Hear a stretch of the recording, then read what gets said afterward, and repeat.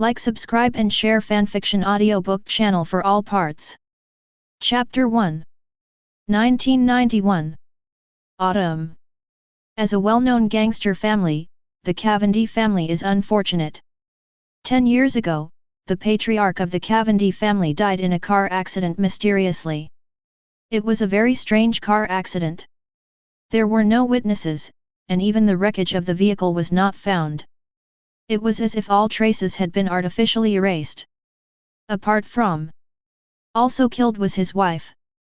As a rare large family with a single lineage, only the youngest son Erwin Cavendi is left in the family. With the help of some elders who were loyal to the Cavendi family, Erwin officially took over many of the family's businesses when he was 6 years old. Of course it didn't start well. But they were all calmed down by Erwin with a cruelty that was incompatible with his age. Erwin was also disliked by everyone from the beginning, and foreign enemies were eyeing him. He just relied on iron and blood to protect Cavendi's family legacy. Moreover, now there is only one family left in the Renton dark world, and that is Cavendi. Of course, Erwin was able to do this because he was not just a child, but a time traveler. He has the memory of an adult, although he did not experience these things in his previous life. But he has watched a lot of movies and TV series. Speaking of which, I have made it this far. His luck accounts for the majority, and of course his supernatural powers that work sometimes and sometimes don't work. Let's call it a superpower. Anyway, when Erwin feels in danger, a strong energy will burst out. This energy protected Erwin, and no one thought that he could be so ruthless at such a young age. Therefore, he stabilized the family and took all the business into his hands. In the old Cavendi house, Erwin sat on the sofa, flipping through the newspaper in his hand. Wearing a decent suit made his figure look very tall and straight. The silver hair comb is cut very reasonably. While reading the newspaper, he picked up the coffee cup next to him and took a sip. He looks like the most orthodox British aristocrat. Who would have thought that this 11-year-old noble boy's hands would already be stained with a lot of blood? Put down your coffee cup, Erwin said. Tom, do you have any idea about my parents' matter? The old butler on the side said. Sorry, Master Erwin, although I really don't want to tell you, I still have no clue. Erwin frowned. You still don't have a clue? It's been 5 years. I've been checking since I took over the family. Until now, you tell me that you haven't found anything at all. There are no clues. Could it be that God took away my parents? The old housekeeper didn't dare to speak. Just then, a figure hurriedly ran into the hall. Master Erwin! Master Erwin! Erwin's face instantly darkened. Rivers, I remember saying that. If you yell in the house again, I will cut out your tongue. Rivers trembled instantly. Say quickly. No, Master Erwin. Something is wrong. I really have something wrong this time. Erwin sighed. Then, tell me. If what you want to say is not urgent, then you can say goodbye to your tongue today. Rivers said quickly. That's it. Master Erwin, there is a person outside. An old man, he wants to see you. Erwin said coldly. Meet me? This kind of thing is also called urgent matter? I will meet whoever wants to see me. What, is the other party the royal family? Ah. Rivers shook his head. No. But that old man is very strange. I can't tell you. Master, can you go and see for yourself? Several of us tried to pull him, but we couldn't. After hearing this, Erwin became somewhat interested. Because Erwin lives in such an environment, he attaches great importance to personal safety issues. Now all those left in the old house are good players. If these people are just talking about their physical fitness, there is no problem if one of them beats 10. As a result, what does Rivers say now? Several of them could not move an old man. This made Erwin have to wonder, could it be that the hermit masters in the novel came to visit? Do you want to accept him as your disciple and see that he has the appearance of a celestial being? Thinking about it this way, why am I still a little excited? Erwin said, just bring him in. Rivers nodded. Oh. Then I'll go now. Erwin said, let everyone come in. Take the guys with you. Be on guard. Rivers nodded, okay, young master. Then, Rivers ran away in a hurry. Erwin sat back on the sofa. I took out a pistol from my waist and checked it to make sure that the bullets were loaded and the safety was on. I felt relieved. No matter what the other party's purpose is, it is always right to be on guard. This is also the way Erwin has always behaved. If it weren't for his strict code of conduct, Erwin might not be alive today.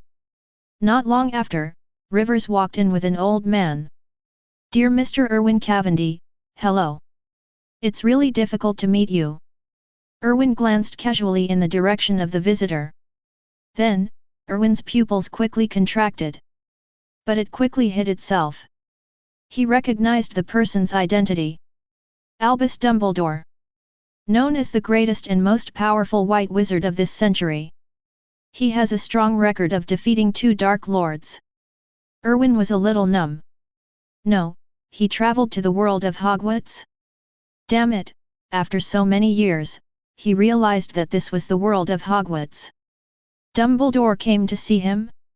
It was definitely not for chatting. So, he also has the talent for magic? So, he doesn't have to be a muggle anymore? Thinking of this, Erwin was a little happy. But the question arises, where is his Hogwarts notice? After Dumbledore saw Erwin, a flash of light flashed on the mirror of his eyes. He asked with great interest, you look like you know me. Erwin's heart tightened. He knew that his reaction just now made Dumbledore suspicious. Dumbledore has matured. At the slightest clue, he would react. And, most importantly, Erwin was very afraid of Dumbledore. After all, this is an old man who has practiced legilimency to be passive. Damn it, who knows if he will just look over with legilimency. Erwin was not afraid of anything else but that his identity as a time traveler would be exposed. After all, no matter which world they are placed in, the label of a time traveler will always be alien. Dumbledore adjusted his glasses. The interest on his face grew stronger. Erwin saw a blue light flashing in Dumbledore's eyes. Erwin's heart tightened. The next moment, an electronic synthesized sound sounded in Erwin's mind. Chapter 2. Ding! It is detected that the host comes into contact with the magic world for the first time, the system is activated. Ding! It has been detected that someone is snooping on the host's memory. The system protection mode is automatically turned on, and the memory of the host's traveler will be directly hidden. The memories presented are the memories of the host after he came to this world. This protection mode is only suitable for novices. Please host get out of trouble as soon as possible, the protection duration is 3 days. Ding! Protection mode is on. Erwin couldn't care less about the ecstasy in his heart. Instead, he looked at Dumbledore in front of him warily. Sure enough, this old silver coin still used legilimency on him. Erwin was really convinced. Is this old guy really treating legilimency as a passive thing? It's never closed. Whenever you close and open your eyes, legilimency is activated directly. It's really outrageous. After Dumbledore legilimency, a flash of surprise flashed in his eyes. He didn't expect that Erwin's life would be like this. Colorful? Dumbledore can only be described as colorful. However, after using legilimency, Dumbledore didn't notice anything unusual. I can only think that it was because Erwin was a little surprised to see him.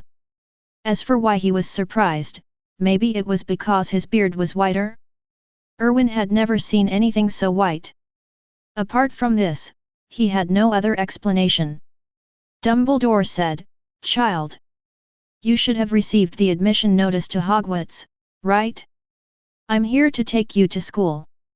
Erwin pretended to be confused and said, "Hogwarts? What is it? What kind of notice? Hearing Erwin say this, Dumbledore was a little stunned. Didn't you receive the notice? It's just an envelope, a light yellow envelope. There is an address written in green ink on it. There is no stamp. Only your name and address. Behind it, there is an envelope composed of a lion, a snake, a honey badger, and an eagle. The school badge is made up of the shape of H. Didn't you receive it? Erwin shook his head. He really didn't receive it. Otherwise, wouldn't he have been ecstatic a long time ago? Dumbledore frowned. You shouldn't. The owl will deliver the letter to you. At this moment, Rivers on the side raised his hand. Erwin taught him this. Raise your hand before interrupting someone. Of course, Rivers dismissed this. However, I still go my own way as usual. But in front of Erwin, he was very disciplined. Because Erwin would really hold him down and beat him up. Erwin saw Rivers wanting to speak. A bad feeling arose in my heart for no reason. Erwin waved his hand, say. Rivers coughed twice, well. Master, I may know where the notice this old man is talking about is. Erwin said, why don't you take it out quickly? Rivers scratched his head, that. Master, I can't get it out. Erwin frowned, what do you mean? Rivers stumbled and explained, that's right, that owl came in the morning and kept hooting. Then, I was afraid that it would disturb the young master when you sleep. I caught it. Erwin said, where's the notice? Rivers took 2 steps back calmly. Then he explained, as you said, all letters and invitations from unknown sources are with bad intentions. You said let us deal with them directly. Those who really want to invite you will come to your door in person. Neither do I. Master, you know how to read Huxia characters. I don't know what it is. I just have a stomachache and I'm too lazy to find paper, so. Rivers didn't dare say any more. Because he saw that his young master's face had darkened visibly. Erwin said coldly, Rivers, come here, I'll show you a baby. Rivers' face instantly turned bitter. Is it okay if you don't watch? Master. Don't watch? It's not up to you. Just when Erwin was about to take action to clean up this cheating subordinate, Dumbledore on the side stopped him. It's okay, Mr. Erwin, it's just a notice. It's not a big problem.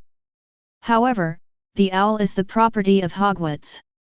You need to let him go. Erwin said coldly, didn't you hear what the principal said? Why are you still standing? Rivers grimaced, Master. The owl is gone. Do you still remember your lunch? Erwin was stunned for a moment. He said that the chicken soup at noon today was particularly delicious. It is completely different from the usual chicken, the meat is extra firm. I also plan to have another meal in the kitchen tonight. Unexpectedly, it turned out to be an owl. Erwin coughed twice, what the hell? Dear Principal, you heard it too. How about I pay how much you want? Dumbledore was also speechless. He has been the headmaster for so many years, no, he has been at Hogwarts for so many years. From students, to professors, to current principals. This has never happened to him. A freshman, a muggle freshman, was caught and eaten by an owl. Dumbledore sighed. What could he do? He ate everything. You can't let Erwin spit it out. The most important thing is that even if it is spit out, this owl will not be the same owl. Dumbledore waved his hand, forget it. Everything has happened. Erwin breathed a sigh of relief. Okay. Although the family is quite wealthy, Erwin has always adhered to the principle of saving when he can. It's great if you don't have to pay any money. Erwin said, thank you very much, Principal. However, these owls should be replaced. Being caught so easily has no privacy at all. The corners of Dumbledore's mouth twitched slightly. Good guy, if you listen to this, you still blame their owl for being too stupid? Is it polite? Dumbledore had an idea for no reason. It seems that recruiting Erwin is a wrong decision for Hogwarts. Fortunately, Dumbledore was not the kind of person who believed in feelings, otherwise Erwin might have become the first wizard to be dismissed from Hogwarts before school started. Dumbledore said, "I will consider your suggestion, Mr. Erwin. You have not received the admission letter, so you don't know something about it. Freshmen at Hogwarts need to buy some things. It's similar to stationery in the Muggle world. Oh, by the way, Muggles are ordinary people who don't know magic. So if you have time now, you can go buy it with me." Erwin nodded, "Okay. I'll be fine right now. Tom will go get some money and we'll go shopping." Dumbledore said, "By the way, I forgot to remind you that the currency in the wizarding world is not interchangeable with the Muggle world. Pounds can only be exchanged for gold galleons in a small amount." Of course Erwin knew this common sense, but it was difficult for him to show it in front of Dumbledore. Therefore, he deliberately guided Dumbledore to speak out on his own initiative. Erwin said, "Then what currency is used in the wizarding world?" Dumbledore flicked his wrist, and a gold coin appeared in his hand. "This is it, golden gallon." Erwin nodded, "Then I know. It's gold. Tom, go get ready." Chapter 3. Old Tom nodded. Dumbledore said, "Although I know you are very rich. However, Gringotts also has restrictions on the exchange of gold nuggets for gold galleons." Erwin said, "Be prepared. Although money is not everything, but without money, it will make it difficult for people to move forward." Dumbledore praised, "What an interesting statement. Very simple words, but very reasonable." Erwin smiled and said, "Whether it is the wizarding world or the world of us ordinary people, oh yes, you call these ordinary people Muggles. No matter what world it is, its fundamental rules will not change. The only difference is that, the wizarding world is just more magical." Dumbledore said, "It seems that experience will really make a person wiser. Mr. Erwin, you are excellent. I believe you will be a very good wizard." Erwin bowed slightly, "I'll lend you Principal Gian." Not long after, Old Tom came over carrying 2 black boxes. "Master. Ready?" Erwin nodded, "Well, Professor. Shall we set off now? Do you want me to bring someone with me? After all, I don't know how much I need to buy. And I am young, so I need someone to help me carry my things." Dumbledore said, "Of course I don't mind. Let's go." Rivers on the side had some longing in his eyes. He was curious about the world of wizards. So, he wanted to participate. However, it was as if Erwin didn't see the desire in his eyes. "Rivers. Look after your home. I hope you can take out your rusty head and give it a try. Don't always do stupid things, okay?" Rivers said, "Oh. I dare not speak any more."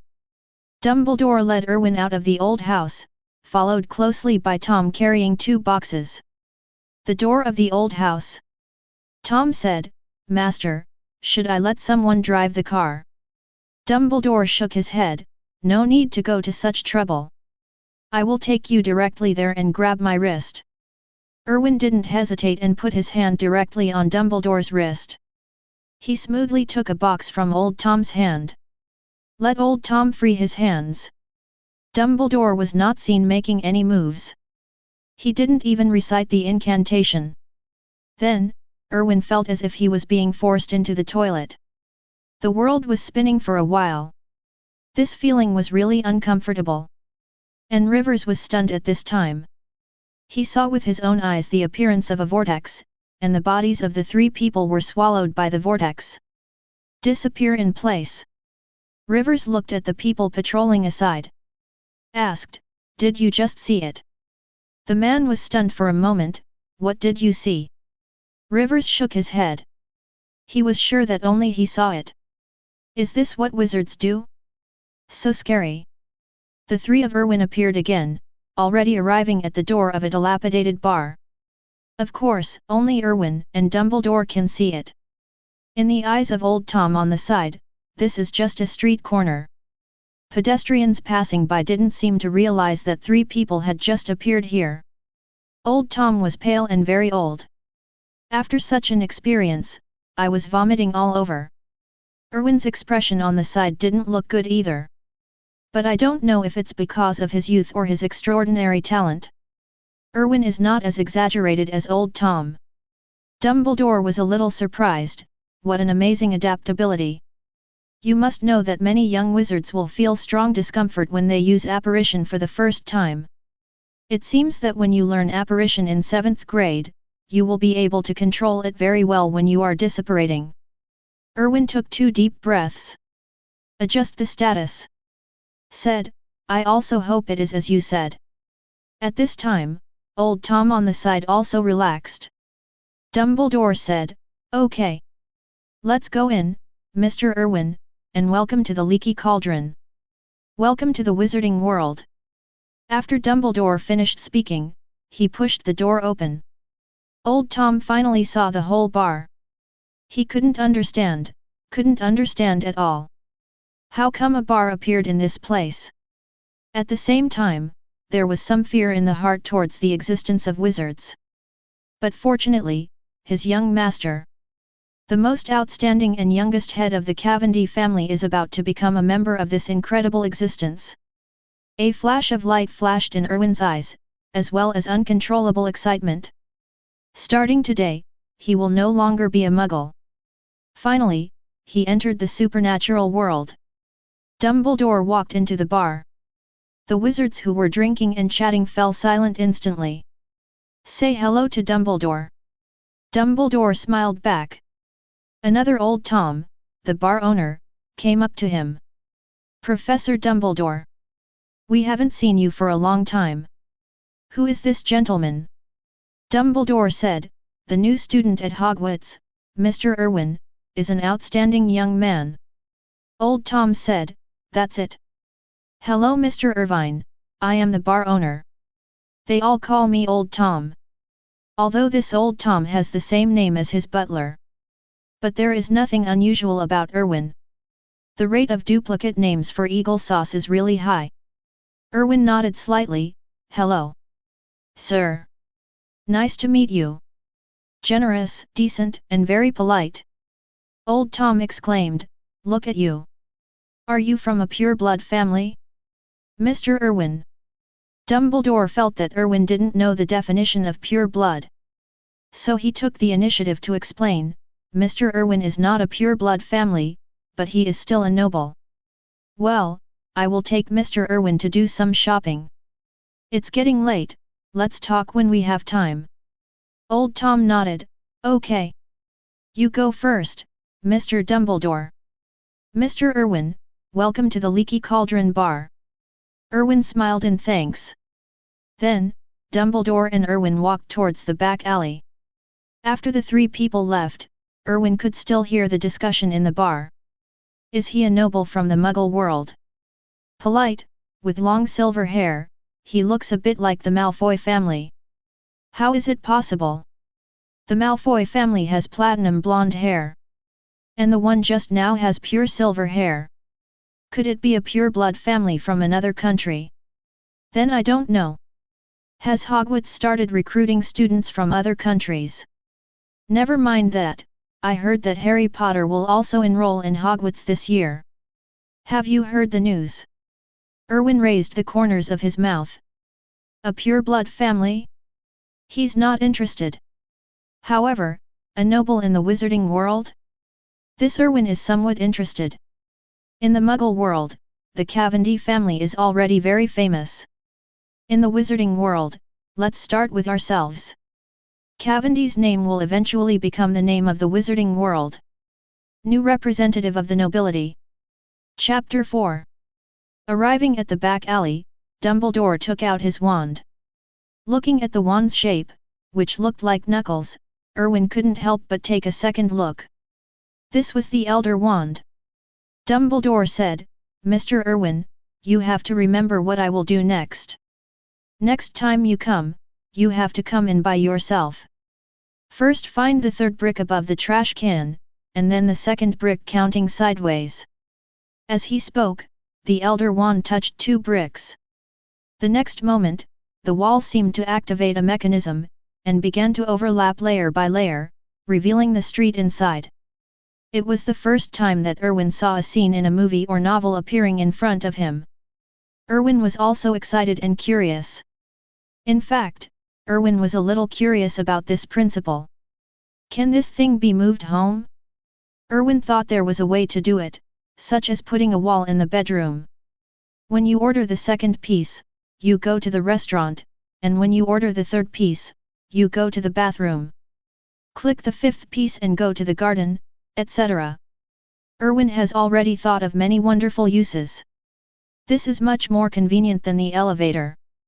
Dumbledore put away his wand and asked, "How is it? Do you remember it?" Erwin nodded, "Remember.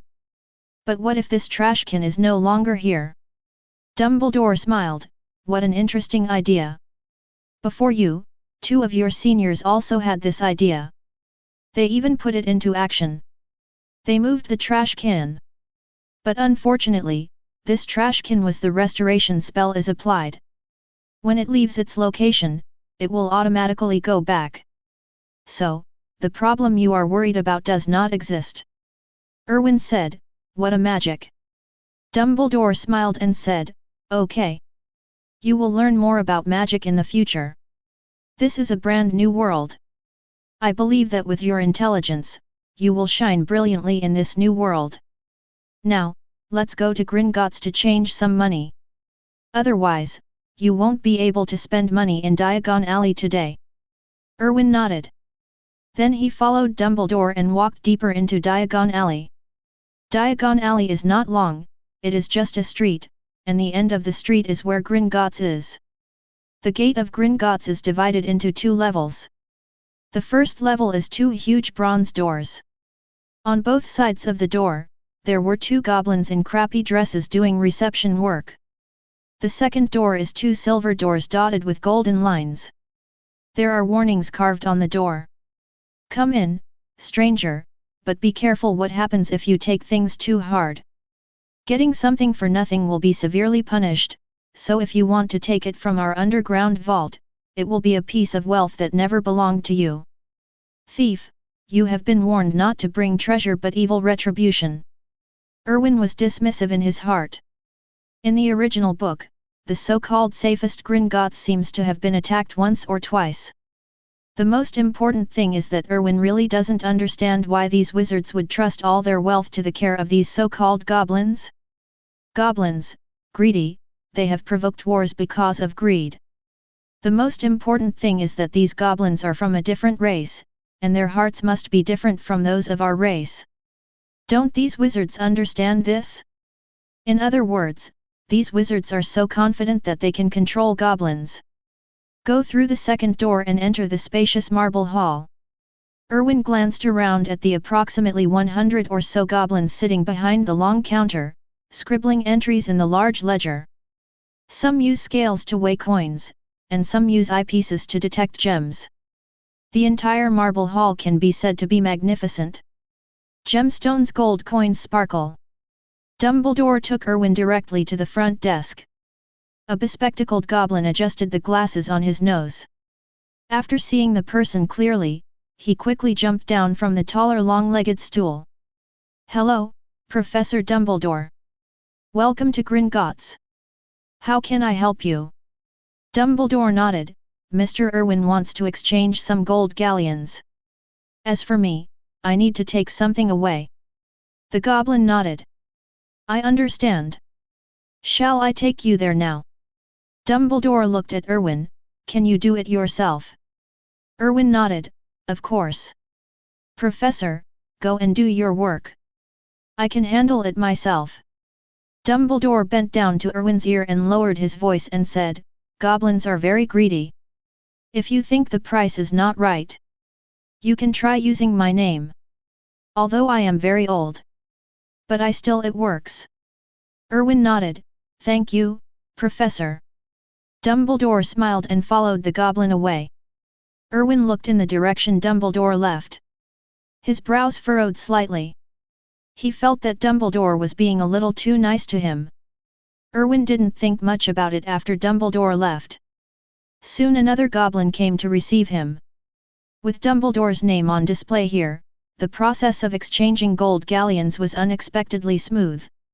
Erwin exchanged 2 boxes of gold bars for 5,000 gold galleons. Weighing the gold coins in hand, Erwin thought it was reasonable.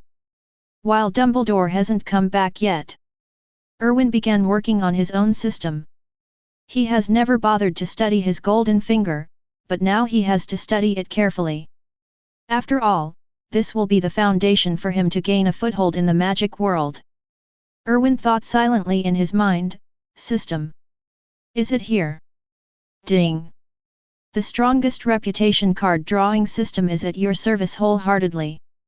Hello host. Erwin's heart moved when he heard this voice. This name, inexplicably, has a sense of déjà vu from some cheating games in previous lives. System, please introduce your role. Ding! This system allows the host to draw cards with reputation, and the rewards include but are not limited to spells, talents, etc. The currency used in this system is the reputation value of the magic world. In order to facilitate the use of the host, the system has digitized all the existing information of the host. Do you want to view it? Of course, Erwin did not hesitate and directly checked silently. The next moment, a virtual light curtain opened in front of Erwin. Erwin looked around. Both Old Tom and the goblin looked as usual. Obviously only Erwin can see this light curtain. Name, Erwin Cavendi. Age, 11 years old. Identity, the current patriarch of the Cavendi family, a freshman at Hogwarts. Talent. Transfiguration talent 3/10. Normal charm talent, 4/10. Dark magic talent 9/10. Potions talent, 6/10. Ancient magic talent *10. Not unlocked, needs special ways to unlock. Pets, none. Special skill card, none. Magic mastery card, none. Props, none. Current reputation value, 50. Chapter 5. Looking at his own panel, Erwin felt more and more like this was a game. But, can anyone explain it? Why is his dark magic talent 9? Almost full? He has always considered himself a good person. Of course, no good person can hold a gun and kill a rival gang leader who wants to seize territory at the age of 7. Of course, his arm ended up suffering some pain from the recoil. But this cannot hide that he is a kind person at heart. Erwin somehow felt that this system was somewhat unreliable. Moreover, what is that ancient magic? Erwin asked the system, but the system asked Erwin to explore on his own. Erwin was disdainful in his heart, he really pulled his crotch, and let himself explore everything by himself. After Erwin closed the system panel, the communication system has opened the lottery again. The next moment, rays of brilliance emerged. Then, cards of various colors flew out in the air. Then he made 3 piles of cards in front of Erwin. The special effects are so gorgeous. But for some reason, there were always 4 words shaking in Erwin's mind. Ape God, start. Erwin shook his head quickly. Damn, this thing looks so similar. They were all twisted by him. Erwin quickly looked at the 3 card piles. Basic lottery. Cost, 100 reputation points once, 10% off for 10 consecutive draws. A guaranteed blue reward for 10 consecutive runs, a guaranteed purple reward for 100 consecutive runs. Advanced lottery. Cost, 1000 reputation points once, 10% off for 10 consecutive draws. Guaranteed purple reward for 10 consecutive runs, guaranteed golden reward for 100 consecutive runs. Special lottery, special unlocking conditions are required. Erwin looked at the prize pool and had some concerns in his mind. The basic lottery is intended for poor people like him. Is this a novice benefit? As for the special lottery, this Erwin is somewhat interested. System. What does this special lottery mean? Explain it first. Ding. The special lottery needs to be opened in a special way. Good quality and low price.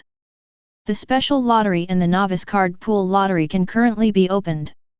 Whether to start the special lottery? Erwin's eyes lit up. Hey, there is also a special harvest. Turn it on for me right away. Ding.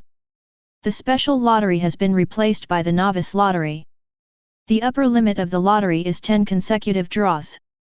The lottery costs are free. Erwin suddenly became excited. Got it, he knows this trick very well. What the hell, it's just a big gift package for newbies. Novels are like this. It is the key to the rise of the protagonist. The system's voice fell. I saw the pile of special lottery cards changing colors, floating slowly in front of Erwin. Erwin raised his hand and tapped the back of the card. Then, the sound of shuffling cards came. Then, cards flew up one by one. Various colors are intertwined, including white, green and blue. 7 cards flew up in a row. Then, a purple light flashed suddenly. Erwin's eyes widened. Purple, purple is coming. Then, the card began to tremble slightly. 2 swishing sounds came through the air. Then, a dazzling golden light lit up. Erwin almost sat up in excitement. The golden legend is still a double yolk egg. Sure enough, he is the European Emperor, the powerful European Emperor. Extract the story of Dragon Blind and retell it in the magic world. He is indeed the son of destiny. Ding! The lottery is completed. Get the reward. White reward, big knife meat x3. Green reward, a toy figure from the childhood of the original Dark Lord Grindelwald.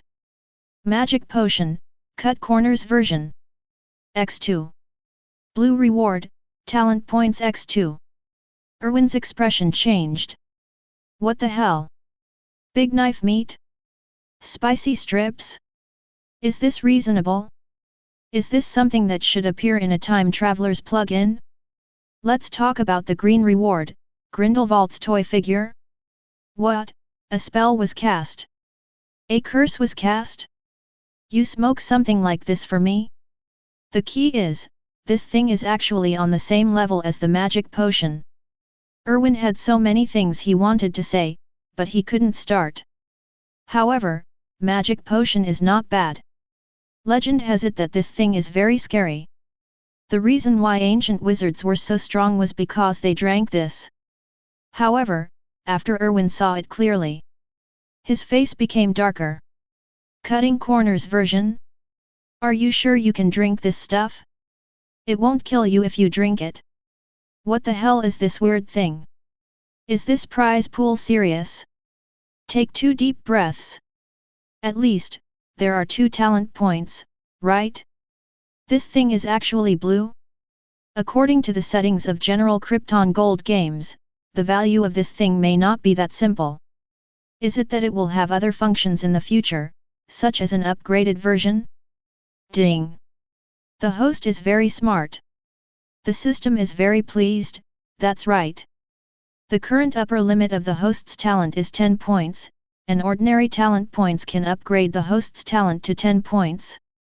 If the host wants to continue to increase, it needs advanced talent points. Advanced talent points, which requires 100 ordinary talent points to synthesize. The corners of Erwin's mouth twitched slightly. Okay, let's play like this, right? Sure enough, Krypton Gold Games can never escape this layer of skin. Erwin asked, how about this, give me a reference. Let me know what the upper limit of this talent is. At least I know it in my mind. Take the host's highest black magic talent as an example, Grindelwald, with 14 points of black magic talent, legendary level. Erwin understood. He thought he was a genius when it came to CO writing, but actually he was a loser. Erwin had nothing to say. Keep checking for your own gains. If you are tired, just destroy it. You are not satisfied at all. Purple reward, variety changing clothing. This clothing never wears out and can be changed in color at will. It has 30% resistance to various magic spells. Erwin looked at this reward and had already forgotten about the hot chicks he had just drawn. Good stuff, this is good stuff. Such a person, even Dumbledore would be weakened by 30% in front of him. This is simply an artifact. Erwin's eyes gleamed. The purple reward is so precious, what if this is a gold reward? Erwin couldn't wait to continue looking at his golden reward. Golden reward. Unknown eggs, contain unknown mysterious life. If hatched by the host's own hands, they will become the host's pets. Hatching method, fed with the blood of various magical animals, the current hatching progress is 0/100. Erwin touched his chin. This seems to be a dog-betting thing. However, the system can be reduced to gold, so the things inside must not be simple. Erwin moved on to the next reward. Golden reward. Special passive skills, talent type. Mana reserve, the host can store the mana that has grown beyond its own maximum storage value in the past as a mana reserve, and when needed, it can directly mobilize it to replenish itself. Erwin was immediately happy. This thing is a bit over the top. Theoretically speaking, if you have enough reserves, wouldn't it just transform into a perpetual motion machine? Erwin quickly received it. Chapter 6. As for the 2 talent points, Erwin thought for a moment and directly added both points to the ordinary magic talent. After all, now he needs to accumulate strength as quickly as possible. The speed and proficiency in mastering magic spells determine his strength. Then, Erwin called the system in his heart and opened the system panel. Name, Erwin Cavendi. Age, 11 years old. Identity, the current patriarch of the Cavendi family, a freshman at Hogwarts. Talent. Transfiguration talent 3/10. Normal charm talent, 6/10. Dark magic talent 9/10. Potions talent, 6/10. Ancient magic talent */10. Not unlocked, needs special ways to unlock. Pets, none. Special skill card, mana reserve, gold. Magic mastery card, none. Props, big sword x3. Magic potion, cut corners version, x2. Grindelwald's puppet. Current reputation value, 50. Erwin nodded with satisfaction. Overall, this system is pretty good. Those messy props can also be placed in the system's reward backpack. As long as you don't receive it, you won't take it out. It's a pity that things other than system rewards cannot be collected. Otherwise, Erwin would have a portable space. Wouldn't this be a blessing? Erwin closed the lottery interface. This lottery for newbies is quite exciting. It's a pity that it can only be drawn 10 times in a row. This novice gift pack is not impressive at all. Picking and searching. But, forget it, understand it. After all, it is a petty system, and you can't ask for too much from it. After drinking the black tea on the table, Dumbledore also came back. Mr. Erwin, I've been waiting for a long time. Erwin stood up quickly. Professor. You are back. You are so polite. Dumbledore smiled and asked, how is it? Is the exchange ready? Erwin nodded. Of course, the title of professor is still very useful. Dumbledore said, in that case, let's leave. Erwin nodded and followed Dumbledore out of Gringotts. Standing at the door of Gringotts, Dumbledore said, for a little wizard, the most important thing is his wand. This may be something that will follow a wizard for his whole life. Now, let's go and buy a wand for you. Erwin was excited. The wand, the wizard's weapon, is no less important than the gun in his hand as he is from a mafia family. Dumbledore took Erwin straight to the most famous shop in Diagon Alley. It is also the starting point for every wizard. Ollivander's Wand Shop. Professionally retarded for many years. Wait, he seems to have used a typo. Of course, it doesn't matter. Standing in front of Ollivander's wand shop. Look at this famous check-in place in Diagon Alley. It would be a lie to say I'm not excited. Dumbledore also expressed some emotion. I still remember the first time I came here. At that time, I was as old as you. Here, I got my first wand, and so many years passed in the blink of an eye. It's over. Things in the past still appear in my mind as if they happened yesterday. Dumbledore actually wiped his eyes as he spoke. Erwin was a little speechless. He had forgotten this very important thing, that is, the older he gets, the more he likes to miss the past. Dumbledore calmed down for a while and said, "Sorry, Mr. Erwin, you know it too. When you get older, you like to remember the past." Although Erwin was speechless. But he said, "It's okay, Professor. Time is a sharp blade. While it brings trauma to people, it also leaves indelible traces. Memory is sometimes the most precious thing." Dumbledore nodded, his eyes full of approval. "Mr. Erwin, your insights and your unique metaphors really amaze me." Erwin smiled and said, "Professor has given me the award. Do we want to go in now?" Dumbledore said, "Of course. You will choose the wand that suits you best here." After that, Dumbledore opened the door directly and entered the store. Several jingling bells rang. Then there was the sound of friction between the sliding stairs and the ground. Ollivander poked his head out from among the huge cabinets. After seeing Dumbledore, a flash of surprise flashed in his eyes. "Professor Dumbledore? Long time no see." Dumbledore nodded, "Yes. It's been a long time indeed. Would you mind coming down first and helping our little wizard choose a wand?" Ollivander came down from the ladder and came to the counter. His eyes fell on Erwin. Erwin nodded slightly. "Hello, sir." Ollivander said in surprise, "What a standard aristocratic etiquette. This young gentleman, which family do you come from?" Erwin said, "Cavendi." Ollivander asked in confusion, "Cavendi? A family I have never heard of. Is it a foreign pure-blood family?" Erwin shook his head, "No. But I think soon, you will hear the name of the Cavendi family. Because, I came to the magical world." Dumbledore's eyes flashed when he heard Erwin's words. But it was quickly hidden. Ollivander was also stunned for a moment. Then he smiled and said, "Interesting new student. I'm looking forward to that day. So, can you tell me your name?" "Erwin, Erwin Cavendi."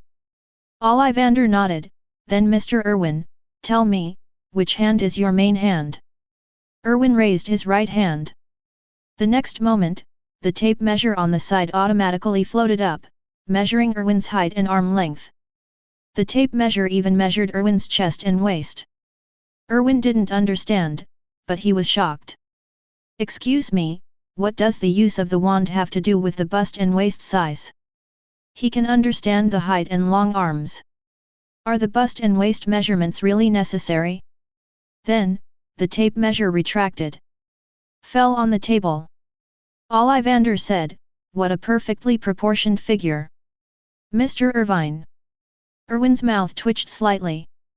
CO author, is choosing a magic wand actually a beauty pageant process?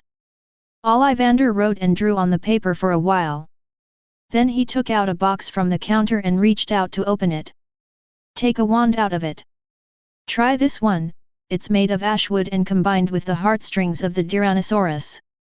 Only stubborn, determined, and brave people can use it well." He said and handed the wand in his hand to Erwin. Erwin took it in his hand and waved it casually. Then, a beam of energy flew directly from the wand, falling on the floor aside. The floor was shattered instantly. Erwin frowned. "I don't know if it's an illusion." He felt as if the wand was resisting him. "This feeling is very strange." Erwin handed the wand to Ollivander. "Sir, I think this wand may not be suitable for me. Chapter 7. Ollivander said, Mr. Erwin, you have to remember that it is the wand that chooses its owner, not you that chooses the wand. However, you are right, this wand is really not suitable for you. Then Ollivander took out another box from the counter. He took out a wand from inside. Try this. Cedar wood matches the fur of the cat and leopard. In fact, I don't like to use the fur of the cat and leopard, because it is very unstable. There are many restrictions, but it goes well with the cedar wood. Strong personality and keen observation. A person like this is best suited to use such a wand. Erwin took the wand and it was still a familiar process. When he swung the wand, he saw a ball of fire suddenly emerging from the top of the wand. Straight to the roof. Dumbledore on the side snapped his fingers lightly. The flame on the wand was immediately extinguished. And Erwin felt that resistance again. Ollivander snatched the wand. Put it back in the box. No. It's not this. Next, Erwin tried a few more wands. But there's still that sense of resistance. Ollivander frowned, what a picky guest. In that case, I think you only have one choice left. Then Erwin didn't wait for a reaction. Ollivander ran towards the back. Erwin was confused. Has this old man always been so hot-tempered? After waiting for a few minutes, Ollivander came running back. There was some dust on my shoulders and hair. He was holding a wooden box in his hand, with a layer of dust on the wooden box. Ollivander blew a breath. Dust scatters. Erwin frowned and took 2 steps back quietly. Ollivander opened the box and took out strangely shaped wands. This wand looks thinner than a normal wand and is entirely silver. It's very similar to Erwin's hair color. Except for the first time, the handle of the wand. Wrapped in 2 golden substances. It looks very nice. Ollivander said, this wand is made of acacia wood. I don't know what the core is. Because it was made by my grandfather. Acacia wood is a very special material. It will only be used in its lifetime. If it recognizes a master, no one can use it to cast spells except its own master. And the acacia tree will only choose those who are truly gifted, so as long as it can be recognized by it, it will burst into terror. The power of the wand. The wand itself was made by hand. My grandfather did not carve a single detail, the shape was already formed when the core and the body were fused. Try this. When Erwin saw this wand, his eyes were immediately attracted to it. This wand was so beautiful. In addition, Erwin also felt a throbbing in his heart, as if the wand was calling him. Erwin subconsciously raised his hand. The next moment, the wand flew into Erwin's hand automatically. Ollivander looked surprised. The moment he took the wand into his hands, Erwin felt as if his arm and the wand were one, like a finger arm. He waved subconsciously. Streams of silver light flew out from the wand. Silver light scattered from Ollivander's wand point, sweeping every shelf. In Ollivander's horrified eyes, all the wands on the wooden shelves burst out of the boxes, floating in the air. In Ollivander's wand shop, wands were flying all over the sky. And these wands trembled slightly against the wand in Erwin's hand. It seems to be worshipping and congratulating. Ollivander was stunned. This is so amazing. It's so amazing. In Diagon Alley, every pedestrian also noticed the movement in Ollivander's wand shop. People gathered around to watch this rare spectacle. Dumbledore was also surprised. Because at this time, his elder wand was actually trembling slightly. Relying on his tyrannical strength, he forced down the elder wand. His eyes fell on the wand in Erwin's hand. Of course he knew about the acacia wood, but the acacia wood alone would never cause such a big movement. It seems that the only change is the unknown core in the wand. There are more and more people outside the store. Dumbledore said, Mr. Erwin, put away your wand. Otherwise, we may not be able to get out. Erwin turned to look. Startled. I saw a large number of wizards surrounding the door and windows. No wonder the system just prompted the reputation value to be credited. Erwin quickly pulled his arm back.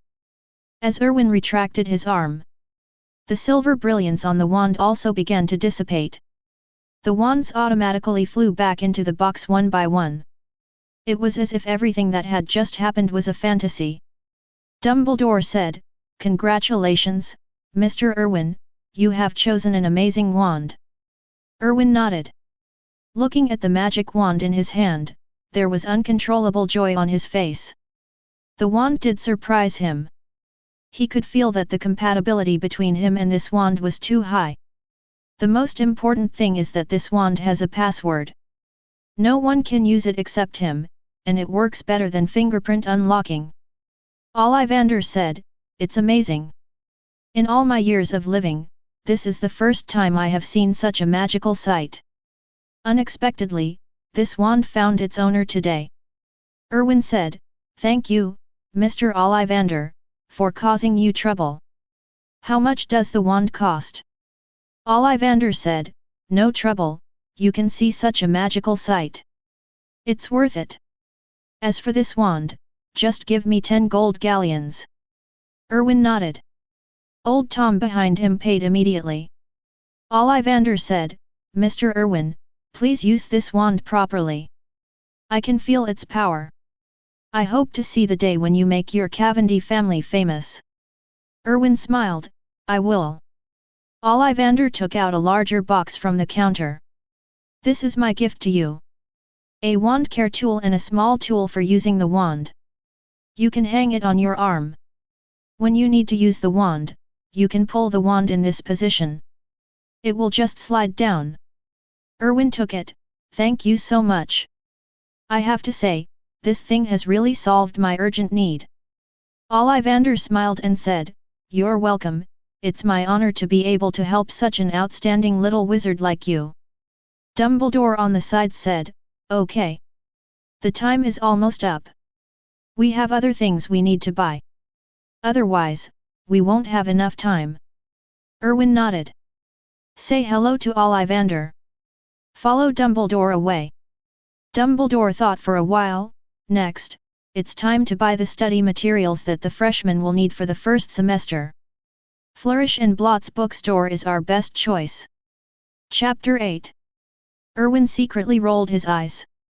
Not the only choice. There is no second bookstore in Diagon Alley. Otherwise, the shop in Diagon Alley is making money. This is all a monopoly business. Unlike buying a magic wand, buying books, cauldrons, and other things in the bookstore afterwards was smooth and hassle-free. After paying the money and leaving, Erwin also got his first pet. An owl. It's worth mentioning that I don't know if Hogwarts has any traditions. When shopping with a newborn, you must give a pet as a gift. Erwin's owl was also a gift from Dumbledore. After ignoring Dumbledore's suggestion to name the owl Cockroach Pile, Erwin has a new owl named Poppy in his home. At the last stop, Erwin and Dumbledore came to Madame Malkin's robe store.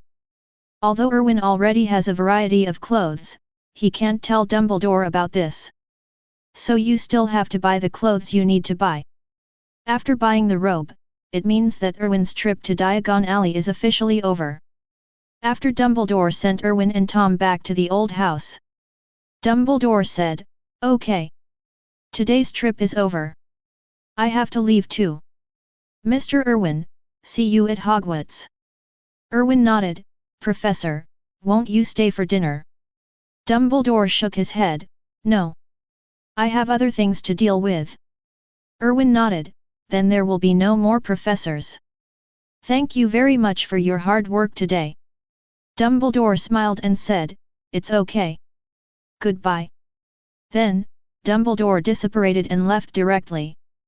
Erwin looked in the direction Dumbledore left. A glint flashed in his eyes. "Are you going to deal with the magic stone?" The magic stone and so on are a bit far away from him now. Moreover, Erwin actually doesn't have much interest in the magic stone. It's just false immortality. After Erwin had a bite of food, he went back to the room directly.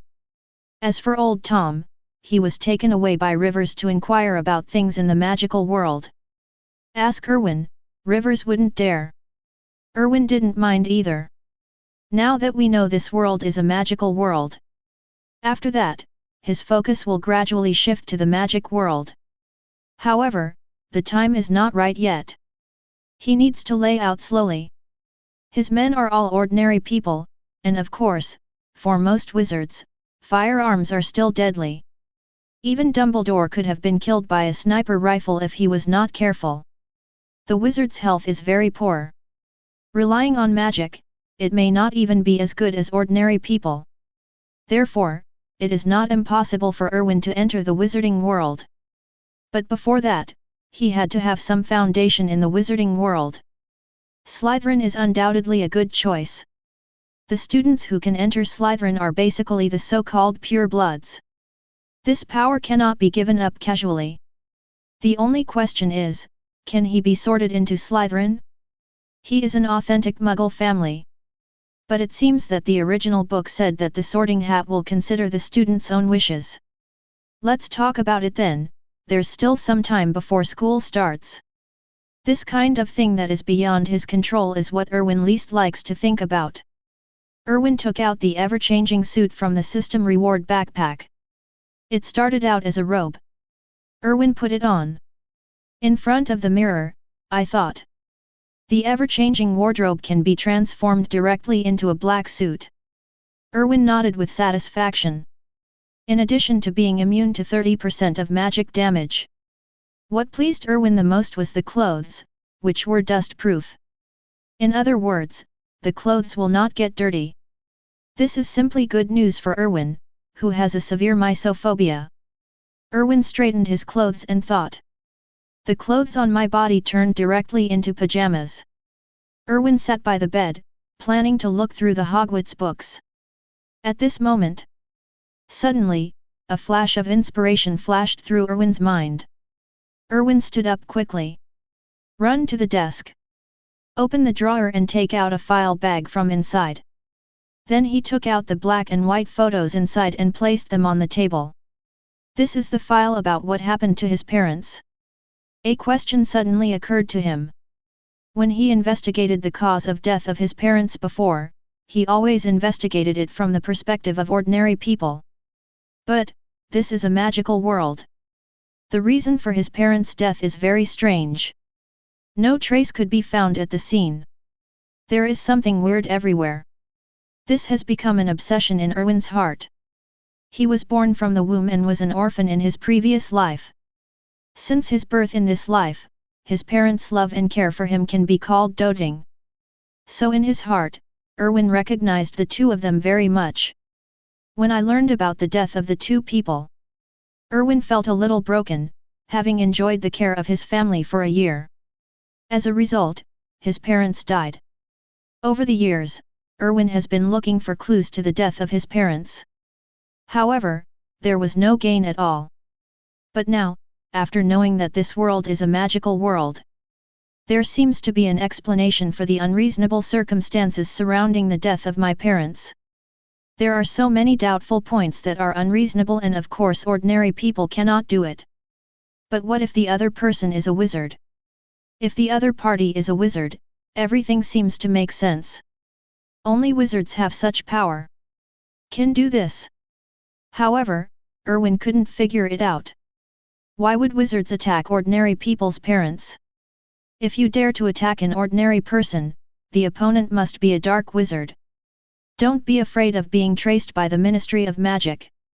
However, according to time calculation, Voldemort should have fallen in the year he was born. Because I am the same age as Harry Potter.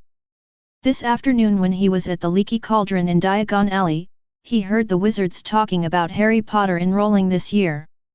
So, it has nothing to do with Voldemort, but a wild dark wizard? Then what is the purpose of the other party's attack on his parents? Found by a rival family? If the enemy family had this ability, I would not have the chance to let the Cavendi family reach this stage now. Long dead. The local families in Renton are now either destroyed by themselves or driven out of Renton. I haven't seen anyone with such connections. The most important thing is that Erwin has already investigated these families over the years. The current situation was turbulent at that time, so there were few major frictions between families. Not to mention assassinating the other party's head. Erwin gently rubbed his temples with his fingers. He felt a little headache. It seems that I have found a clue, but it has become more confusing because of this clue. Shaking his head, Erwin was too lazy to think about it. I can't even think about it. After he enters the magic world and integrates into the magic world, he will have more ways to find out the truth of the year. Now it is basically certain that the person who did it in the first place was 99% from the magical world. If he continues to investigate along this line, Erwin can be sure. One day, he will know all the truth. Chapter 9. Erwin thought for a while about what he needed to do next. He found that he still had a lot to do. Whether it's about your parents or for a better life for yourself in the future. After all, I am used to having one hand cover the sky. The magic world is like playing a game and opening up a new map. It needs to be mapped slowly. Therefore, no matter what the purpose is, Erwin must now increase his influence in the magical world. This point coincides with my own golden finger. Although Erwin is confident that he will stand at the top of the magic world, it will take a long time. Erwin couldn't wait. Leaning back in the chair, Erwin closed his eyes. I roughly sorted out what happened next. After having a plan in mind, Erwin finally remembered the purpose of today. He wants to study magic spells. Pick up the basic encyclopedia of magic spells from the side. Erwin opened it casually. At this moment, the system prompt sounds. Ding! The host's first contact with magic has been detected. The special magic card pool lottery is activated. Do you want to replace this card pool with a special lottery card pool? Erwin was stunned for a moment. I didn't expect such an unexpected gain. Replace. Ding! The replacement is successful. The special magic card pool has been activated. This card pool will only draw magic-related items. This time, 50 consecutive draws. Do you want to draw now? Erwin was ecstatic. He had caught it, he really had caught it. 50 draws in a row, isn't this so satisfying? Erwin didn't hesitate either. Direct communication system starts the draw. The familiar deck appears again. Erwin directly clicked 10 draws in a row. Above the deck, the number of remaining draws is reduced by 10. 40/50ths. Then, the card pile flew into the air. Swish, swish, swish. Subsequently, cards flew out one by one. Erwin's eyes widened. Mouth silently, gold, gold, gold. Ding, the lottery is over. Rewards will be distributed. Reward, Magic Proficiency x 700. Get rewards. Magic Spell, Flying Curse, x 2. Magic Spell, Floating Spell. Ding! The magic level is unlocked. Do you want to check it now? Erwin didn't have time to complain about his harvest. His attention was attracted by the system's beep, the level of the spell. Erwin clicked the View button. Magic Level 1, Preliminary Mastery, there is a chance that the release will fail. Magic Level 2, requires 100 proficiency levels to upgrade, Basic Mastery, can be released perfectly. Magic Level 3, it requires 1000 proficiency points to upgrade. With Perfect Mastery, you will become more comfortable in releasing magic spells and can use the least amount of magic power to create stronger effects. Magic Level 4, 10,000 proficiency levels are required to upgrade, you can cast spells without spells. Magic Level 5, 100,000 proficiency required to upgrade, you can cast spells without a wand. Same spell cards, each one can be exchanged for 100 proficiency points. Erwin didn't expect that this system was quite user-friendly. The level of this curse is quite clear at a glance. Don't tell me, Don't tell me, this thing is pretty good. Erwin also understood why he could draw the same spell card. It's a bit like developing a game. After understanding the settings of this system, Erwin continued to draw cards. It feels good to draw cards for a while, and it feels good to keep drawing cards.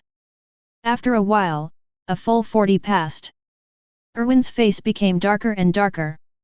In the entire 40 rounds, Erwin had not seen even one gold.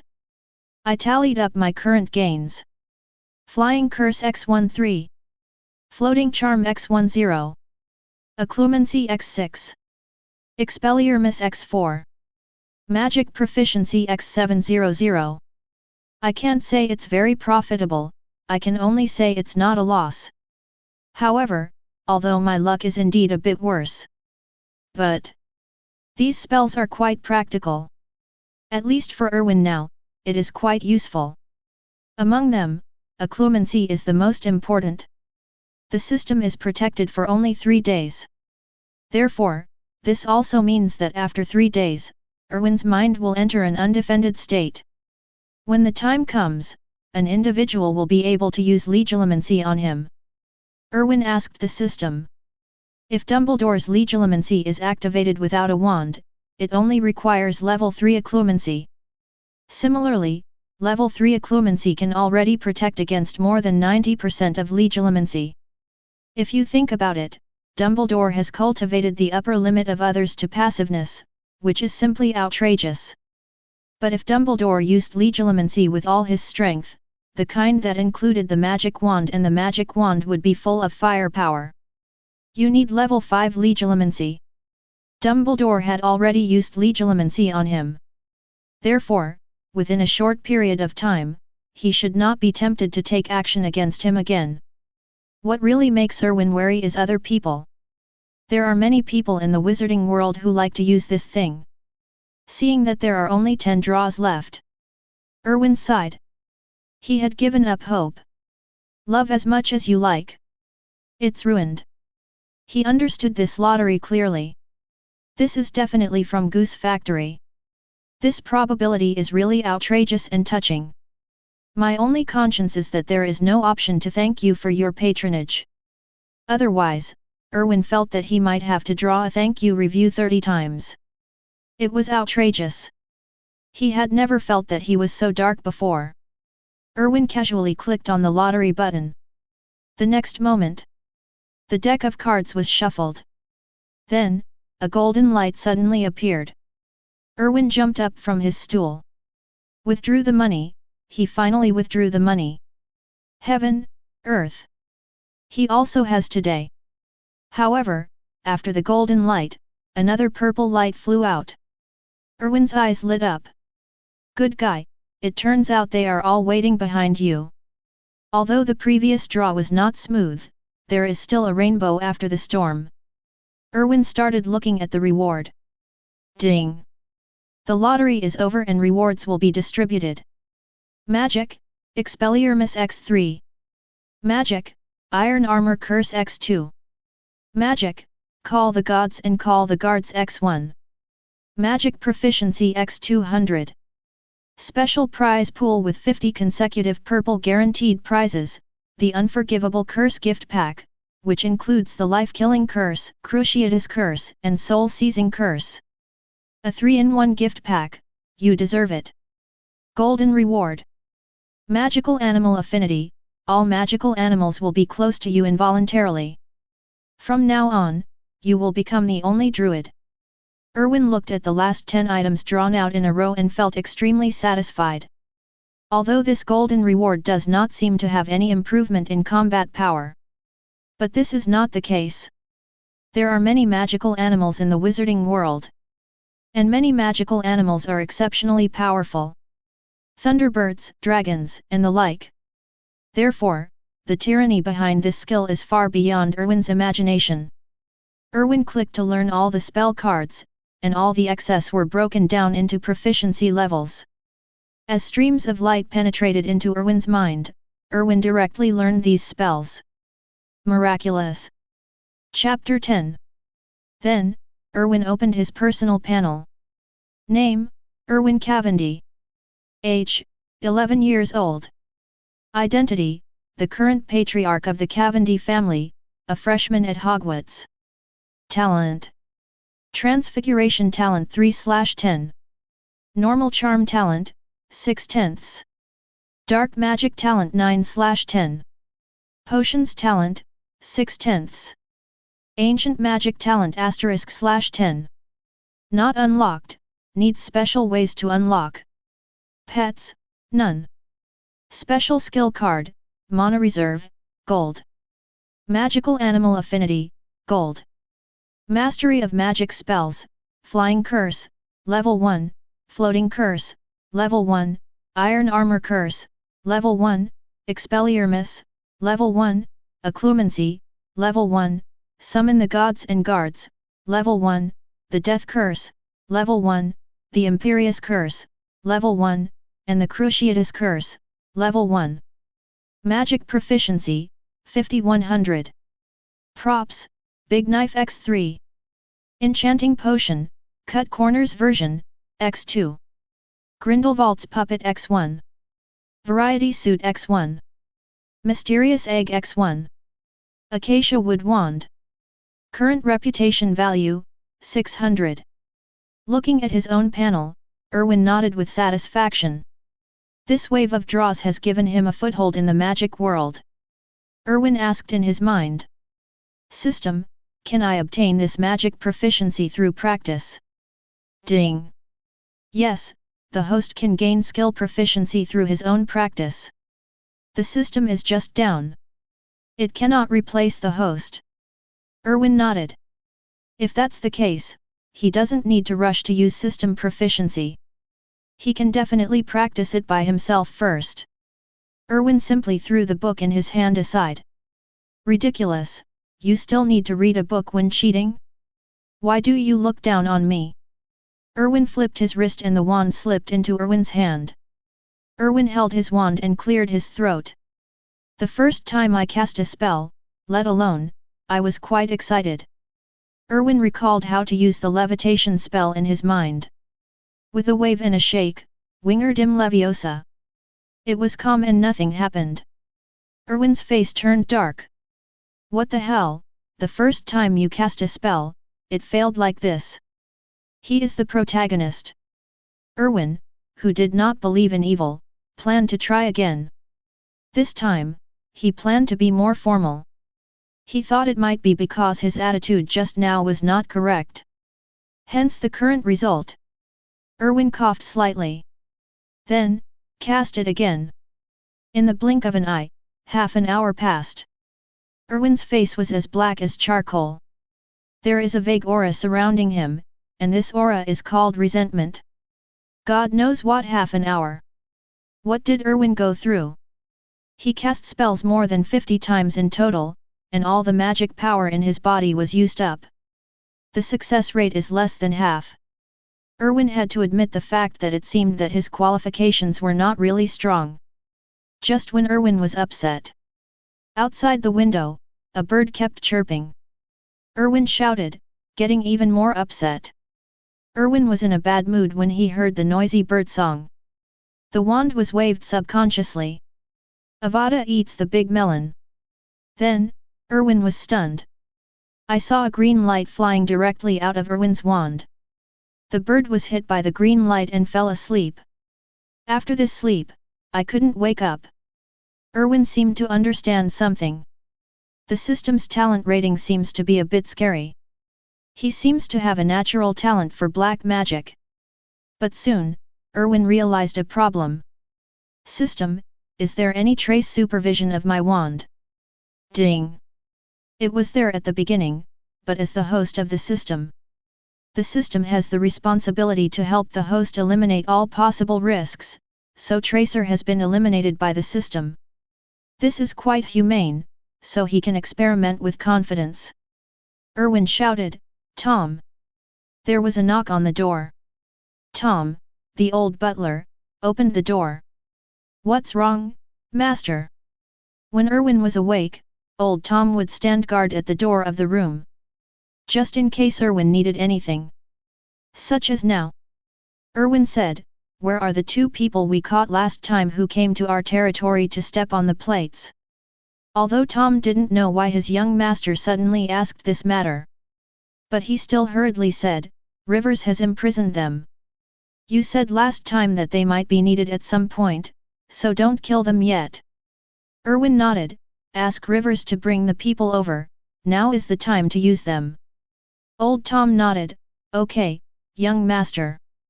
I'll go now." Then Old Tom turned and left. Erwin plans to give it a try. Is his talent for black magic really that good? Is it luck or something like that? Half an hour later, in the forest not far from the old house, two people were kneeling on the ground. Both of their faces were full of horror. Rivers put the two of them in a row like a chicken. Erwin and Old Tom walked into the woods. Rivers came running quickly. "Master!" Rivers nodded. After the two men saw Erwin, they quickly shouted, "Master Erwin, don't kill us! Please, don't kill us!" Erwin ignored them. Instead, let everyone except Rivers and Old Tom wait outside the forest. Then, Erwin took out his wand. Rivers and Old Tom looked at Erwin curiously. Rivers' face was filled with excitement. From Old Tom's mouth, he already knew the wonders of the magical world. Lowering his voice, Rivers asked, "Is the young master going to cast a spell?" Old Tom put his finger to his lips. "Quiet, Rivers. If you don't want the master's magic to fall on you." After hearing this, Rivers became quiet instantly. Erwin pointed his wand at one of them. Heartbreaking and bone-cutting.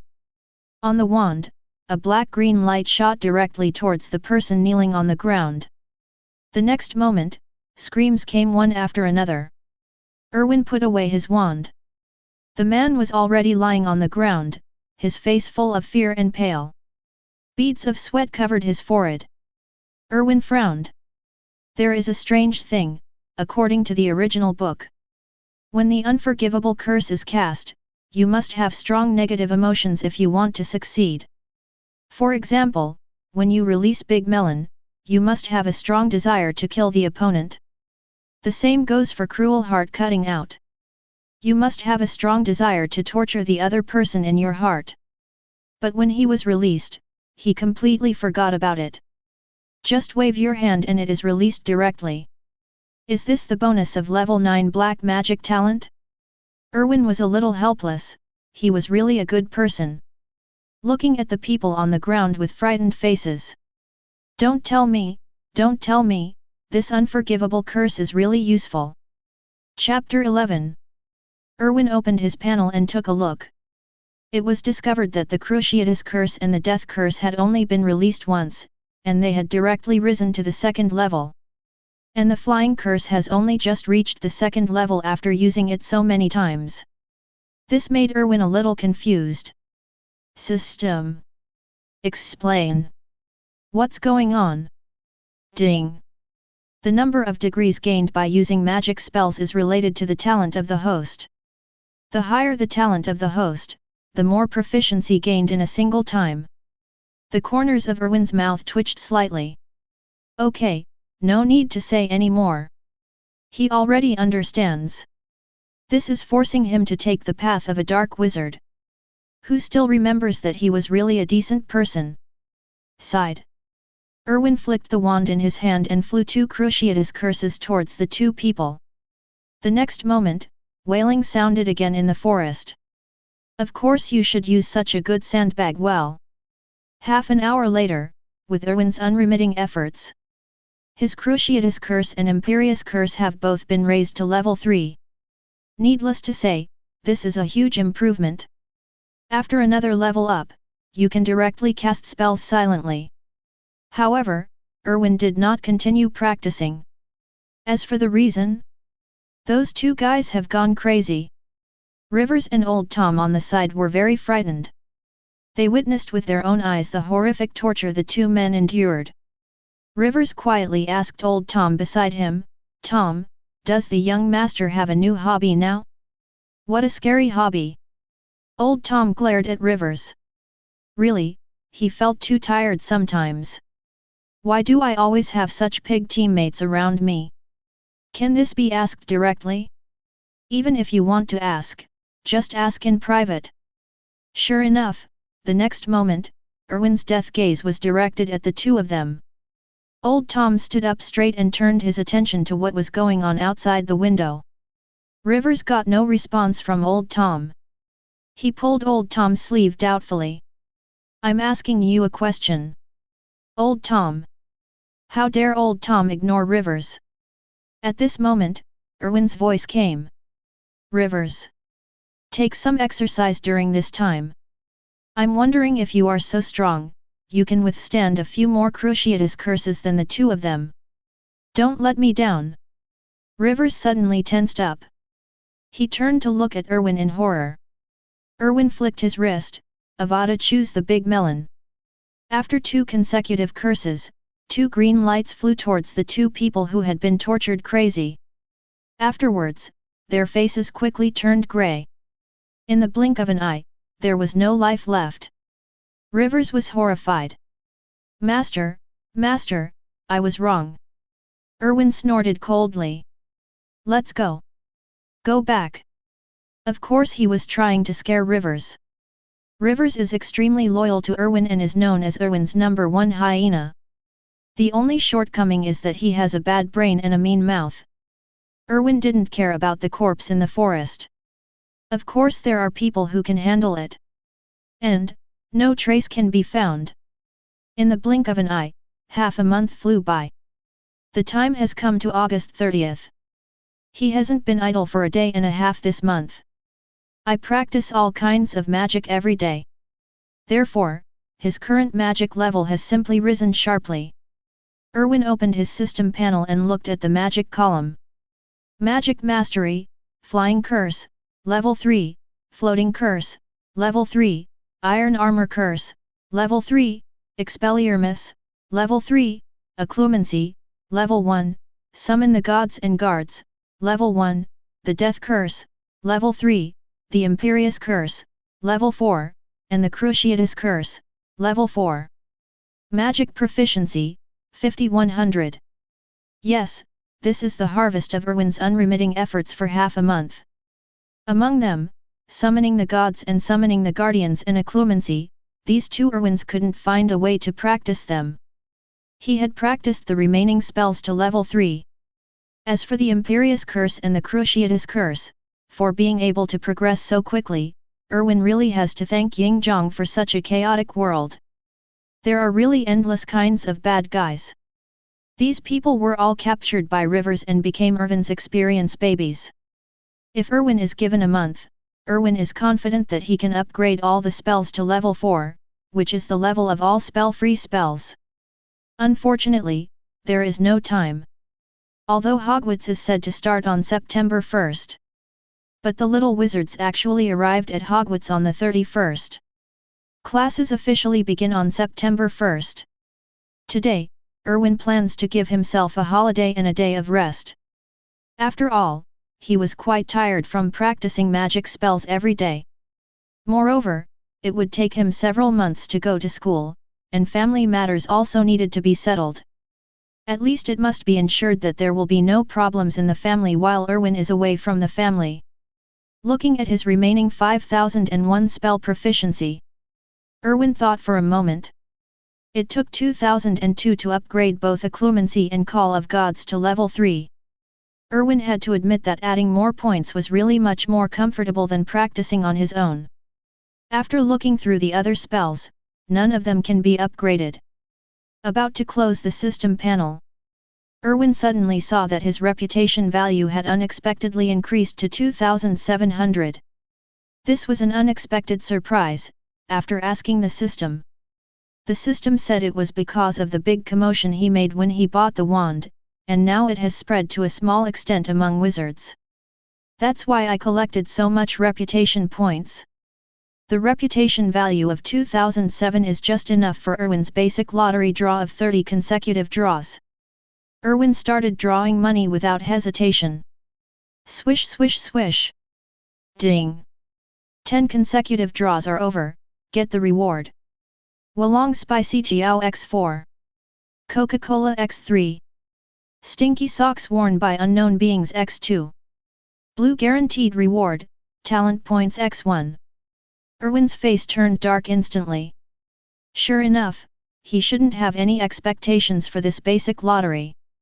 Lottery can connect you to the earth, but you cannot connect to the underworld.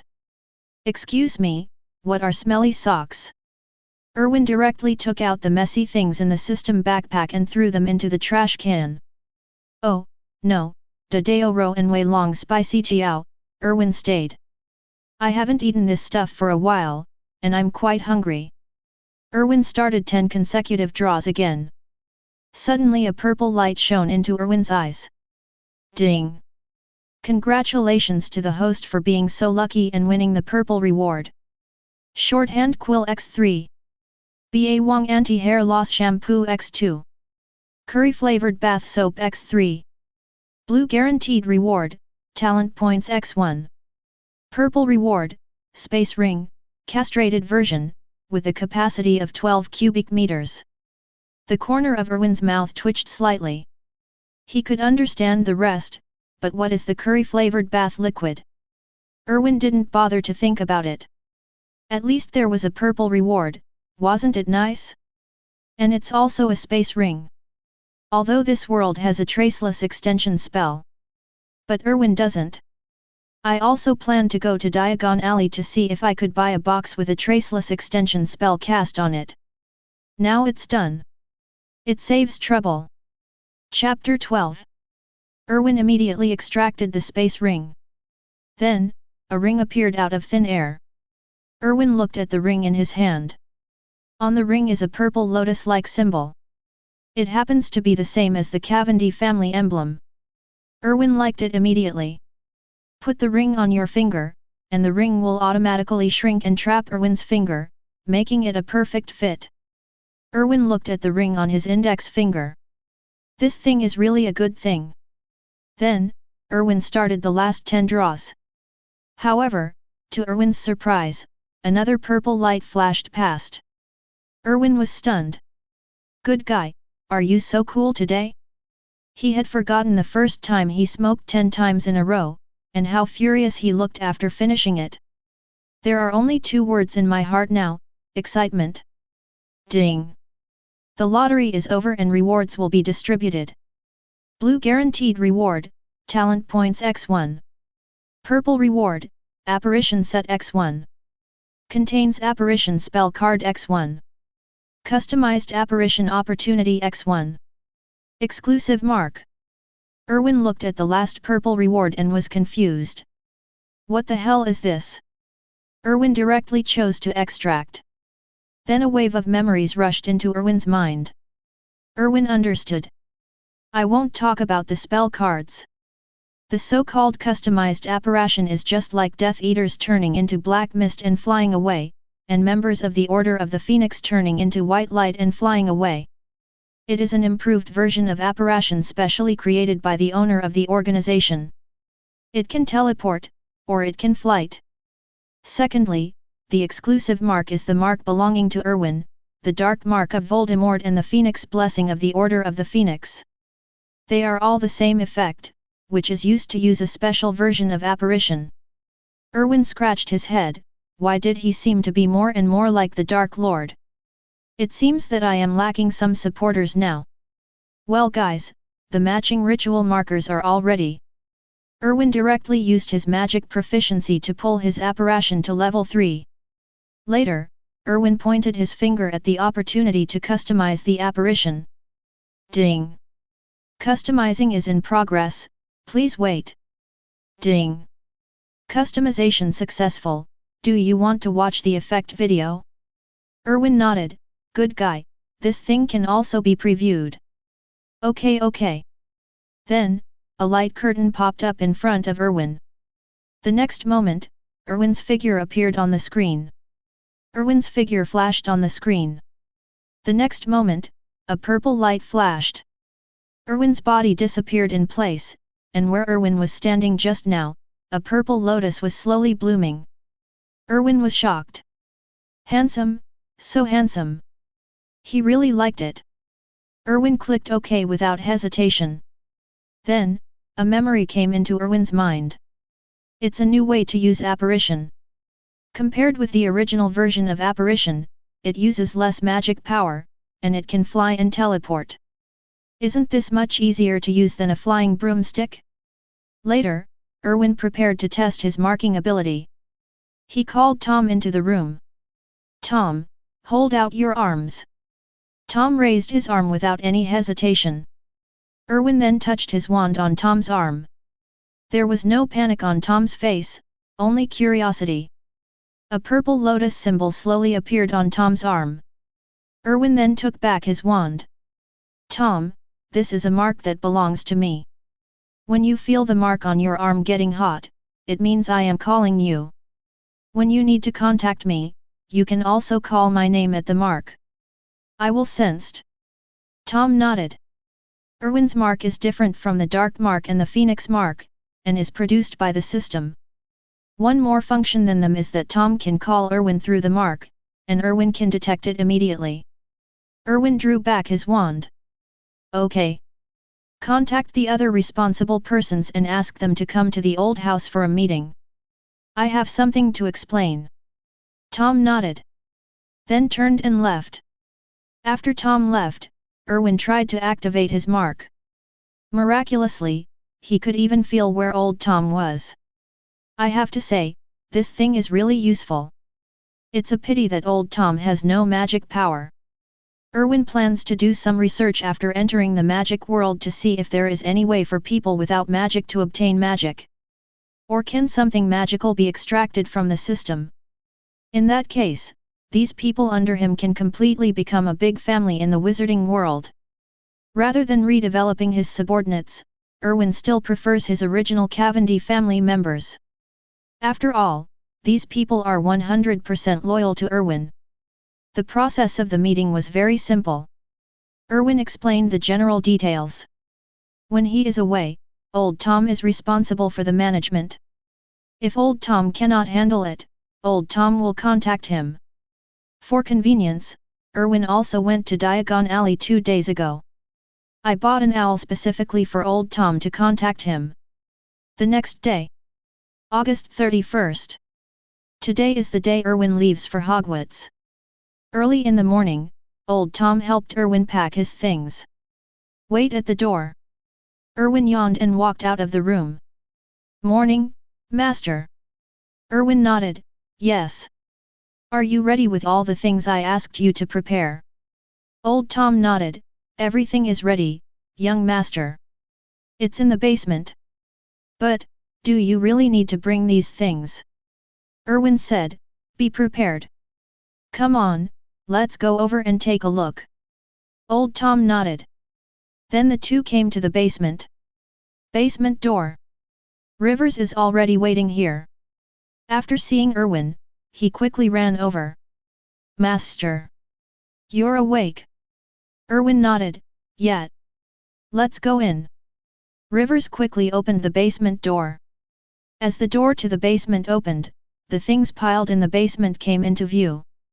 On the ground, there are guns, pistols, axe, and even grenades and RPGs. Yellow bullets were placed in a pile aside. Rivers said, Master. Are you going to expand your business in a new place? You need so many equal tools. So many guys are enough to support a medium-sized attack. Erwin rolled his eyes. Don't be a fool. Tom said, Master. I don't think you need to bring so much. Besides, you can't bring these. Erwin raised his hand and waved. Guns and bullets flew directly into the air. Focusing on the ring in Erwin's hand. Old Tom and Rivers' eyes widened. Amazing magic. Wait until the basement is cleared. Erwin touched the ring on his finger, and sure enough, he felt an overwhelming sense of security in his heart. You can't blame him. Although every child of Daxia lives a peaceful life, due to the influence of his charming ancestors, he suffers from insufficient firepower syndrome. Chapter 13. On the way to the station, Erwin allocated his remaining 3 talent points to his black magic talent and transfiguration. The black magic talent reaches 10 points directly. Upgrading further will require 100 talent points. Erwin doesn't have that strength yet. The reason for adding some transformation talent is because Erwin's transformation talent is too poor. It was only 3 points, and now it has become 5 points after adding points. Erwin probably can handle ordinary courses. After I get to Hogwarts, I will have the opportunity to add some points, so I'll tell you when I draw them. After all, there are so many little wizards in Hogwarts, and they all have the best wool. At the entrance of the train station, a large car stopped slowly. Pedestrians passing by looked this way. There was an envious look in his eyes. The station entrance. A young man looked at his girlfriend next to him with envious eyes. I couldn't help but say, I will buy this car in the future too. No need to look at other people's. The woman rolled her eyes. Just you? You can pull me down. The young man was about to retort. But suddenly I felt like I was covered in shadow behind me. Turn around and look. He was so scared that he collapsed on the ground. I saw a giant standing behind him. The giant was accompanied by a child. This strange pair is Hagrid and Harry Potter, the destined protagonist of this world. Hagrid saw that he had scared someone and asked quickly, "Are you okay?" However, the young man retreated hastily. "You, don't come here." Hagrid curled his lips, even though as a hybrid giant, he had experienced this kind of look many times. But he will also feel a little uncomfortable in his heart. Harry Potter looked at the big car with envy in his eyes. But it was quickly covered up. He is going to enter the wizarding world, and he is no longer the same as before. No matter how rich muggles are, they have no influence on him. He doesn't need to envy anyone. Having seen all the weird things in the magical world, his horizons have also grown a lot. At this time, Hagrid slapped his forehead. "It's broken. I forgot something. Harry, you have to take the Hogwarts Express by yourself." "I have something to do." Harry Potter nodded. "Okay, Hagrid." Hagrid said, "Then we will see you at Hogwarts." Harry had a smile and longing on his face. Nodding vigorously, "Yes. See you at Hogwarts." Then, Hagrid turned around and left in a hurry. In the car, Erwin also noticed this strange pair. A knowing smile appeared on his face. Harry Potter and Hagrid. "Interesting, Tom." The butler in the front row quickly turned his head. "What's wrong, Master?" Erwin said, "Let your men pay attention to that big man. If that big man encounters trouble in the Muggle world, remember to help him. Don't be too deliberate, just let him know who is helping him." Erwin didn't forget that he also had a pet egg. This Tamagotchi requires the blood of a magical creature to hatch. If you have the help of Hagrid, the guard of the Forbidden Forest, collecting the blood of magical animals will become very simple. Tom nodded. Then he got out of the car and opened the door for Erwin. Erwin got out of the car, and many people stood there waiting to see who would get off the car. Harry Potter is among them. After seeing Erwin, everyone was amazed, and Harry looked at Erwin's decent suit. He looked down at his clothes again. "I couldn't help but feel a little inferior," lowered my head and turned around to walk towards the station. Erwin straightened his clothes. Said, "Okay. You go back. I can go in by myself." Old Tom bowed, "Okay, young master." Then, "Young master, you take care of yourself. If you need anything, please contact me in time." Erwin waved his hand. Then walked towards the station. On the platform, Harry Potter looked at the ticket in his hand. "My head is full of questions." He has already asked several people where platform 9 3/4 is. But the station staff thought he was mentally ill. This made Harry Potter very helpless. I was already feeling a little anxious. Is it possible that he was stuck on the train even after entering school? That's so sad. Just when Harry Potter was in trouble, A voice came from behind Harry Potter. You seem to be looking for platform 9 3/4.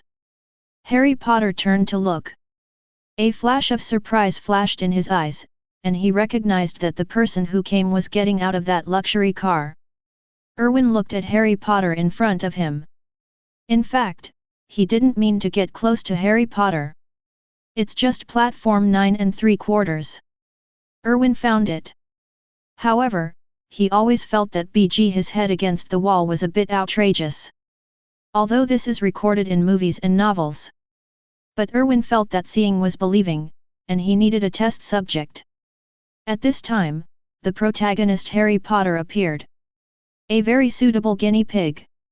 Harry Potter asked, "Are you also a student of Hogwarts?" Erwin nodded, "Yeah. That's right. I'm a freshman too." "You look like a freshman too. I happen to know how to get to platform 9 3/4. Do you need me to take you there?" Harry Potter said happily, "Thank you very much. My name is Harry Potter." Erwin nodded, "My name is Erwin Cavendi." Harry Potter was stunned, "Cavendi?" Erwin smiled. Sure enough, the Cavendi family is really famous in Renton. Even Mr. Harry Potter, who lives in a cupboard, knows that. Erwin said, "Yes.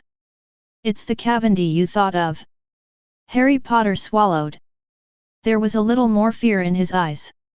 After all, the reputation of the Cavendi family is really too great. Erwin didn't mind either. "Walk towards the front. If you don't want to miss the train, I suggest you catch up." Harry Potter heard this. He quickly jogged to keep up with Erwin. Soon, Erwin found the pillar in the original work based on his memory. Erwin pointed to the pillar in front of him, "Just push your cart, crash into it, and you'll be there." Harry Potter was stunned. "Crash? Crash into?" Erwin nodded, "Yes. Just run in. You have no choice now, you can only believe me. I don't have any hobbies of lying. So, do you want to try? Mr. Potter?" Harry Potter gritted his teeth. He thought Erwin was right. Harry Potter then thanked him. He pushed the cart and rushed over without hesitation. People who don't know think he is going to die generously. Erwin was also a little surprised when he saw Harry Potter sinking directly into the wall. "Good guy, this thing is really unscientific." After someone tested it, Erwin did not hesitate. Just when Erwin was about to hit the wall. Hearing noises, Erwin turned his head and looked. The red-haired group, the poor people of the Weasley family, are here. Chapter 14. Erwin had no idea of greeting them and walked to the center of the two pillars. Erwin felt a magic covering him. Only then did Erwin understand why wizards running into walls would not be noticed by passing muggles. It seems that this pillar has been enchanted. A wizard who enters the center of the two pillars will be hidden from muggles. Understand the rationale. Erwin walked towards the stone pillar. Without hurrying or slowing down, his body was swallowed directly by the wall. The next moment, Erwin only felt that the scene in front of him changed instantly. A steam train stopped on the track, whining and steaming. They are wizards who send their children to school. Erwin turned his head and glanced at the wall. Separated by a curse, two worlds. Sure enough, the magical world is very unscientific. Erwin walked directly towards the steam train. There is no ticket checking process. Getting in the car was hassle-free. Erwin found an empty box and sat down. Lean firmly on the seat. Not long after, the train started slowly. The train had just started. The box door was opened. A head poked in. "Well, the other boxes are full. Can I?" Erwin himself was closing his eyes to rest, and after hearing the sound, he opened his eyes to look.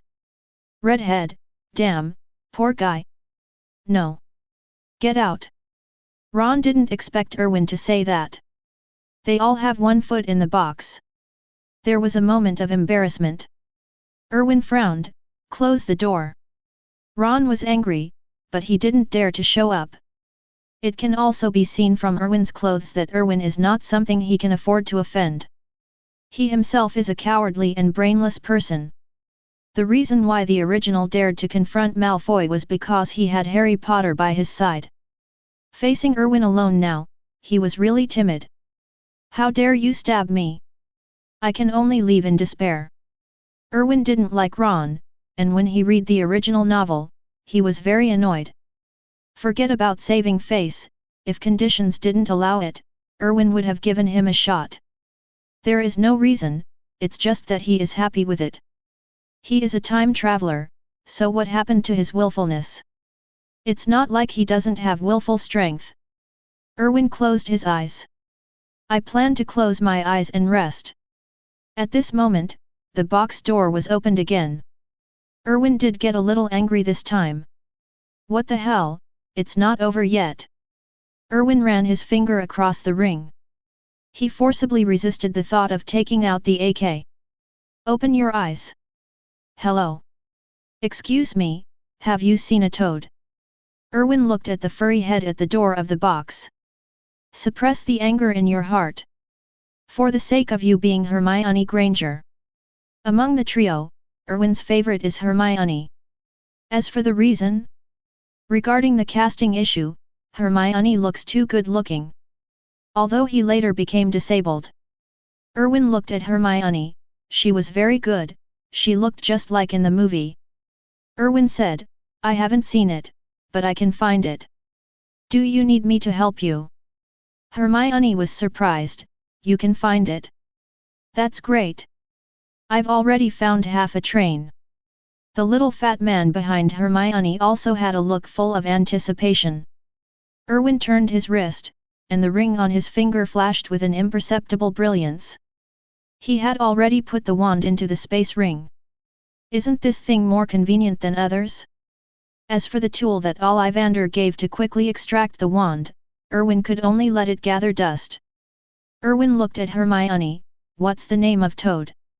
Hermione looked at the little fat man behind her, "Neville, what is your toad's name?" Mr. Neville Longbottom still conceals his courage. So when faced with Erwin's inquiry, he didn't dare to speak at all. After Hermione asked, Neville timidly said, "Lefou, it's called Lefou." Erwin rolled his eyes. "He's so cowardly. What is he afraid of?" Erwin waved his wand lightly, "Come on. The third level flying spell will never fail." So, of course Erwin had to show it.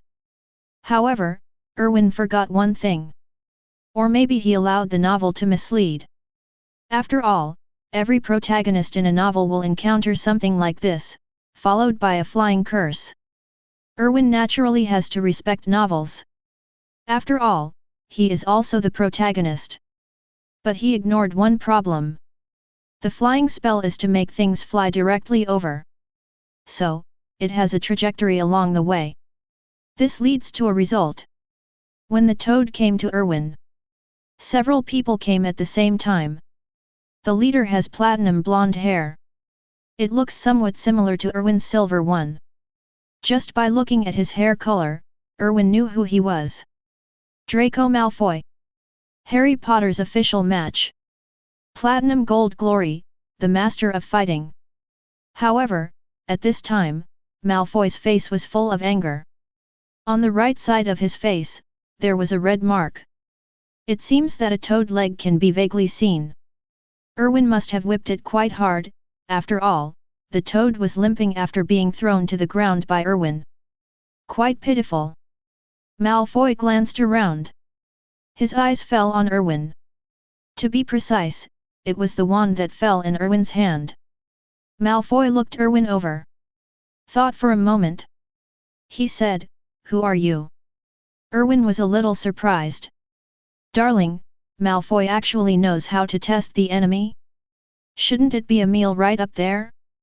"Damn it, Malfoy has a brain," Erwin said, new student at Hogwarts. Malfoy tried to wrap his head around Erwin's identity.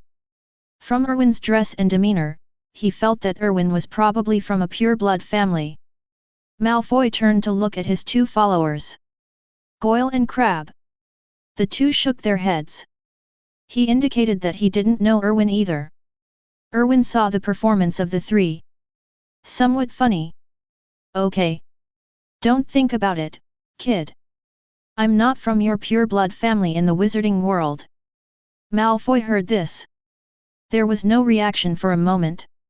His limited brain capacity was overloaded by Erwin's words. Erwin was helpless. No, shouldn't he beep a few words at this time, and then pretend to gain reputation by himself? What is he silent about? Erwin felt that he was a little deeply affected by the novel. Simply, he plans to omit the process directly. I saw a flash of light from the wand in Erwin's hand. Expelliarmus. Afterwards, Malfoy jumped directly into the air. Fly out upside down. He fell heavily to the ground. In the carriage, there were many students watching the fun. Harry Potter and Ron were among them. To be precise, the two of them were the first to arrive. Because when Malfoy was slapped in the face by the toad, he happened to be showing off his power at the door of their box. As a result, the next moment, he was slapped directly in the face by a flying toad. Malfoy stood up with difficulty. His eyes were full of doubts. Why did you hit me? Erwin twirled the wand in his hand, because I think you are going to scold me. Chapter 15. As soon as Erwin said this, the whole carriage fell silent. Malfoy also looked at Erwin with a confused face. His eyes were full of confusion, and his walnut-sized brain really didn't understand what Erwin meant. Yes, when he heard that Erwin was not from a pure-blood family, he did plan to attack. But for God's sake, he really didn't want to curse directly. After all, due to the education he received since childhood, he would say different things to different people. For example, when facing Weasley, he can scold him casually, because in Malfoy's eyes, he is nobler than Weasley. But the Erwin in front of him made Malfoy unable to feel this way. Because Erwin's temperament is really outstanding. Compared to the pure-blood families he knew, it felt more noble. As a result, his words were knocked away before he even left his mouth. Ron and Harry Potter, who were peeking on the sidelines, were also a little surprised by what Erwin said. Ron was scolded by Erwin and humiliated by Malfoy. So in his opinion, these two people are not good people. At this time, Harry Potter was completely opposite to his thoughts. Maybe it's a preconceived notion. Erwin had helped him, and he didn't like Malfoy as a person. Erwin taught Malfoy a lesson, which subconsciously made him like him. Erwin didn't know this at this time, otherwise Erwin would definitely call him bad luck. A savior or something, isn't that just a disaster? Goyle and Crabbe, two followers, quickly ran to Malfoy's side. Helped Malfoy up. Malfoy looked at Erwin with anger and fear in his eyes. After all, the child has never been beaten since he was a child. Naturally, I have never met someone like Erwin who takes action without any reason. Yes, in Malfoy's view, Erwin is the kind of person who is unreasonable and takes action without any reason. Looking at Malfoy's angry eyes, Erwin raised his eyebrows slightly. Hey? You seem to still want to scold me. While talking, Erwin gently shook the wand in his hand. Seeing this, Malfoy was immediately frightened. No. I didn't. I didn't mean it. Malfoy was truly horrified. Disarming curse: if the opponent does not have a weapon in his hand, he will be knocked away directly. For details, please look at the part where a certain unlucky Death Eater was directly blown away by Hermione in the original novel. Although it is not fatal, it is really painful if it falls to the ground. Erwin snorted, then you still won't leave? Malfoy was stunned for a moment. Then he turned around and ran away with his two followers. The speed is called fast, as if there is a dog chasing behind your butt. After the three people left, some students who were watching the excitement also left one after another. Erwin yawned. Calculating the time, it should take another 2 or 3 hours to get to Hogwarts. Just when I was planning to go back to rest. An Asian girl walked towards Erwin. Beautiful flying spell and disarming spell. Are you really not from a pure blood family? You are too skilled in magic. Erwin shook his head, no. I just practiced before school started. The Asian girl stretched out her hand, what an amazing talent. My name is Zhang Qiu, of course, according to the Western name. They all call me Qiu Zhang. The corners of Erwin's mouth rose, and it turned out to be her. The only Asian character to appear in the original series. And it's not the movie version. Judging from his appearance, he should be the novel version of Zhang Qiu. Erwin estimates that this world is a fusion of novels and movies. As for the reason, it may be some special settings that are force majeure. Erwin gently shook Zhang Qiu's hand.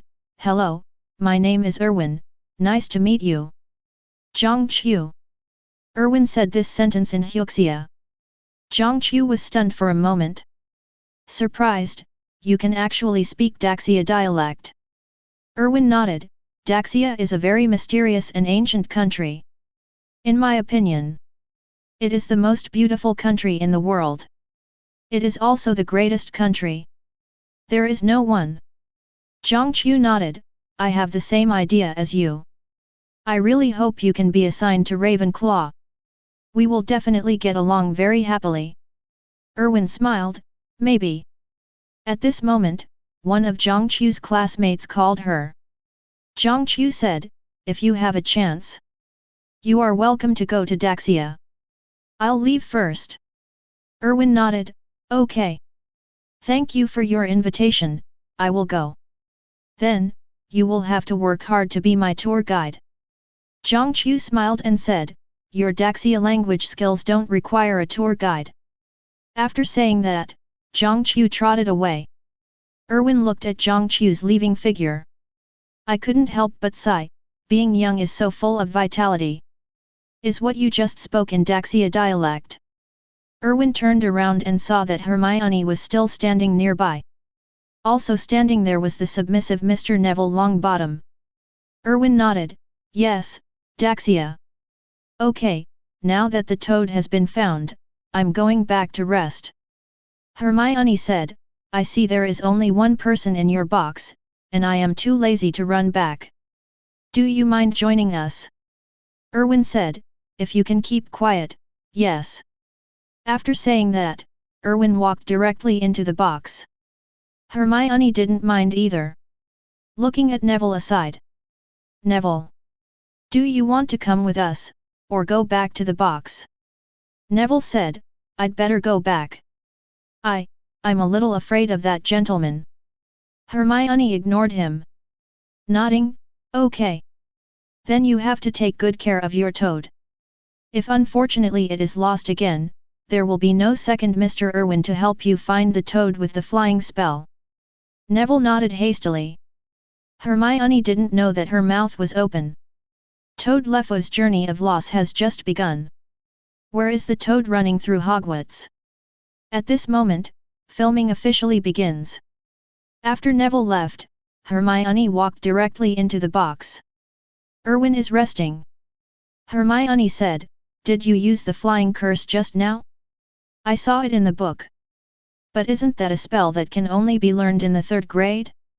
And the disarming curse, isn't that a spell that can only be learned in the 2nd grade? Why did you? It can be released, and it's so skillful. Erwin felt his head was buzzing, and he regretted letting Hermione share a box with him. He forgot that in addition to being a know-it-all, Miss Granger was also a curious baby. 100,000 whys. The representative figure who breaks the casserole and asks the truth. Hermione saw that Erwin didn't answer. He asked doubtfully, are you asleep? Why don't you speak? Did I disturb you? Erwin's face darkened. Well, Miss Hermione Granger, you really deserve your title. Helpless, Erwin opened his eyes and said, first of all, I asked someone to teach me the curse. Secondly, this lady, I hope you can recall what I said before entering the box. Chapter 16. Hermione said, oh, as for what she said before entering the box. Are you talking before entering the box? Why doesn't she remember? Of course she didn't care. Hermione continued, did you grow up in the wizarding world? Are your parents also wizards? Erwin was helpless. Sighing, forget it, he didn't want to sleep now anyway. He couldn't sleep even if someone was chattering next to him. And it seems to be coming soon. Erwin said, I'm not, my name is Erwin, Erwin Cavendi. If you live in Renton, you should know my name. Hermione recalled it for a moment, and then her expression suddenly changed. Cavendi? Is it that Cavendi? Erwin's eyes lit up. Hey, it seemed like he had an unexpected surprise. If he could scare Hermione away, then he could rest for a while. Erwin nodded, yes. It's the Cavendi you know. However, what happened next was something Erwin never expected. Hermione said, I heard my father say that your family ended the era of the dark forces in Renton and created a new dark order. After you appeared, the security in Renton has improved a lot. Erwin was stunned for a moment. So, is Cavendi's reputation so good now? Erwin grew up in a peaceful era, so he would not touch some businesses at all. Since he took over Cavendi, some businesses have been banned by him. In some grey industries, the methods are also more mild. More humane. Therefore, workers in many grey industry chains are grateful to the Cavendi family. Hermione didn't get any feedback from Erwin, and she wasn't discouraged. He continued, my father said that you are the youngest godfather in the history of the world. You are also a legend that cannot be copied. How on earth did you do it? You can do these things at such a young age. Erwin asked doubtfully, what did your father say? Why do you hear this? Your father often tells you about me. Hermione nodded, yes. My father respects you very much. Because before the Cavendi family appeared, Renton was in chaos. My father is a dentist. He is often harassed by those people and collects protection money. Sometimes there are even 4 or 5 waves of people coming in a day. But after the Cavendi family became popular, they stipulated the management fee that each family needs to pay. It will only be paid once a month, and we will not be harassed. My father is very grateful you. Erwin suddenly realized that this was what happened. If that's the case, can he run for mayor? He seems to be quite popular with the people. Sure enough, he is really a good person. Hermione was still talking to herself. By the way, do you have a favorite house? I read a book and there are 4 houses in Hogwarts. Why don't you say anything? Is it because you are not familiar with the 4 houses? I can tell you. The first is... Hermione hadn't finished speaking yet. Erwin raised his hand and stopped him. What a warm-hearted Miss Granger. Erwin said, I know the 4 major colleges. No need to introduce them to me. Hermione looked a little disappointed, as if she felt unhappy that she had lost an opportunity to show off. Hermione asked, then which house do you want to go to? I really want to go to Gryffindor. The book says that those powerful magicians, including the current principal of Hogwarts, are all from Gryffindor. Oh, and Professor McGonagall who came to take me shopping in Diagon Alley. She is the head of Gryffindor. I really admire a strong woman like her. She is cultured and generous. I want to be like that too people. Erwin gave a thumbs up, good Miss Granger, you really have an idea. Becoming an older cat lady is not something that most people can handle. However, in the original book, Hermione later became the Minister of Magic, which should have fulfilled her dream. Erwin said, don't believe too much in books. Does Gryffindor have to be the strongest? Are there no powerful wizards in other houses? The 4 houses of Hogwarts have their own characteristics and are suitable for their own talents. Is the most important thing. In my opinion, Ravenclaw is actually the best place for you. There is a world of top academics. Gryffindors are all little lions. Although they are brave, they are very reckless. They are not good at studying either. You should know that learning requires an atmosphere. Hermione frowned, and it could be seen that she was indeed considering Erwin's words seriously. Erwin also wanted to try to see if the iron triangle could be separated. The main thing is to have fun. As for the so-called Gryffindor producing more powerful wizards, Erwin does not deny this. But there are no powerful wizards from other colleges. Take Voldemort, Slytherin. It's just that he can't be written down in the book. And it is actually very simple to produce talents in Gryffindor. Hogwarts is sorted according to the sorting hat. Although Erwin doesn't know how the sorting hat works. But that thing itself belongs to Gryffindor. Erwin feels that if the four founders were injecting ideas into the sorting hat, it would not be impossible for Gryffindor to be selfish. Therefore, young wizards with good qualifications are all pushed into Gryffindor, which leads to the phenomenon of Gryffindor having talented people. Of course, this is Erwin's idea. Erwin doesn't know the specific situation. Hermione said, "You are right. However, I still don't know what Hogwarts sorting needs to do. It's not written in the book. I don't know if I can go to Ravenclaw. I think so. I feel worried again." Erwin looked at Hermione's tangled little face and felt funny in his heart. Maybe only a top student like Hermione would think about these things every day. Adding so many worries to myself at such a young age. Erwin said, "The sorting of Hogwarts is very simple, it's just a hat.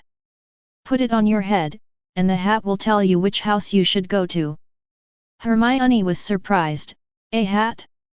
Can this be accurate? This is a matter of a lifetime, isn't it too hasty?" Erwin said, "A thoughtful hat. If you don't mind, you should actually call him Mrs. Grandpa. This hat may have existed longer than the earliest generation of your family tree." Hermione said, "A thinking hat? Oh my god! I've never seen anything like it." Erwin said, "You will see a lot in the future. The magical world, a brand new world. Your door has been opened for you now. When the sorting hat sorts the houses, it will take the little wizard's own ideas into consideration. If you want to go to Ravenclaw, you can give it a try, maybe the sorting hat will sort you there directly." Chapter 17.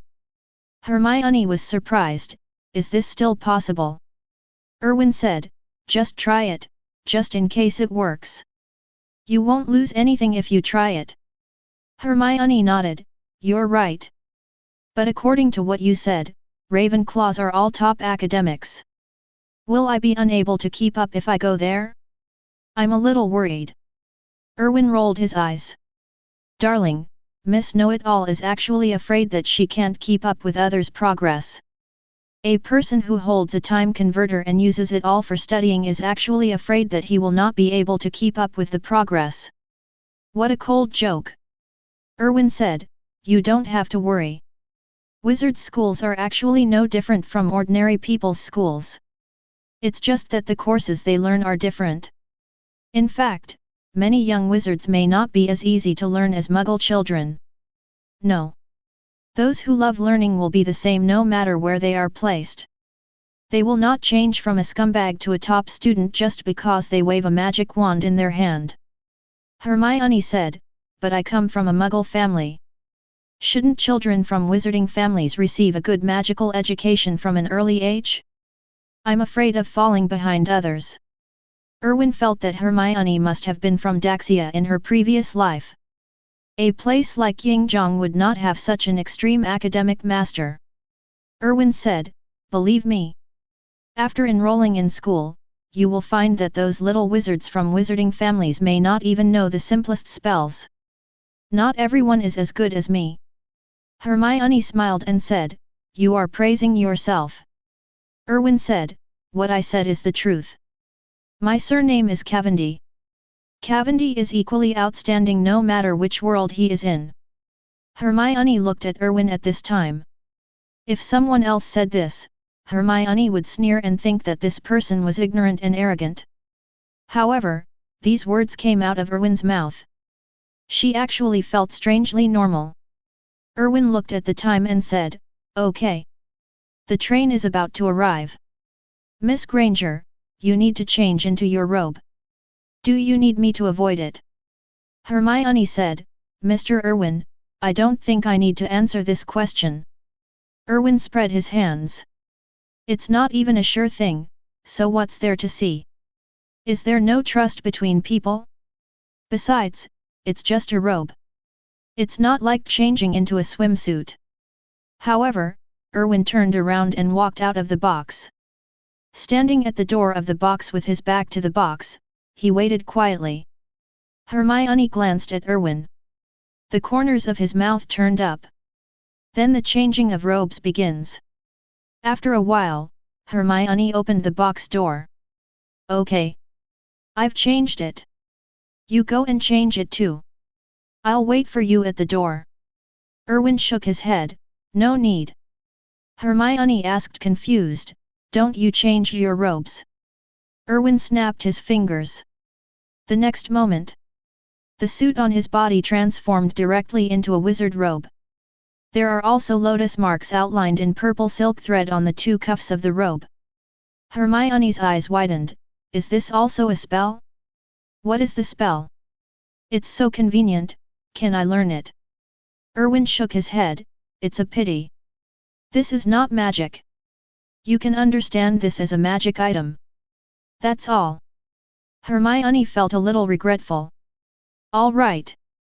At this time, Hermione noticed the purple lotus mark on Erwin's sleeves. What is this? It's so beautiful. Erwin said, the emblem of the Cavendi family. Hermione said, it's so beautiful. Is this a lotus? A purple lotus? Erwin nodded, yes. It's lotus. In fact, Erwin didn't understand why the Cavendi family's emblem was a purple lotus. If it was just a lotus, Erwin would understand. But in Yingjiang's culture, purple has no special meaning, and the same goes for lotus. Therefore, when Erwin saw this clan emblem for the first time, he thought he had traveled back to Daxia. But this is not a big problem, and Erwin has not explored it. Soon, the Hogwarts Express was getting slower and slower. Until it finally stopped. Erwin looked through the window and saw the castle looming in the distance. A smile appeared on his lips. Hogwarts is finally here. Erwin and Hermione stepped off the train. On the platform, Hagrid was waiting there. The huge body looks very oppressive. Hermione looked at Hagrid with surprise in her eyes. Oh my god! He's so tall. Erwin said, in the wizarding world, you will see many different things. This is just the beginning. Miss Granger, put away your surprise. Get ready for your upcoming sorting. Hermione nodded. Malfoy got off the other carriage. I happened to see Erwin. A flash of fear flashed uncontrollably in his eyes, mixed with some anger. In the car, he was stunned. After returning to the box, he slowly recovered. Who is he, Draco Malfoy? His father, the governor of Hogwarts, actually got beaten. Malfoy has decided to write a letter to his father, who is the school director, when he gets back in the evening. He must make Erwin pay. Erwin seemed to notice Malfoy's gaze. Turn around and look over. Malfoy was startled and quickly lowered his head. Erwin raised the corners of his mouth. It seems that Mr. Malfoy has not truly realized his mistake. Erwin felt the need to take the time to hit him again. After all, the Malfoy family is one of Erwin's targets. It is much more difficult to attack the old Malfoy than the young Malfoy. Erwin would not let go of this innocent and stupid second-generation ancestor. Hagrid clapped his hands, okay. First-year students, come in teams of 4, follow me. I will take you to the castle by boat. Everything is in harmony on board. Soon, Hagrid led a group of young wizards to the entrance of the auditorium. After handing over to Professor McGonagall, Hagrid turned and left. Before the sequel of Neville Looking for Lucky started, Erwin once thought that everything would be so harmonious before the sorting. Neville picked up his toad on the ground. And Professor McGonagall's face was as black as carbon. Various facts told Erwin that the plot was proceeding with a terrifying inertia. The only change is that Malfoy did not provoke poor Weasley and our savior Mr. Harry Potter. I don't know if it was because Erwin beat me up on the train, which caused some shadow in my heart. A group of young wizards, led by Professor McGonagall, walked into the auditorium. In the auditorium, the senior students were already sitting on both sides of the long table, looking expectantly at the freshmen. Erwin could easily imagine what they were expecting. After all, wizards have a bad taste among themselves, that is, they will not tell the younger generations about the process of sorting. If you get caught in the rain, you will tear other people's umbrellas into pieces. Therefore, every year, the anxious expression on the faces of freshmen walking into the auditorium will be a good meal. Chapter 18. On the steps, behind the long tables. The professors have taken their seats. Just by looking at the appearance of these professors, Erwin could already roughly recognize them. Snape, the gloomy half-blood prince with greasy black hair. And Professor Quirrell, who has a scarf wrapped around his head to hide the shady previous Dark Lord on his head. All the little wizards were looking at everything in the auditorium curiously. This place is so strange to them. Even a young wizard from a pure-blood family is the same. Hogwarts is full of legends and has produced countless legends. And they are about to enter here to study, and in the future, they will also come out of Hogwarts. Maybe it will become a legend, or it may disappear into oblivion. But every one of them is filled with hope. Even our know-it-all Miss Granger is the same. Erwin's eyes fell on the ghosts suspended in the air, applauding to welcome the little wizard. When he read the original work, he had been curious, could these ghosts be considered a kind of alternative immortality? The most important thing is, how do ghosts come into being? If ghosts can form when a wizard dies, then there should be a lot more ghosts in the original book. However, in fact, only one ghost of a similar age described in the original work was born, and that was Myrtle. Just when Erwin was thinking about catching a ghost to study the feasibility, suddenly he felt that there seemed to be a gaze looking at him. Erwin turned his head curiously. Looked towards the professor's chair. Found that gaze. The source of the gaze surprised Erwin. It's Snape. Erwin was shocked. What's the situation? According to the original work, shouldn't Snape be staring at Harry Potter? Why are you here staring at me? Wrong person? However, Erwin hadn't figured it out yet. Professor McGonagall came to the chairs placed at the front of the auditorium. He held a parchment roll in his hand. On the chair was a tattered-looking wizard's hat. Hermione asked in a low voice, "Is that the conscious hat you mentioned?" Erwin nodded. "Yes, that's it." Hermione said, "It doesn't look like there's anything different about it." However, Hermione's words had just finished. I saw a mouth suddenly open on top of the hat. Maybe you think I'm not pretty enough. But please never judge a book by its cover. If you can find another hat that's smarter than me, I could eat myself. A hoarse singing voice sounded. All the freshmen looked at the hat that was making noise in surprise. His eyes were full of wonder. Erwin frowned. Look at the hat on the stool. He was a little nervous. He has mysophobia, severe mysophobia. And this hat really made him a little bit intolerable. They are shiny, and the most important thing is that some little wizards are very sloppy. There may be a lot of oil on that head. So many years of accumulation. It was so bad that Erwin felt like he was going to vomit. After the sorting hat finished singing, Professor McGonagall shook the parchment in her hand. The parchment unfolded. Professor McGonagall said, "The next step is the sorting ceremony. The person whose name I read comes up and puts on the sorting hat. The sorting hat will tell us which house you are most suitable for." Hannah Abbott. Erwin almost applauded. Okay, it's really like the Traveler of Flowing Water, the iron-clad Hannah. The Iron Throne, no doubt. And the direction of the plot is exactly as Erwin thought. The Sorting Hat has just been placed on Hannah Abbott's head. He couldn't wait to shout, "Hufflepuff!" The sound of the Sorting Hat also represents the birth of another little badger. Warm applause came from the Hufflepuff table. As a little badger who lives in peace with the world, other colleges also gave him some applause. Even Slytherin, who has always been proud. Professor McGonagall continued reading the names. Draco Malfoy. Malfoy stepped forward and subconsciously took 2 steps away from Erwin when he passed by him. Erwin laughed dumbly. As soon as the Sorting Hat touched Malfoy's head, he couldn't wait to shout, "Slytherin!" Malfoy's face broke into a smile. The Malfoy family is doomed to Slytherin, and there will be no accidents. It should be said that almost all pure-blood families are destined to be Slytherins. Except for a certain alien who can turn into a dog. Just like the red-haired poor guy after Malfoy is destined to be Gryffindor. Harry Potter. When Professor McGonagall shouted these 4 words, there was a sudden silence in the auditorium. The professors sat up slightly. Erwin saw Dumbledore, who was leaning on the chair. He also sat up straight. All the students were also talking about it. Harry Potter, these 4 words, are really famous in the wizarding world. The Sorting Hat took a little longer this time. It's weighing up where to put Harry Potter.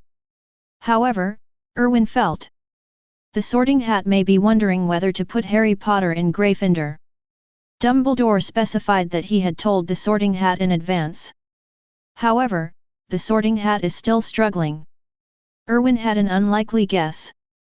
If he goes by his initial thoughts, the Sorting Hat has the will of Gryffindor and will use power for personal gain. Put good students in Gryffindor. Does that mean that Harry's qualifications are so poor that the Sorting Hat doesn't want to put him in Gryffindor? Erwin speculated maliciously in his heart.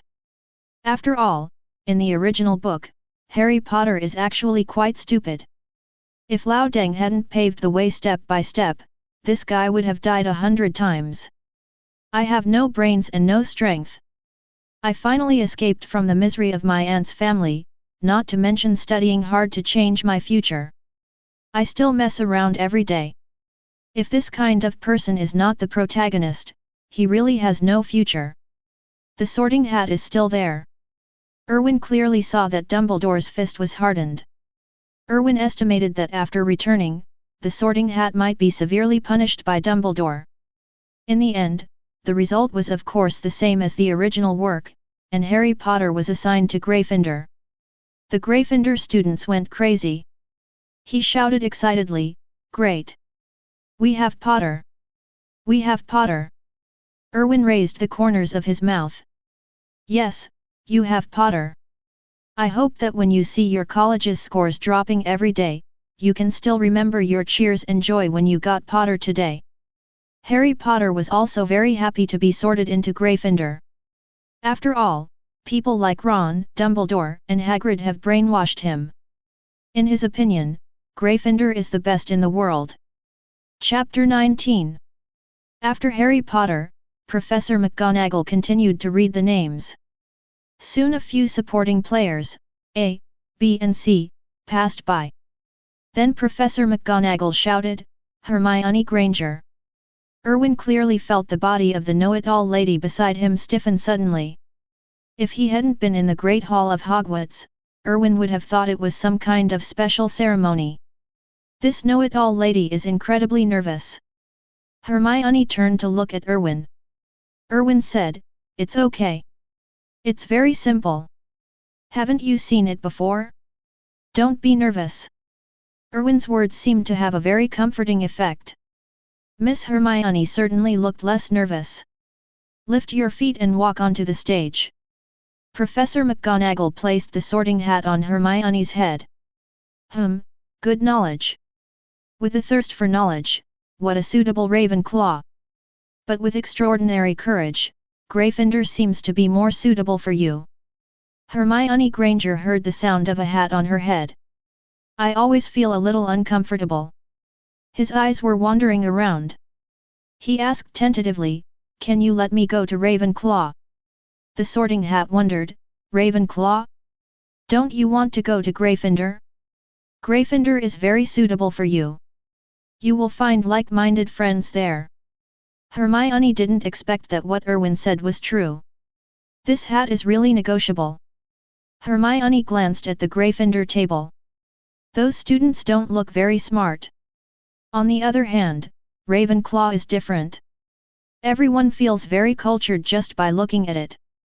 Students in the Muggle world are more aware of the importance of a learning atmosphere. No, I insist.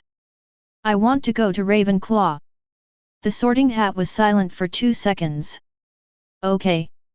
In that case, as you wish. The Sorting Hat shouted, Ravenclaw.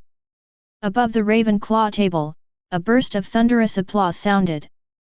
After Hermione took off the Sorting Hat, the face is also full of smiles. He glanced at Erwin. Erwin nodded slightly. Hermione skipped over to the Ravenclaw table. What greeted her was a warm welcome from the senior students. A glint flashed in Erwin's eyes. After his experiment was completed, he came to a conclusion. That is, although the plot has inertia, it is not unchangeable. This discovery made Erwin very excited. What is the most fearful thing for time travelers, is that they clearly know the plot and are trying hard to change, but in the end they find that all the plots have been written, and the inertia of the plot will make all the plots return to the right track, and in the end they have done nothing. No matter how many strategies and calculations were made, they all came to nothing in the end. Erwin was actually worried about this too. So on Hermione's side, he did an experiment. The inertia of the plot exists, such as where did Leffa go? But it can also change, like when Hermione went from Gryffindor to Ravenclaw. While Erwin was thinking, several more students were called up. One by one. Soon only Erwin was left. So, as the protagonist, do you always appear last? Professor McGonagall glanced at Erwin. Elvin Cavendi. As Erwin's name was pronounced by Professor McGonagall, there was some commotion at the long tables of the 4 major colleges. Some students in the wizarding world don't know who Erwin is. But those little wizards from the Muggle world are all too familiar with this name. Cavendi? Is it that Cavendi? There will be no one else but him. Some people even dare to pretend to be Elizabeth in Renton, but absolutely no one dares to pretend to be Cavendi. Oh my god! I actually saw Cavendi alive. He will also become our classmate. Cavendi? Is he famous? Of course he is famous. Renton has a saying, when night falls, Renton's surname is Cavendi. Then what does he do? He is a legend. A legend in the Muggle world. The young wizards in the Muggle world all started talking at this time, and kept popularizing the deeds of the Cavendi family with the students next to them. These little wizards were stunned for a while. After all, Erwin's story is really too legendary. Professor McGonagall frowned. Quiet. A professor came forward. The little wizards finally calmed down. On top of the Slytherin table, Malfoy also heard the discussions from students in other houses. He also understood some bits and pieces. Erwin is very powerful in the Muggle world. It can even be said to be terrifying. But Malfoy didn't take it seriously. After all, it was the Muggle world. Wizards inherently look down on Muggles. Because they are powerful enough. However, it is precisely because they look down on it that they do not understand that with the development of science and technology today, how scary Muggles are. The outcome of sitting in a well and looking at the sky, working behind closed doors has long been doomed. Erwin walked up the steps. Look at the Sorting Hat sitting there. Couldn't help but frown. The Sorting Hat said, Hey! Little wizard, what are you waiting for? Sit down and let me see what is in your little head. I will help you choose the most suitable college. Professor McGonagall also looked at Erwin, who stopped in confusion. What's the matter? Mr. Cavendi. Sitting here, you should have seen what you just saw. There is no danger. This is not difficult for you. Erwin shook his head, no. Professor, this is too difficult for me. This hat is too dirty. As soon as Erwin said this, there was sudden silence. The Sorting Hat was also stunned. Then, the mouth opened wide, what are you talking about? You are so rude. You actually called me dirty. The greatest magic item in centuries. You actually called me dirty. Erwin ignored the Sorting Hat. Instead, he took out the wand directly. This action startled Professor McGonagall. Mr. Cavendi, what do you want to do? Erwin said, I just think it should be given a bath. The words fell. Erwin waved his wand. A stream of water suddenly appeared. Rolled directly onto the Sorting Hat. Dumbledore sat up slightly. The Sorting Hat screamed as it was washed away by the water. Professor McGonagall's eyes lit up, wonderful silent casting. Cleansing spell. Mr. Cavendi. You impress me. Erwin bowed slightly, thank you Professor for the compliment. Erwin certainly doesn't have the luxury of a clean spring. He was able to release it mainly because he had nothing to do on the train. He drew a prize and got a clean spring experience card. Erwin felt that this experience card was prepared for the Sorting Hat. After being swept up in the water, the Sorting Hat became obviously sluggish. The face in the hat twitched. Professor McGonagall shook the Sorting Hat. Seeing that the Sorting Hat didn't seem to be short-circuited, I felt relieved. After all, I have never been this angry since the Sorting Hat was born. Chapter 20. Professor McGonagall flipped her wrist and the wand appeared in her hand. With a gentle click, a breeze blew by. The Sorting Hat dried in seconds. Erwin fell in love with this charm. It was very convenient, much more convenient than drying a bucket. Professor McGonagall said, now, Mr. Cavendi, can we continue with the sorting? Erwin bowed slightly, of course, as you wish, Professor. I'm sorry for wasting your time. I express my sincere apologies to you. Professor McGonagall nodded slightly, then, please sit here. Erwin nodded. Sit on a chair. Then, Professor McGonagall raised the Sorting Hat. Covered towards Erwin. The Sorting Hat was chattering, how rude. How rude. You are the most rude little wizard I have ever seen. I want to take a good look at what is in your head. The moment the Sorting Hat covered Erwin's head, the Sorting Hat fell silent. Erwin was also curious in his heart.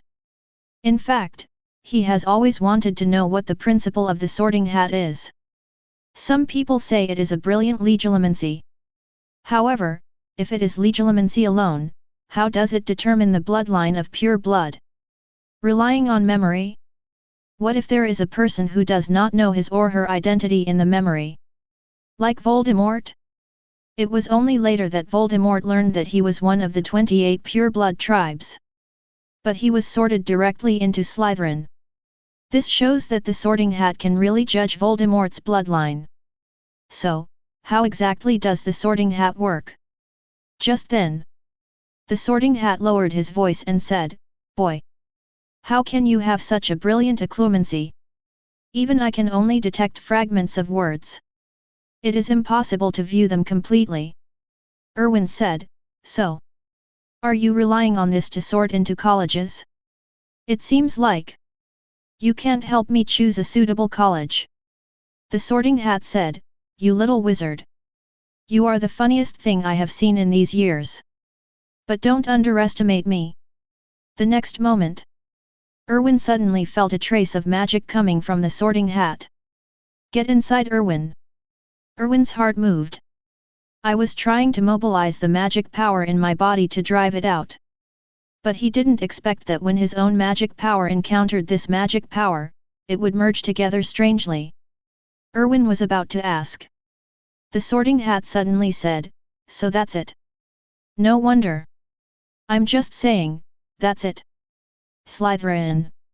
The Sorting Hat finished speaking. Erwin was shocked. It's actually Slytherin. Is he a pure blood? Could his parents be wizards? In other words, there were wizards in the Cavendi family? However, before Erwin could ask in detail what the Sorting Hat meant, Professor McGonagall has taken away the Sorting Hat. Okay. Mr. Cavendi, go back to your Slytherin table. The dinner is about to begin. Erwin could only suppress the doubts in his heart. Walking towards the Slytherin table, all the Slytherin students gave Erwin a round of applause. After Erwin sat down, the sorting ceremony is completely over. Erwin sat down at the Slytherin table. Many people cast curious glances at him. The same goes for everyone in Slytherin.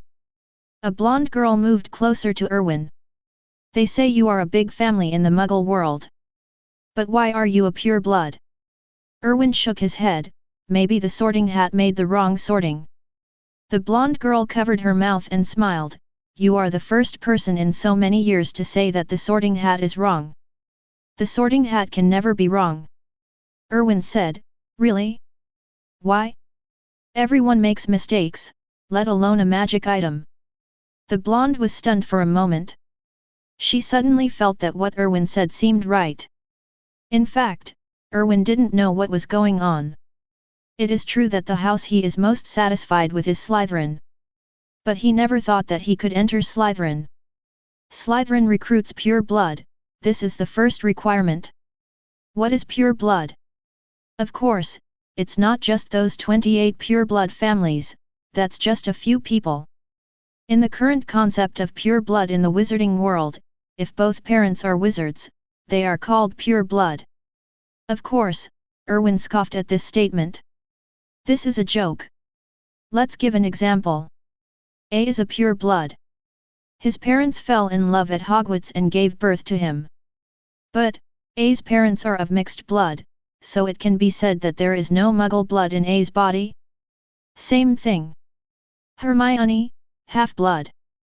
But after she got together with Ron, she would have children in the future. Will be called pure blood. What a general and ridiculous pure blood division rule. Erwin couldn't understand it anyway. The dinner at Hogwarts is still very sumptuous. It was also the only good thing Erwin found in house elves. They cook really well. And he works hard without complaining. I just don't know how this kind of creature lost the battle. Just look at the performance of the house elf in the original book. Silently, you can cast various spells and capture them at your fingertips. All done with a snap of your fingers. Isn't this more outrageous than a wizard? Unlike the other 3 academies, the little wizards were chattering just for a meal. Make yourself dirty too. There were some voices at the Slytherin table. But overall, it's more polite. Erwin is still very satisfied with this. This is why Erwin likes Slytherin. Although the pure blood family that claims to be a noble family has many things to criticize. But in order to maintain a superior image in front of others, they will pay great attention to etiquette. Compared with other little wizards, it is like the difference between the upper class and the lower class in kindergarten. Although they are both kindergartens, it can save Erwin a lot of trouble. After a sumptuous dinner, the prefects of each college began to lead the young wizards back to the lounge. The Slytherin common room is at the bottom of Hogwarts. According to the original book, this place was originally used by Hogwarts to imprison dark wizards and those humanoid dark creatures. It was later converted into a lounge. It focuses on 2 styles, spooky and dark. Outside the glass is the Black Lake. Looking up, you can see the view of the Black Lake.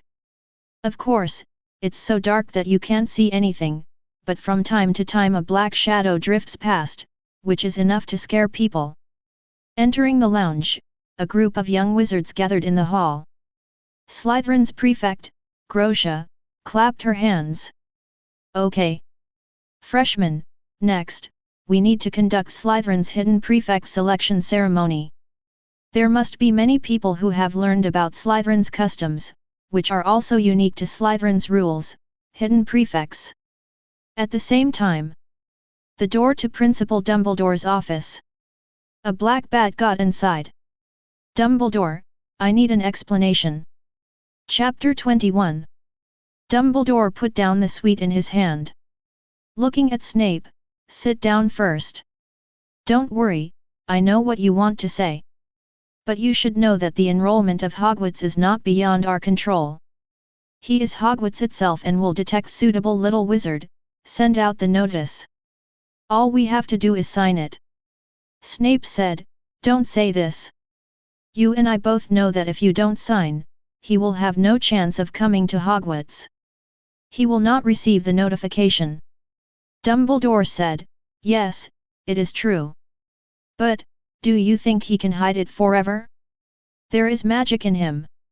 If it is not channeled, it will form an obscurus. You know very well what the obscurus means. This it's never something we can control. Snape frowned, but we promised them that we would keep this child away from the magical world. Dumbledore shook his head, this is not something we can control. His bloodline has already determined his outcome. His fate is doomed, just like his parents. His parents chose to leave the magical world. Choose breaking away from his fate and escaping his destination, but in the end? We all know the result. Do you really think he can escape?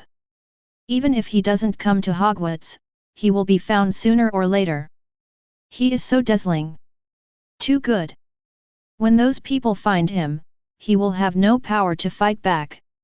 In that case, why not let him come to Hogwarts, so that if one day, those people really find him, at least he has the power to fight back.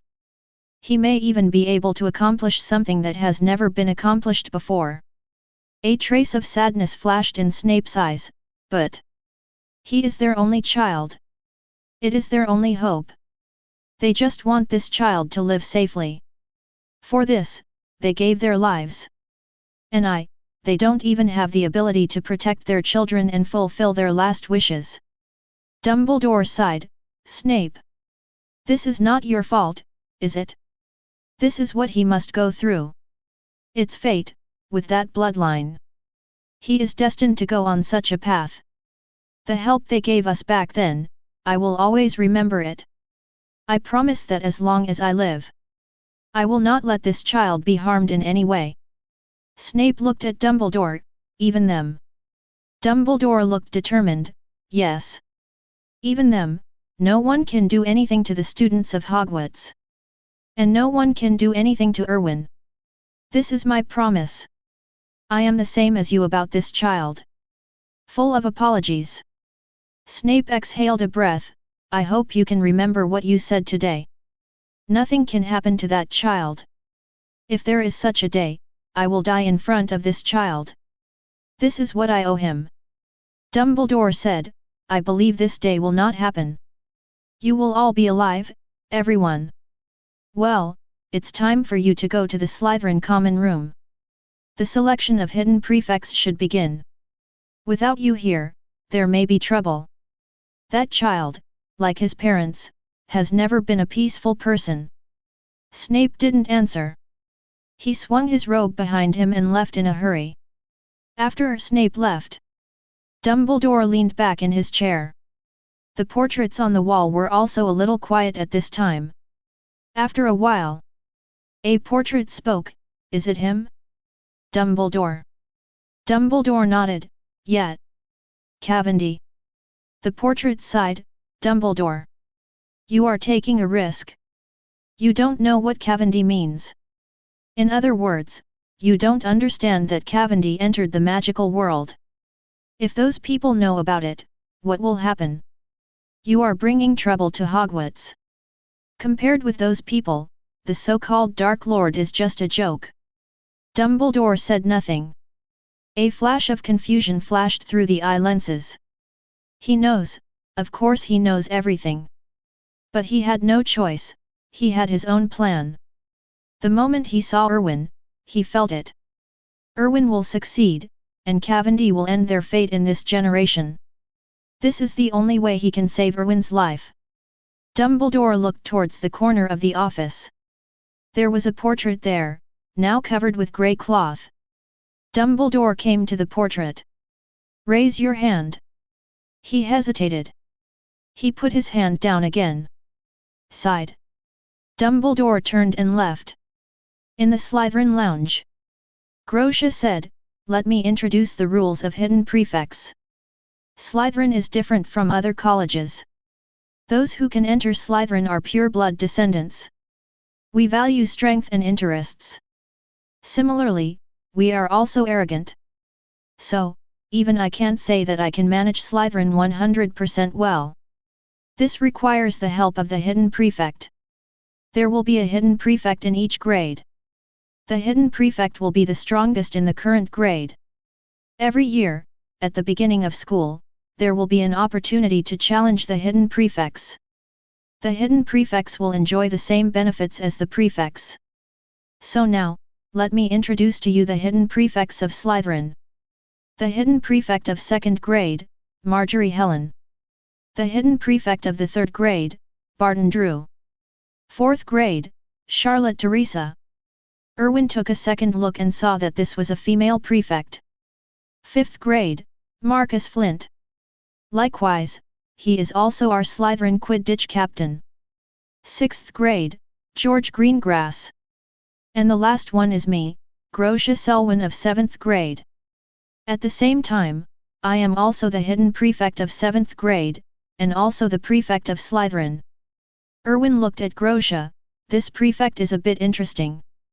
Erwin could feel that this man had an amount of magic power in his body that far exceeded that of a wizard of his age.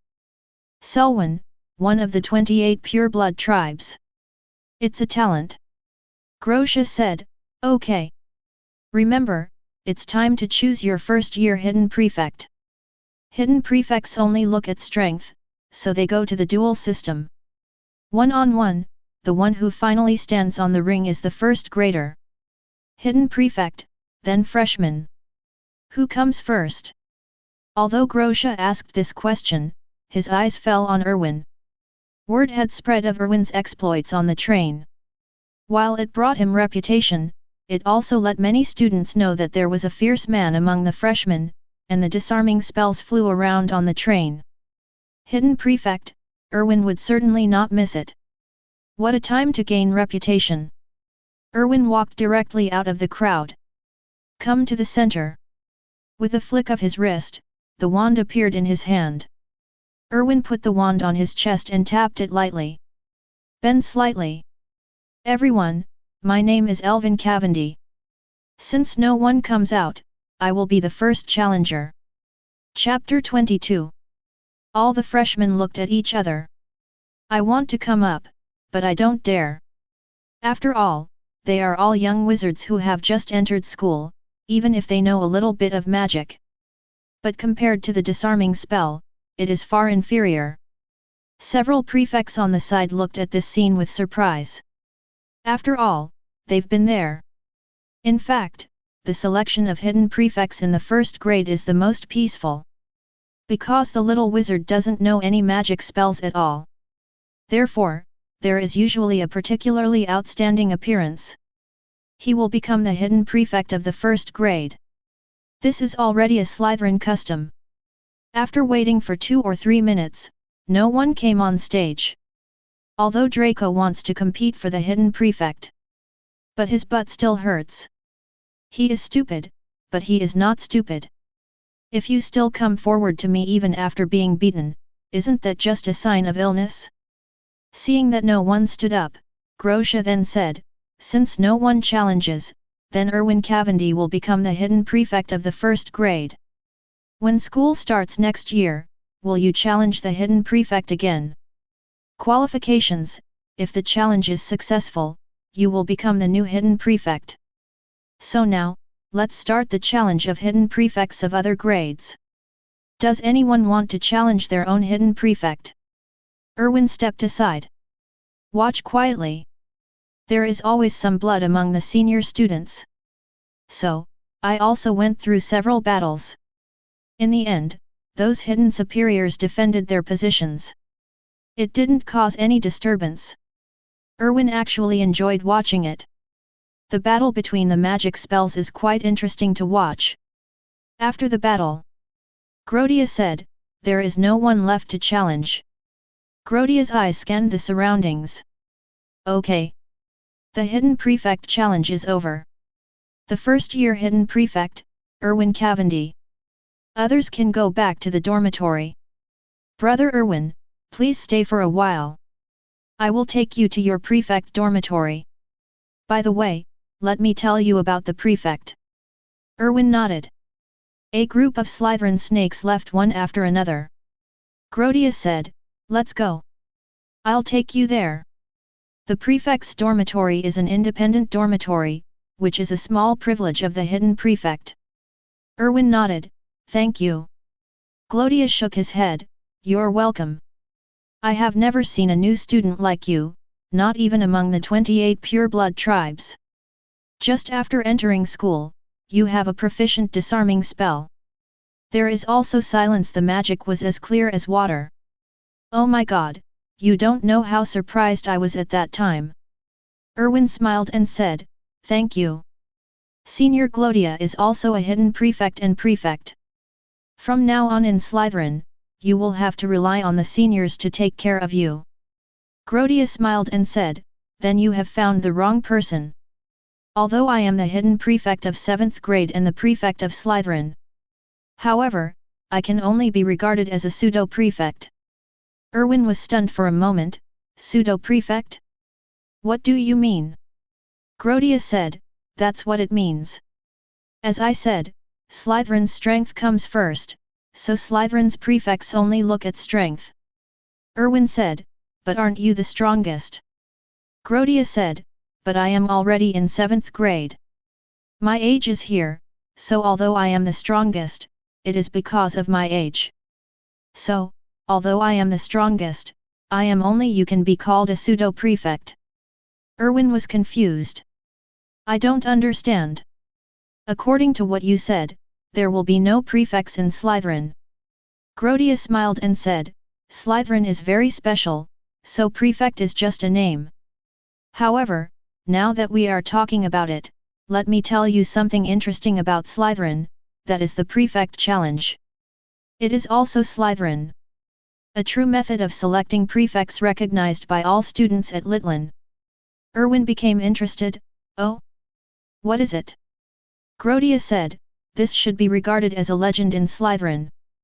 Has anyone done it? I don't know, the so-called prefect challenge. It can only be opened by the hidden prefect of the 1st grade, and you need to fight it one by one. In other words, the hidden prefect of the 1st grade needs to defeat all the prefects before being promoted to the 2nd grade. Become the well-deserved 1st prefect. Then you will be recognized as the real prefect of Slytherin. However, I say this, you should also know the difficulty of this. So, theoretically, the first senior officer does not exist. Erwin said, I like this rule very much. Can this prefect challenge start at any time? Grodia was stunned for a moment, are you really planning to try? Erwin smiled, this is a first-year privilege, isn't it? Why not give it a try? Grodia said, what a great fellow. You are the second person besides that person who plans to try. That person? Grodia said, he who shall not be named. Erwin knew who it was. Voldemort. It is said that Voldemort cast a spell on his name so that whoever reads his name will be noticed by him. Voldemort will follow the network cable, follow the spell and find that person. Erwin sneered at this. Magic was magical, but not magical enough. To put it bluntly, it was news that Voldemort deliberately spread in order to make others afraid. Otherwise, Voldemort would be busy every day? Erwin asked, did he succeed? Grodia shook his head, no. Erwin smiled and said, then I should give it a try. Grodia took Erwin to the door of a dormitory. He opened the door and said, okay. I will announce the news tomorrow. For 1 year, you can challenge the hidden prefects of each grade at any time. I actually want to witness the birth of the legend. I look forward to you coming in front of me. Erwin nodded, this day won't last long. Then good night, senior. Glodia looked at Erwin. He always had a feeling that Slytherin's real prefect was about to appear. Shaking his head, Glodia felt that he was overthinking. How could anyone really do this kind of thing? The first graders beat the best among the seniors from other grades. This was unreasonable from the beginning. After returning to the dormitory, Erwin looked at the environment of the dormitory. The furnishings are very simple, a desk and a bed. The space is quite large. And it's pretty clean too. After a brief tidying up and changing the sheets and bedding, Erwin was lying on the bed. Are Slytherin's true prefects? He was really interested. Look at the Slytherin emblem on the wall of the room. A long silver snake coiled on the wall. The silver snake slowly changed in Erwin's eyes. Finally, it coiled into the shape of a lotus. The corners of Erwin's mouth raised. It seemed that the lotus flower was more beautiful. Slytherin, are you ready to meet your real prefects? Chapter 23. However, achieving this goal is not an easy task. When it comes to competition among students, you can't just take the cake. Then Erwin will have to be imprisoned in Azkaban the next day. And if black magic is not used, Erwin's current magic reserves are a bit weak. Erwin had just observed the hidden prefects and had a rough estimate of their strength. Erwin estimated that the most he could do now was fight against the 5th-year hidden prefect. Of course, this does not count as black magic. If the unforgivable curse were included, Erwin would be able to blow the minds of this group of jerky students. Erwin thought for a moment and realized that he was actually not weak in terms of magic spells. If you have more control over the magic spell, it will indeed increase your combat power. But similarly, it is not uncommon for one trick to be used all over the world. Didn't you see that our savior used the disarming spell to confront Voldemort in the last Deathly Hallows? Therefore, although the only spells Erwin uses in battle now are the Iron Armor Curse and the Disarming Curse. One defense and one attack. But if you practice these two well, it's enough. But the magic reserve is a problem. Compared with the hidden superiors of the upper grades, his magic power is still a bit inferior. Just then, Erwin remembered something he had ignored. Erwin calling system. Open the system backpack. Take out 2 dark black bottles from inside. It's the magic enhancing potion that Erwin drew in the last lottery, a jerry-rigged version. Erwin keeps forgetting to use this thing. Look at the dark bottle. Erwin didn't know why there was always a scene lingering in his mind. It was an old witch with a wrinkled face. In front of a bubbling, black soup pot, a large ladle as tall as himself was stirring. From time to time, he also showed a ferocious smile. Erwin shuddered. Damn it, is this stuff really drinkable? It feels so unhealthy. System. Are you sure that drinking this thing won't kill you? Don't worry, host. Products produced by the system must be reliable. There's nothing wrong with it.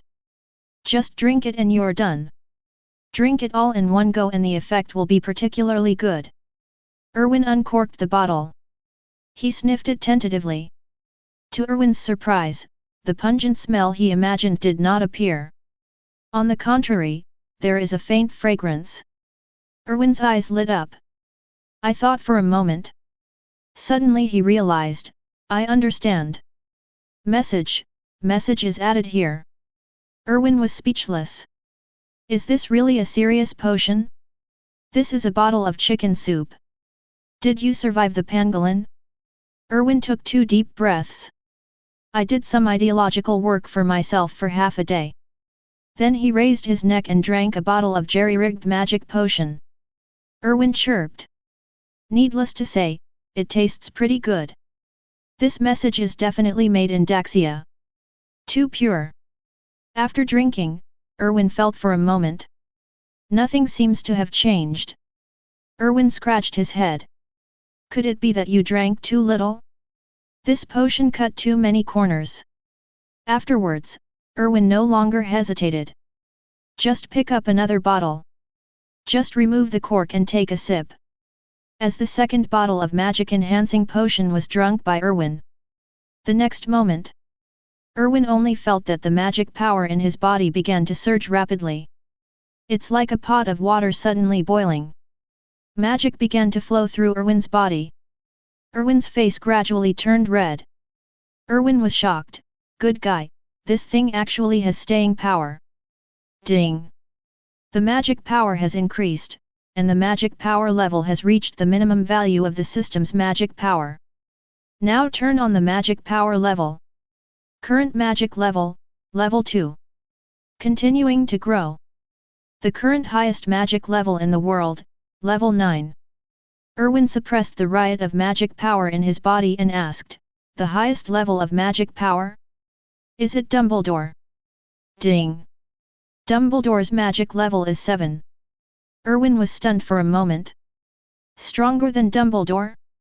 However, before Erwin could ask the doubts in his heart. Because he was absent-minded for just a moment, the magic power in his body went wild. Magic power burst out of Erwin's body, sweeping everything around. The entire Slytherin lounge was swept directly by magic.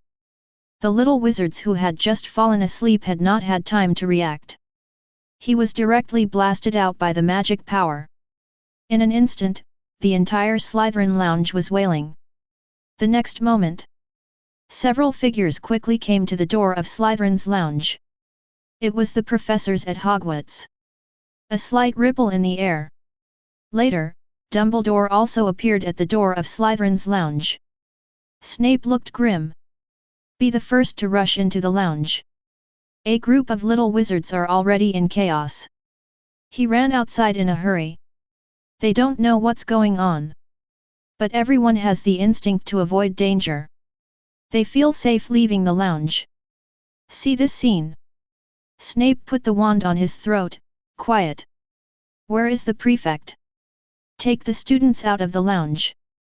After Snape gave the order, the hidden prefects of each grade began to direct the young wizards to leave in an orderly manner. Except, first grade students. Snape frowned. Where is Erwin? Courtyard glanced around. He frowned and said, Professor Snape. Erwin, this fluctuation of magic power seems to be coming from Erwin's room. Snape's expression changed slightly. Take the first-year students and leave. Courtyard nodded. Then a group of professors came upstairs. The door to Erwin's room. Dumbledore frowned. Magic riot. How could there be a sudden magic riot? And this magic is not weaker than that of wizards who are about to graduate. Magical riot is a stage that every wizard must go through. The so-called magic riot means that when the little wizard cannot control his own magic, the magic wanders around on his own, causing destruction. But there will only be one magic riot for each wizard. This is because a wizard's magic power usually increases naturally, and the age at which the first magic power riot occurs is usually around 5 or 6 years old. At this time, after the magic power riots in the body, the magic power is channeled. After that, in a few years these little wizards will be sent to magic schools. After enrolling in school, studying, etc., you will be able to control your own magic power. The magic power slowly increases and will not escape the control of the little wizard. Naturally, there will be no more magic riots. However, Erwin's situation was different. His magic power suddenly increased through magic potion. Therefore, his body could not be controlled for a while, and another magic riot occurred. Snape said, Is something going to happen? Dumbledore shook his head, Don't worry. It's just causing some damage. It will be over in a while. Nothing will happen. Chapter 24. However, Dumbledore had just finished speaking. In the room, another streak of magic swept out. Dumbledore didn't even react. The magic power has swept over him. In an instant, the entire Hogwarts castle was swept away. Dumbledore's expression changed greatly. Aura-level magic. Heads of each college, return to their respective colleges immediately and take all students out of the castle to maintain order. Professor McGonagall and others nodded. Turn around and leave in a hurry. Dumbledore frowned and looked at Erwin's room. How come a young wizard who just entered school suddenly has aura-level magic? Snape also frowned. What on earth is going on? Dumbledore thought for a moment, is it the power of blood? Snape said, his parents are not in this situation. Dumbledore was also a little puzzled. In the room at this time. Erwin's ear. The system beep sounded again. Ding! The magic level reaches level 3. As the system prompts fell, the magic power in Erwin's body gradually became calmer. Erwin was already soaked. Breathing heavily. Darling, is this the magic potion? It's still the short version. How terrifying would this be if it were a complete magic enhancement potion? Erwin opened his eyes. I was stunned for a moment. The room was a mess. It's like being swept by a tornado. Erwin communication system. Open the system panel. Sure enough, it's under his personal information. One more line. Magic level, level 3. Erwin asked, system. How are the magic levels divided? Ding! The magic level is set by the system for the convenience of digital viewing by the host. For reference only. The first level magic level is uniformly divided into minor wizards. The second level of magic is for adult wizards and can be achieved by a few outstanding 7th graders. The third level magic level is the magic power of ordinary auror. Level 4 magic is elite auror level magic. The 5th level magic level is professor level magic. Just like the professors at Hogwarts. The 6th level of magic is the legendary level of magic. The representative characters are Voldemort and so on. The 7th level of magic is an epic level of magic. Representative figures include Dumbledore, the complete Grindelwald, etc. The 8th level of magic power is mythical level magic power. The representative figure is the founder of the 4 major academies. The 9th level of magic power is the magic power of a true god. The representative character is the god of death. Erwin understood that this was what happened. Erwin also planned to ask in detail. However, at this time, the door was pushed open directly. Dumbledore and Snape walked in directly. Erwin was stunned for a moment. Stand up quickly. Professor Dumbledore? Professor Snape? Why are you here? Snape said nothing, and like a black bat, he took a few quick steps and came to Erwin's side. Then he put a hand on Erwin's shoulder. Erwin's heart tightened. Snape said, "Don't move. I want to see the magic in your body." After hearing this, Erwin calmed down. Although I don't know why, Snape seems to be really kind to him. After a while, Snape put his hands down.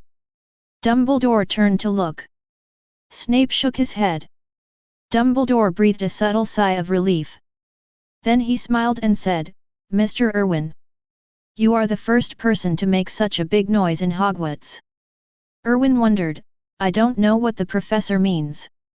Dumbledore smiled and said, "Because of you, all the new students in Hogwarts should be waiting outside the castle now."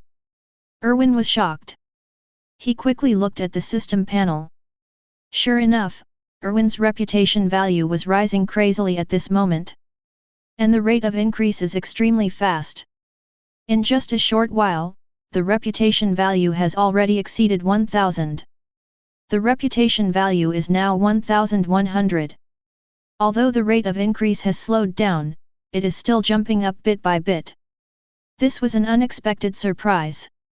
Erwin said, "Sorry, Principal. I didn't know."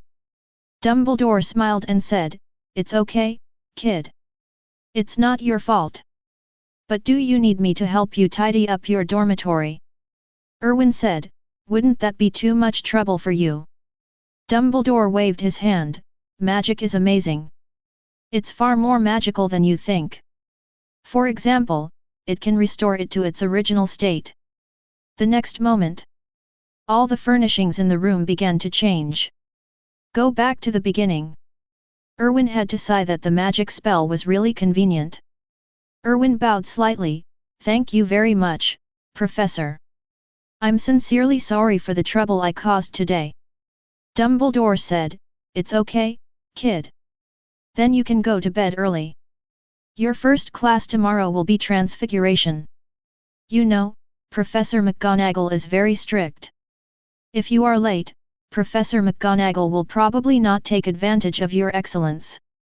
I'll show you some mercy. Thank you for the reminder. After Dumbledore and Snape left, Erwin frowned. Something is wrong, 99 times out of 100.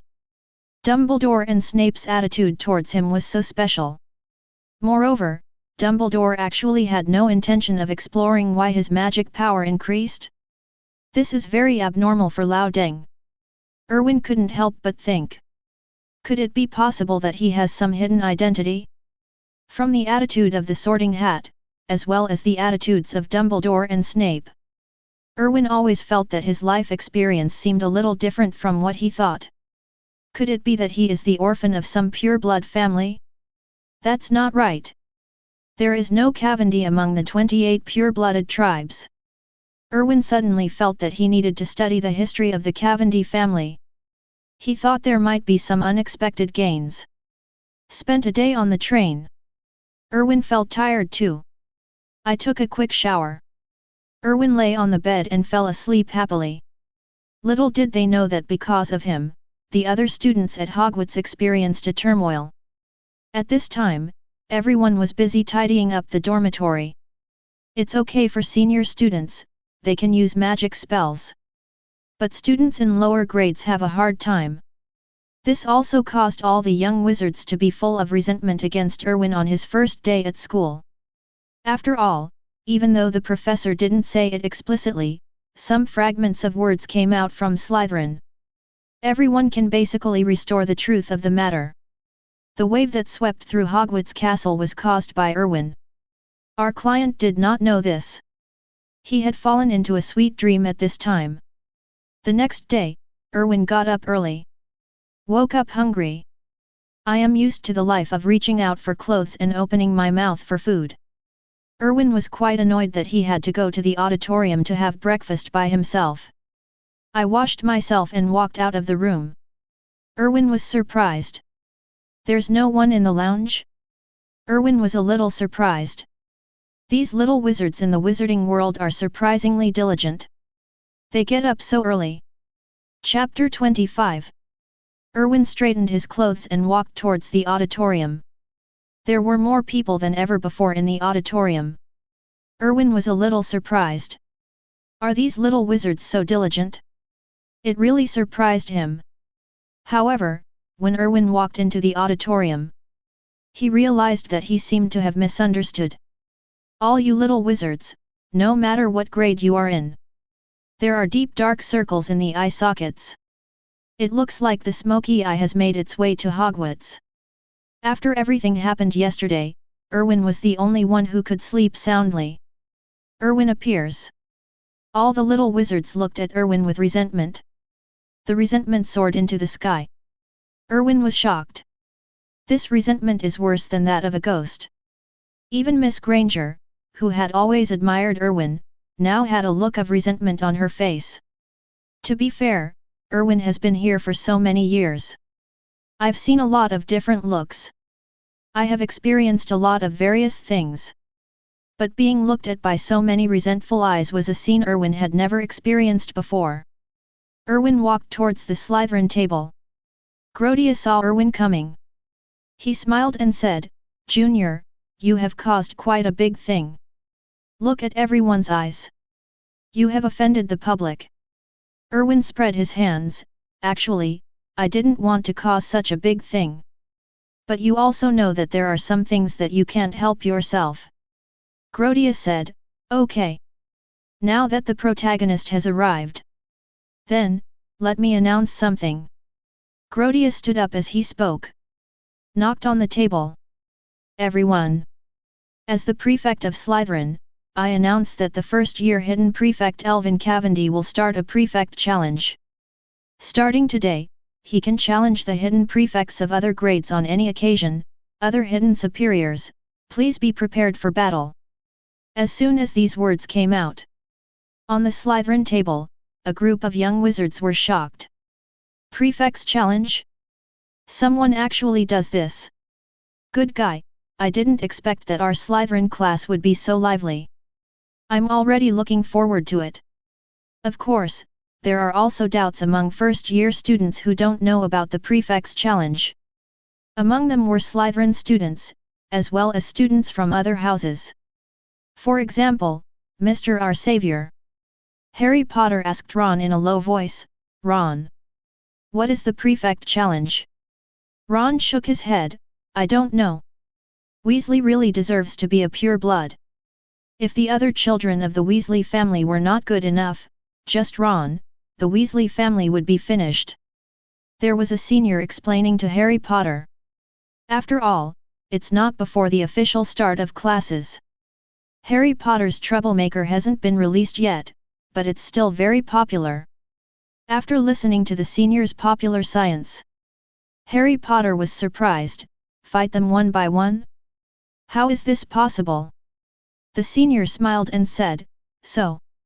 Although Slytherin's Prefect challenge has always existed. But there are only a handful of people who have started the Prefect challenge. And no one has succeeded. If anyone can really do it, then he will be the true uncrowned king of Slytherin. Gloria looked at Erwin aside. Erwin, say a few words. Erwin nodded, seniors, please ask for more advice from now on. Gloria looked at the time, okay, it's almost time. It's time to go to class. Prefects of each grade, take the students of their grade to the classroom. Erwin, your first class is Transfiguration. Transfiguration classroom, you should be able to find it. Watch out for those changing stairs.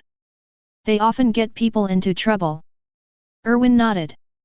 Several hidden prefects stood up. From this point of view, Slytherin is more orderly than other houses.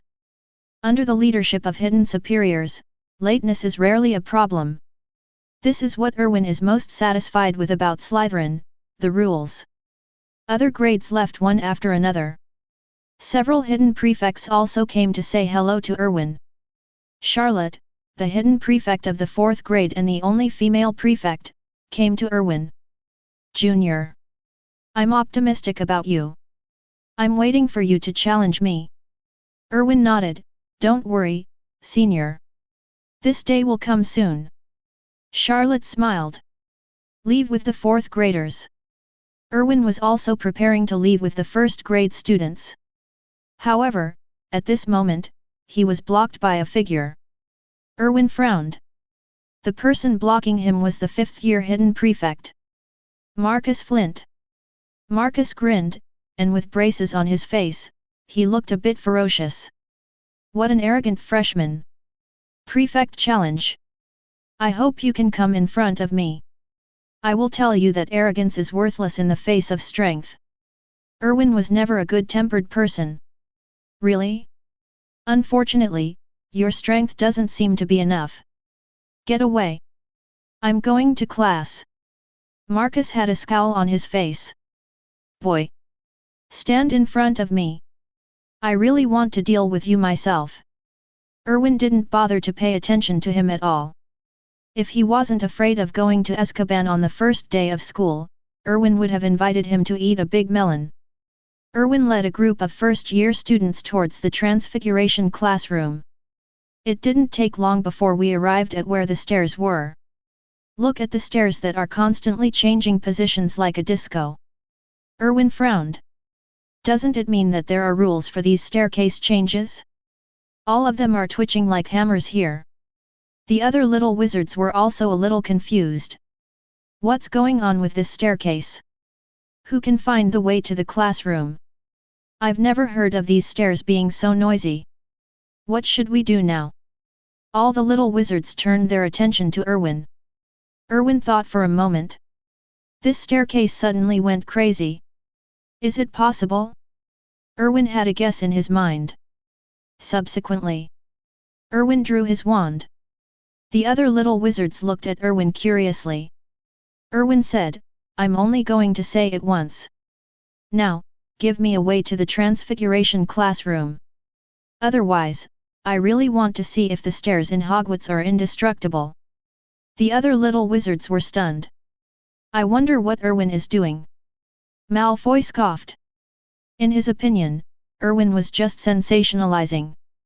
However, the next moment, in the surprised eyes of all the little wizards, the stairs began to be rearranged, and soon a direct path to the Transfiguration classroom was spliced out. Erwin's heart moved. Sure enough, Hogwarts as a whole is a wise castle. Therefore, all the furnishings inside are also like this. Includes stairs. These stairs have a mind of their own. As for why it was moving so abnormally there, can you think of him as bullying new faces? Erwin said, okay. Let's go. It's getting late. After speaking, he stepped onto the stairs first, and the other little wizards quickly followed. Chapter 26. Slytherin took Transfiguration class with Gryffindor. The Gryffindors hadn't arrived yet. When Erwin walked into the classroom, the first thing he saw was the grey-haired and black-striped tabby cat lying on the podium. There are also lines like these square glasses around the tabby cat's eyes. Erwin suppressed his desire to play with the cat. Erwin wouldn't admit that he didn't dare. Erwin walked to the front of the podium. He bowed lightly to Professor McGonagall on the table. Then, he turned around and returned to his seat. Time passed gradually. Gryffindor students also came to the classroom one after another. The correction power of the plot is really strong, just like now. Erwin really couldn't understand. In the morning, he had already seen Harry Potter and Ron appearing in the auditorium. Why are two people still late? Erwin looked at the two men who were glad that Professor McGonagall had not arrived and planned to sneak to their seats. I couldn't help but shake my head. Sure enough, Professor McGonagall would always succeed in pretending. The next moment, in the surprised eyes of all the little wizards, Professor McGonagall jumped down from the podium. The moment he jumped down, he transformed into a human form. Ron couldn't help but exclaimed, "It's so wonderful." Professor McGonagall said coldly, "Thank you, Mr. Weasley. I think I should turn you two into clocks, so that you two can have some sense of time." Harry Potter quickly explained, "We are lost." Those stairs. Harry Potter hadn't finished speaking yet. Professor McGonagall said, "Then I should turn one of you into a map, or a compass, so that you can find the way." Professor McGonagall doesn't care who the other party is. Even if it's Harry Potter, she won't give him face. If she makes a mistake, she will say that this person is really evil. Anyway, when it comes to Hogwarts, the professor that Erwin finds most terrifying is Professor McGonagall. Professor McGonagall really has no personal feelings whatsoever. Harry Potter and Ron didn't dare to talk nonsense. He quickly returned to his seat and sat down. Then, Professor McGonagall looked at Erwin, "So Mr. Cavendi, how did you recognize me just now?" Erwin stood up and said, "As a professor of Hogwarts and the head of Gryffindor. Professor McGonagall has a great reputation. Therefore, your registered animagus is also among your information. As your student, I have naturally seen it. Moreover, the stripes next to your animagus eyes are the same as your wise glasses." Professor McGonagall smiled and said, "Very good. 5 points for Slytherin, for your erudition and for your praise." Erwin bowed slightly, "Thank you, Professor." Erwin just sat down and the next moment, the system beep sounded suddenly in my mind. Ding!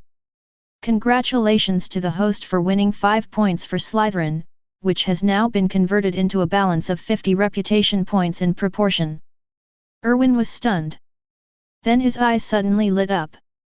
He seems to have discovered Hwadian. Can the extra points from Hogwarts be used as reputation points? And it's still 1 to 10?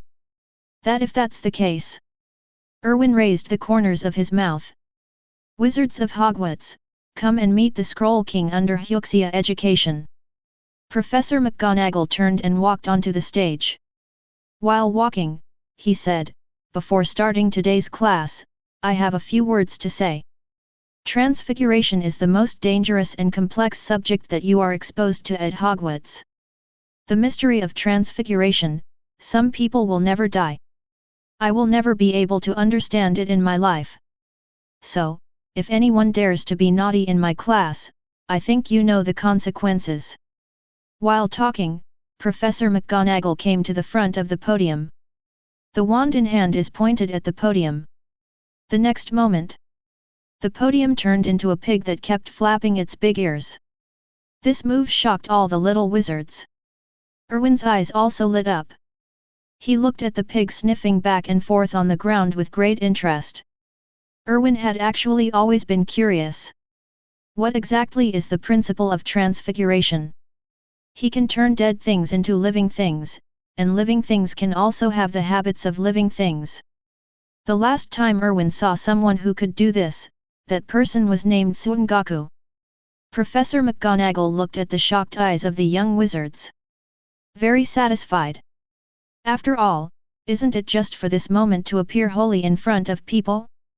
Professor McGonagall tapped her wand again, restore it to its original state. The next moment, the pig turned back into the table again. Professor McGonagall said, "Okay. I have demonstrated it to you. Then, remember the spell of transfiguration." Transfiguration. The spell for transfiguration was not found. This thing seems to have no spell. Just use the English word for transfiguration. As for the counterspell, you don't need to know about it yet. Now, look at the match in front of you. There is only one goal in this lesson, to turn it into a silver needle. If there are no problems, you can start. A group of little wizards are gearing up and preparing for hands-on experiments. However, Erwin raised his hand. Professor McGonagall turned to look. "What's the matter, Mr. Cavendi? What's the problem?" Erwin said, "That's it, Professor McGonagall. I have a question that has been bothering me when I was reading before school started. Can you help me solve it?" Professor McGonagall nodded, "Tell me." All the little wizards also stopped what they were doing, looking at Erwin curiously. Erwin sorted out his language and said, "That's it, Professor McGonagall. I've always been curious about a question. That is, for example, you just turned the table into a pig. It's amazing and exquisite. But, what if, here on a pig, apply the transformation spell again and turn it into a table? So, is it now subject to a double transformation spell? Or is it already a counterspell?" Erwin finished his question, looking at Professor McGonagall expectantly. He really wanted to know this question, which seemed like a Matryoshka doll. Professor McGonagall was also a little confused. She didn't expect Erwin to ask such an outrageous question. This seems to be a logical problem, but in fact, it is indeed a transfiguration problem. Professor McGonagall thought for a moment and said, "According to the rules of transfiguration, you cannot cast transfiguration twice on the same item." Erwin shook his head, "That's not right. Professor, if that's the case." As he spoke, Erwin took out his wand. "To the match in front of you. Transfiguration." The next moment, the match changed shape, and the wood turned into metal. Professor McGonagall's eyes lit up. "It's a beautiful transfiguration technique. Although it's still a little green, you can win 5 points for your college." Erwin bowed, "Thank you, Professor. But what I want to express is that I have cast the transformation spell now. But this silver needle did not achieve the result I wanted most. Then I will cast the transformation spell on it again, this time it's allowed, right? After all, we haven't mastered the counter spell, so we need to cast the spell again and again to make the silver needle change into the shape we want." Chapter 27. Professor McGonagall looked thoughtful. Erwin felt as if he had been exposed to a very interesting problem. He liked this kind of Matryoshka doll-like problem very much, and he didn't know why. Anyway, Erwin was particularly interested in this kind of problem that seemed like an endless loop. Erwin then asked, so, according to this statement, I cast the transformation spell 5 times on a match, and then it turned into what I wanted. As he spoke, Erwin waved his wand again, and the appearance of the match gradually changed. Eventually it turned into an embroidery needle that shone with silver light and had beautiful patterns on it. Erwin said, so, have I used the transformation technique several times to superimpose the ability of the transformation technique, or have I gradually become more proficient in the transformation technique? From the beginning of half transformation, to the last time I cast it, I have been able to perfect it. Have you changed the style of this match? Professor McGonagall thought for a moment. Mr. Cavendi, I really haven't thought about this question. However, I think it is a very interesting idea. As he spoke, Professor McGonagall flicked her wand. A transformation spell was applied to the silver needle. The next moment, the silver needle was transformed into the shape of a match. Erwin said, yes. That's what you mean, Professor McGonagall. I cast the transformation spell on a match 5 times. Then, you cast the transformation spell again. That's 6 times. However, there is nothing wrong with it. It looks like, explain. The transformation spell can be applied multiple times. Similarly, your transformation spell changed it back to the shape of a match. So now, has it returned to its original form, or is it just a transformation? What about the product of transfiguration? If it returns to its original form, does that mean that transfiguration itself is a kind of magic with its own spells and counterspells? Erwin's eyes had lit up. He finally discovered the joy of magic. This is simply a paradox. This is so much fun too. Professor McGonagall also became interested. To be honest, Erwin's strange brain circuit has never appeared at Hogwarts. In other words, I have never seen it in the entire magical world. Therefore, no one has ever considered this issue. Today, Erwin raised this question. Professor McGonagall crossed her arms over her chest. She had forgotten that class was taking place at this time. She was really thinking about Erwin's question now. And all the little wizards were shocked. This is first grade? You call this first grade? I feel like I've come to the wrong place. Why can he discuss issues with the professor there in the first grade? And the issue seems to be very profound. So, do you understand what Erwin said? Words? What words? Did Erwin speak? I don't understand at all.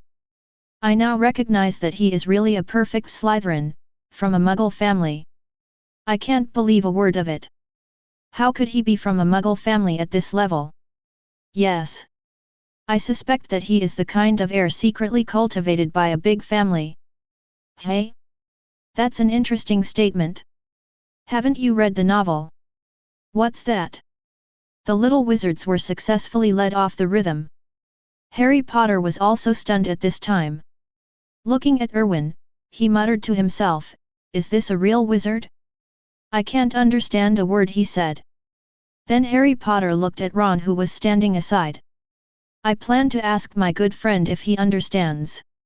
After all, Ron is a child of a wizard family. However, looking back, Ron looked like a demented child. Open mouth and stare. Obviously didn't understand a word. Harry Potter shook his head helplessly. He was already thinking about whether his friend really made a mistake. Erwin said, Professor McGonagall. Can you try a restoration spell? Professor McGonagall woke up from a dream. Yes. You are right. Then Professor McGonagall tapped her wand lightly. However, the match did not change at all. Professor McGonagall frowned. Erwin also seemed to have discovered a new world. Professor McGonagall is a master of transfiguration, so he is naturally good at using counterspells. There is no possibility of release failure. Now the match has not changed at all. It can only explain one truth. What Erwin said might be true.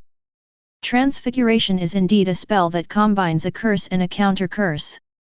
Professor McGonagall exclaimed, "Mr. Cavendi! I think you have discovered something amazing. If your verification can come true, believe me, you will get benefits you can't imagine." Erwin said, "Professor, you are wrong."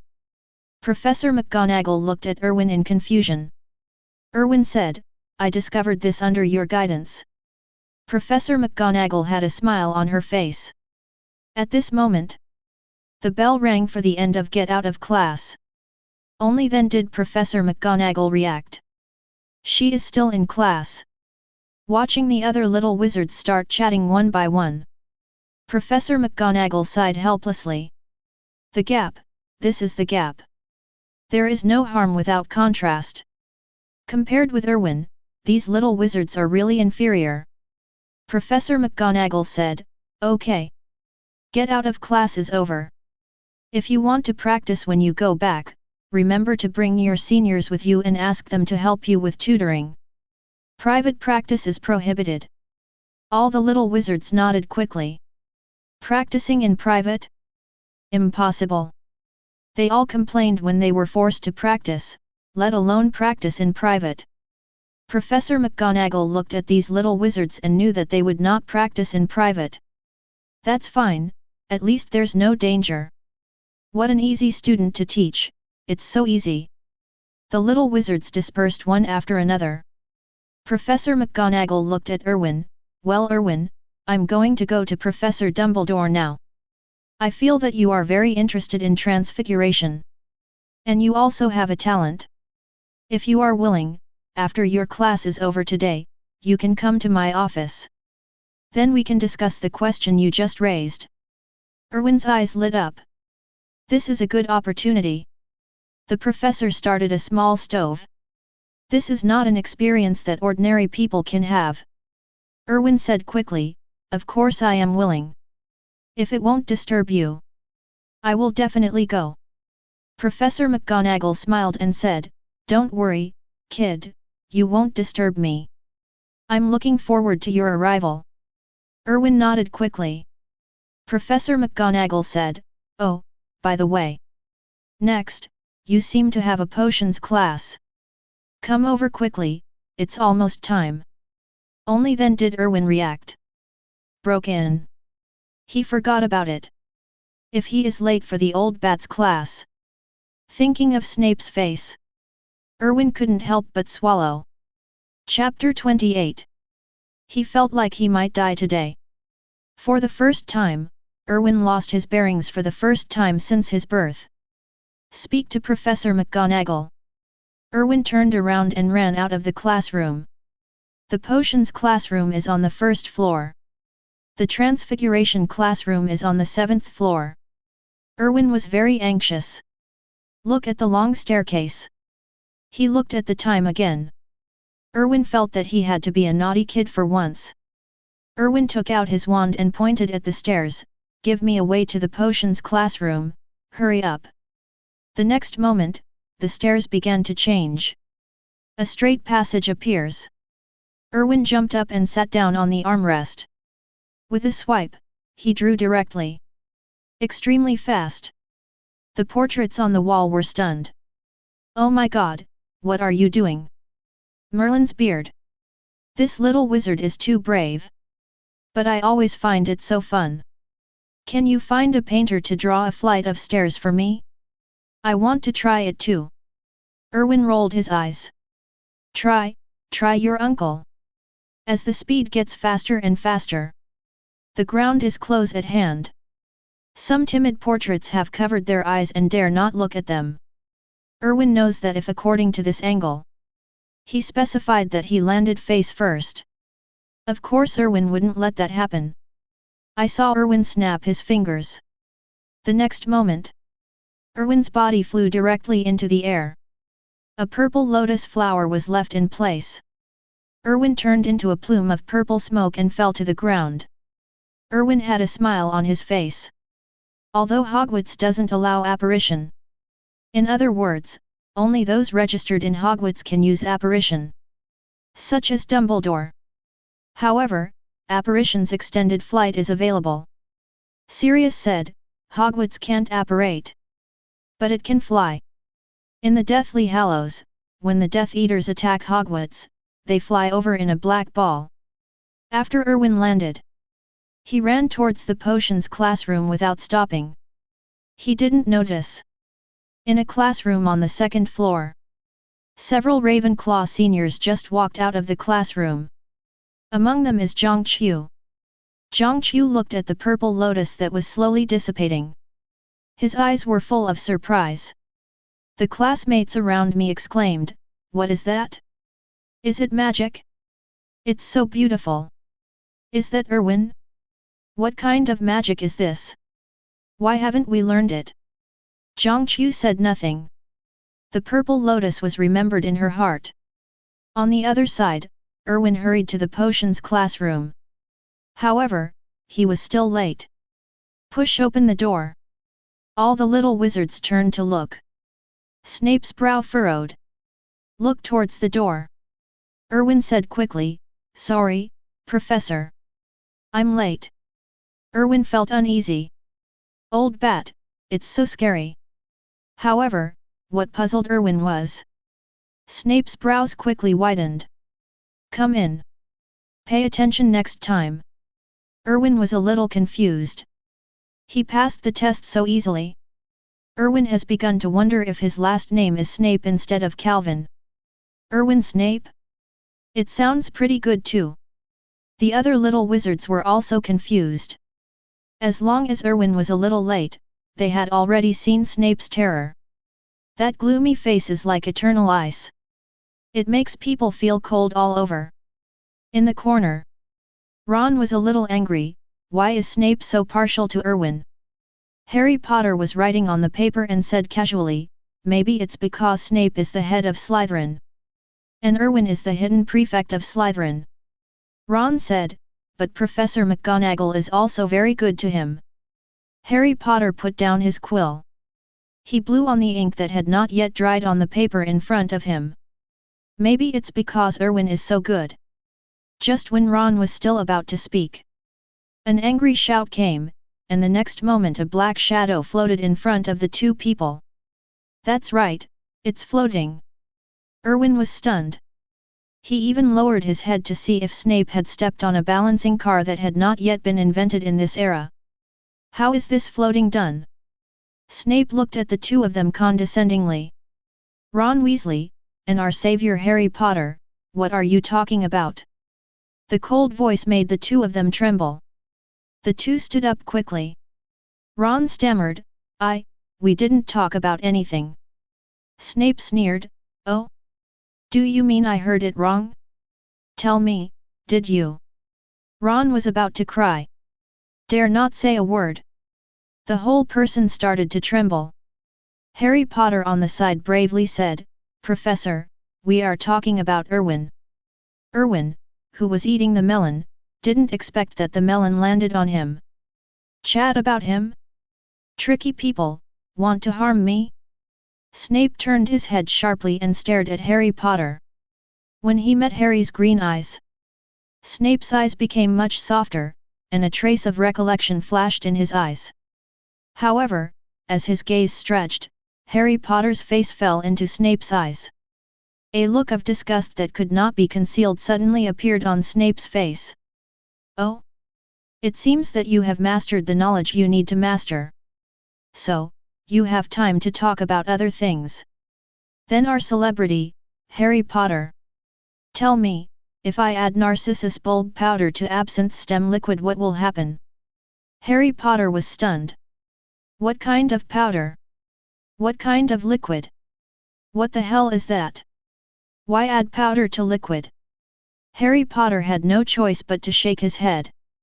Snape had a sarcastic smile on his face. "Oh? I don't know? Then I'll ask you something else. Mr. Potter, if I need a piece of bezoar, where should I find it?" Harry Potter still shook his head. The sarcasm on Snape's face deepened. "So, last question, what is the difference between aconite and burdock?" Harry Potter still shook his head. "I don't know, Professor." Snape said coldly, "It seems Fame does not represent everything. Especially fame that does not match oneself. So, what gives you the courage to not listen to my lessons seriously? Malfoy's face was almost twitching with laughter. Erwin shook his head, the life of falling in love and killing each other has just begun. Such poor Harry Potter. Ron saw his best friend's embarrassment. Finally, he mustered up the courage to say, Professor. I think you are making things difficult for Potter. We have never learned this knowledge. How could Potter know? Snape turned his head sharply. 5 points from Gryffindor for your nonsense. Erwin. Tell them the answer. Erwin had no choice but to stand up, add narcissus bulb powder to absinthe stem liquid to get the water of life and death, and Bezoar must be found in the stomach of the cow. As for aconite and burdock, there is no difference, they are both names for aconite. Erwin said and sat down. Snape said, very good. It seems that there are still students who are willing to preview. After all, there are still few idiots. 10 points for Slytherin, why don't you write it down? Chapter 29. Snape's venom continued. Snape glanced sideways at Harry Potter. Some people are so complacent because of their reputation that they don't need to attend classes. What a ridiculous behavior. Erwin marveled at Snape's fighting prowess, what a sinful James Potter. What is owed always needs to be repaid. Just like now. Harry Potter's face turned dark, but he didn't dare to refute. Especially when he noticed the joking looks from the people around him. Harry Potter, who already had low self-esteem, lowered his head even more. Fortunately, there may be no response from Harry Potter. Snape didn't find it funny anymore. Finally let him go. Floated back to the podium. Get ready to start teaching. Erwin also took out his book and learned about potions. Erwin was very interested. Potions are equated with wealth in the wizarding world. In Erwin's opinion, there are 2 wealthy people in Hogwarts. The first one, Snape. The potions master, not to mention the potions he sells, said that every year many people pay a lot of money to ask Snape to help brew potions, which is a huge fortune. Secondly, the second one is Hagrid. Hagrid is the warden of the Forbidden Forest. No one can tell how many magical creatures there are in the Forbidden Forest of Hogwarts. Hagrid goes for a walk every day and picks up some things, which are hard to find items outside. Unlike Transfiguration, the first lesson on potions is all theoretical knowledge. After all, if you want to successfully brew a potion, you don't just need to simply throw the ingredients in and simmer it until it takes shape. It requires a lot of theoretical knowledge support. Heat, etc., all need to be considered. It can be said that every potion master is a true academic master. And Snape was the best among them. Of course, Snape did not miss this good opportunity. After one class, the attribute of poisonous tongue was brought into full play. Harry Potter became the child who was loved by the teacher in class and would be called out by Snape to ask questions from time to time. Otherwise, Harry Potter himself is not up to par. He can't even do what he said in the past. He didn't listen at all, so it's no wonder that Snape found the opportunity. The exact opposite is Erwin. Harry Potter couldn't answer, so Snape asked Erwin. During one class, the little wizards almost formed a loop in their minds. 5 points deducted from Gryffindor and 5 points added to Slytherin. This actually made Erwin happy. In just one class, the old bat scored an outrageous 30 points. This use of power for personal gain should not be too obvious. Of course, this has nothing to do with Erwin. Erwin is very satisfied with this rhythm. Anyway, he made money. Finally, with the Gryffindor little wizards miserable and the Slytherin little wizards overjoyed, the potions class was finally over. Snape had just finished class. Gryffindor's little wizards were like dogs chasing after them. He ran out of the classroom as if running away. The little Slytherin wizard couldn't be happier. They also left one after another. After there is no one in the classroom. Erwin came to the podium. Snape was packing his things. I saw Erwin coming over. Asked, Erwin, do you have anything else to do? Erwin said, that's right.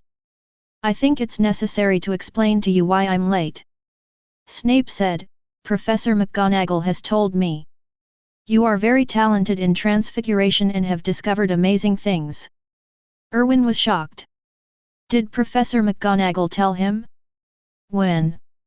Hey guys, you actually have a private chat? Joining the crowd? Erwin said, thank you for your compliment, Professor. Snape waved his hand, if you have nothing to do, go to the auditorium. You have classes in the afternoon. Erwin hesitated for a moment, thinking about Snape's attitude towards him. Erwin said tentatively, Professor. I am very interested in potions. If there is anything I don't understand, can I disturb you? Snape's movements on his hands paused. Erwin felt a little uneasy. Potions is related to Erwin's future plans. If he could get Snape's guidance, it would be a great opportunity for Erwin. Regardless of Snape as a person, Snape can be called a true master when it comes to potions. Just then, Snape put away his things. Said, Dragon blood. Erwin was stunned for a moment, what? Sorry, Professor, I didn't understand. Snape said, my office password, Dragon's blood. Come here after dinner. You can help me with some simple potions. After saying that, Snape turned and left. Erwin looked happy. Tutors, here you go. Erwin also packed his things and whistled to go have lunch. In just one morning, Erwin gained 2 tutors. This is simply great news. After arriving in the auditorium, Erwin sat next to the Slytherin table and started to show off his food. Erwin misses home a little. Because he was not used to British food, Erwin hired 2 Huxia cooks. Erwin felt that he should take time to communicate with those elves. See if they can learn Huxia food. Erwin really wanted to eat Moxia Wong. After eating and drinking enough, Erwin rubbed his belly. After eating and drinking, of course I have to find some programs to keep myself active. Why don't you start the prefect challenge today? Erwin turned his head and looked at the second-year camp on the long table. Barton Drew, the hidden prefect of the 2nd grade, was chatting with his classmates. Suddenly I felt a chill on my back. He turned around and met Erwin's eyes. Barton's heart skipped a beat. Isn't this guy planning to challenge directly now? Erwin stood up. Come to Barton. Hello, senior. The hidden prefect of the 1st grade, Elvin Cavendi. I challenge you to become a prefect. Barton had a wry smile on his face. Really? Things about Erwin spread quickly, whether it was the pure disarming spell on the train. It was the same cleansing spell that was cast silently on the Sorting Hat yesterday. Or last night, Erwin's weird magic rioted. Everything adds color to Erwin's legend. Barton was only in his 2nd year, and facing Erwin, he really felt a little confused. But this is the rule, and he can't back down. Stand up. He bowed. I accept your challenge. The movement on the Slytherin table also attracted the attention of students from other houses. For the little wizard, this kind of thing is simply a huge excitement. After all, they usually don't have any special entertainment activities. On the high platform, the eyes of some professors were also attracted. Professor McGonagall frowned and said, I have long said that the Slytherin rule should be abolished. It is too dangerous. Snape said nothing. Dumbledore smiled and said, this is the vitality that young wizards should have, isn't it? Slytherin is different. Let's go and see the fun. Chapter 30. Even if Dumbledore didn't say anything, Snape still had to go. After all, this is a challenge in the arena, and the attacks between young wizards are not serious, so Snape, as the dean, needs to keep an eye on him. By the Black Lake. A lot of little wizards have gathered here. Snape and several professors stood aside and watched. Grodia turned around and glanced at his dean. Snape nodded. Grodia came to the center. Slytherin, Prefect Challenge, Challenger Erwin Cavendi. Erwin walked out of the crowd and stood on Grodia's left side. Grodia nodded. Then he continued, the person being challenged is the hidden prefect of the second grade, Barton Drew. Patton came to Grodia's right side. Shouted a group of second-year students. Come on. Barton. Yes. Don't let Cavendi kill you easily. Ha ha ha ha. Barton's originally dark face became even darker. The fight hasn't even started yet, but these people have already decided that he lost? Barton felt extremely bad. He felt he needed to prove himself. You have to survive at least 2 moves. That's right, in fact he didn't think he had any hope of winning.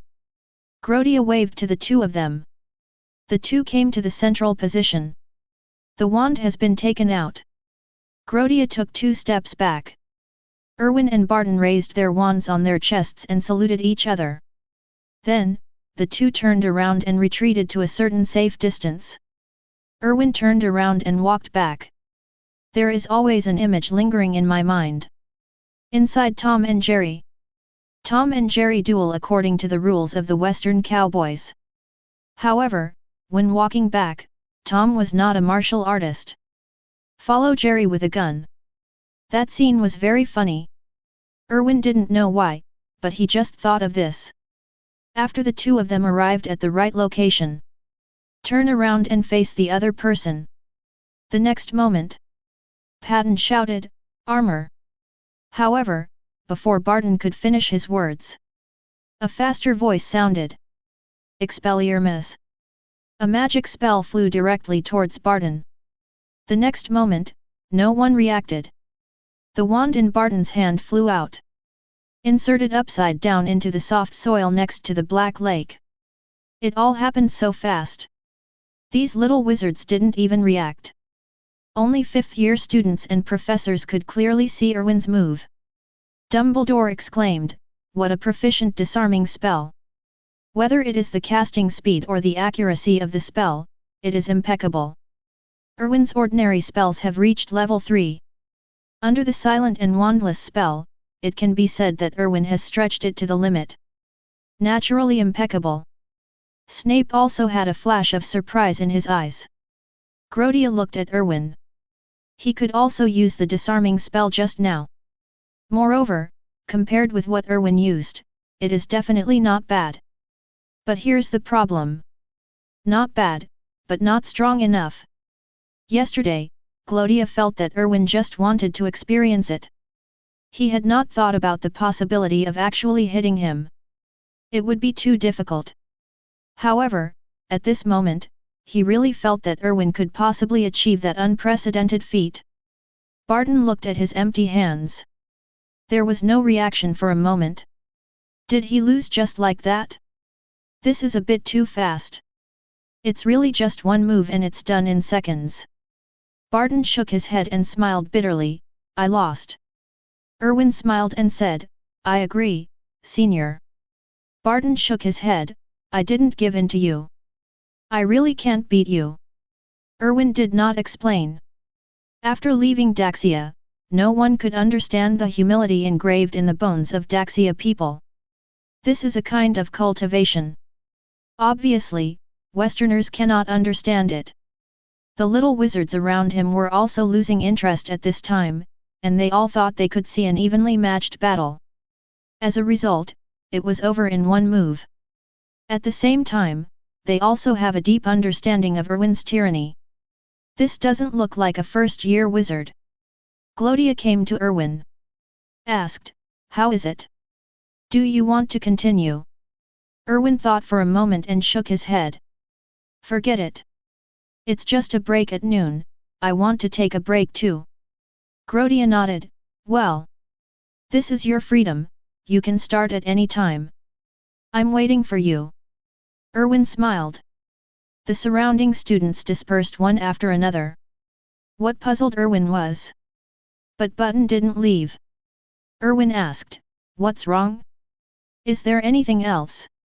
Barton hesitated for a moment and said, "Can I study with you?" Erwin looked at Barton. A flash of surprise flashed in his eyes. He actually saw ambition in Barton's eyes. Erwin became interested. "You seem to want to become stronger? You are only in 2nd grade, why are you so anxious?" Barton hesitated. Erwin smiled and said, "It seems you are a person with stories. If you want to learn from me, you have to pay something. And now, you don't even want to tell me the truth." Barton quickly said, "That's not the case. Okay. Actually, my name should be Barton Yaxley." Erwin was stunned for a moment.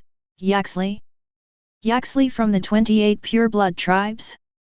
The one who specializes in potions and magical animal materials. Barton nodded, "Yes." Erwin asked, "But why is your last name Delu?" Barton smiled bitterly and said, "I am an illegitimate child. My last name is the same as my mother's." Erwin understood. "Darling, there is a grudge between rich and powerful families." "So fun?" Erwin asked. "Oh? Then why are you becoming stronger now? To compete for power? Or to compete for the position of family heir?" Barton was a little surprised. "How do you know?" Erwin rolled his eyes. "Isn't it written like this in novels, movies, and TV series too? What an old routine." Barton said, "I don't care about anyone in the Yaxley family, but I want to be recognized. I don't want to carry the name of this illegitimate son. So, I have to become strong enough. So strong that my brothers must pay attention to me." Erwin understood. An ambitious illegitimate child, not for power or profit, but just for a name and recognition. This novel is quite niche. Erwin said, "Then how do you want me to help you?" Barton said, "You are strong enough, I want to become as strong as you." Erwin smiled, "Then the question is, why should I help you? In other words, what can you bring me?" Barton thought for a moment, "I don't know, I have no money, and I have no access to the family business." Erwin smiled and said, "I don't care about these, I want your loyalty. Your loyalty will get you everything you want. Even more than just respect. I can help you sit on it, the position of the head of the Yaxley family." Chapter 31. Barton was stunned for a moment. "I don't have that much ambition." Erwin raised the corners of his mouth. "It looks like a little devil with horns on its head. Are you not that ambitious, or are you afraid to think about it?" Barton felt as if everything about him had been seen through. He hesitated for a moment and said, "I don't dare to think about it. I just want them to recognize me." Erwin smiled and said, "Ambition is a good thing. Since you have ambition, why don't you dare to expand your ambition? Believe me, you will get everything you want. Because, this is what I said." Barton looked at Erwin. "Yaxley is a pure-blood family and has been passed down for a long time. You can't do it." Erwin said, "Why, don't you dare to try a gamble? If you don't even have the courage to gamble, then this is your upper limit." Erwin's eyes deeply hurt Barton's fragile heart. He clenched his fists. "No, I don't. I never lack courage." Erwin raised the corners of his mouth. "Did you see it? The young wizard at this age is so passionate and touching." Erwin said, "The Cavendi family never talks big. Stand with me and I will let you get everything you want. This is never an empty talk. When the dust settles, you will get what you want. Everything you want." Barton looked at Erwin. Fists clenched and unclenched. Finally, he tightened his grip. Erwin didn't rush him. Young wizards at this age are indeed passionate, but at the same time, they can also be timid. Especially an illegitimate son like Barton. The family has accumulated prestige in his heart for a long time. After a long time, Barton knelt on one knee, grabbing the edge of Erwin's robe. "I am willing to offer you my loyalty." Erwin smiled. He is very happy. An unexpected surprise. To be honest, Barton was really an unexpected surprise. It's not because of his strength, but because of his identity. There is a person from a pure-blood family, even if it is an illegitimate child. Erwin can also find a reasonable reason to take action against the pure-blood family. Erwin put his hand on the top of Barton's head. Very good. I accept your allegiance. Now, stretch out your arms. Barton was confused, but he didn't hesitate at all. Put your arms in front of Erwin. Erwin's wand touched Barton's arm directly. The next moment, a lotus mark began to open. Barton's face was full of surprise. Erwin told Barton about the function of the mark. Barton was a little shocked. This thing reminded him of something. Mark of the Dark. Barton felt as if he was on a pirate ship. But this cabin is already fully booked. Can't go down anymore. Erwin raised his hand slightly. Barton stood up from the ground. Erwin said, "Okay. You go first. After that, I will find you." Barton nodded. "Turn around and leave." Erwin stood by the Black Lake. Slytherin is indeed the most suitable college for him. Yaxley, a family whose main business is potions, will surely accumulate a lot of wealth. But Erwin still had to think carefully about how to touch this family. After all, this is a pure-blood family. It's not something that can be done casually. Gotta work it out. Erwin put away his wand and walked towards Hogwarts Castle. Just walked into the corridor. Erwin heard a lot of noise. Erwin frowned. Malfoy. This sound is so iconic. Erwin walked forward. When I turned the corner, I saw Malfoy and the others gathering there. Pointing at a figure. The tone was full of ridicule. And the figure being laughed at was none other than Hagrid. Hagrid is building a disc of vegetation. He ignored Malfoy's ridicule. He is already used to it. Is your tutor just here to make you laugh at others? Malfoy's face darkened, and he turned around to see who dared to meddle in their business. But after seeing Erwin's face clearly, Malfoy suddenly felt panicked. What happened on the train is still vivid in my mind. Especially, Erwin and Barton fought just now. Patton was powerless to fight back. Malfoy didn't even dare to say a harsh word. He took his friends and left in a hurry. Erwin came to Hagrid. "Sorry. I apologize to you for the rudeness of those little wizards in our academy." Hagrid quickly put down the scissors in his hand. He seemed a little embarrassed. He had never seen such a scene before. He was ridiculed more than once because of his size. "So, I have long been used to it." Hogwarts students, two joys. Hagrid and Squib Filch. Hagrid waved his hand quickly. "No, it's okay." Erwin smiled and said, "They are still young. I hope you won't blame them, by the way. My name is Erwin Cavendi. Nice to meet you." Hagrid was stunned for a moment. "Cavendi?"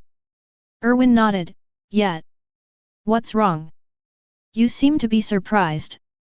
Hagrid said, "When I was in London, I was helped by a Muggle family. If it weren't for them, I would have had a lot of trouble. They said they were from Cavendi.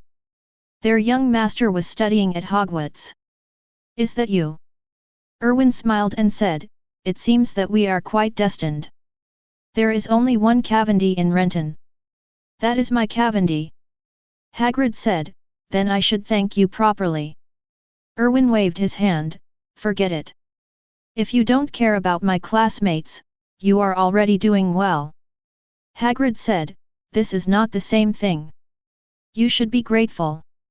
Would you like to visit my cabin? I can treat you with stone cakes. Believe me, you will fall in love with its taste." Hagrid felt a little uneasy when he said this. After all, he could also see that Erwin's status was very high. And a Slytherin. Erwin said, "I would love to go to Hagrid. But I have to go to class now. However, I will bother you when I have time." "Stone cake, I'm looking forward to it." A smile appeared on Hagrid's face. Yes, it's time for you to go to class.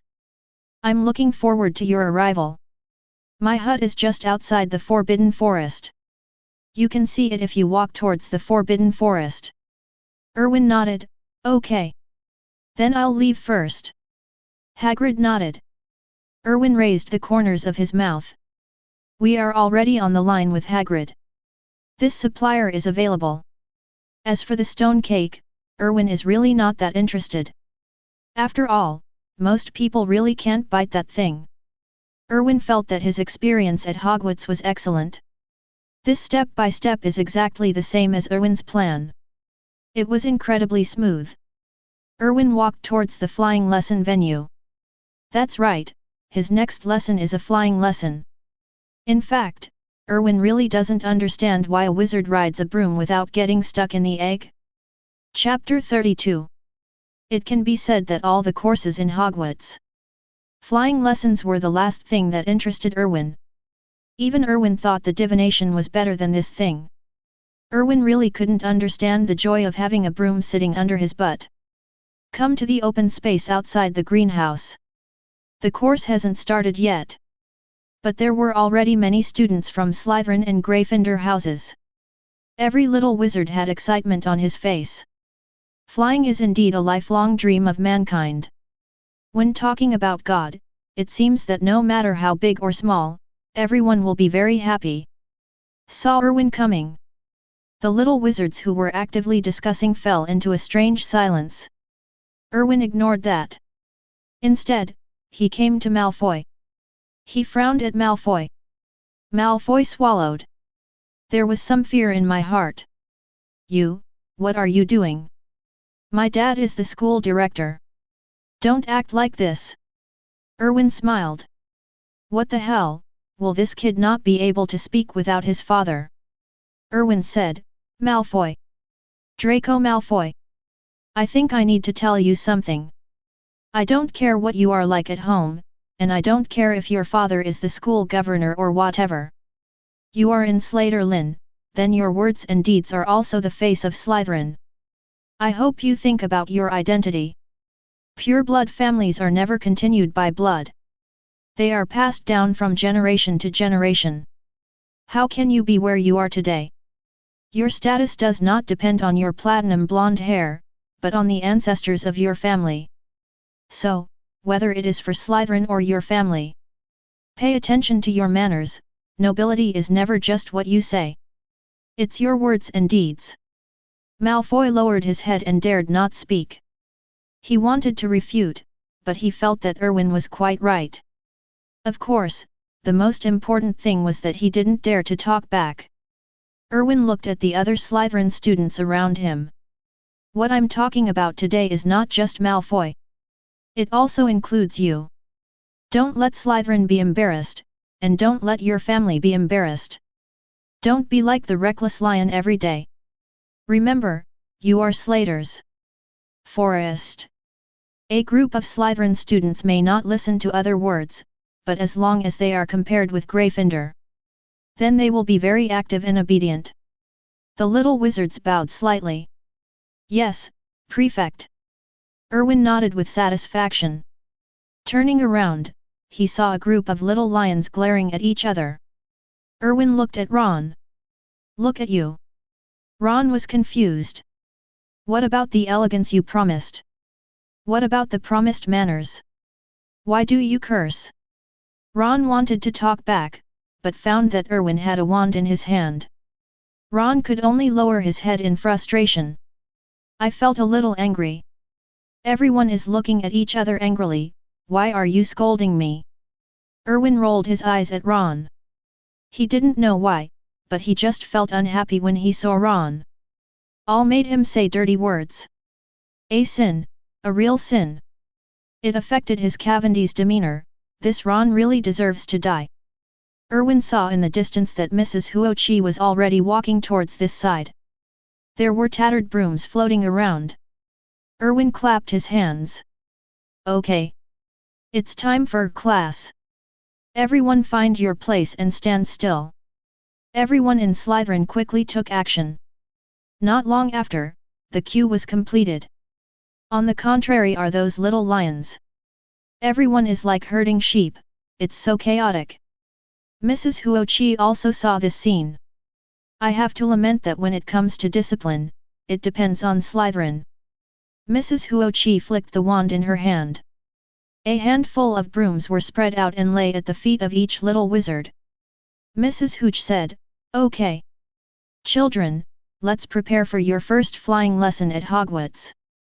After hearing this, the faces of both Slytherin and Gryffindor wizards were full of excitement. Mrs. Huoqi raised the corners of her mouth.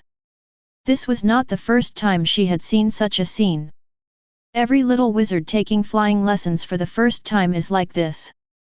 Mrs. Huoqi said, "Before that, I want to see how talented you are in flying. Have you seen the brooms at your feet? Hang your right hands on the brooms and shout up." Mrs. Huoqi finished. There are little wizards who can't stand it anymore. Up.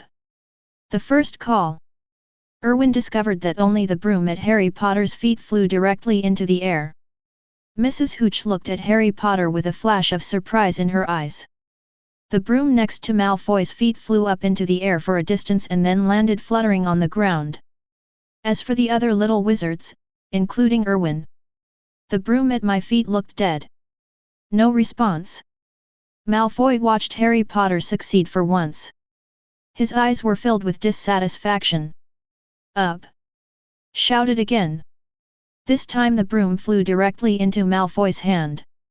Malfoy glanced at Harry Potter proudly. Harry Potter responded with an eye roll. Most of the other little wizards basically got up after trying it 3 or 4 times. Only Erwin. The broom at his feet didn't move at all. Erwin's face turned dark. So, if there are no talents displayed on the system panel, it means there are no talents at all? Erwin looked at the broom on the ground. "I'll give you another chance. Otherwise, I will make you one of the fuel for today's fireplace." Mrs. Huoqi said quickly, "Mr. Erwin, you shouldn't be like this. You have to be gentle and show some emotion." However, Mrs. Huoqi's words have not yet finished. The broom on the ground flew directly into Erwin's hand. Mrs. Huoqi was a little confused. Erwin said, "It seems these magical products sometimes require some special means." The corners of Mrs. Huoqi's mouth twitched slightly. She had nothing to say. She has never seen this scene before. After Erwin succeeded, there was only one person present who failed. Ron Weasley. Seeing everyone's eyes focused on herself, Ron felt his face getting hot. He wants to attract attention, but he doesn't want to attract attention like this. Thinking of the method Erwin used just now, Ron thought he could use it too. So, he imitated it exactly. However, things went beyond Ron's expectation. This broom of his is obviously a tough one. After being threatened, a broom is just like a broom handle. A stick hit Ron directly in the face. In an instant, Ron's nose had a red mark. Ron held his nose and whined in pain. The little wizards around him laughed with joy. Mrs. Huoqi said worriedly, "Do I need to go to the infirmary?" Ron shook his head. He didn't want to miss flying lessons. Mrs. Huoqi didn't say much. "Okay. Now sit astride your broom, hold on to the broom tightly, wait for my whistle to sound, then push hard on the ground. Then stabilize your body, and then slowly fall to the ground." "I understand." Chapter 33. All the little wizards nodded. Sitting astride the broom, Erwin, on the other hand, calmly took out his wand. If nothing else happens, according to the normal plot, our lovely Mr. Neville Longbottom will make another mess. Neville never lets anyone down, just like now. Neville had just sat astride the broom, and the next moment, he was swaying into the air. Mrs. Huoqi just took out the whistle and hasn't blown it yet. Neville was shocked. "Mr. Longbottom, what are you doing? Come down quickly." The other little wizards were also full of complaints. After all, we are about to experience flying. As a result, Neville did this and wasted time again. Mrs. Huoqi urging and the complaints of these little wizards. Neville panicked instantly. Not only did it not come down, it actually jumped into the air due to an operational error. Erwin sighed. Sure enough, Neville never lets anyone down. Erwin sometimes didn't know if Neville was really stupider than the average child. Erwin waved his wand. Here comes Neville. The best way Erwin can think of now is to cast a flying spell. Following the spell, Neville seemed to be lifted up by an invisible hand and rushed towards Erwin. Said it before. The flying curse does not affect the space and pull it directly. A flight path is required. So, strictly speaking, flying curse can even be used as an attack spell. For example, now. Neville rushed towards Erwin like a cannonball. Slytherin students are so smart. As early as when Erwin took action, after seeing Malfoy being slapped in the face by a toad, they subconsciously separated on both sides. So did some of the bright Gryffindor students. However, there are always idiots in this world. For example, Ron is obsessed with watching the excitement of his college classmates. Harry Potter didn't even have time to warn Ron. The next moment, Neville's bulging body collided directly with Ron. Ron exclaimed. Was kicked away directly. Erwin also quickly cut off the spell. Then, he quickly took 2 steps back. There was a bang. Neville landed heavily where Erwin had been standing. It stirred up a lot of dust. Erwin waved his hand. Sweep away the dust in front of you. A group of young wizards focused their attention on the central location. Neville looked around with a confused expression. It seems that he still hasn't realized what's going on. Mrs. Hooch breathed a sigh of relief. Mr. Erwin, because of you, Mr. Longbottom avoided a disaster. 10 points for Slytherin. Erwin bowed slightly. Thank you for your generosity. But, Mrs. Hooch. Neville is fine, but the one under his butt may be dying. Mrs. Huoqi was shocked. That's when I discovered it. There is another person under that butt. Harry Potter exclaimed, Ron. By now our poor man Mr. Ron Weasley was rolling his eyes. Neville's weight was no joke. Plus flying down from the sky. Under the acceleration of gravity. Erwin feels that Ron is alive now because he is too poor, so poverty can give a person a strong body. For example, how poor Serizawa is. From this point of view, being too rich is not a good thing. Neville also realized that the bottom of his buttocks was soft. No wonder it doesn't hurt at all when it falls. Neville also tweaked his butt to feel it. Ron rolled his eyes so hard that he could hardly see his eyeballs anymore. Erwin was shocked. Do these two have any grudge? In other words, Neville is not as honest as he looks. Is this guy a scheming villain? Taking the opportunity to retaliate? Erwin said, Neville. If you don't come down, the pad under your butt will die. Only then did Neville react and exclaimed. Stand up quickly. Neville left so that Ron could breathe fresh air. Chest rises and falls violently. Mrs. Huoqi breathed a sigh of relief. Fortunately, still alive. Ron now has 2 broken bones.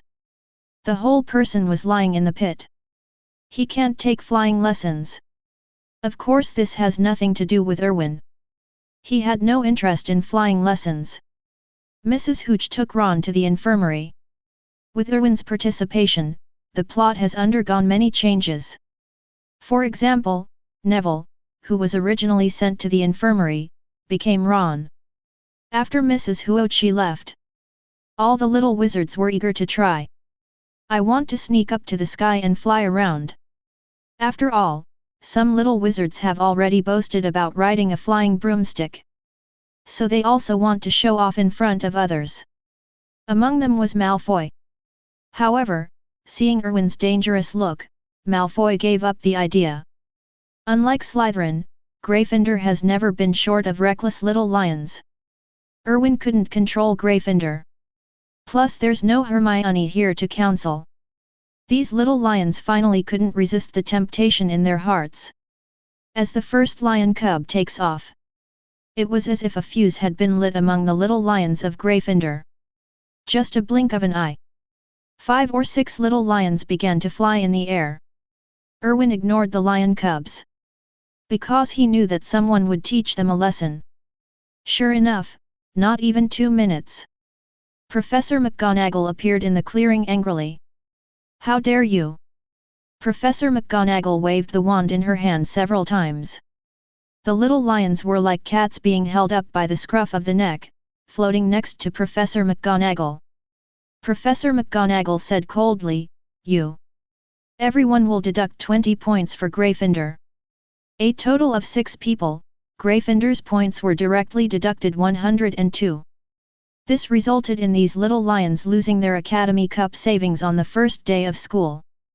This is because many Gryffindor seniors helped the Academy score a lot on the first day. Otherwise, they will all have to directly deduct a negative number. And the little snakes are completely different from Gryffindor. A direct contrast. Professor McGonagall felt tired. Why, among her students, there is no student like Erwin. Can you manage other little wizards and save the professors some trouble? So, can you transfer Erwin to Gryffindor? The little lions all looked dejected, while the faces of Slytherin's little wizards were full of fun. After all, the fight between the little lions and the little snakes is not something that happens in a day or two. Being able to see the deflated lion cub was a great joy for Slytherin. The first flying lesson ended with countless accidents. In the afternoon, there is also a lesson on the history of magic. And this is also the only class among the 4 classes a day that is not attended by Slytherin and Gryffindor together. Chapter 34. In this class, the classmates of the little snakes were replaced by Ravenclaws. The whole class seemed to be a stage for Hermione and Erwin. The two of them helped 2 colleges gain 50 points for just 1 lesson on the history of magic. The ghostly Professor Cuthbertbins had a smile on his face. After all, everyone likes top students. After class, on the way to the auditorium, Hermione went with Erwin. Hermione was in high spirits. "Erwin, I'm so grateful to you. Ravenclaw is perfect for me. Those seniors, they make me feel the joy of learning. I like this atmosphere so much." Erwin smiled and said, "So, the one that suits you is the best. Congratulations, Hermione, for finding the college that truly suits you."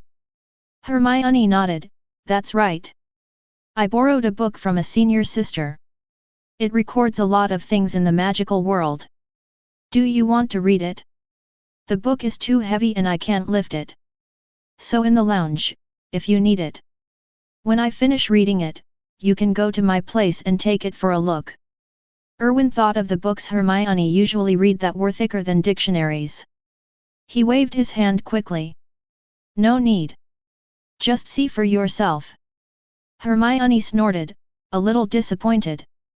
"After all, it's really a pity that I can't share my knowledge with others." The corners of Erwin's mouth twitched slightly. Sure enough, the top students are always the top students wherever they are. Always so outrageous. The most outrageous thing is that when a top student wants to assimilate you, it will be very scary. After having a bite to eat in the auditorium, Erwin did not follow the Slytherin students back to the common room. Instead, he came to Professor McGonagall's office. "Professor McGonagall. Are you there? I'm Erwin." The office door slowly opens. Professor McGonagall was sitting at her desk, wearing round glasses. He is writing something at his desk. Waved to Erwin, "Erwin, please sit down first. I will prepare the content for tomorrow's class. We will talk later." Erwin nodded. Looking at the furnishings in Professor McGonagall's office. There are orange lights and a circle of bookshelves in the office. The bookshelf is full of books. And the level of wear and tear on the books can be seen vaguely. Professor McGonagall should read it often. Sure enough, it is clear that the person Hermione admires most is Professor McGonagall. These two are so similar. They all have the same hard work and the same meticulousness in doing things. There are also a large number of books placed on Professor McGonagall's desk. From Erwin's perspective, Professor McGonagall was nowhere to be seen. About half an hour later, Professor McGonagall straightened up. He rubbed his shoulders. "You're really old," Erwin said. "Professor McGonagall. Do you want me to give you a massage?" Massage in the Muggle world. It is very good for relieving fatigue. Professor McGonagall was surprised. Is there anything like this? Erwin smiled. Came behind Professor McGonagall. Pressed gently on Professor McGonagall's shoulder. Professor McGonagall narrowed her eyes comfortably. "It's amazing. I'm really not that tired anymore." Erwin said, "You often work at your desk. Therefore, your shoulder and neck are damaged. This cannot be repaired by magic." Professor McGonagall nodded. "It's amazing." Erwin said, "The Muggle world is developing very fast now. There is no magic, but they have used their own wisdom to create many things that replace magic." Professor McGonagall said, "It seems it's time for me to learn about things in the Muggle world. Well, I feel a lot better. Sit there first, and let's talk about your findings." Erwin sat back down. Professor McGonagall said, "I have already researched the matter of transfiguration with its own spells and counterspells. Your guess should be true, but in order to confirm this, I need to do more experiments for the sake of rigor. However, it should be correct. You can prepare a manuscript in advance.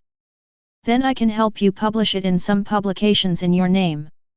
Later, there will be a Transfiguration Association that will confirm your guess. As long as it is certain, then believe me, your gains will be great." Erwin said, "Okay, Professor. I will arrange it." Professor McGonagall nodded. "Well, if you don't understand something, you can ask me. I will help you improve it." Erwin smiled and said, "That's too much, Professor She-Meg. In fact, I don't have much control over the transformation technique. It's just a temporary idea. If you really let me complete it independently, I will really perturbed." Professor McGonagall said, "You have a good talent. I can see it. If you are really interested in transfiguration, I can teach you. I mean, if you are willing." Erwin stood up. "Of course I do." Professor McGonagall opened the drawer. "Pull out a notebook from inside. These are the notes I took when I was in school. So many years have passed.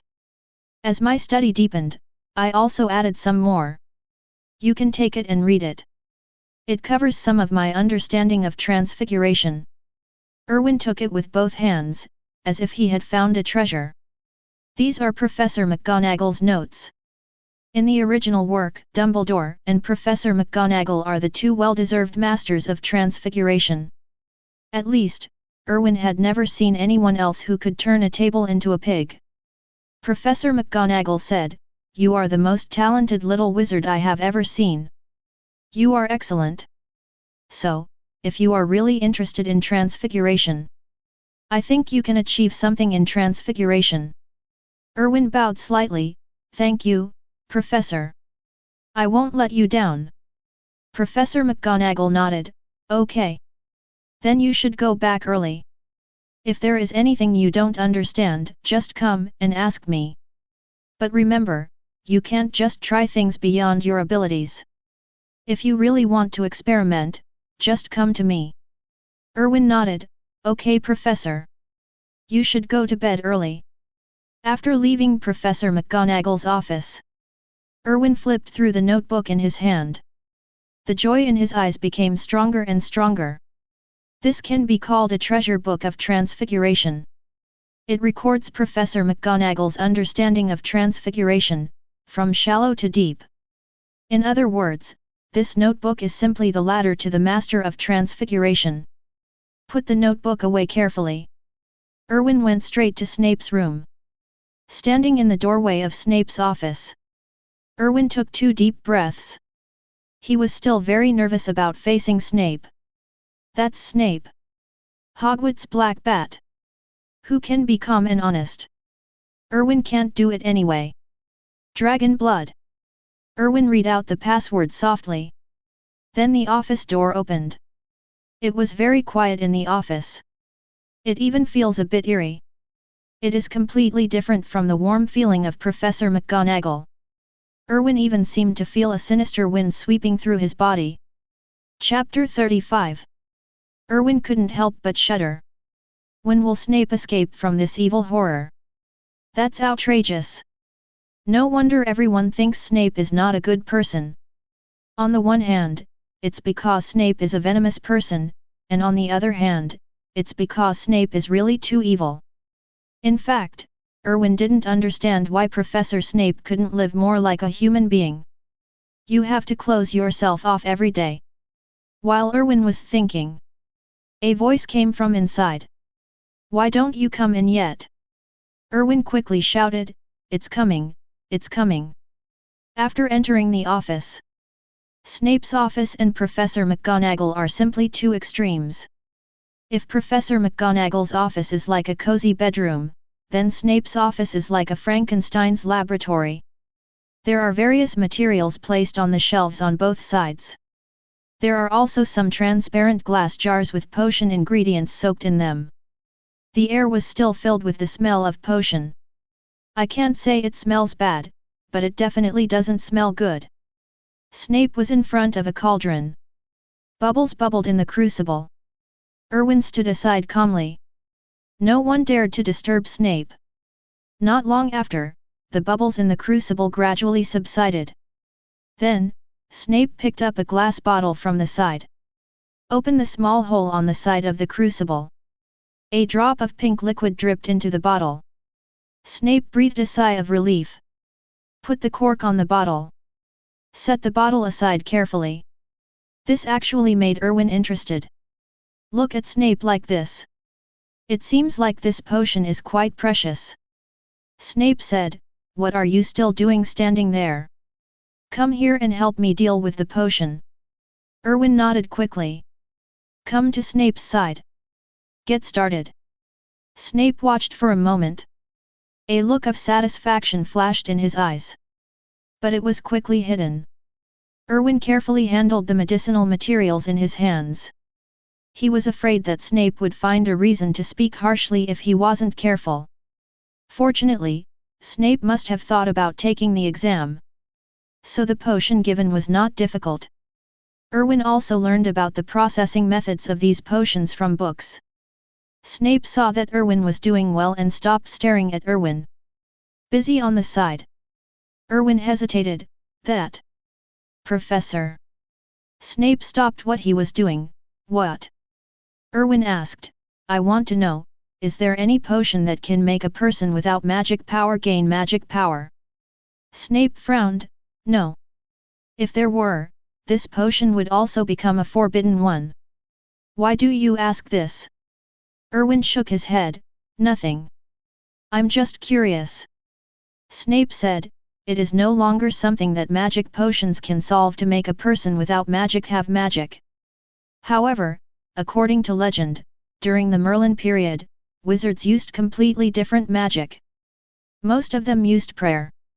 Or exchange it with the gods. Someone once gained the ability to gain magic power by exchanging with the gods. Erwin said, Era of Merlin? It seems that this should be a legend. Snape said, Maybe.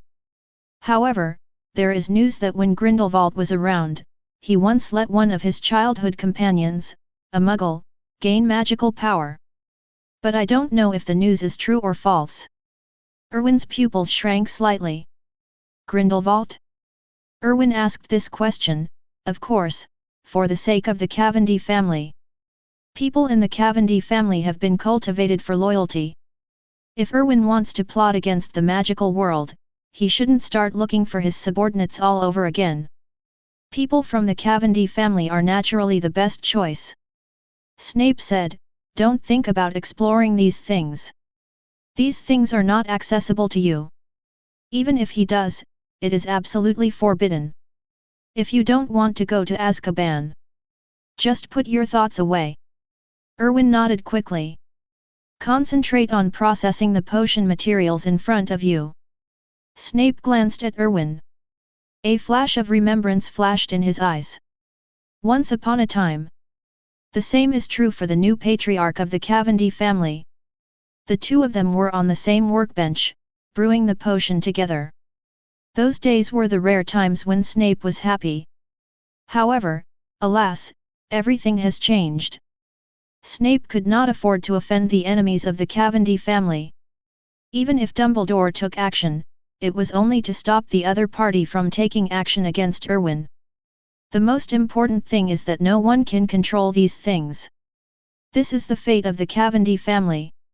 Not even Dumbledore or Snape could influence this matter. Every time he thought of this, Snape would feel pain in his heart. However, now, their child has entered the magical world again. Once again, the fate of the Cavendi family began. Snape was equally unchangeable. Snape shook his fist.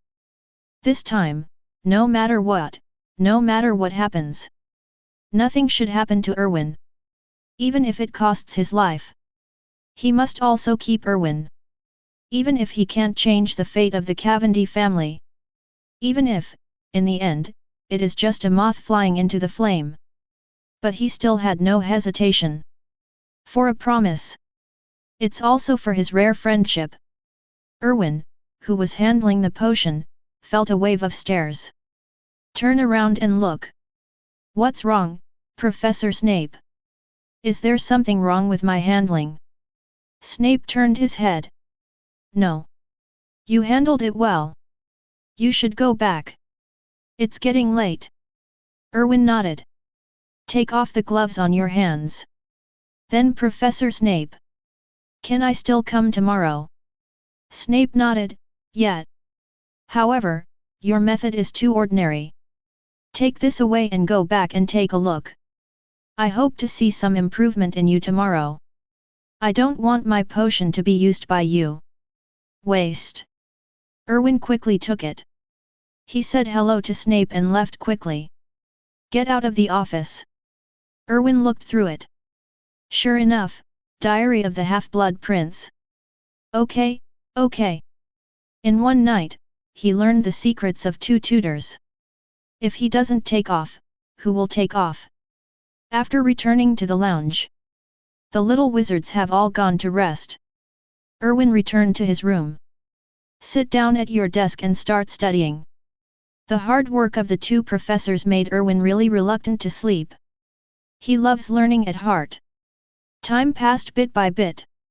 Just then, there were crisp sounds on the glass. Erwin turned to look.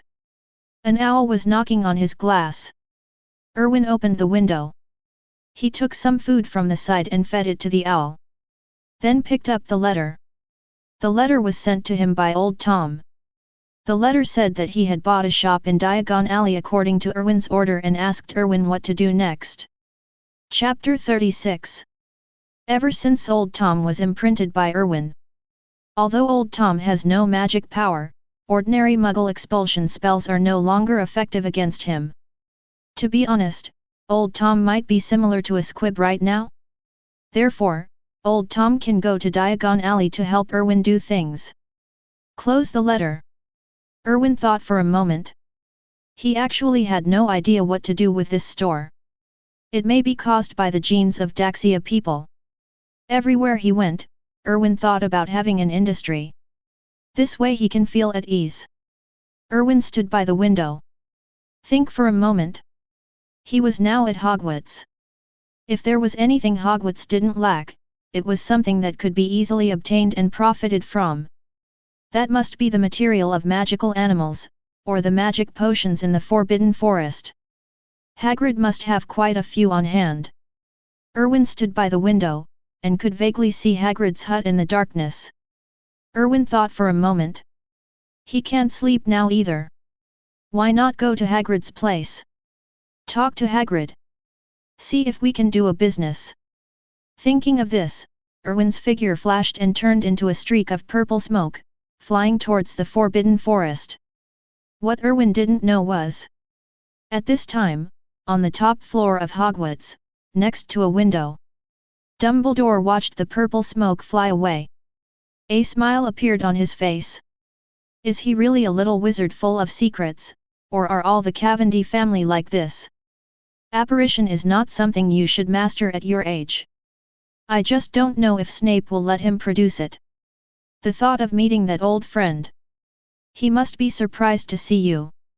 Dumbledore was lost in thought as he thought about it. After all, that was his lost love. Erwin lands in front of Hagrid's hut. Outside the dark forbidden forest. Hagrid's hut was the only source of light. So Erwin certainly wouldn't have gone the wrong way. Come to the door of the hut. Erwin raised his hand and knocked on the wooden door. There was a clanking sound coming from inside. Who? Who? The voice sounded panicked. Erwin scratched his head. Hagrid is not doing any manual work. So panicked. It's me. Hagrid, Erwin Cavendi. The wooden door opened quickly. Hagrid's figure appeared. Both of them were surprised and couldn't hide their excitement. Oh! Erwin, why are you here at this time? Erwin smiled and said, I couldn't sleep, so I came to see you. Didn't you invite me to be your guest? Is it inconvenient? How about I come next time? Hagrid shook his head, no. I'm just a little surprised, you know. It's not easy for anyone to come here, let alone come so late. Erwin smiled and said, then can you invite me in and sit down? Hagrid said quickly, of course. Please come in. Erwin walked into the cabin. Don't look at Hagrid being so sloppy. But although the room was very messy, it was not dirty and there was no peculiar smell. Erwin found a place to sit down. Hagrid poured Erwin a drink. Looking at the dark green juice, Erwin really didn't have anything on his mind. Hagrid said, Erwin, you shouldn't be here at this time. You should be sleeping at this time. Erwin smiled and said, Hogwarts never lacks students who go out at night, right? Hagrid scratched his head, it seems so. Erwin said, I came to you for some business. I need some magical animal materials, or potions. Do you have any here? Hagrid said, yes. I have a lot of these things. Every time I patrol the Forbidden Forest, I will pick up some. If you need it, I will give it to you. What do you want? Erwin said, you misunderstood Hagrid. I didn't mean for you to give it to me. I need a lot. I have a shop in Diagon Alley, and I plan to sell these materials. So, I plan to buy them from you. Hagrid said, that's it. But I don't know if you want enough. Come with me. After saying that, Hagrid took Erwin out of the cabin. We came to a smaller wooden house on the side. Hagrid opened the door. It's all in there, see if it's enough. Erwin took the oil lamp from Hagrid. I took a look inside. Erwin was stunned for a moment. Be a good boy. This is full of them. Some of the potions had been dried and bundled into a pile. Throw it there casually. Erwin even saw a bundle of white fur. Although I don't know how much time has passed, it still exudes bursts of holy aura and weak fluorescence. This is FG unicorn hair. There is actually a bundle of this stuff? Hagrid said, I don't know if you need enough. If you don't, I will go for a walk in the Forbidden Forest twice more. Erwin said, enough. Absolutely enough. However, many of your things have lost their medicinal properties and are not properly kept. Why didn't you sell them? Hagrid said, most of those shops are owned by pure-blood families, and they lower my prices. So, you understand what I mean? Erwin nodded. Sure enough, capitalists exist no matter where in the world they are. Erwin said, I want all of these. I can buy them at the market price. Do you think that's okay, Hagrid? Hagrid quickly waved his hand, no. The market price is too expensive. You can't make any money. Erwin smiled and said, don't worry. Since I bought it, I will definitely make a profit. I will also collect all your materials from now on. I will come over once a week, and you can save more by then. Hagrid nodded, that's no problem. I can pick up a lot of them if I go to the Forbidden Forest. Erwin smiled. Sure enough, Hagrid was indeed very rich, but his money was not realized. Now it's better, it's cheaper for him. So much material is worth a lot of money. Erwin said, then if I need some materials from the Forbidden Forest, can you also help me find them? Hagrid said, most of them are okay. What do you want? Erwin said, no at the moment, I just want to ask first. Erwin and Hagrid returned to the hut and calculated the prices of these things. Then, Erwin gave the money directly to Hagrid. But how to send out so many things is a problem. Hagrid saw Erwin's dilemma. Asked, what's wrong? Erwin. Erwin said, I'm thinking, how should I deliver these things to Diagon Alley? Hagrid scratched his head, that. I can help you if you need it.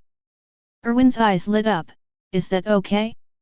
If that's the case, you've really helped me a lot. Hagrid nodded, yeah. Just leave me an address and I'll send it over. Erwin quickly left the address, then every week from now on, you can just send the goods directly there. I will arrange for someone to contact you then. Chapter 37. After leaving Hagrid's hut, Erwin gave up the idea of visiting the Forbidden Forest at night. It makes sense, if not unnecessary. Erwin really didn't want to go into the Forbidden Forest in the middle of the night. Do you really think this place is that easy to visit? That was the Forbidden Forest, one of the most dangerous places in Hogwarts. Especially now that there's a faceless man wandering around Hogwarts. Although according to the original plot, the faceless man at this time has no idea of entering the Forbidden Forest to find unicorns. But who knows if there will be any surprises? After all, Erwin had already tried it. The plot can be changed. Erwin walked towards Hogwarts Castle. Passed by the Black Lake and passed by the square. Hogwarts has a different scenery at night. If Hogwarts during the day is a vibrant wizarding school, then Hogwarts at night is like a beast that chooses people to eat. In the darkness, it opened its blood-red mouth, waiting for a poor lost lamb to offer to feed. Especially when Erwin knew that Hogwarts itself was a huge magical object. Come to the corridor. Look at the statues lined on both sides. Erwin couldn't help but become a little curious about it. This thing can be said to be the core defensive force of Hogwarts. In the original book, under Professor McGonagall's wand, these things can come alive and be used to fight enemies. The combat effectiveness is quite strong. While Erwin was observing these statues, suddenly, Erwin's heart skipped a beat. With a flip of his wrist, the wand appeared in his hand. Armor protection. A looming purple armor shrouded Erwin's body, which didn't look so solid. But the appearance of the armor can already be vaguely seen. The next moment of armor protection and blessing. A colored light unique to the curse hit Erwin's body. Then it was offset by the armor protection. Erwin reacted very quickly, pointing the wand in his right hand into the darkness, and there was already an extra grenade in his left hand. Who? In the dark. There were bursts of footsteps. Mr. Cavendi, you should be sleeping at this time, right? Why are you wandering in the corridor? Erwin frowned. As the opponent's figure appears, an elegant bat came to a location not far from Erwin. Professor Snape. Erwin was a little confused. What the hell is this Snape? He showed up in the middle of the night and took action directly. Is this reasonable? But I felt the wear and tear of the armor on my body. Snape didn't seem to be using much force. If this kind of curse hits a person, it will only cause pain at most, but will not cause any consequences. Snape said, put that thing away in your hand. You should know that it can't hurt me. Erwin was non-committal. Put away the grenades. However, the wand was still in Erwin's hand. Not only did he not relax, but he tightened his grip. Snape naturally noticed Erwin's actions. A flash of appreciation flashed in his eyes. But he said, when facing an enemy that you cannot match, while staying vigilant, you must also clearly show weakness to the enemy. Erwin bowed slightly. I understand the professor's teachings. Snape glanced in the direction Erwin had come from. You went to the Forbidden Forest. Erwin shook his head. No. I just went to find Hagrid. A mocking smile appeared on Snape's lips. It was obvious that this had become a habit for Snape. It's the same no matter who you're facing.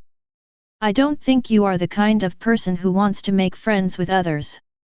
Especially a mixed-race giant. Erwin smiled and said, what the professor said is a bit biased against me. In fact, I really like to make friends with people. According to Daxia, one more friend means one more path. Snape snorted coldly. I didn't realize that Mr. Cavendi, who caused a sensation in Hogwarts when he first started school, actually likes to study the culture of Daxia. Erwin said, Professor. You suddenly attacked me and stopped me. It must have been more than just to mock me. It was indeed my fault for traveling at night. I am willing to admit my mistake. Snape said, night walks? What's wrong with night walks? Students at Hogwarts never lack night walks. However, as a Slytherin, if your purpose of night walks is just for fun like those stupid lions and fearless adventure, you, the hidden prefect, will make me very disappointed. Then, tell me the truth. Mr. Cavendi, what is the purpose of your night tour? Erwin said, of course, Professor, I am Slytherin. Everything is for the greater good. I bought a shop in Diagon Alley. So, I need to sell some magical animal materials or potions. And Hagrid, as the guardian of the Forbidden Forest, will have many such things. Erwin didn't feel like he had anything to hide. This is not a shameful thing. The main thing is, Erwin wanted to see if he could pull Snape onto a boat. If you can, it will really make a lot of money. Of course this is not something to rush. Snape breathed a subtle sigh of relief. Very good. Just know that you are a Slytherin. You can go out at night, but as you are so arrogant, I advise you not to go out at night. Otherwise, if you are caught, Slytherin will deduct points for you. I think you know your fate. Erwin nodded, I understand, Professor. Snape waved his hand, now, go back to sleep. Erwin nodded. Turning around and about to leave, Snape said, don't go to the Forbidden Forest in the short term. Erwin paused. Without asking any more questions, he nodded and turned to leave. Snape looked in the direction Erwin left. Sighed. Somewhat disappointed, but also some appreciative. Disappointment was because he felt a little hurt when he saw Erwin guarding him. Even though Erwin turned around and left, he didn't put away his wand. Appreciation, also because of this. Snape stood in the corridor, watching Erwin's leaving figure. You have a great kid. He'll be better than any of us. Arrive at the door of the Slytherin common room. Erwin finally felt relieved. Putting the wand away. Although Snape's attitude towards him has always been very good. But Erwin wouldn't let his guard down either. This is Erwin's habit. To be able to live in Renton until now, at such a young age, has grown the Cavendi family to where it is today. Erwin never relied on luck. He knows very well that no matter who he is dealing with, he must be wary. Even if that person is very friendly to you. After all, Erwin had already suffered such a loss and almost paid the price with his life. Although ruthless, you can live longer. Chapter 38. Come to the lounge. Erwin was in no hurry to go back to his room. Instead, he was sitting on the sofa in front of the fireplace, reviewing what Snape had said. Since coming to Hogwarts, many things have been too weird. Snape's attitude, Dumbledore's attitude. If we just talk about Dumbledore, Erwin can guess a few things based on his knowledge of Dumbledore. Dumbledore might have wanted to be Harry Potter's nanny. But, add Snape's words. Erwin was a little confused. Erwin could only think of one possibility. That is, my parents are not simple.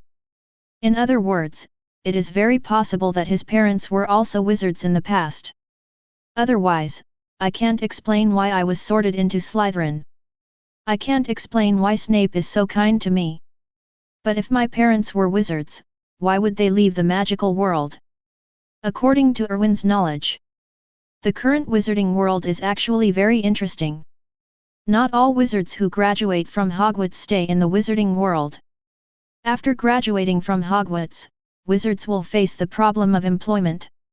Among them, those with excellent grades can enter the Ministry of Magic, become an auror, or sit in an office. This kind of people stay in the wizarding world, but there are only so many employment opportunities in the wizarding world. Many wizards cannot find jobs. This resulted in a large number of impoverished wizards. Some poor wizards are reluctant to part with their wands, so they will be active in places like Nocturne Alley, working hard every day to stay alive. Others will choose to break their wands, register with the Ministry of Magic, and never use magic spells again for the rest of their lives, and then be sent to the Muggle world to become social animals. So, don't underestimate anyone around you. Maybe a clerk who looks very inconspicuous may have been a wizard before. My parents must have been in this situation and left the magic world. Of course, it's not because I can't survive in the magical world. According to the background of the Cavendi family, even if their parents do not work and exchange gold for gold galleons, they can still live well. No one thinks that Erwin can reach his current status because he started from scratch. That is all the foundation of the Cavendi family. Otherwise, Erwin would not have been able to develop the Cavendi family to this extent in just a few years. However, there is a doubt about this. Erwin was basically certain that the death of his parents was caused by someone from the magical world. The wizard who broke his wand, according to the hidden rules of the wizarding world, will never seek revenge no matter what the grudge is. Because wizards just look down on muggles. This is looking down upon at the level of life. Naturally, no wizard would seek revenge on muggles. In this case, why would a wizard take action against his parents? Erwin can't figure it out. The key is that he doesn't have anyone to ask him now. Dumbledore and Snape definitely knew. But Erwin didn't think they would tell him. If they could have said it, they would have said it. The truth is also one of the reasons why Erwin opened a store in Diagon Alley. He needs to know everything. Leaning on the sofa, Erwin felt a little headache. I have clearly traveled through time into a children's magic story, so why does it feel like it is developing towards the legend of Zhen Huan now? This is really annoying. Things that are beyond one's control are the most annoying. Hey! Erwin, what are you doing here? Erwin followed the sound. It was Grodia. Erwin smiled and said, "Prefect, are you still up so late?" Grodia sat on the sofa on the other side. Said, "You haven't slept either. I just went to inspect the dormitory. I plan to go back to sleep. I didn't find that you were not in the dormitory." Erwin said, "If you can't sleep, come out and sit." Grodia nodded, "That's it. Do you want to chat? I think I can be a good listener." Erwin shook his head, "That's not necessary. After all, I just can't sleep. I'm not trapped by love like other little wizards. I have countless worries." Grodia smiled and said, "You're right. I've seen too many of these things." Erwin said, "By the way, I haven't asked the prefect yet, are you from the Selwyn family?"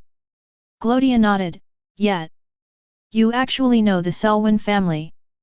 Erwin smiled and said, "I still know the names of the 28 pure-blood tribes." Grodia waved his hand, "Come on. Of the 28 pure-blood clans, there is only one name left. There are not many active ones anymore. Take our Selwyn as an example, this generation. I am the only one left in the Erwin family. There are only 2 shops left that can barely survive. There was a mocking look on Grodia's face. Erwin was a little surprised. It seems that the only descendant of the Selwyn family has some disdain for pure-blood families. This is somewhat interesting. But think about it. The 28 pure-blood tribes now exist in name only. Except for a few that still have industries. Many others seem to be on the verge of annihilation. Just like Abo, this generation's Abo descendant is Hannah Abo, who sits on the Iron Throne. Already a half-blood wizard. The Black family, after Sirius died, immediately cut off the inheritance. The only ones who can still take action now are the Malfoy family, the Yaxley family and a few other families. Of the 28 pure-blood tribes, not even 8 can still maintain their original glory. Only the pure-blood family of Malfoy occupies the Hogwarts school board seat. It just so happened that these pure-blood families were extremely proud. I don't know what to be proud of. Grodia said, okay. Don't talk about me, I am more curious than me. What is your last name, Junior? Erwin said, Cavendi. My last name is Cavendi. Grodia said, there is no Cavendi in the wizarding world. Even I checked, before you. There is not even the appearance of Cavendi. Including all the graduates of Hogwarts. Erwin smiled and said, maybe the sorting hat made the wrong sorting. Who knows? Grodia said, this is not the first time you have said this. The sorting hat will never make a mistake. Since the junior doesn't want to say it, then forget it. It's getting late, I'm going to rest. You should also rest early. If I remember correctly, you should have a defense against the dark arts class tomorrow. I think that will be an unforgettable experience for you. After Glodia left, Erwin stretched. Defense against the dark arts class? Faceless man, Tusk. To be honest, Erwin is really curious. Chapter 39. After returning to his dormitory, Erwin first wrote back to Old Tom. I told Old Tom about Hagrid. Then let the owl send it out. Then, Erwin took out the unknown pet egg from his backpack. Then he took out a few more porcelain bottles. This is what Erwin asked Hagrid for. The blood of magical animals. There's even a vial of unicorn blood inside. Of course, this doesn't come from killing unicorns. Instead, Hagrid once encountered an injured unicorn and collected a few. When Erwin brought up the need for the blood of magical animals, Hagrid gave it to him. Hagrid didn't even think about whether Erwin would do anything bad with the unicorn's blood. His favorable impression of Erwin is extremely high now. He shook the porcelain bottle in his hand. Silver blood swayed in the bottle. There's even a bit of wall hanging. If this is red wine, it is definitely a good wine. Erwin suddenly thought. According to the original book, the unicorn is a holy messenger and an elf between heaven and earth. Therefore, its blood is cursed. Anyone who attempts to harm the unicorn will be cursed by the unicorn. Therefore, although the blood of unicorns has many wonderful uses, except for warriors like Voldemort, most people dare not take advantage of him. But oh, what if? Erwin said, what if? If someone is not paying attention, he will secretly feed him a drop of unicorn blood. Will he also be cursed by the unicorn? Then this thing can be used as a weapon? Erwin suddenly felt that this was a very researchable topic. If it's really feasible, can't this thing be used as poison? Shaking his head, Erwin shook these messy thoughts out of his mind. Don't think too much, I feel like he has more and more potential as a villain. Erwin uncorked the bottle. The starlight in the starry sky seems to be drawn by the unicorn's blood, lingering next to the porcelain bottle. It looks really good. Erwin dropped the unicorn's blood on the egg in front of him. The silver blood was absorbed directly as soon as it came into contact with this mysterious egg. Erwin quickly checked the egg's information. Mysterious egg, requires the blood of magical animals to hatch. Current hatching progress, 2/100. So, Can a drop of unicorn blood equal 2 points of progress? Erwin looked at the porcelain bottle in his hand. The unicorn's blood itself was hard-won. Therefore, it is extremely difficult to obtain it. The blood in the porcelain bottle in my hand can only make up 7 or 8 drops. Erwin continued to drip the unicorn's blood from the porcelain bottle. And as the progress increases, after 5 drops, the 6th drop of blood came. It was not absorbed by the egg, but began to slide along the outer wall of the egg. Erwin has quick eyes and quick hands. Put it in a porcelain vase. What's going on? Are you still making trouble? Erwin looked at the egg which was stuck at 10% progress. Think about this for a moment. Is it possible that the blood of each magical animal has an upper limit? Erwin continued his experiments. The blood of 2 more magical animals was replaced. Finally Erwin came to a conclusion. The blood of unicorn can increase the progress by 2% at a time. At most it can reach 10%. As for other magical animals, they can achieve 1% progress at a time. The most you can give is 5%. In other words, the different strengths and weaknesses of magical animals bring different progress. The upper limit of saturation is 5 drops. The progress of this egg has now reached 20%. In other words, if it was an ordinary magical animal, Erwin would need 16 more, but if it were the same as a unicorn, he would only need 8. It doesn't seem to be difficult. Erwin put the egg away. He was so curious as to what was inside this egg. The products produced by the system must be excellent. Erwin is full of expectations. Lying on the bed, Erwin still couldn't sleep. The more things were on his mind, the harder it was for him to sleep. Reluctantly, Erwin opened the system panel. Name, Erwin Cavendi.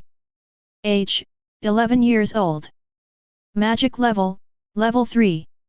Identity, current patriarch of the Cavendi family, first-year freshman at Hogwarts. Hidden prefect of first-year Slytherin. Talent. Transfiguration talent 5/10. Normal charm talent, 6/10. Dark magic talent 10/10. Potions talent, 6/10. Ancient magic talent *10. Not unlocked, needs special ways to unlock. Pets, none. Special skill card, Mana Reserve, Gold. Magical animal affinity, Gold. Magic mastery, Flying Curse, Level 3, Floating Curse, Level 3, Iron Armor Curse, Level 3, Expelliarmus, Level 3, Occlumency, Level 3, Summon the Gods and Guards, Level 3, Apparition Purple Lotus Customized Version, Level 3, Death Curse, Level 3, Soul Seizing Curse, Level 4, Cruciatus Curse, Level 4. Magic Proficiency, 1800. Props, Grindelwald's Puppet. Current Reputation Value, 2700. Erwin looked at his reputation value and his eyes lit up. Hey, I have saved so much. He can draw the lottery again. These are all lottery opportunities that Erwin saved after coming to Hogwarts. Sure enough, Hogwarts is really a treasure. These little wizards are also good leaks. Erwin was pleased with this. Hogwarts is indeed a blessed place. Erwin opened the lottery interface. Now that he has reputation points, of course he is going to draw a lottery. He still has too few means now. Erwin directly started 10 draws in a row. Ding! 10 consecutive draws are over, get the reward. Blue guaranteed reward, talent points x1. The corners of Erwin's mouth twitched slightly. Sure enough, the lottery will never let you down. What the hell, all hot chicken? Just a guaranteed reward. Isn't it too outrageous? However, Erwin has already won the lottery many times. So Erwin was already used to this lottery system. Better than nothing, at least there are 2 bags of Wolong spicy strips. You can also perform tooth festivals. Erwin opened the package and took a bite. Viciously. It's like chewing on the bones of the system. A bag of spicy strips was quickly consumed. Erwin threw the package away. Without hesitation, just start the lottery again. Whoosh whoosh whoosh. Cards flew up one by one. The next moment, Erwin's eyes lit up. Purple 1, or 2. Erwin was excited. Sure enough, no dog loses every day, and no child cries every day. Lottery is indeed the best way to change your destiny. Ding! 10 consecutive draws are over, get the reward. Blue guaranteed reward, talent points x1. Purple reward, magical blade shadowless. 100 draw purple guaranteed reward, fully automatic magic potion production line x1. Erwin understood, that's what happened. I thought my character had exploded. It turned out to be a guarantee. But okay. At least 2 purple ones. But what is the situation of this fully automatic potion production line? Erwin opened the item and introduced it in detail. Full automatic potion production line. This production line is a magic product that can record 5 potion formulas and refining techniques.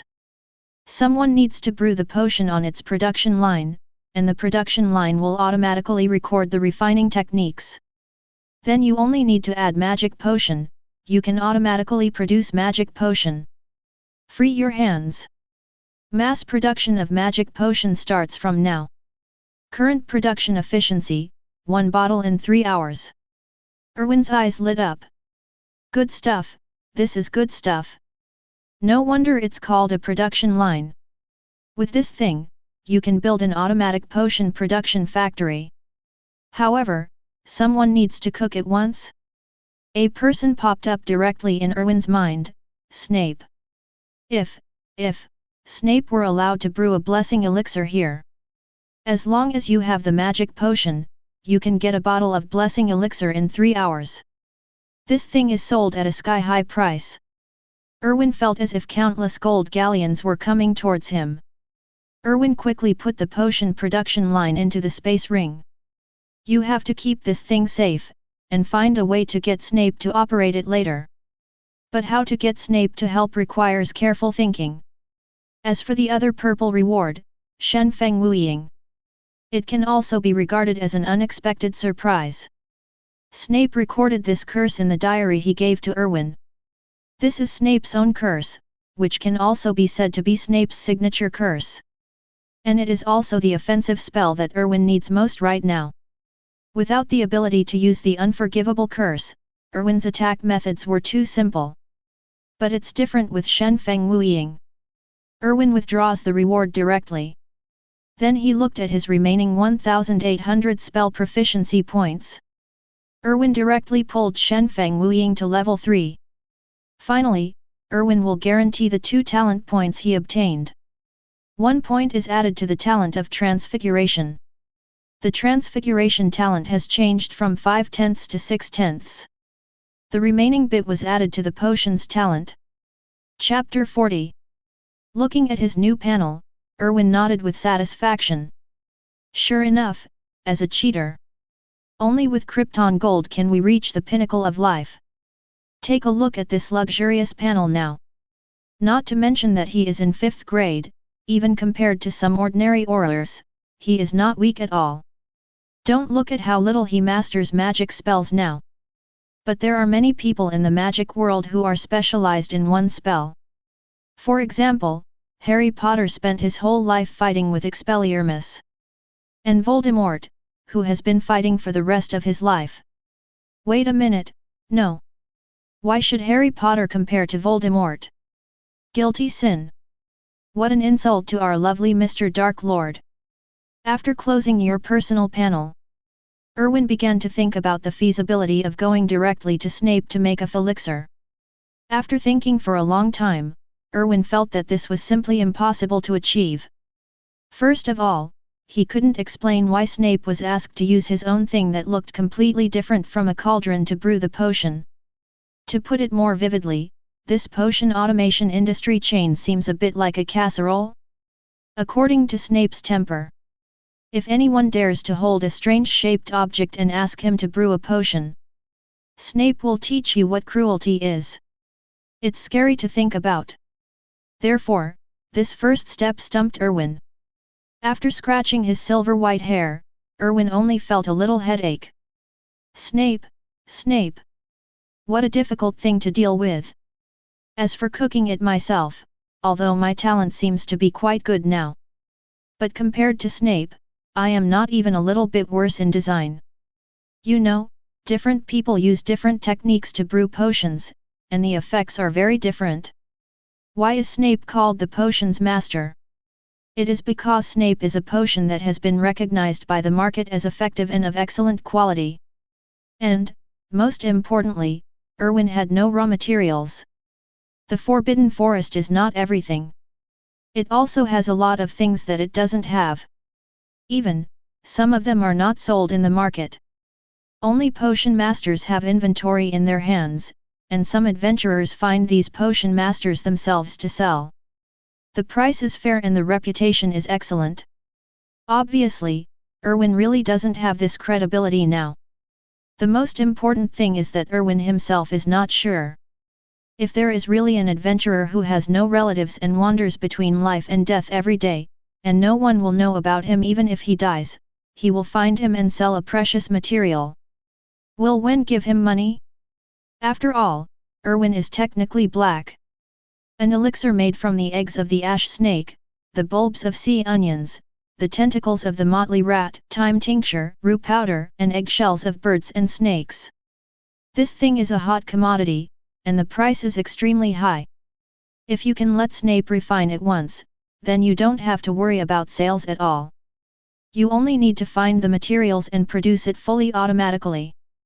The more Erwin thought about it, the more he felt that countless gold galleons were waving at him. No store sells this stuff. Even if there is one, it would be considered a treasure of the store. On the one hand, it is extremely difficult to refine, and on the other hand, it is because the materials for this thing are extremely rare. Therefore, if Cavendi's family can sell elixir products, it will definitely open up a prosperous avenue in Diagon Alley. The most powerful part of the potion production line is actually far more than that. The most terrifying thing about the potion production line is its production efficiency. 1 bottle every 3 hours. Regardless of the medicine, it only takes 3 hours. Take the polyjuice potion, for example. It takes a month to refine it. When it comes to the potion production line, it only takes 3 hours to produce a bottle. What a concept! Mass production of elixir is not a dream at all. Although this thing is just a purple reward, in Erwin's opinion, this thing is really not weaker than a golden reward. While thinking wildly, Erwin fell into a deep sleep. In his sleep, Erwin seemed to have arrived in a dungeon. On both sides of the dungeon corridor, 2 rows of torches were lit, extending towards the depths. Erwin couldn't control his body at this time, as if he was being pulled. Walk towards the deepest part of the dungeon. Soon, we came to the depths of the dungeon. Hiding in the shadows, looking outside. There are several cages here. Most of the cages are empty. There are only 3 cells next to each other with people in them. The men huddled in the shadows of the cell. Can't see face clearly, but it can be seen from the blood stains on his body. These people have suffered a lot. Cell door. There were several people wrapped in black robes standing there. One of them said, "Hasn't it been extracted yet?" The other person shook his head, "No. This is just an idea in itself. No one can say whether it will be successful or not. It's too late. That child has already gone to Hogwarts. I received news that he is very outstanding. Better than his parents, better than them. At least at the same age, even they are better than not him. So, they feel the crisis. The extraction must be successful, as long as it is successful. We will attack that child. I know. These people can't hold on for much longer. I need more test subjects. Go and arrest them." "Okay. You don't have to worry about this. I will solve it. You just need to let me see the result. I want to see you succeed." Erwin hid in the shadows. I was confused. These people seemed to be performing some kind of conspiracy ritual. That child? Erwin was startled. You don't know how to talk about this, do you? Wizards are a very superstitious group. However, they really should be superstitious. Because although divination is bullshit, it really has some credibility. Moreover, for some wizards, their dreams will not give up anything, it is a prophecy or warning for the future. And now Erwin dreams about this. It was difficult for him not to think in this direction. So, someone is already targeting him? What is there about him that is worth keeping an eye on? Is there anything different about him? Does it have anything to do with the death of your parents? What do these people want to do? Erwin was lost in thought. The steps moved slightly. A small voice came. Who? Erwin's expression changed drastically, he turned around and ran away. I took a moment to look back. Erwin was shocked. I saw a long staff appearing in the hands of the two men in black robes. There is a crystal ball on the long staff. At this time, there were electric lights flashing above the crystal ball. The next moment, a bolt of lightning shot directly towards Erwin. Erwin couldn't escape at all. He could only watch the lightning coming towards him. Chapter 41. The next moment, Erwin woke up suddenly. He jumped up from the bed, breathing heavily. His face turned pale. The hair has become sticky with sweat. He looked around. He found himself still in the Slytherin prefect's common room. Erwin felt slightly calm. Just now, what was that? Magic? Control thunder and lightning? Yang Yang Ji? Phew, I went astray. Erwin sat on the bed, not even realizing that the blanket on his body fell to the ground. Was that just a dream? It was so real, Erwin could even recall the faint tingling sensation on his skin when lightning struck. Washed my face.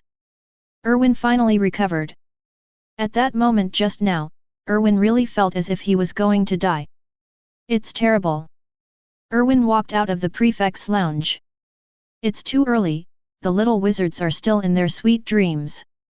Erwin plans to go for a walk. Slow down.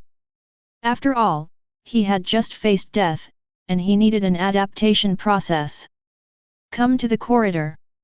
Erwin breathed in the fresh morning air. It had just rained and the weather was a bit cold. But the air is also very fresh. Feeling the cold air flow into your lungs. Erwin felt his mood ease a lot. Just then, a voice came, Erwin. You should be sleeping at this time, why are you here? Erwin didn't even need to turn his head to know who it was. This sinister voice was undoubtedly Snape's. Erwin was a little confused. Was Snape targeting him? Why do they always appear suddenly? Erwin turned around, Professor. Good morning. Snape said, you should not be old enough to sleep. Erwin smiled and said, when you wake up, you will come out. Snape looked Erwin over. He frowned slightly, I can feel that your mood seems a bit unstable. What happened? Erwin said, Professor. If a wizard dreams a complete dream, and this dream is extremely real. What does this mean? Snape frowned and said, dream?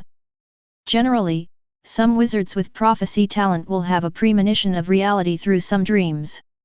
However, their dreams are usually very hazy. If it is a real dream, it can only be through the use of certain dreams. Special means, or being controlled and influenced, I saw something happening. However, your occlumency is good, so this shouldn't happen. Erwin nodded, is that so? Are there any people with the gift of prophecy who have real dreams? Snape was about to deny it. But something suddenly occurred to me. His complexion changed slightly. What did you dream about? Erwin told Snape about his dream. Snape's face turned ugly, are you sure that the person you saw used a wand that looked like a scepter with a crystal ball on it? Erwin nodded, yeah. Yes. I remember it very clearly. What's wrong, Professor? Is there anything special about this wand? Snape said, stop thinking about these things. Calm down and study at Hogwarts. Work hard to improve yourself. Erwin looked at Snape. Professor, do you know anything? For example, my parents. Are they wizards? Snape hesitated for a moment. Yes. They are very good wizards. Erwin said, then why did they return to the Muggle world? Also, why did someone attack them, and who killed them? Snape sighed and looked at Erwin's face. And that silver-white hair. Snape really wanted to tell Erwin everything. At this moment, a voice came. Are you angry so early? Erwin frowned and turned to look. It was Dumbledore. Hearing Dumbledore's voice, Snape seemed to wake up. Dumbledore came to the two men. Snape. It's almost time, you should go get ready. It's time to ring the bell to wake up the little wizards. Snape nodded. He looked at Erwin deeply, then turned and left. Erwin's face didn't look good. Professor Dumbledore. You seem to be deliberately preventing Professor Snape from telling me the truth. Dumbledore smiled and said, really? I don't know. I just came here and I don't know what you are talking about. For the first time, Erwin didn't smile in return. His face was still cold. Professor Dumbledore. I respect you, but you should also know that this matter is very important to me. I need to know the truth about my parents. The smile on Dumbledore's face disappeared. So what if I know? With your current strength, it is difficult to even save your life. Let alone take revenge. The more you know, the more dangerous it will be for you. Your parents are both my students. I will not harm you. They, just like me, will not harm you. Erwin said, danger? I'm in Hogwarts, can't you protect my safety?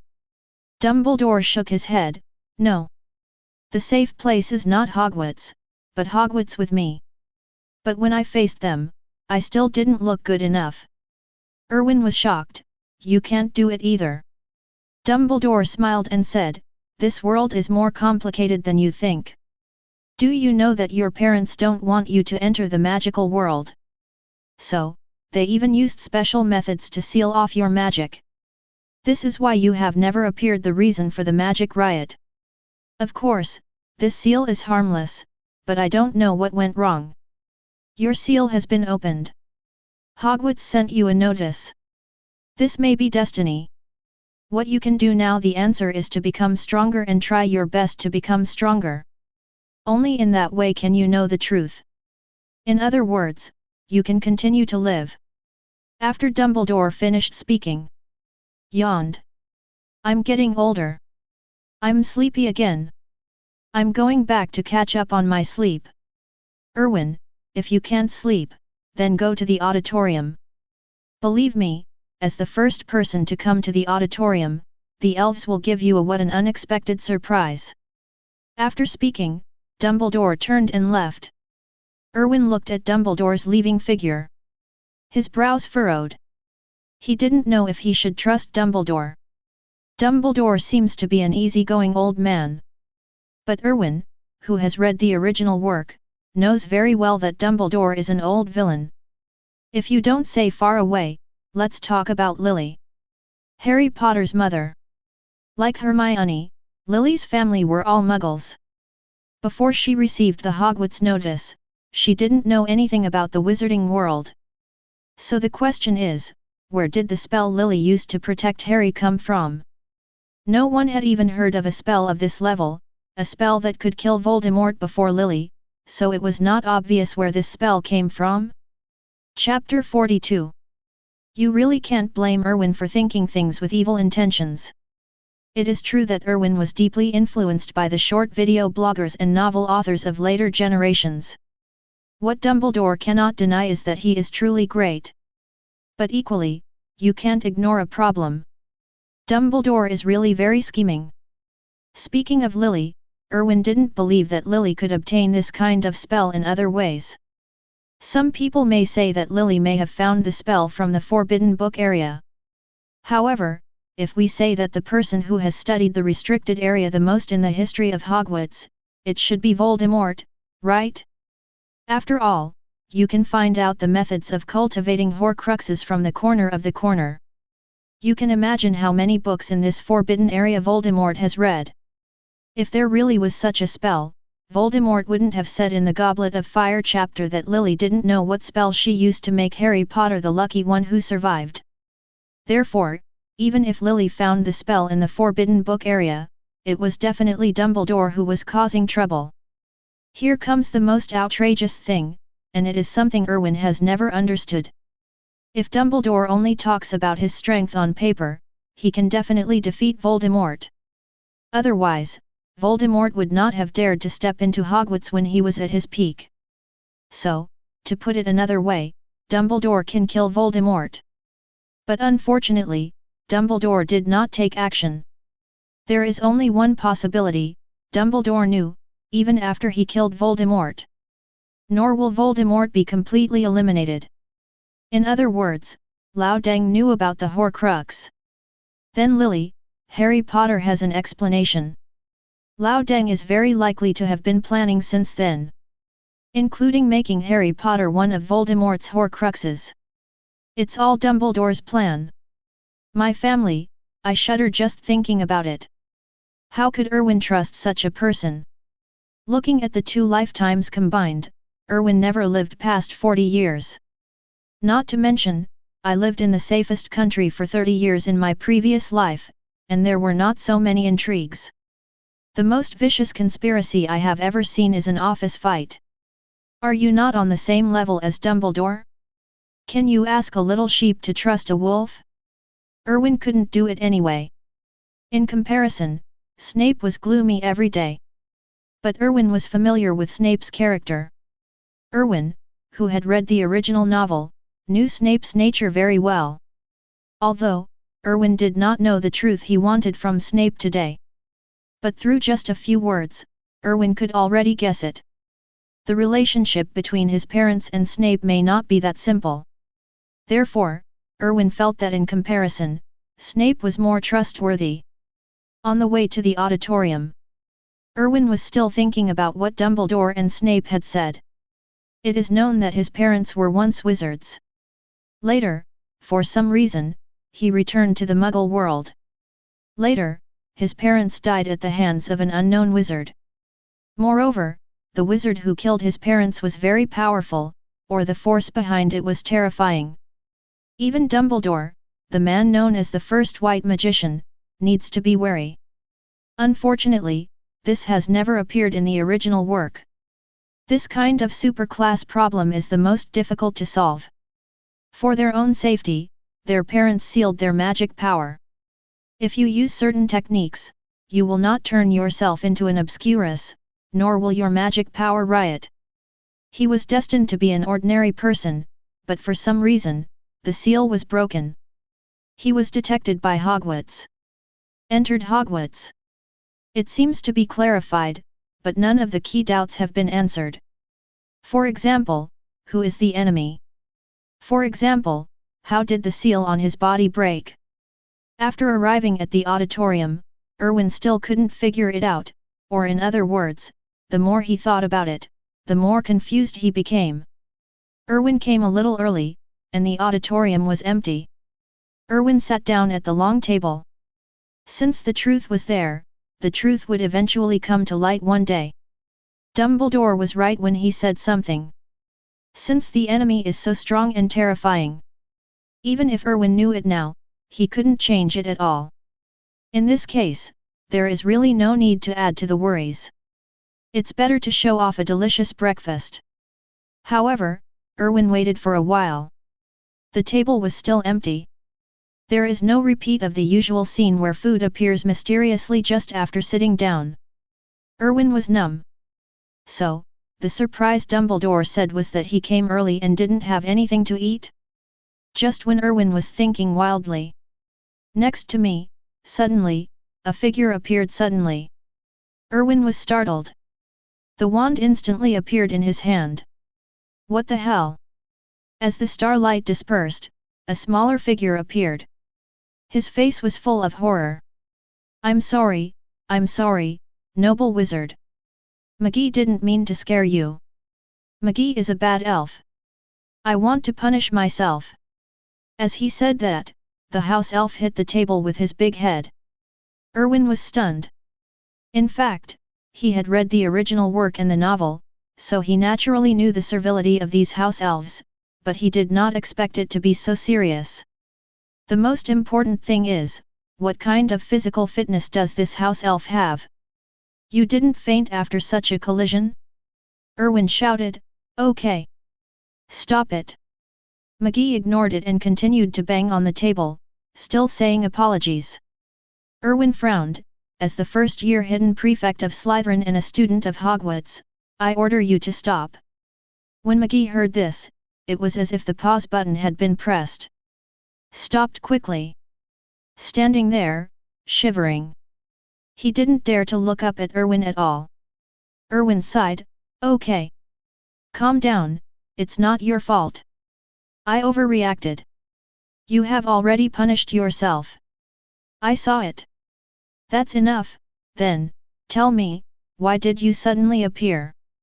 McGee said, that's it, distinguished prefect. I am the house elf of Hogwarts, responsible for breakfast. However, you came a little too early. The unified breakfast has not been prepared yet. Still need some more time. Let me ask you what you want to eat, and I can make a special portion for you first. Erwin understood. It turns out that this is the welfare Dumbledore talks about. A house elf stove? But soon Erwin shook his head again.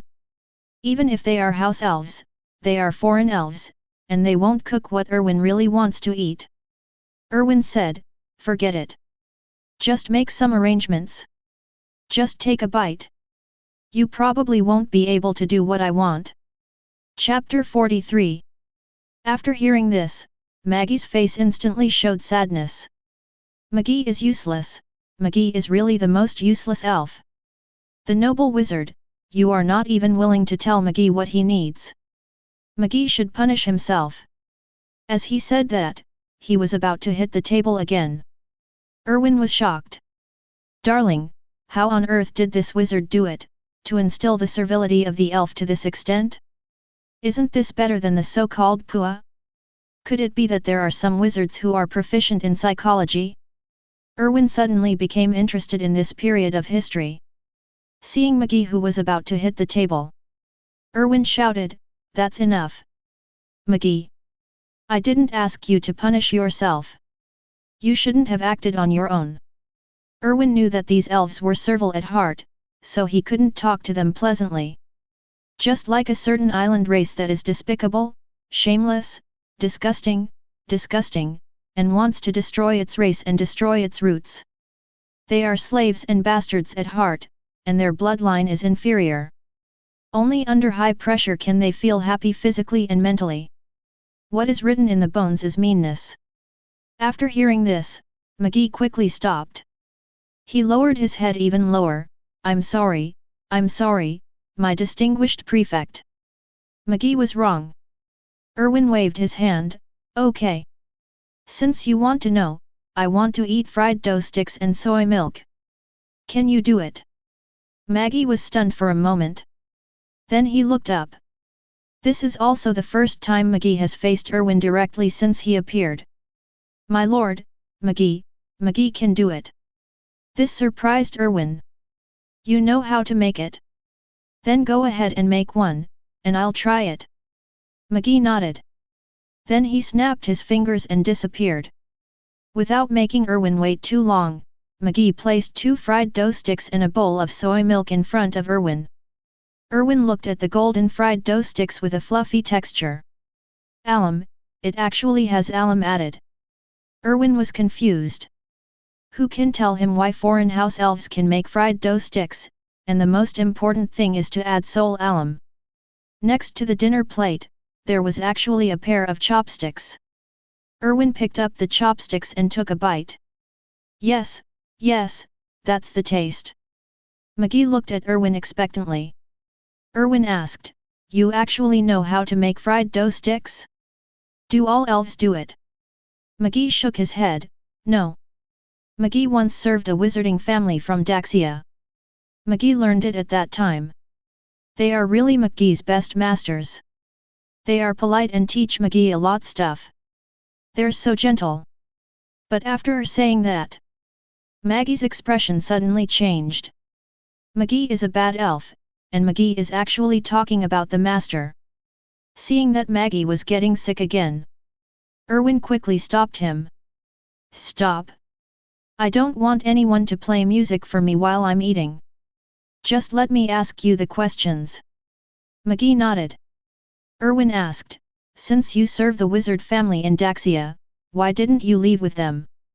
McGee said, "No. The master has returned to Daxia. Daxia does not allow servants like house elves. They all use snail girls and flower fairies in their homes. They are all free.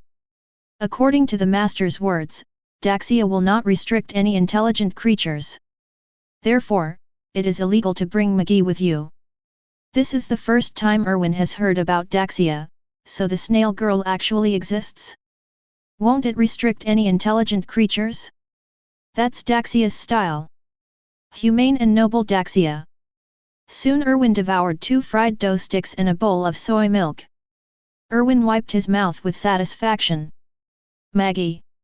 Do you want any other Huxia vegetables?" McGee said, "McGee can do it. Aren't you full? McGee can also make buns. Do you want to eat?" Erwin shook his head, "I'm full.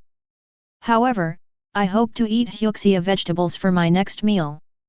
If you have time, can you help me prepare it?" McGee quickly said, "As long as you need it. I can do it." Erwin smiled and said, "Okay. Go and do your work. From now on, you will be responsible for my meals." Maggie bowed and saluted, then put away the plate and disappeared. Erwin raised the corners of his mouth. An unexpected gain, really an unexpected gain. Unexpectedly, I actually found a chef. This is so beautiful. After eating and drinking, Erwin was not in a hurry to leave the auditorium. He had to wait until class later to take the Slytherin wizard to the classroom. With nothing to do, Erwin simply took out Professor McGonagall's notebook. Start reading carefully. But he still has a problem to deal with now. After that, I have to write a paper and give it to Professor McGonagall. When the time comes, let Professor McGonagall help him send it out. Erwin will not give up this kind of fame in vain. One after another, there were more and more little wizards in the auditorium. Slytherin students would keep their steps gentle when passing by Erwin, for fear of disturbing Erwin. Erwin defeated the hidden prefect of the 2nd grade yesterday, so strictly speaking, Erwin is now also the hidden prefect of the 1st and 2nd years of Slytherin. But Barton, the original 2nd year hidden prefect, was more like Erwin's deputy. The little wizards naturally kept quiet out of awe in their hearts. As for some senior students, they would not provoke Erwin for nothing. This led to a very strange problem. The long Slytherin table was extremely quiet. When young wizards from other colleges come in, they can't help but be affected by this quiet atmosphere. Even if you don't know what's going on, you'll keep quiet. People are all blindly obedient. Wait until a group of professors arrive in the auditorium. They were all confused. "Darling, what's going on at Hogwarts today? The auditorium is actually quieter than the classroom? Is it so outrageous?" And Erwin was immersed in Professor McGonagall's notes. He was completely unaware of the movements in the outside world. He was now engrossed in Professor McGonagall's notes. I have to say that Professor McGonagall is truly a master of transfiguration. Just looking at these notes, Erwin felt that he had benefited a lot. The professors on the high platform were quite quiet at this time. After all, it's not easy to have a meal in peace and quiet. Erwin single-handedly turned the Hogwarts auditorium into a study room. Professor McGonagall noticed Erwin, who was reading a book. She also recognized that Erwin was reading her notes. The admiration in his eyes could not be concealed. This kind of student is smart and talented, but he still works hard. Professor McGonagall really likes her. This kind of student should come to Gryffindor. He should become her closed disciple. Thinking of this, Professor McGonagall couldn't help but glance at Snape. He snorted. "Express your dissatisfaction." Snape was confused, wasn't he? What happened? Did he provoke this elderly cat lady? Chapter 44. Snape was confused. After thinking for a long time, I still couldn't figure out how I offended this older cat lady. However, Snape didn't intend to ask. On the one hand, Snape didn't value this. On the other hand, in fact, to be honest, Snape rarely dealt with older cat girls if it was not necessary. It's true that older cat ladies are too principled. She is so principled that most people would not dare to mess with her. Not to mention a semi-autistic player like Snape. Time passes bit by bit. The young wizards from other colleges have almost left. Except for the first-year wizards in Slytherin, everyone else has also left. All the little wizards looked at each other. Seeing that it was almost time for class, I wanted to remind Erwin. But he didn't dare to speak. This group of professors also understood at this time. So the abnormality of these little wizards, as well as the silence in the auditorium today, turns out to be rooted in this. Snape looked at the time. Erwin. Erwin was pulled out of the world of the book by Snape's voice. Turn around and look. What's wrong, Professor? Snape said, pay attention to the time. It's time for you to take your first-year classmates to the Defense Against the Dark Arts classroom. Only then did Erwin notice that there was no one in the auditorium. Erwin said, sorry, Professor. I'm a little lost in thought. I'll go over now. Erwin was a little surprised. Why didn't these little wizards remind him? It's so embarrassing. Erwin said, okay. Everyone, let's go to class. After speaking, Erwin stood up. All the Slytherin wizards quickly stood up. Although Malfoy was not angry, he also stood up. He's already called Daddy. But old Malfoy had no intention of preparing to deal with Erwin. I don't even know why, but he ordered little Malfoy not to target Erwin. So little Malfoy didn't dare to PK him. The first-year students of Slytherin were divided into 2 rows, and Erwin walked through them and walked at the front. These little wizards quickly followed. On the high platform, several professors saw this scene. Somewhat surprised. A glint flashed in Dumbledore's eyes. Erwin's prestige in Slytherin is already so deep? Snape was also a little surprised. But then, I felt it was normal. The respect these Slytherin wizards have for Erwin is not just because Erwin is a hidden prefect. But it was typed by Erwin himself.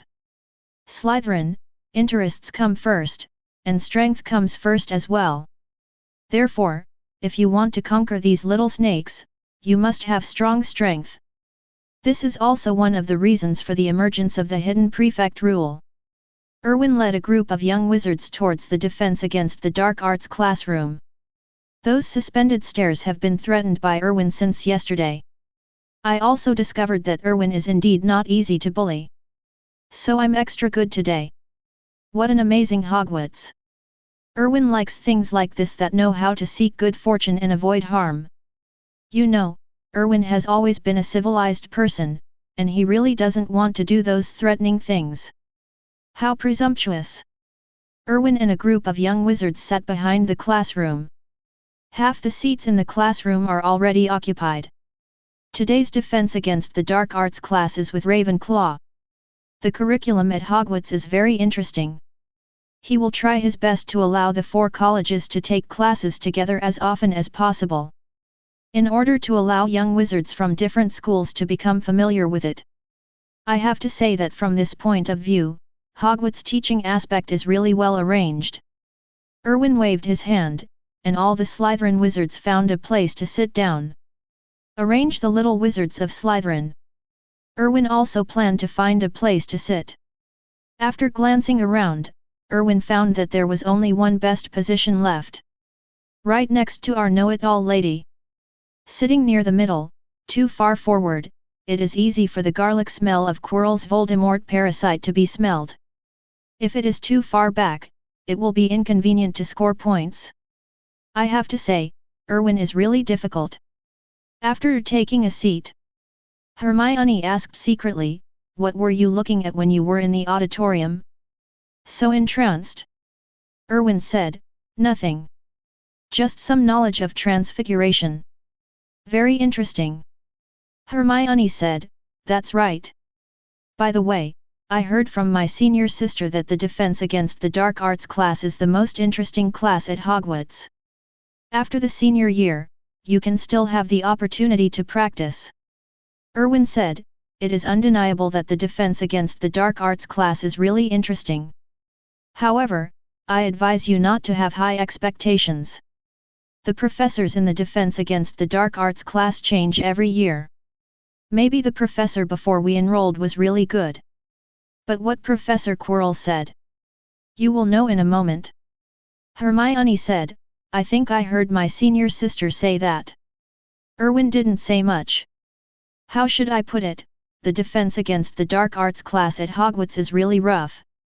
Quirrell in the first year, Lockhart in the second year, Fake Moody in the fourth year, and Umbridge in the fifth year. They are all professors who can't teach anything. I'm really worried about the students at Hogwarts. No wonder it is said that the years after Harry Potter entered school were the years when students at Hogwarts had the worst performance in Defense Against the Dark Arts. How is it possible for these professors to get good grades? Dong dong dong, several bells rang. It also signals the start of classes at Hogwarts. The bell fell from the small door on the side of the classroom. Our teacher for this class, Professor Quirrell, came in. As Professor Quirrell walked into the classroom, a smell of garlic began to waft through the classroom. Erwin couldn't help but frown. This is quite civilized. Some young wizards have already started talking. Hermione pinched her nose. Lowering his voice, "Although I say the professor is wrong, I really don't understand. Why does Professor Quirrell smell so strong of garlic?" Erwin spread his hands. In fact, this smell may not be that of garlic. It was the smell coming from Voldemort. Voldemort didn't know how he made himself look so bad. It's just that these smells are very similar to the smell of garlic, but they also coincide with Professor Quirrell's personality, allowing Voldemort to hide better. In fact, this Professor Quirrell is also a tragedy. In fact, compared to the others who came after him, this one is really outstanding. First let's talk about this person's resume. Professor Quirrell has a good reputation in the magical world, and the reason why he is famous is because of his talent. It is said in the original work that Professor Quirrell is actually very good. His theoretical knowledge is particularly solid. In terms of defense against dark arts, he can be regarded as an excellent professor. This is the evaluation in the original book. Chapter 45. Moreover, Quirrell is very motivated. But it was precisely because of his ambition that harmed him. Before coming to Hogwarts, Professor Quirrell was already preparing to teach at Hogwarts. He wants to be a successful professor. So, he ventured into the dark forests of Albania. The dark forest is called the dark forest because there are a large number of dark creatures and dark wizards entrenched in it. In the dark forest, Professor Quirrell got into trouble and met several vampires and witches. I don't know what kind of torture I suffered or what. He was conquered by Voldemort and became Voldemort's puppet. After arriving at Hogwarts, he became afraid of everything and began to stutter. The original excellence has disappeared and turned into a weak and helpless person. According to Hagrid's evaluation, Professor Quirrell is a smart man. He read very well when he was in school and got excellent grades. But he is also an unlucky guy. Got into trouble, got into crisis. Causes a drastic change in temperament. But overall, although Professor Quirrell has become as cowardly as he is now, But there's nothing wrong with teaching some little wizards. Although, the little wizards will laugh at him. Professor Quirrell walked up to the professor. He stammered, "Hello, everyone. Please open the second page of the book." Quirrell's stuttering tone, with a slight accent. Not surprisingly, all the little wizards present started laughing. Erwin frowned. "Look at the little wizard who belongs to Slytherin." Noticing Erwin's gaze, these little wizards instantly fell silent. Not daring to laugh anymore, the little wizard from Ravenclaw gradually became quiet. Professor Quirrell cast a grateful look at Erwin. Although he was used to ridicule, this was the first time someone stood up for him. Of course he knew that the laughter that disappeared in the classroom now was because of Erwin. The first defense against the dark arts class went very smoothly. It was also Erwin who laid the foundation well. Quirrell has a great crush on Erwin. In one class, Erwin once again scored 30 points.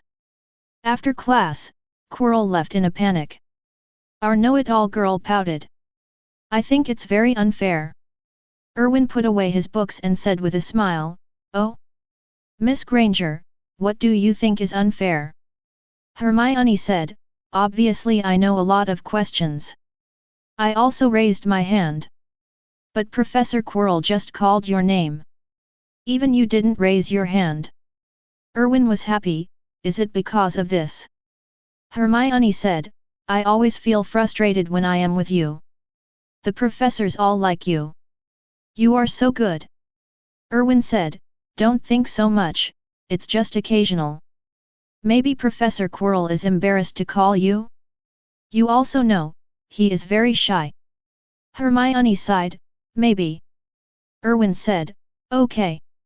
It's time for you to go to the History of Magic classroom. Our next class is Herbology. There is only a 20-minute break. Aren't you going to drink some water or solve a personal problem?" Hermione picked up the book on the table. "I almost forgot. Then I'm leaving." After saying that, Hermione left in a hurry. Erwin looked at Hermione hurriedly leaving and shook his head. A sensitive and fragile little wizard. Erwin leaned back on his stool. Waiting for the little Slytherin wizards who need to go to the toilet. He also needs to take these little wizards to the greenhouse for herbal medicine classes. Responsibilities of prefects. Soon, Slytherin's little wizards came back one after another. Erwin said, "Let's go. Let's go to the greenhouse. Bring your books. Herbology requires hands-on practice. Some herbs are also dangerous, so I hope you can listen to the professor. Don't do it yourself." "I understand." All the Slytherin wizards nodded quickly. Erwin glanced at Malfoy. Yes, he was talking about Malfoy. After all, Malfoy has a brain. Forget it, just don't say it. Come to the shed. There are already some little wizards waiting outside the greenhouse. Messy. No need to look at the class schedule. Just look at the messy formation of these goods. Erwin knew his partner for this class. Gryffindor. Only Gryffindor is so unruly. Always a mess. Very annoying. The teacher teaching the herbology class is Professor Pomona Sprout. Looks very kind and chubby. At the same time, the other party is also the Dean of Hufflepuff. Don't look at others who look kind. But becoming a dean is not something you can do just by being kind. This professor, who looks like the grandmother next door, has ridiculous fighting prowess. Before the decisive battle in the original book, together with Professor Flitwick and Professor McGonagall, the deans of Ravenclaw, drove away Snape. Of course, the possibility of Snape's betrayal cannot be ruled out. But this one's performance was equally terrifying. The magic spell was cast completely silently. During the decisive battle, he single-handedly protected all Hufflepuff students. That fighting power is the same as that of Lu Bulletin, who has unparalleled power. The wand swished and glowed. But compared to her fighting power, her attainments in herbal medicine are even more terrifying. In the entire magic world, this person is ranked second in herbal medicine, and absolutely no one dares to be ranked first. After all, she is the one who can take care of the Whomping Willow. Professor Sprout stood in front of the greenhouse.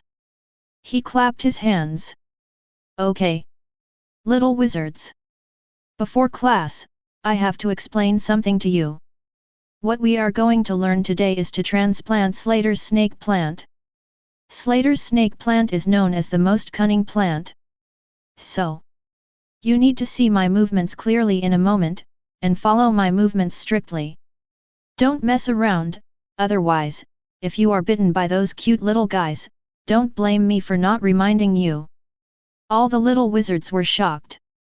Bite? Are they not here for the herbal medicine class?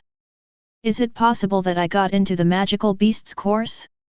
No, there is no magical beasts course in first grade. I ignored the little wizards who were talking about it. Professor Sprout led a group of young wizards directly into the greenhouse. The 3 long tables in the greenhouse are already filled with flower pots. In the flower pot, there are Slater snake plants twisting and looking very restless. From a distance, they look like snakes hiding their heads in the soil. This is also the origin of the name snake plant. Erwin did not hide the disgust in his eyes. This thing is really ugly. Professor Sprout clapped his hands and explained the method of transplanting snake plant. Then he asked, who can tell me what the function of snake grass is? Erwin raised his hand. Professor Sprout said with a smile, Erwin. Tell me. Chapter 46. Erwin said, snake grass is mostly used to prepare some antidotes. Although it cannot completely eradicate the toxicity, it can delay the onset of more than 70% of the toxicity. It can give people time to wait for rescue. Professor Sprout clapped his hands, very good. Very well said, Mr. Erwin. Congratulations, your erudition has earned Slytherin 5 points. Erwin bowed slightly, thank you for your generosity, Professor. Professor Sprout waved his hand, okay. Mr. Erwin has just explained the use of snake plant to everyone. Many wizards who go out on adventures will carry snake plant medicine. Just to deal with some unknown toxins, you know. There are many dangers in the wild. Moreover, there are too many creatures in the magic world, and there are naturally many poisonous ones. Even the most cautious wizard cannot prepare all the antidotes. At this time, the existence of the snake herb potion is needed. According to the recorded literature, the snake herb potion has helped many wizards get the chance to be rescued. It has saved many lives. Professor Sprout taught, after explaining the snake plant. He also personally demonstrated the transplantation of snake plant. As Professor Sprout pulled the snake plant out of the soil, snake plant rhizomes are also exposed in the air. Snake grass is called snake grass because of its rhizome, which is also the location where snake grass is used. The rhizome of the snake plant has only one taproot, which is like a snake's head, and it can bite people. Although it is not fatal or dangerous, if the method is inappropriate. Being bitten is very painful. Therefore, when taking out the snake plant, you need to control its rhizomes as soon as possible. Otherwise, if you take a bite, no one can forget the sour and refreshing feeling. Everything seemed to be in order, just when Erwin thought that this class would pass easily. Someone would tell Erwin a lesson. You can always trust Gryffindor's ability to cause trouble. In other words, you can always believe that there are really people with stunted brains in this world. For example, Neville is clumsy, and Ron is incompetent and disobedient. As the first wail sounded, it was Ron who made the sound. Maybe these snake plants already have experience in dealing with little wizards. Therefore, they bypassed Ron's gloved hand and bit directly on Ron's arm. Ron screamed in pain. Ron's voice startled Neville, who was being cautious at the side. Then, there was another scream. The attention of other little wizards was also attracted. In an instant, screams came one after another. Erwin frowned. It was found that the attention of some Slytherin students was also attracted. Meditate. Don't let foreign objects affect your concentration. Handle the snake plant in your hand. Only then did all the Slytherin students react. He quickly focused on the snake plant in front of him. Professor Sprout looked at the messy Gryffindor students and then at the Slytherin students. Feeling tired. The gap is really too big.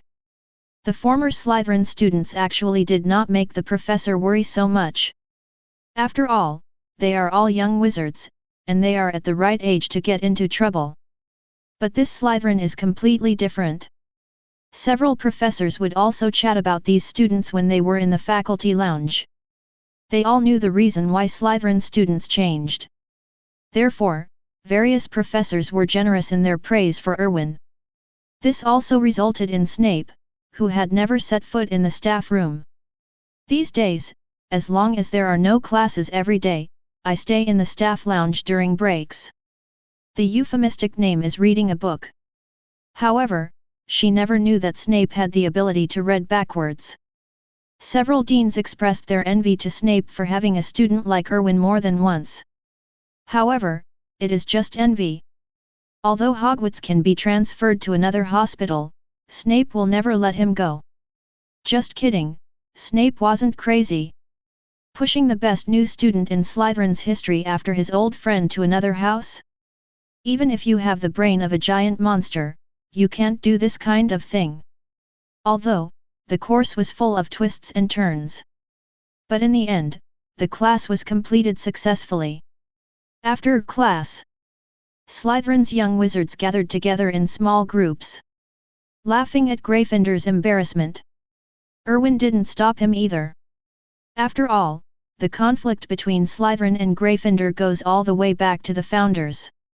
The two colleges have been fighting for a long time, and neither one is convinced by the other. Erwin actually doesn't have a good impression of Gryffindor. Therefore, naturally he will not be the bad guy and stop the little wizards of Slytherin. In the auditorium at noon, the little wizards finished their morning study.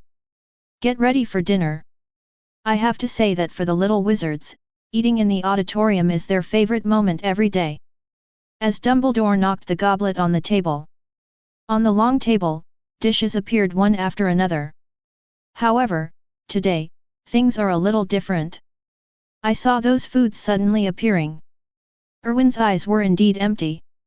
The little wizards in Slytherin were in a daze. Turning to look at Erwin.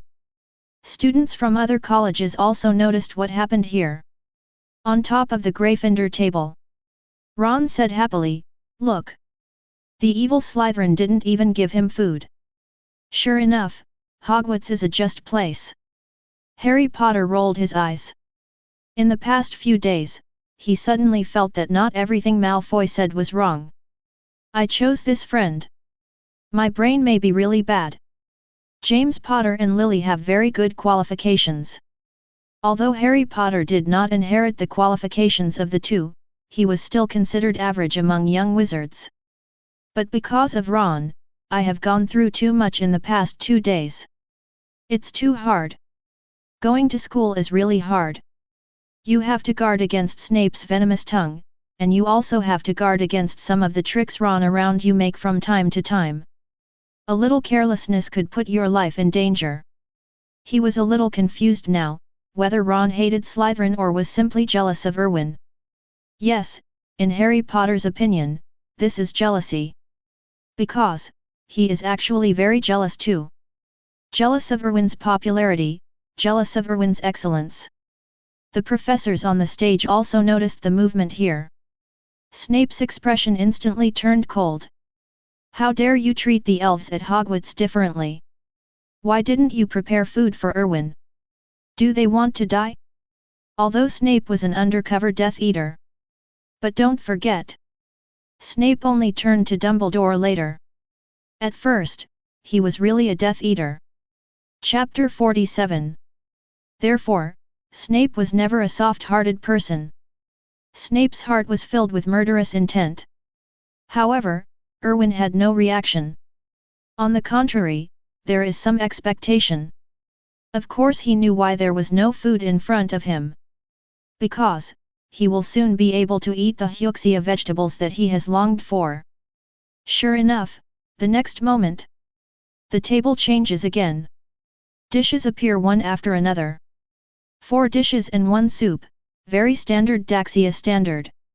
A bowl of rice and a pair of chopsticks. All the little wizards were shocked. Snape's eyes widened as well. To be honest, he had been at Hogwarts for so many years, and he had never known that the house elves at Hogwarts were of this level. That's right, they are treated differently. But, it turns out that they are the difference. Dumbledore looked at the food on Erwin's table. He smiled and said, "It seems our Mr. Erwin is equally welcome even among house elves." Several other professors were also smiling. Hogwarts never refuses privileges. Only if you are good enough will you have privileges. This is Hogwarts. If you have the skills, you will get everything you want. Daxia cuisine pays attention to color, flavor and flavor. Although the little wizards around them didn't taste it. However, just from the appearance and the faintly floating aroma, it has already whetted their appetite.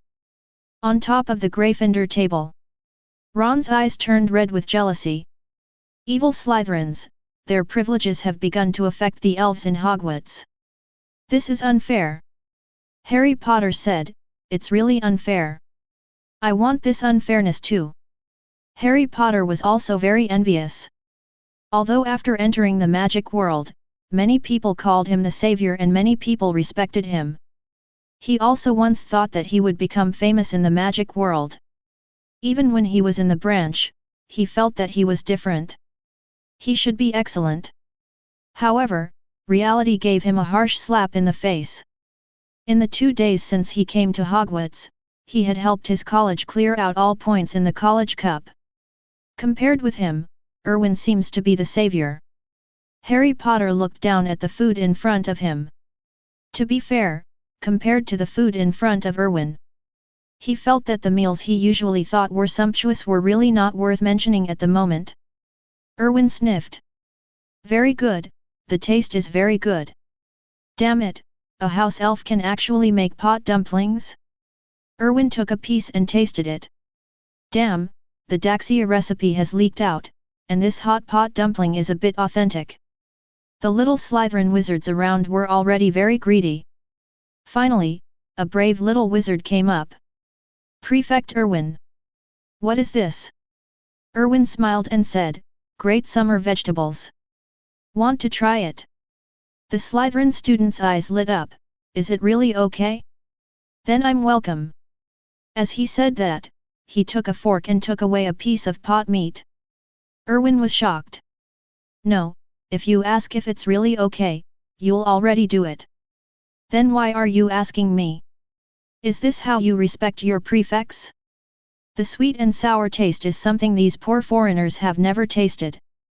Just the right amount of thickening, sweet and sour sauce and the sweetness of the meat itself outline a taste they have never tasted before. It makes people want to stop. The little wizard's eyes instantly narrowed. "It's so delicious." Erwin now really feels that the little master cartoon is not a lie. It turns out that some people really cry when they eat delicious food. What a poor foreigner. The other little Slytherin wizards around also looked at the pot of meat in front of Erwin with burning eyes. His eyes were full of desire. Erwin sighed. "Have to." Erwin waved, "Anyone who wants to try it, come and have a try." As soon as the words fell, a group of young wizards rushed over. Erwin frowned. "Manner. Pay attention to your manners. Do you think you are Gryffindors?" The faces of all the Gryffindors turned dark again. Erwin is obsessed with firing map cannons. Especially when it comes to these little lions. On the podium, Professor McGonagall rolled her eyes. Although Erwin's words are indeed unpleasant, think about the students in his own college. Professor McGonagall found helplessly that it seemed that what Erwin said was right. There is no harm without contrast. Of course, if someone else said this, Professor McGonagall would have to refute it. But if it was Erwin who said this, then it would be okay. Erwin, that is her beloved disciple. What? You call this double standards? Yes, it's double standards. What's wrong? You're going to have to fight an older cat girl if you don't accept it. Find out more about the statue holding a 3-meter-long sword. The dog's head is crooked for you. There are so many students in Slytherin. There are only a few pieces of meat in a plate. Soon the pot of meat in front of Erwin was swept away. Yes, these little Slytherin nobles pay attention to their manners. They didn't rob, but they didn't give in either. Malfoy even secretly came to tidy up a piece of it. His 2 gluttonous lackeys. Even more outrageous.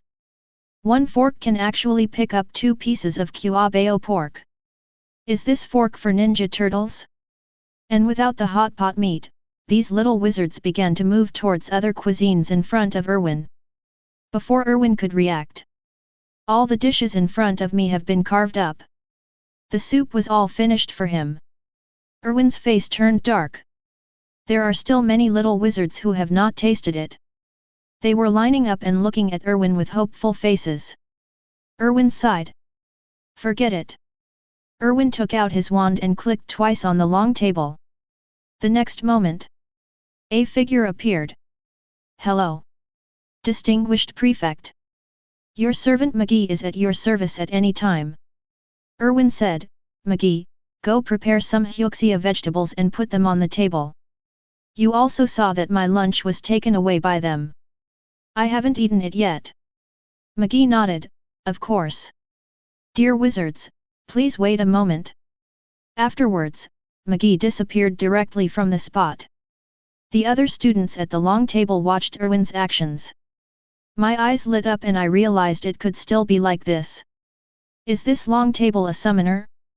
Can we order food? On the Gryffindor table, Ron was the first to prepare for an experiment. He wants to eat chicken legs, big chicken legs. Then, Ron took out his wand and clicked it on the long table. 1 second, 2 seconds. 1 minute, 2 minutes. Nothing happened. Ron's face turned red. The wand struck harder. Come out. Why don't you come out? People from other colleges around were also watching the excitement. The rest of the Weasley family blushed too. Even the mischievous twins couldn't stand it. At this time, a voice came. Your wand is about to blind the eyes of those around you. You are not Erwin. Ron was already feeling embarrassed. When someone spoke, he stared directly at them. It was Hermione who spoke. What does it have to do with you? Nosy. You self-righteous guy.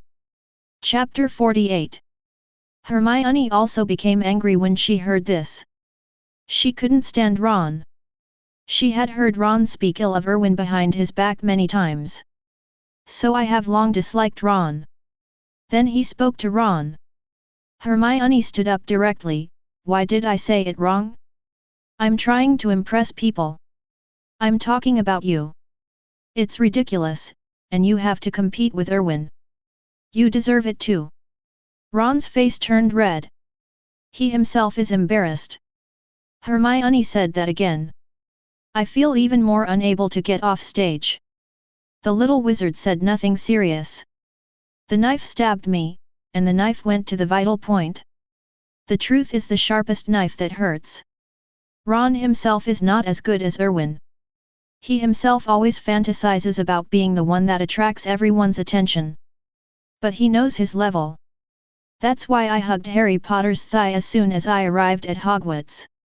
I originally thought that by hanging out with Harry Potter, I could make a name for myself in the future. Unexpectedly, something like this happened to Erwin.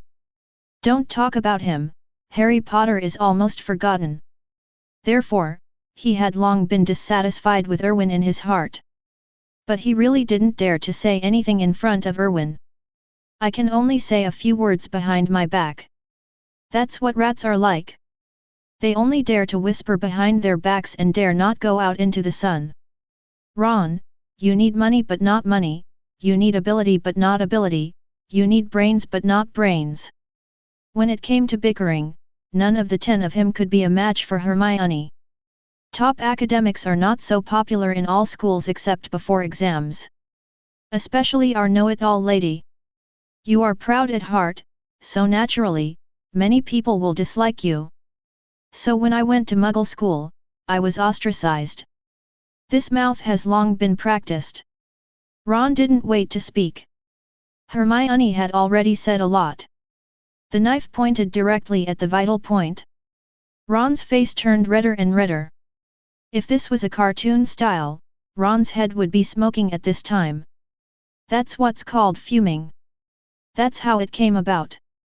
Especially when I heard the discussions and ridicules from other little wizards around me. Ron's string of reason suddenly broke. Ron was furious and took out his wand. I want to teach you a lesson. Hermione was stunned for a moment. After all, I have no experience fighting against others. So I really didn't react for a while. But Erwin reacted immediately. Expelliarmus. The next moment, Ron was blown away directly. It hit the wall of the auditorium hard. Erwin's face turned cold. The other three Weasleys, the prefect Percy Weasley, as well as the twins Fred and George, quickly ran towards their younger brother. Percy said, "Are you okay?" Ron. Ron's face turned pale and he shook his head. Fred and George were all joking, "My dear brother, why did you take out the wand? Do you have any spells now? And you actually took out the wand in the auditorium. How interesting." Ron ignored his two brothers who were watching the fun. On the high platform. Sudden changes. It also made the professors stand up. Professor Phileas Flitwick, as the headmaster of Ravenclaw, now had a rare look of anger on his originally kind face. After all, he knew how good Hermione was.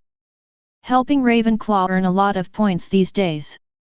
Although most of the scores in normal classes are earned by Ravenclaw students. But there are really not many people who can show that kind of knowledge in the first grade. Therefore, Flitwick is very optimistic about Hermione. And now, there are actually Gryffindor students who dare to point their wands at their classmates. Flitwick said angrily, "How dare he? How dare he point his wand at his classmates?" Snape also said, "This matter is serious." He pointed a wand at his classmates, and he was still in the auditorium. It was just because of a quarrel. Such a bad thing has never happened in Hogwarts since the school was founded. Although, I don't think Ron Weasley can master any magic with his pig-like brain.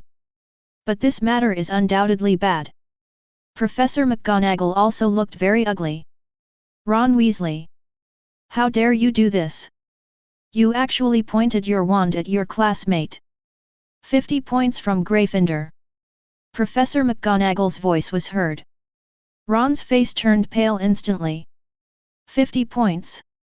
He hasn't earned a single point so far, and has already deducted a lot of points. The other Gryffindors had no choice but to tear him apart. Ron looked around. Sure enough, all the little wizards in Gryffindor looked extremely ugly. Everyone looked at Ron angrily. Ron couldn't help but shudder. Even Percy didn't look good. After Professor McGonagall finished dealing with Ron. Looking at Erwin, "As for you, Mr. Erwin, because of your decisiveness, the school avoided a crisis. Therefore, Slytherin awards 30 points. Erwin bent slightly to express his gratitude. This was an unexpected surprise. In fact, after Erwin took action, he also thought about what kind of magic spell a pig like Ron could master at this time. He knows a hammer. Other first-year wizards may learn some spells on their own, even just for fun. But Ron, there's no way he would. Not because he has no interest, but because he is too stupid. He can't learn. After thanking Meg, Erwin turned to look in Ron's direction. He said coldly, "Prefect Percy, I suggest you take good care of your brother, otherwise, I will help you take care of it. But, if I take action, I can't guarantee that he will be intact next time. My patience is also limited." "Yes. I am telling you now as the hidden prefect of Slytherin. In other words, it is a warning. Percy didn't look very good. After all, no one will look too good if they are threatened. But he knew that it was his brother who did something wrong today. Percy said, I will. Erwin glanced at Ron disdainfully. What a waste. Then Erwin pressed his palms. Sit down. Keep eating. Everyone in Slytherin didn't hesitate at all and sat back down directly. Those whose movements were uniform, people who didn't know better thought they were students who came out of Daxia. Soon, the elf McGee added Bactrian cuisine to the Slytherin table. Slytherin and other young wizards quickly began to taste it. As for Ron, who cares about him? Just like Erwin said, he's just a loser. Who cares whether he lives or lives? A group of Slytherin snakes tasted Bactrian delicacies for the first time, and McGee made several more. It would be a pleasure to feed these little snakes. Prefect Erwin. From now on, can we add these dishes to our dining table? It's so delicious.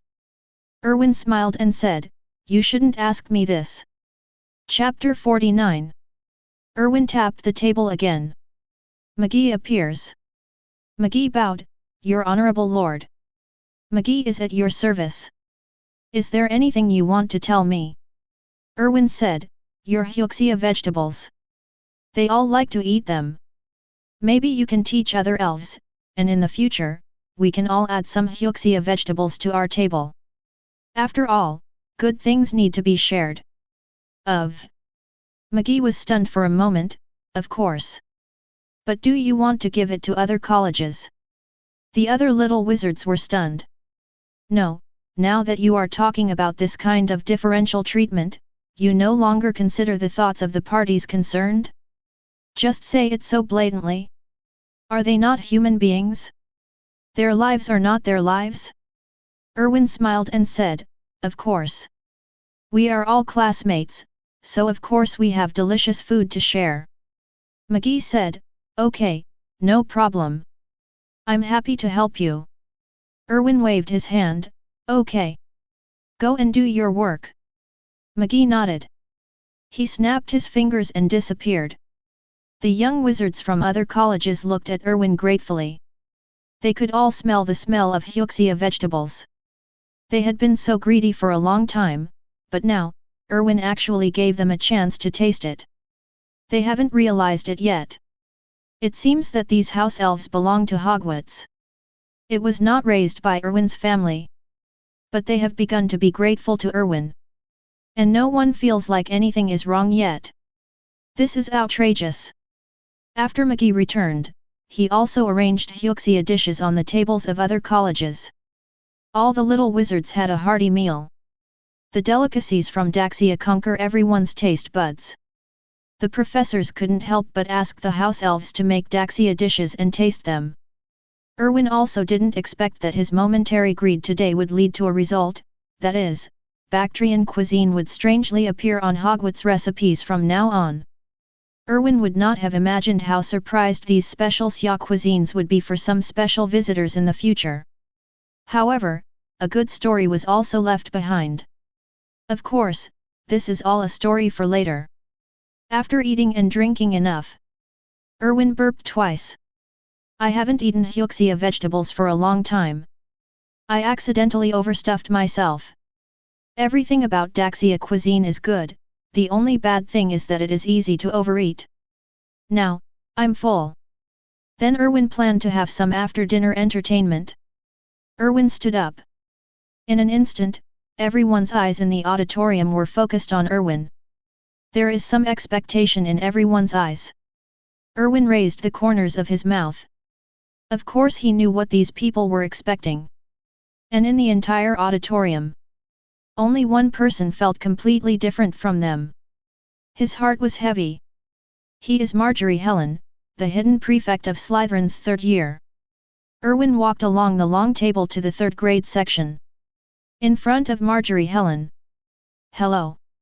Senior Helen, L. Cavendi, the hidden prefect of the first grade, challenges you to become a prefect. Marjorie Helen sighed inwardly. This day is still here. He knew that he was no match for Erwin. He couldn't block Erwin's disarming spell. But losing without a fight would be a shame. Marjorie stood up. I accept your challenge. The surrounding little wizards began to cheer. After all, this kind of scene is what they like to watch the most. Grotia stood up and said with a smile, okay. Just follow the old rules. Let's meet by the Black Lake. A group of Slytherin wizards rushed to Black Lake. The young wizards from other colleges are not to be outdone. On stage, Snape frowned. I'll go over and take a look. After saying that, Snape stood up directly and left the auditorium like a big bat. Professor McGonagall looked at Dumbledore. Don't we need to go there? Dumbledore had just stuffed the last piece of pot bun into his mouth. I'm missing that taste. This sweet and sour taste is much more delicious than a pile of cockroaches. He felt a little addicted. I'm thinking about asking the house elf to give me another plate. Professor McGonagall's voice was heard. Dumbledore said, no need. It's enough for Snape to go there. Of course, if you are interested. You can go and have a look. After all, Erwin is the person most likely to become the real prefect of Slytherin. Dumbledore finished.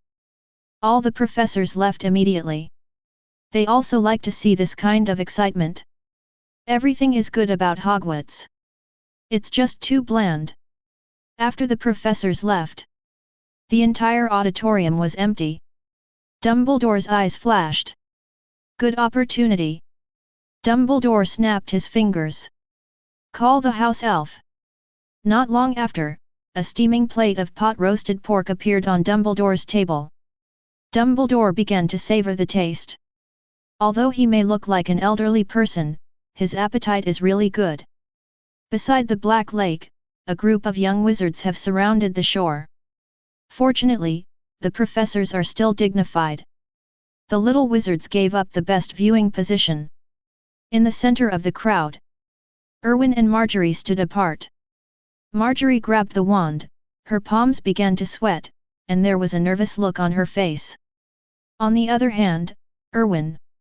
His face was full of satisfaction. The wand is held between the middle finger and the ring finger. Voldemort's same wand-holding pose. Very elegant and calm. Marjorie said, Erwin, I know my own level. I may not be your opponent. But I just want to see how much worse I am than you. Erwin smiled and said, Senior is too modest. After all, I am from a pure-blood family. Please give me some advice. Marjorie asked doubtfully, do you know where I am from? Erwin said, of course I know, the senior is also very famous. To be precise, Marjorie comes from the Burst family, a pure-blooded family of 28. It's just that his mother is from Bast. However, the Busted family was even more depleted, and the only descendant was Marjorie's mother. There are not so many rules, such as not marrying people outside the pure-blood family, because no one cares about it. It can be considered a pure-blood family that has disappeared. Therefore, Marjorie's father is not considered a bride-in-law, so naturally Marjorie does not take the surname Burst. Marjorie nodded. Salute to Erwin. Erwin returned the gesture. Then the two walked with their backs facing each other. After standing, Grotia gave the order to start. Subsequently, Erwin took the lead. Expelliarmus. Marjorie was not to be outdone. A disarming spell was also issued. Compared to Button, Marjorie is certainly stronger. The speed and intensity of casting spells are both superior. 2 magic spells exploded in mid-air. But obviously Erwin's curse is even better. The location where the question exploded was more towards Marjorie. Erwin reacted extremely quickly and missed a single hit. The next attack had already been launched again. The same disarming spell. Marjorie's eyes widened. He couldn't react. Armor protection. However, Marjorie's armor spell was not skilled enough. She couldn't stop Erwin's disarming spell either. The next moment, Marjorie was knocked straight away and fell to the ground. Chapter 50. Erwin breathed out. How should I put it, it's a bit level, but not much. However, it is much better than the ordinary little wizard designation. After all, this is Slytherin's hidden prefect. Erwin bowed slightly. I agree. I won. Marjorie refused the help of her friends. He stood up by himself. There was a bit of disappointment on his face, but he wasn't too disappointed. After all, he had already expected the result. So it was no surprise that he lost. Marjorie bowed. I lost. Congratulations, Prefect Erwin. Erwin said, Senior, you're welcome. I will still need your help in many places in the future. I just hope you don't hold grudges and can just shirk the blame in the future. Erwin, who is polite and neither arrogant nor arrogant, easily endears himself to many people. For example, those around watching the battle. Although Erwin has just arrived at Hogwarts. But in just 2 days, a lot of things have been done. Plus Erwin is usually nice to everyone, except Gryffindor. It's hard not to make other little wizards have a good impression of Erwin. Gloria came to Erwin. Congratulations. Junior, you have won again. I think the day when you walk in front of me is not far away. There is still some time, so go and take a rest. There are classes in the afternoon. Erwin said, Thank you, Prefect Gloria, but I think it's quite early today. I plan to challenge another hidden prefect. Erwin turned to look at the Slytherin crowd. His eyes fell on a female little wizard. Charlotte Teresa. The only female hidden prefect in Slytherin, and the only one who is not from the 28 pure-blood tribes. Charlotte smiled. Get out of the crowd. I thought I had to wait until tomorrow. Unexpectedly, my junior is ready to challenge me today. Erwin smiled and said, You can take advantage of the fact that you have eaten enough today. If you are not my senior's opponent, you will be able to withstand the beating when you are beaten. Charlotte covered her mouth and said with a smile, Junior is so humble. Just like those humble Daxia people. I don't have the ability to beat Junior. The disarming spell in my junior's hand is really terrifying. Erwin said, Senior, you're welcome. The smile on Charlotte's face gradually faded. But after all, I am also the hidden prefect of the 4th year. I cannot lose without a fight. Therefore, I, Charlotte Teresa, the hidden prefect of the 4th year of Slytherin, accept your challenge. Erwin also had a rare solemn expression on his face. The 7 hidden prefects of Slytherin. Except for Erwin himself. Of the 6 hidden prefects, there were only 2 who really made Erwin feel threatened. Grodia, I won't talk about this. The hidden prefect of 7th grade. His age is right there. Moreover, he is the legitimate son of the Selwyn family and has received a good education since he was a child. The Selwyn family is a very special family. I heard that this family made its fortune by relying on some dark side. If it really counts, it's like the kind of killer family in the movie. Although it was later cleared up. But the family's inheritance method has remained. Grodia is a person who does not appear in the original work. As the only legitimate son of the Selwyn family, he has been trained since childhood. There is no way these young boys in school can compare. It is really capable of fighting. Of course, Erwin is now confident that he can fight with him. After all, Erwin is cheating. It is an eternal truth that natives can never cheat. Except for Grodia. Another person that Erwin couldn't see through was Charlotte Teresa. This female prefect is not from a pure-blood family. Even in Slytherin, people are easygoing. Be polite to everyone. However, it happened to be this kind of person when Erwin saw her for the first time. There was actually an indescribable sense of crisis in my heart. This is an instinct that Erwin has honed in blood and tears for so many years. Just like a wild beast, when it sees an enemy that can threaten itself, it will have this sense of crisis. And Charlotte gave Erwin this feeling. This made Erwin always curious about this female prefect. A wizard who is not from a pure-blood family. It stands to reason that she can only learn the knowledge taught in school. However, Charlotte was able to secure the position of prefect in Slytherin where pure-blood families were rampant. This itself is unreasonable. Born in a pure-blood family, even though he had no education before entering school. But due to the influence of their ears and eyes, and the conscious guidance of their family members, you have to admit that they are better than ordinary little wizards. How can hard work be compared to the inheritance of so many generations?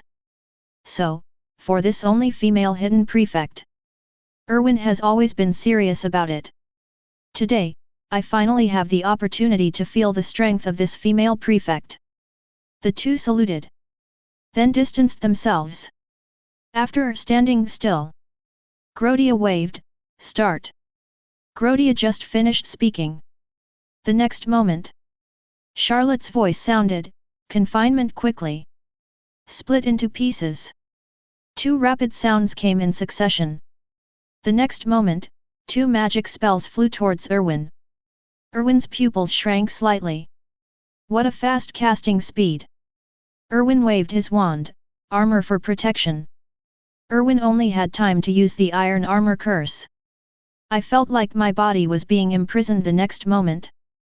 The spell directly hit Erwin's already solid purple armor shadow. A soft sound. Erwin staggered back 2 steps. Erwin didn't dare waste time. The moment the confinement disappears, the figure hid towards the side. Expelliarmus. Sure enough, Erwin just left the place. A ray of red light shot toward him, falling directly to the ground. The students watching were stunned. Is this a real battle between wizards? This is the speed of casting spells. Is this mouth a rented one? Talking so fast? Several professors who were watching were also a little surprised at this time. Snape frowned. His eyes fell on Charlotte. Is it hiding her clumsiness, or is it because no one has allowed her to use her full strength? This strength is no weaker than that of ordinary aurors. Grodia on the side also looked at him with some suspicion. Looking at Charlotte, my heart was full of surprise. He never knew that Charlotte had such strength. Erwin waved his wand. Expelliarmus. The purple light flashed past and flew towards Charlotte. Armor protection. Charlotte reacted very quickly. The iron armor curse is directly useful. But she didn't take it hard and ran quickly to the side. Erwin's disarming spell hit Charlotte on the shoulder. Charlotte's movement stopped. He glanced at Erwin in surprise. Chapter 51. Although she had already seen from Erwin's actions, Erwin's strength was not weak. But she didn't expect that Erwin's magic power could be so powerful and the spells he issued could be so powerful. Even the iron armor curse she had practiced through actual combat could not completely eliminate the power of Erwin's disarming curse. Erwin didn't stop, the wand continued to shake. Another disarming spell was shot. Charlotte ran quickly to the side. Erwin responded in the same way. There are many obstacles. In front of Erwin, 2 vines suddenly grew up. Just in the way of his movement. Erwin frowned. This is the disadvantage of not having enough magic spells to master. Now Erwin only has 2 choices. The first is to get rid of the vines. Another option is to turn around and change direction. However, Charlotte had no intention of giving Erwin a chance to choose. All petrified. The magic spell flew out of the wand in Charlotte's hand. The target was right behind Erwin. If Erwin turned around and changed direction now, he would directly collide with the petrification spell. Erwin marvels at Charlotte's combat experience. Have no choice. Erwin couldn't care less about hiding his clumsiness. The divine edge is shadowless. Aiming at the vines in front of him. The next moment, above the vines, seemingly transparent sharp blades suddenly appeared. Cut the vines straight through. Erwin slipped through the vines. The little wizards around were stunned. What spell is this? The Shadowless Blade? I seem to have read a book.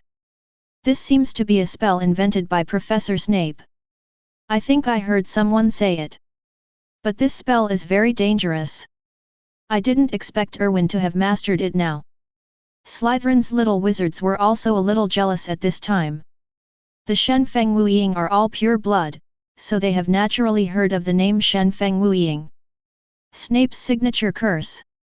Charlotte was also a little surprised by Erwin's move. Even the attack rhythm stopped briefly.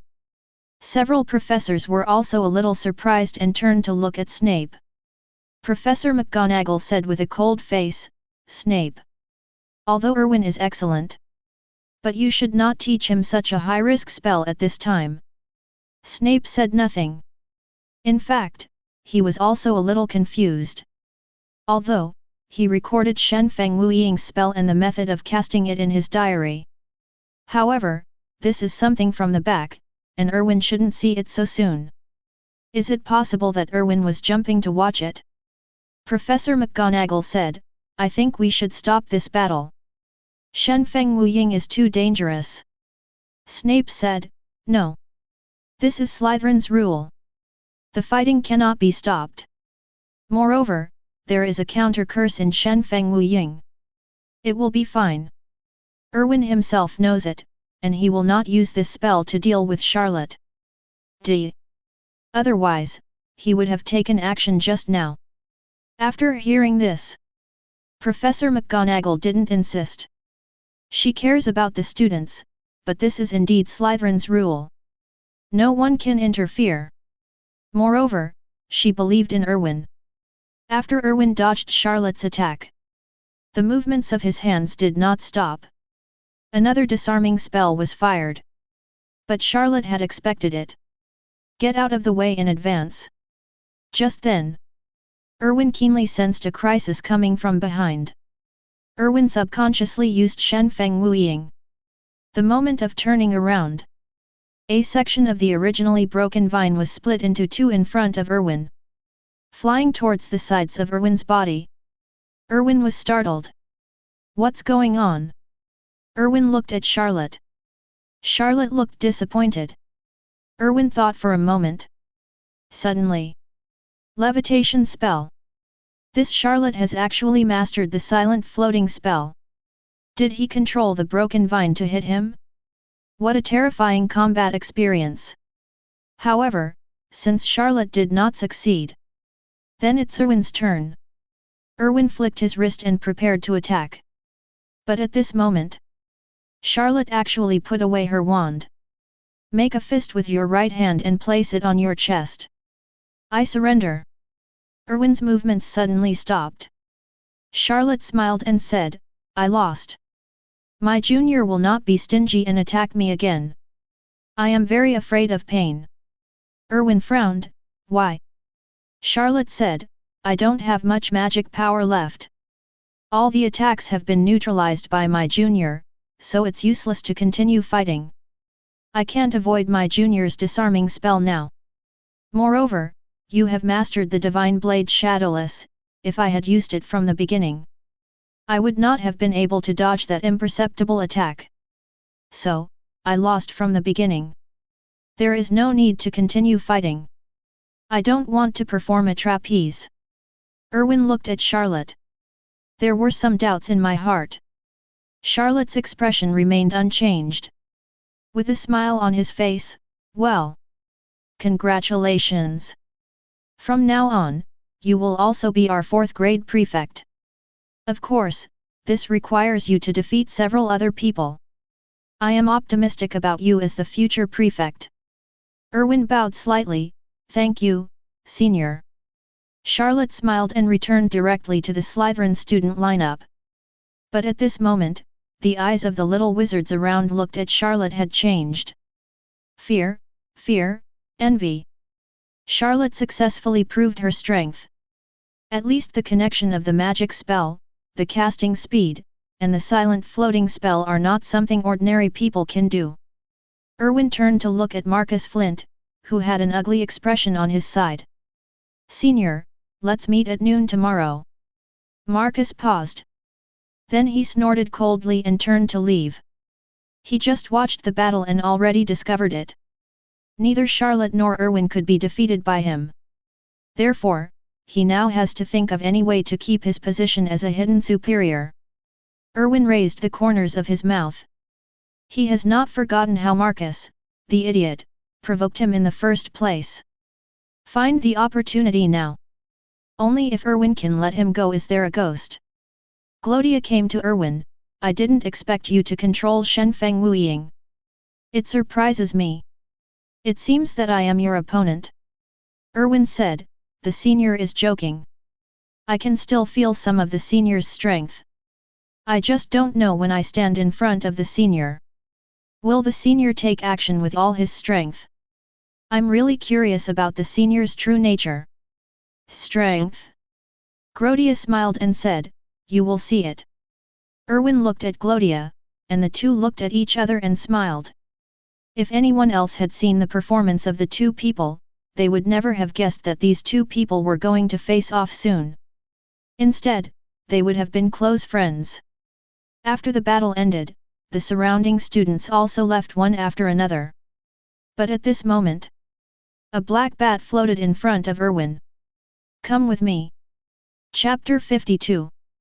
Erwin spread his hands. Yes, our dear bat professor is here.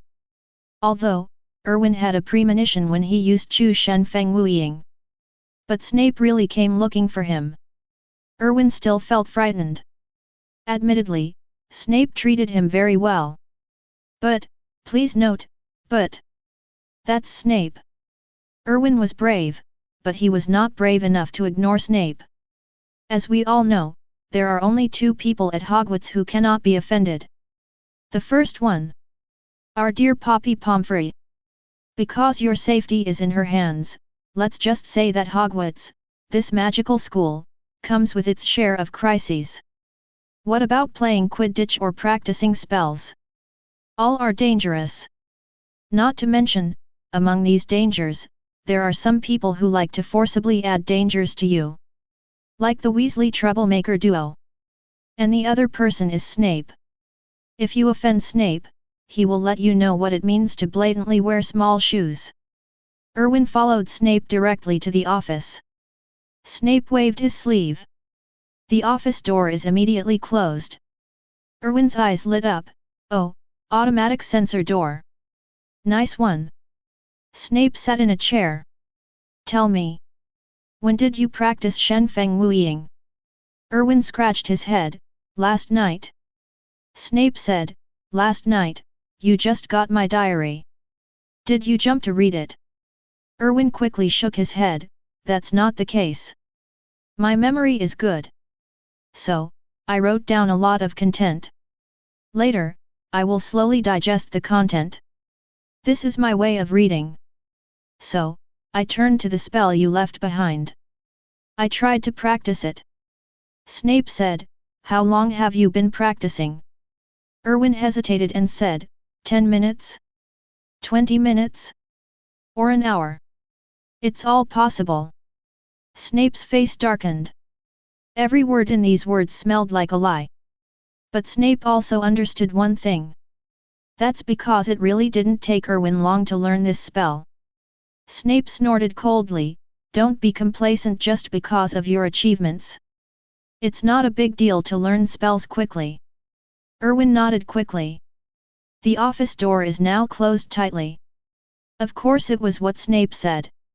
Even if Snape said he was Merlin, Erwin would nod without hesitation.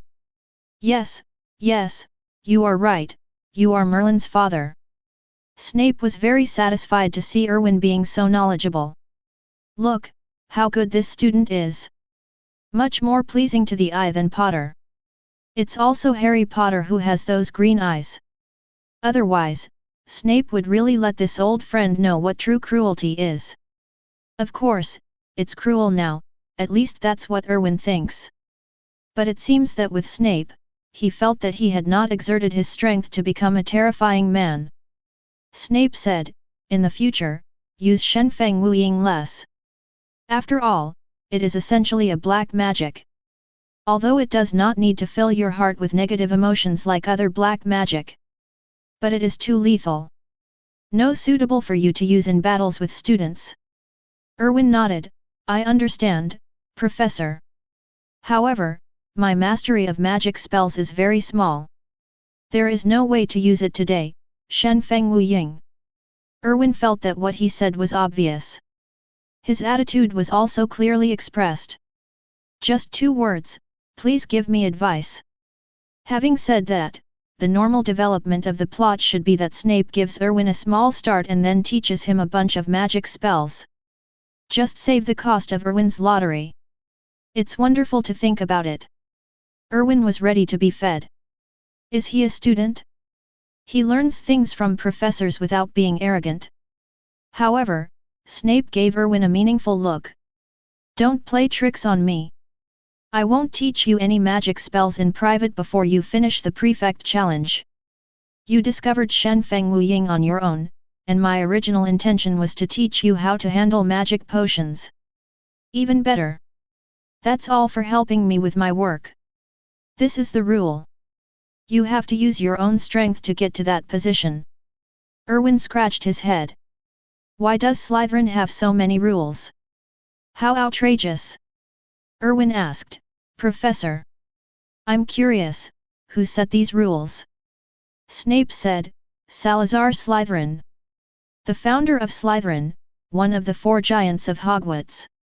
You should know what the foundation of Slytherin House is. You should also have heard of Sarah. Check out Slytherin's attitude towards little wizards. In his opinion, wizards need to improve themselves step by step, and only the strong can survive. Therefore, when Salazar Slytherin was around, Slytherin it's like a colosseum. Only the strong can dominate everything. Erwin was a little surprised. Good guy. This ancestor of the wizarding world is a bit outrageous. No wonder he was ostracized by the other big 3. Isn't this just pure cultivation of goo? However, the effect is really good. Students who come out of Slytherin have much stronger fighting abilities than those from the other 3 houses. Although, many strong people here can only live in their memories and cannot read books. It can only be said that there are gains and losses. This method of cultivating goo in school creates strong people. After leaving school, you can't help but take up this habit. Interest comes first, and the strong will always be strong. Chapter 53. Erwin nodded, Okay, Professor, I understand. Snape thought for a moment and asked, Have you ever had a problem with Marcus Flint, a 5th-year student? Erwin said, It's not like there's anything wrong with him. It's just that he's not polite. And he's too ugly. Snape spent several minutes without thinking about the reason for being ugly. He began to wonder if he was getting old and could no longer keep up with the thinking of the new generation of little wizards. Snape said, Don't go too far. The fight between the hidden prefects is too harsh and will not be good for you. Erwin smiled and said, Of course. Professor, don't worry, I am a very easygoing person. In fact, I don't like to use force with people, I prefer to influence them. Of course, if he can't listen to my reason, I don't mind helping him, after all, isn't strength just to make others listen to you better? This was the first time Snape heard this statement. Taste it. Something feels wrong, but it makes sense somehow. Waved his hand. Okay. Go have a rest and don't be late for the afternoon class. If you deduct points from Slytherin for being late, you understand the consequences. Erwin spread his hands, Of course. The professor has said this before. Erwin turned to leave. At this moment, Snape said, Erwin. If you have the ability, take the position of prefect. Believe me, your gains will far exceed your imagination. Slytherin prefects, so many rules. So many complex challenge mechanism. It's not just as simple as a status. Erwin paused at his feet. The corners of his mouth raised, Don't worry, Professor. If Slytherin needs a hidden prefect, his name must be Cavendi. Erwin opened the door and left the office. Snape looked at Erwin's leaving figure. There was a moment of hesitation. So similar. 11 years ago, another Cavendi left his office in the same way. High-spirited and exuding confidence. Unfortunately, that person never came back. Erwin left Snape's office and walked towards the Slytherin common room. Keep your hands? It's impossible to keep your hands. Not only will he not hold back, Erwin will also teach Marcus a lesson. A lesson that will never be forgotten. Erwin never thought of himself as a vengeful person. However, he is a fair person. If others have a good attitude towards him, Erwin will also have a good attitude in return. But if someone offends him, Erwin will use all means to teach the other person an unforgettable lesson. This should be considered fair, well, maybe. And there is another important point. As a person with 9 years of compulsory education, he learned a very practical little trick. This little trick is called giving both grace and power. A blindly good temper will only make others think that this person is kind. Maybe someone will follow a person because he is kind. However, while being kind, you must also be dignified and make others fear you. Respect, fear, combined together, that word is called dead-hearted. Fortunately, he now has a good target for him to establish his authority. Poor little steel-toothed prince. Being caught typically results in a head-on blow. After returning to the lounge, there were many little wizards gathered in the lobby of the lounge. At this time, everyone was talking excitedly about Erwin's battle just now.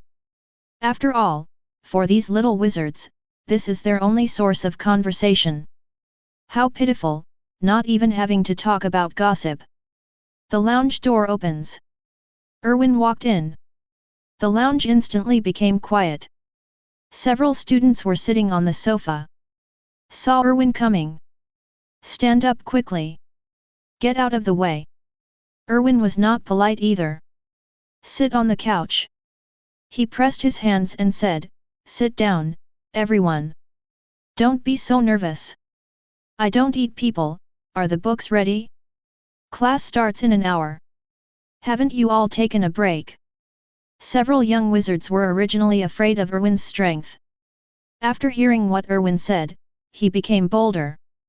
Prefect, we are all ready. We will not embarrass Slytherin. We are not those stupid lions. Erwin smiled. Chatted with these little wizards for a while. That's called being close to the people. On the way to the history of magic classroom, Erwin praised himself mentally. Sure enough, I am really excellent, not only powerful, but also friendly to the people. Sure enough, there is no doubt that I am decent. However, at this moment, a system beep sounded suddenly. Erwin's figure suddenly froze on the spot. Ding! The host's current reputation in Slytherin has been detected, which perfectly matches the setting of the Dark Lord. The reward title is now, the 4th Generation Dark Lord Reserve. Wearing this title will increase the majesty by 20%, and the power of black magic will be enhanced 20%. Dear Lord Dark Lord, please work hard to become a regular. All of Hogwarts will be your subjects. Erwin's face turned dark instantly. Slander, he slandered me. What Dark Lord? You can tell it's the Dark Lord from somewhere. Isn't everything he did an honorable one? You can't deny everything about him just because he acted out deliberately for his own purposes, right? Is it possible that the easygoing nature of decent people is completely purposeless? Are there such stupid people in this world? Erwin doesn't believe that no matter what a person does, it is absolutely for the purpose in his heart. Erwin would never admit that he was the Dark Lord anyway. Wear the title. Erwin is just giving it a try, trying out the title. It does not mean that Erwin has recognized himself as the Dark Lord. Yes, that's it, there's nothing wrong with it. The first-year wizards around him were still curious about why Erwin stopped suddenly. But suddenly, it felt like Erwin had changed. Some of them even dared not look directly at Erwin. Erwin glanced around. Every little wizard who met Erwin's eyes lowered their heads uncontrollably. Even if we are as proud as our platinum gold glory, Draco, who is called Father Master, is the same. Erwin nodded with satisfaction. Don't say it, you really don't say it, even though this title doesn't quite fit with him. However, the effect of this title is still quite good. If this is the case, then it is not impossible to forgive the system. Erwin has even communicated with the system in his mind to ask how to upgrade his title. However, the answer was left to Erwin to explore on his own. Sure enough, the system is quite rubbish. Their system loses air every second. A word of disagreement would kill Voldemort. Look at him again, he has never even seen Voldemort's face. Failure, disgrace the time traveler. Chapter 54. I tried the power of my title, although Erwin has not tried the amplification magic yet. But the added function of majesty, let alone, is really useful. But suddenly, Erwin felt something was wrong. The fourth generation of the Dark Lord. Erwin looked carefully at the words fourth generation in front of his title. It's broken. Isn't this a fake? System, come out. Host, please tell me. The first generation Dark Lord Grindelwald. The second generation Dark Lord Voldemort. Then why is this title for the fourth generation? Why, you added another time traveler to the list. Ding. Host, please do your own research. The system will never go wrong. Moreover, Grindelwald is not the first generation Dark Lord. Erwin's pupils narrowed. Grindelwald is not the first Dark Lord? So who was the first Dark Lord? Slytherin? No, although Slytherin was ruthless, he did not leave the name of the Dark Lord behind. As far as Erwin knows, there seems to be no such figure in the history of magic. Erwin was confused. While thinking, he walked towards the classroom. Sitting in his seat, Erwin was still thinking about who the first generation Dark Lord was. Until the ghost Professor Cuthbert Binns walked into the classroom. Erwin didn't even understand. And just then, looking at the professor on the podium who was explaining boring knowledge points, Erwin's eyes lit up. He really doesn't know, but someone does. Professor Cuthbert Binns. As the oldest teacher in Hogwarts. He has been teaching at Hogwarts since the day it was founded. It can be said that this professor is the only person in this era who has seen the Big Four. This kind of experience is not something ordinary people have. Although, the professor is now giving lectures, and the history of magic he teaches is very boring. Putting all the little wizards to sleep. But, in fact, this professor was not like this at the beginning. Many years ago, the first class for new students at Hogwarts was the history of magic. In Hogwarts, a history of the school. There was a description. When lunch was approaching, the students reluctantly left Professor Binns' classroom. Everyone seemed very excited. Professor Binns' History of Magic course allowed these children to truly hear the mystery of magic for the first time. Let them have infinite reveries about magic. The reason is that Professor Binns' lectures now become very lifeless and boring. In fact, the reason is very simple. Who the hell can maintain enthusiasm after working for 1,000 years? But no matter what, Professor Binns is definitely the most knowledgeable person on the history of magic in the current magic world. No one has ever witnessed it with their own eyes. Watching Professor Binns on the podium, he was explaining the knowledge in the book according to the script. Erwin raised his hand. Hello, Professor. Erwin's voice made all the dazed little wizards raise their heads and look at Erwin. Professor Binns also glanced at Erwin in surprise. He has long been accustomed to the silence of his classroom, each one is quieter than the other, and each one sleeps more soundly than the other. This is the first time that someone has raised their hand. Professor Binns looked at Erwin. You, oh yes, your name is Erwin Cavendi. Other professors have talked about you. They all said that you are excellent. So, Mr. Cavendi, what can I do? Erwin said, "That's it, Professor. I don't mean to interrupt your lecture. It's just that I have read an interesting book. There are some things recorded in the book, and I am a little curious. And Professor, you are the Hogwarts the most learned man. I want to ask you." Everyone carried the sedan chair, even if he was a ghost. After listening to Erwin's words, the old professor's somewhat unreal face was much kinder to the naked eye. "Oh? What's the problem? Mr. Erwin?" It can be seen from the change of Professor Bin's title that he is in a good mood at this time. Erwin said, "That's right. The book I saw said that before Grindelwald, there was actually a Dark Lord. I find it a bit strange. After all, I don't have this piece of knowledge." After Erwin finished speaking, the other little wizards looked up.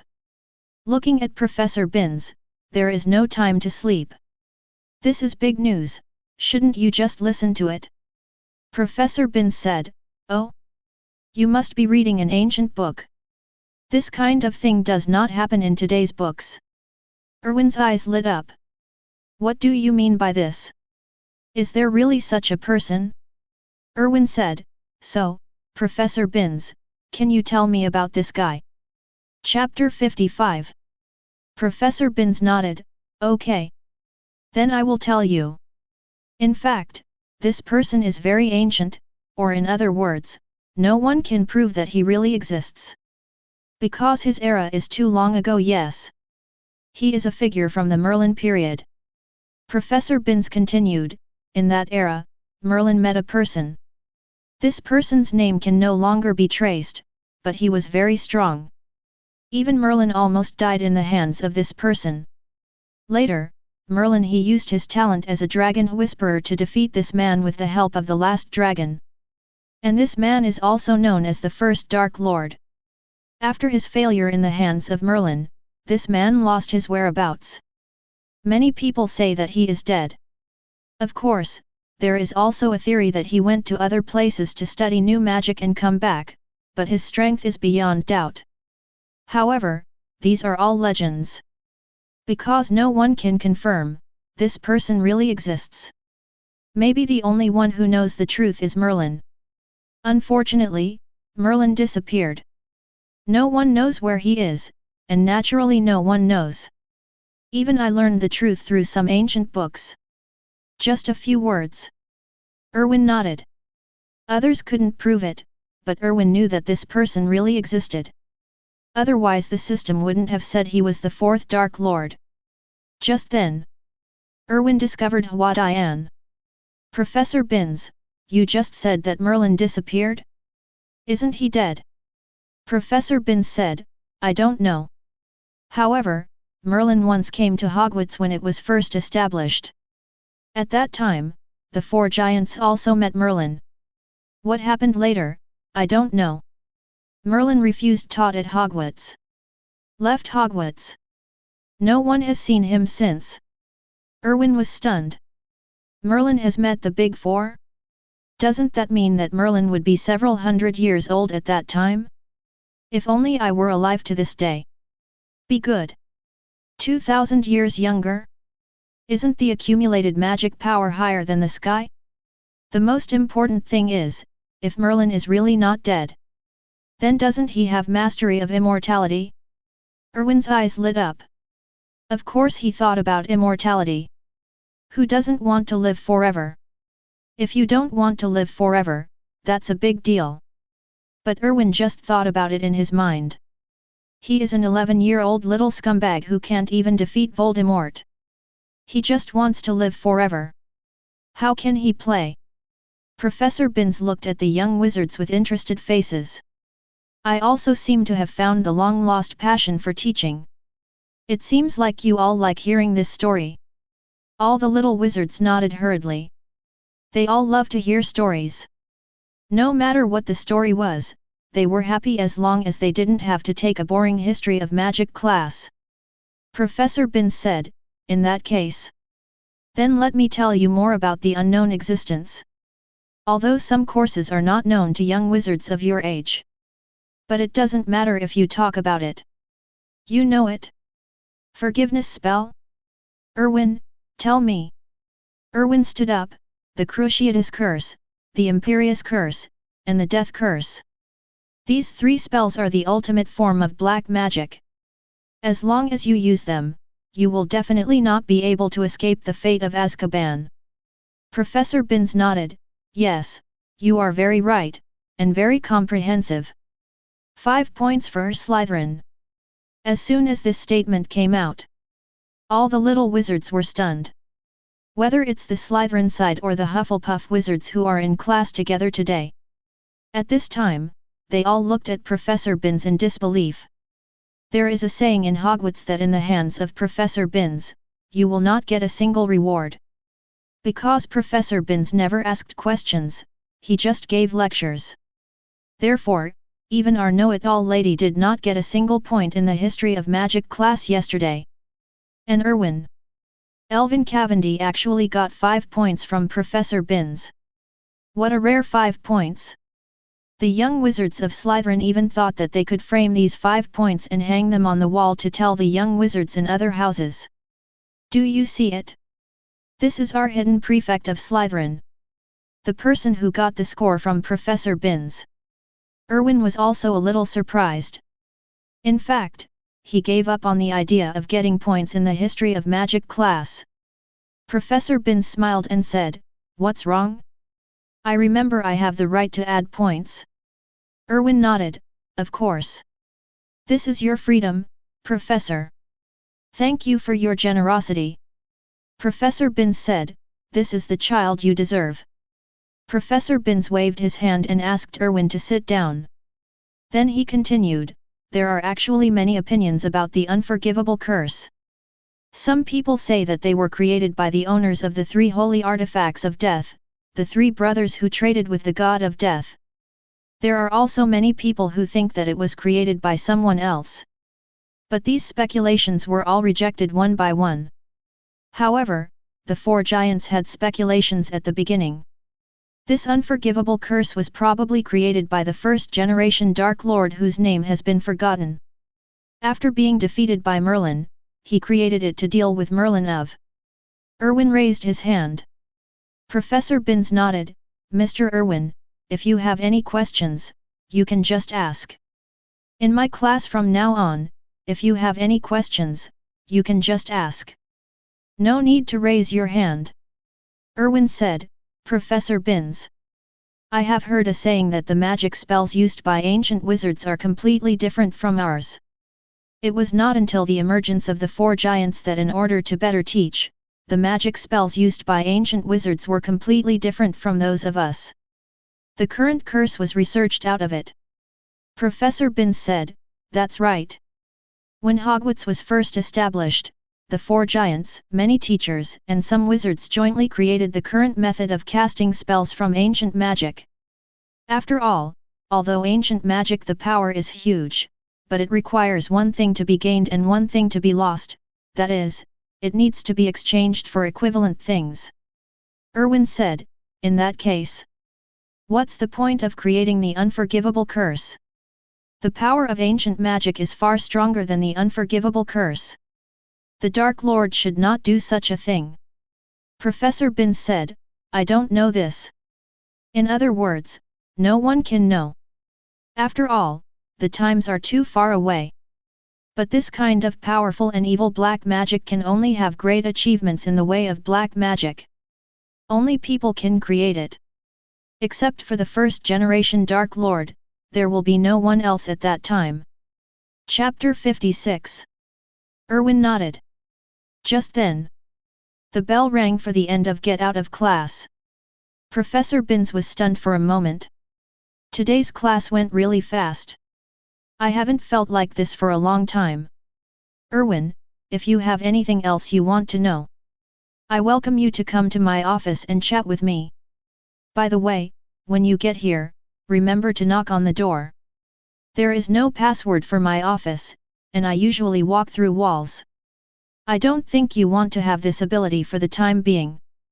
The corners of Erwin's mouth twitched slightly. He was so excited that he actually saw the ghost professor making a joke. "That's outrageous. Erwin bowed slightly. Okay, Professor. Thank you very much. Professor Binns waved his hand. Then it floated directly up and crawled away from the classroom wall. Don't say it, don't say it, it seems quite convenient to be a ghost. Erwin packed up his textbooks and left the classroom. The second class in the afternoon is spells class. It was also Erwin's first charms class after arriving at Hogwarts. Generally speaking, Flitwick will not teach charms in the first charms class. Rather, it is mostly theoretical knowledge. After all, magic spells are quite dangerous. For example, our Mr. Neville Longbottom, no matter what kind of magic spell is in Neville's hands, it will become an explosive spell. It's simply outrageous and terrifying. However, from another aspect, this seems to be an ability. An ability unique to Neville. From this point of view, Neville is actually a talent. However, Erwin should keep a respectful distance from such talents. Just go and harm others. There is no need to harm him. Fortunately, the first charms class was with Ravenclaw. As the class bell rang, Erwin led a group of Slytherin wizards into the classroom. The left side of the classroom was already filled with Ravenclaw students. And the reason for coming late? Actually, Erwin can't be blamed. He can only blame the two idiot boys around Draco. Oh my god, I really don't understand, it's only been 2 days since school started, how come there are still students getting lost in the bathroom? Erwin felt they should be thankful for their bloodline. Otherwise, with the brains of these two idiots, let alone Slytherin, some magical animals are afraid of affecting their brains if they enter the Forbidden Forest as food. A group of Slytherin wizards sat down.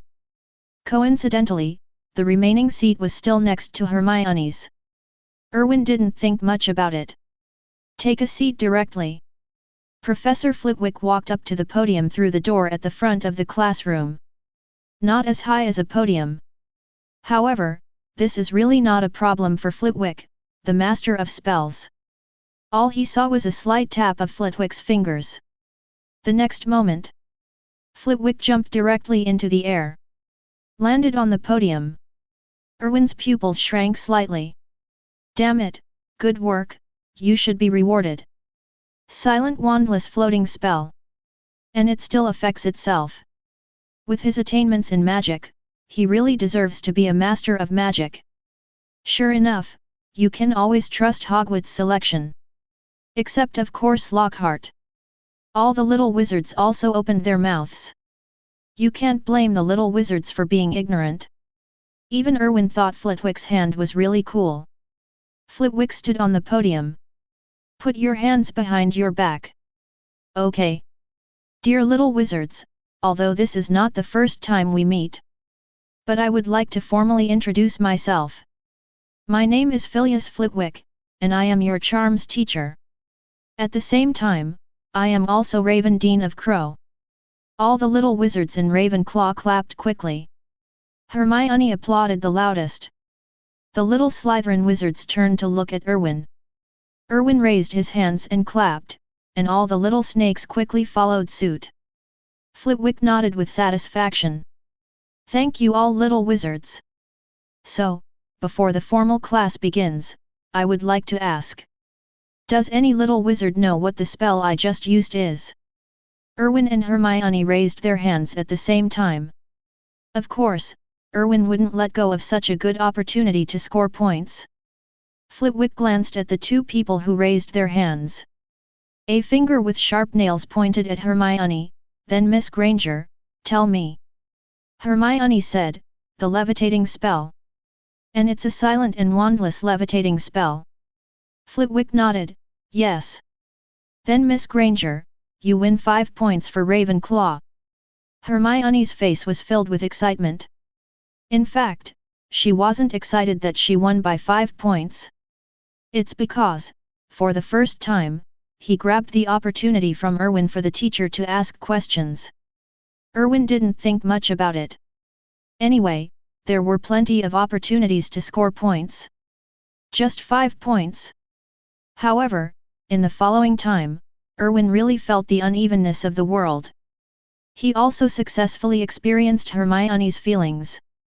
Is this Flitwick so openly partial? Snape, please get out of the Flitwick holster. Erwin even seemed to be hallucinating. This was simply another Snape. In half an hour, Flitwick asked 4 questions. Erwin and Hermione both raised their hands. But among the 4 questions, Flitwick asked Hermione 3 times, and only once, probably out of embarrassment, did he choose Erwin. Erwin also won by 5 points, just 5 points. What about the selfless professor we promised? Please replace all professors except Snape with Professor McGonagall. Thank you. As for why Snape wasn't replaced, just kidding, it was in favor of Erwin. The Slytherin snakes all saw it too. There was some unhappiness on his face. Erwin didn't bother to raise his hand. Yes, when you take classes with Ravenclaw in the future, you won't be able to get points in the charms class. Erwin didn't take it seriously. The dean favored his own college, which was actually not a big deal. And his lesson today actually has another purpose. Soon, the class was coming to an end.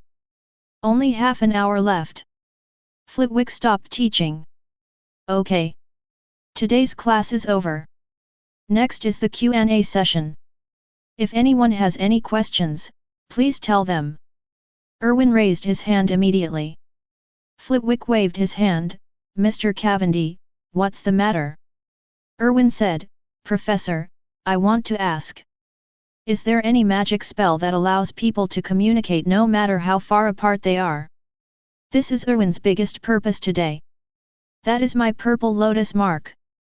Is there any way to install a phone card for him? Bah, no, is there any way to enable him to have multiple calls? Flitwick asked in confusion.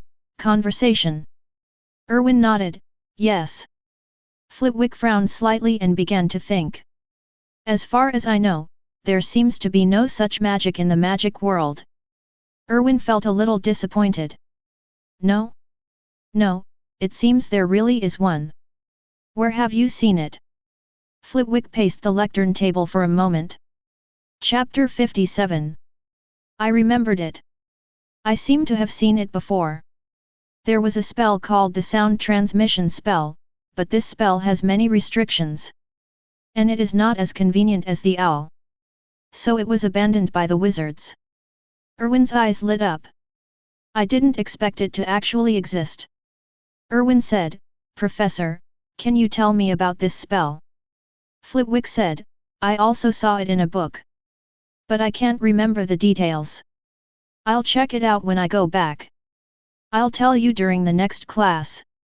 Erwin nodded, then it's up to you, Professor. Erwin had some expectations in his heart. If he could add a phone card to his purple lotus mark, it would be really convenient for many things. As for the limitations mentioned by Flitwick, Erwin said that if you can overcome it, and if you can't overcome it, find a way to overcome it. He had learned this spell. As for not being as convenient as an owl. Laughing to death, these wizards, what creativity they have. It really made Erwin research understand, if this thing can be popularized. Erwin backhandedly opened a Cavendi Unicom for you, monopolizing the industry, and asked you if you are afraid. After class, Erwin packed up his things and prepared to go to the auditorium to enjoy his big dish. Just then, our platinum glory, Malfoy the Daddy Master, actually came to the table. Erwin frowned. With a flip of his wrist, the wand appeared directly in his hand. Malfoy was startled. Thinking of the bizarre reason for being beaten on the train. He quickly said, Prefect, I don't mean any harm. Seeing Erwin's frown, Malfoy quickly added, I didn't mean to scold you either. Erwin said, Tell me something. Malfoy breathed a sigh of relief and said quickly, that I need some help. Erwin was shocked. I almost dropped my wand. Is he getting angry? Or is it just a dream now and he is actually still sleeping? Dream within a dream? Inception? What did he hear? Our father-in-law, Malfoy, said he needed help. And he still found it on his head and said he needed help? Erwin's first reaction was that this guy had a conspiracy.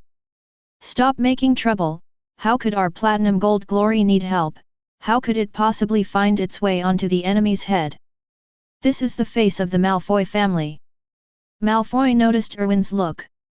His face started to turn red visibly. If you don't want to help, forget it. I'll find someone else. After saying that, Malfoy turned around and planned to leave. Erwin said, "Stand there. Come and talk." Erwin was really curious, he was really too curious. Let Malfoy find his head. This shows that Malfoy's desire to ask Erwin for help is far more important than Malfoy's hatred for him. Malfoy said, "This is the homework given by Professor McGonagall. Turn a match into a needle. I tried for a long time, but it always didn't work well. So, Erwin understands and is here to ask for advice." Malfoy, you actually want to study hard? Something is wrong, 12 out of 10 things are wrong. But suddenly, Erwin thought of something. There is a transfiguration lesson tomorrow, and it is with Gryffindor. So, Malfoy's purpose. Erwin looked at Malfoy and confirmed, this guy plans to overpower Harry Potter. Show off your skills. Sure enough, they are indeed in love and killing each other. It's so cute, really, this couple is so cute. Erwin felt that the two of them must be together, otherwise he would have to learn how to make love potion. Malfoy made Erwin feel uncomfortable in his eyes. Just when he was about to turn around and leave, Erwin said, "Wait for me in the lounge hall tonight. Come back from Professor Snape, I will go over and teach you." Malfoy was stunned for a moment, "Are you really willing to teach me?" Erwin smiled and said, "What else? Okay. Let's go to the auditorium. Dinner is about to begin." Erwin didn't say a word. He loved watching this kind of excitement. Erwin could think of it, if Malfoy could beat Harry Potter. How arrogant Malfoy must be. The daily life at Hogwarts was so boring that Erwin was willing to put in some effort to find some fun for himself. Without him, just happy. "I'm so scared, will anyone say this is licking Malfoy? It's really nerve-wracking." In the auditorium, Erwin was eating Huxia vegetables, feeling more satisfied than ever before. What is different from usual is that this time, there are extra Huxia vegetables on the long tables of the 4 major colleges and the professors' dining tables. Erwin noticed the dishes in front of Dumbledore. Fish-flavored shredded pork? Sure enough, Lao Deng made a small fuss for himself, absolutely. Tomorrow, he will also eat fish-flavored shredded pork. After eating, Erwin went to Snape's office as usual to help Snape deal with the potions.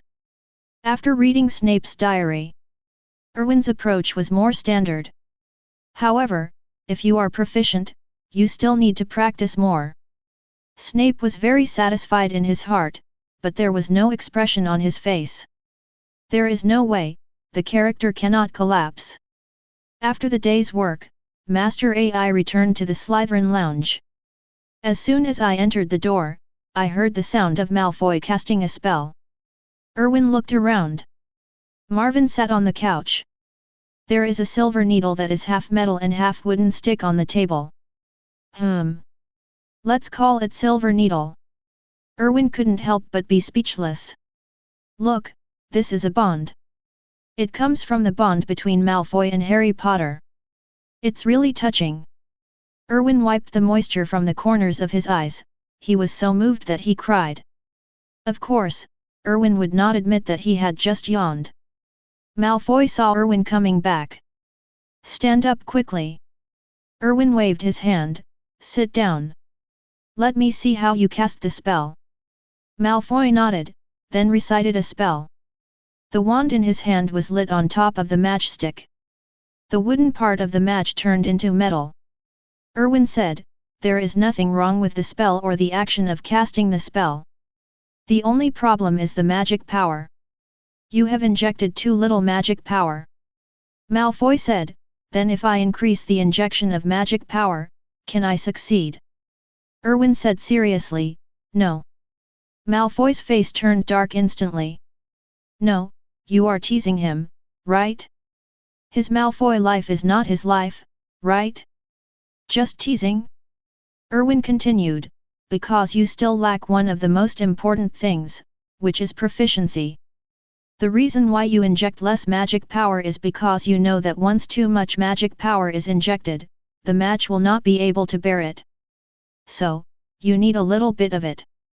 Increase the injection of magic power until you find the threshold. This requires a skilled process. Erwin had studied Professor McGonagall's notes, so it was easy to see what Malfoy's problem was. To put it bluntly, it is too conservative. Look at Seamus, he is full of firepower. Although it exploded, he at least dared to try, right? Malfoy is just too cowardly. Malfoy nodded in understanding. Ready to wave the wand and give it a try. Erwin said, wait a minute. Then, Erwin stood up and took several steps back. Okay. You can start. Chapter 58. Erwin is a very adventurous person. At least that's what he thinks, but at the same time, he is also a person who cherishes his life. As the saying goes, a gentleman does not stand under a dangerous wall. Obviously, in Erwin's view, Malfoy, who was about to cast a spell, belonged to that dangerous wall. Erwin specified that he was far away. Erwin was also afraid of being splashed with blood. Ah, no, that's not right. How could he talk about his toys like that? It's so rude. Thinking of this, Erwin felt that he was really guilty. He took 2 more steps back. Malfoy looked confused at Erwin's actions. After all, although our father calling master has a good family background. But he didn't know that inputting too much magic power would cause an explosion. After all, this is a very unpopular symptom, except for Mr. Seamus. Malfoy held his wand. Cleared his throat. His face was full of anticipation. It looks serious. He waved the wand lightly in his hand and chanted the spell. The next moment, there was a bang. As expected, the match exploded. Malfoy's face turned dark instantly. Her platinum blonde hair was also dyed with a layer of black ash. Erwin was lucky, he was really smart. He actually retreated to a safe distance. To grasp this kind of distance, no kidding, most people can't do it. I don't know if it's because of the explosion, or because the lovely Mr. Malfoy is not happy right now. That face was ridiculously dark. Malfoy was instantly angry. Cavendi! How dare you play tricks on me? As he spoke, he rushed towards Erwin. In his anger, he forgot about the strength gap between himself and Erwin. Erwin took out his wand with his backhand. Aim at Malfoy. Stand there. Don't move. If you let my clothes get even the slightest bit of black, believe me, I will stuff you into the toilet and let the water wash away your pig brain. Malfoy looked at the silver wand in Erwin's hand. Reason returned instantly.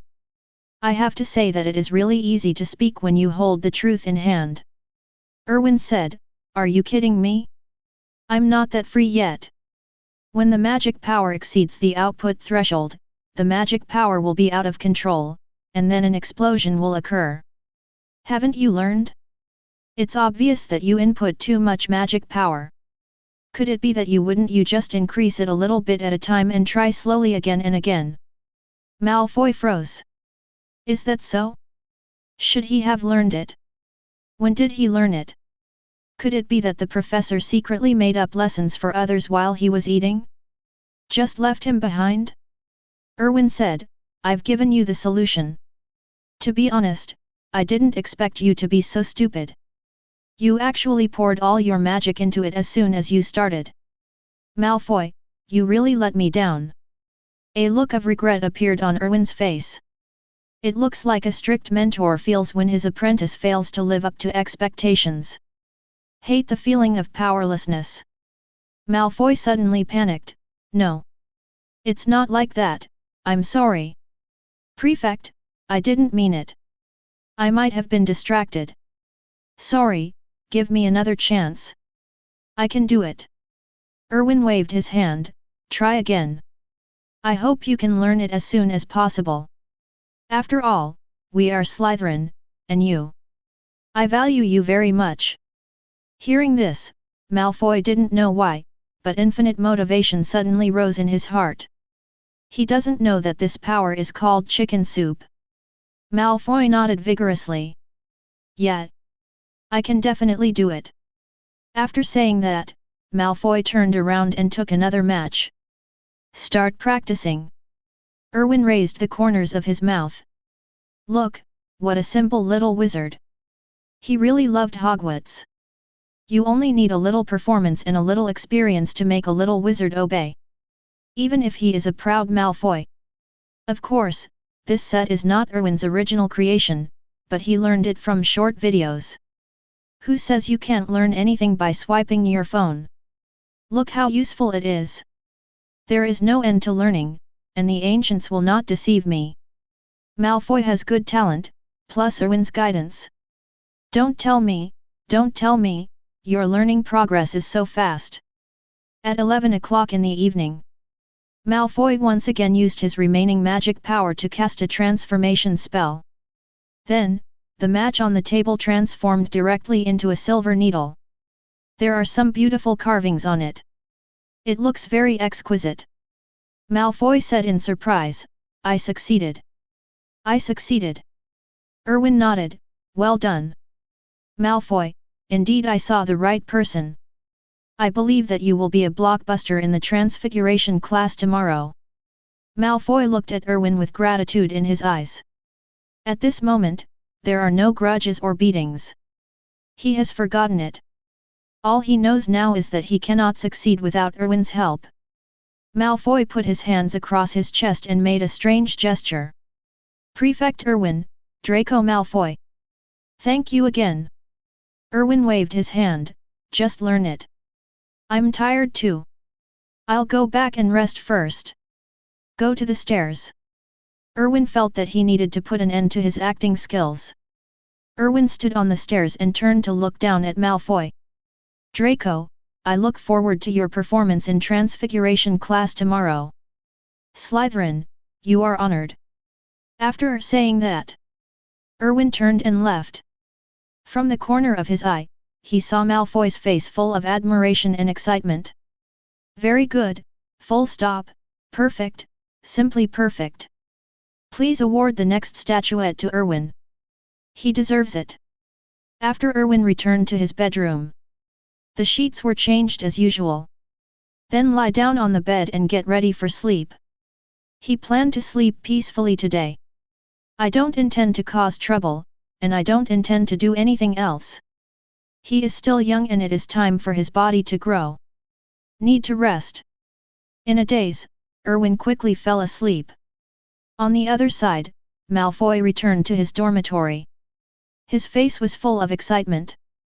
He learned it, he finally learned it. He was already looking forward to tomorrow when Professor McGonagall would check the homework. He succeeded immediately. Then it was time to say something about Harry Potter. What tone should be used and what posture should be used? Malfoy began to formulate the complete scenario in his mind. I have to say that Malfoy loves Harry Potter deeply.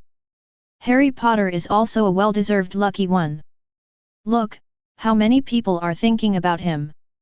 Although, these are all men. But does it matter? In this country, anything is possible. Erwin actually slept soundly this time.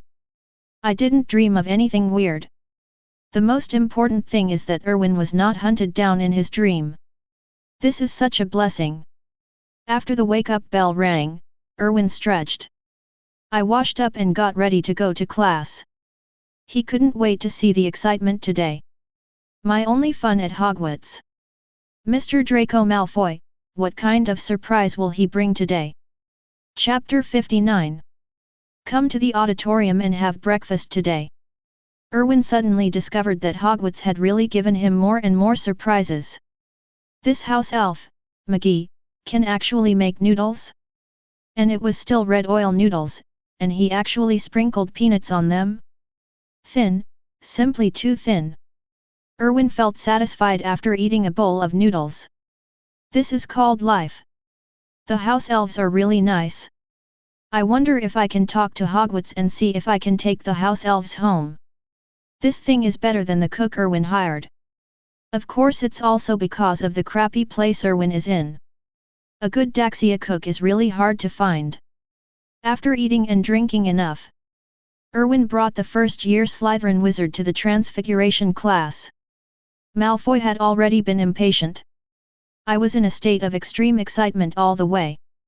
No, it shouldn't be said along the way.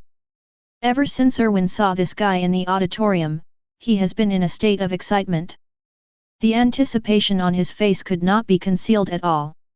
So many people thought this guy was crazy. Sitting in the classroom, Erwin took the rare opportunity to find a seat slightly behind the middle. The best viewing position is taught by Moen. Erwin sat in this place and could see everyone in the classroom at a glance. Malfoy can also be seen. Malfoy chose a seat in the front row. The other little wizards were all confused. In Professor McGonagall's class, except for top students like Erwin and Hermione, everyone else can just go back. Why is Malfoy still moving forward today? After Malfoy sat down, not surprisingly, he looked directly at Harry Potter. His eyes were full of provocation.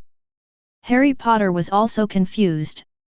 He rolled his eyes and ignored Malfoy. He turned to Ron and continued talking. Malfoy had a look of anger on his face. Erwin was shocked. I'm jealous. Is this jealous? Sure enough, Malfoy's feelings for Harry Potter are really not pure. The hidden emotional line was finally confirmed by Erwin. Erwin feels that he can start having fun now. It's right for your stomach, it's really right for your stomach. Not long after, Professor McGonagall walked into the classroom. The classroom fell silent instantly. Professor McGonagall said, "Before class, let's check your homework first. Let me see how you are practicing. Although I am not forced to complete it, I still hope someone can surprise me." As he spoke, Professor McGonagall looked at Erwin. After all, according to Professor McGonagall, Erwin is the only one in this classroom who can perform complete transformation. However, the next moment, Professor McGonagall, no, to be precise, something that surprised everyone happened. Malfoy raised his hand high. That expression was like a general returning in triumph. Prepare to be rewarded based on merit.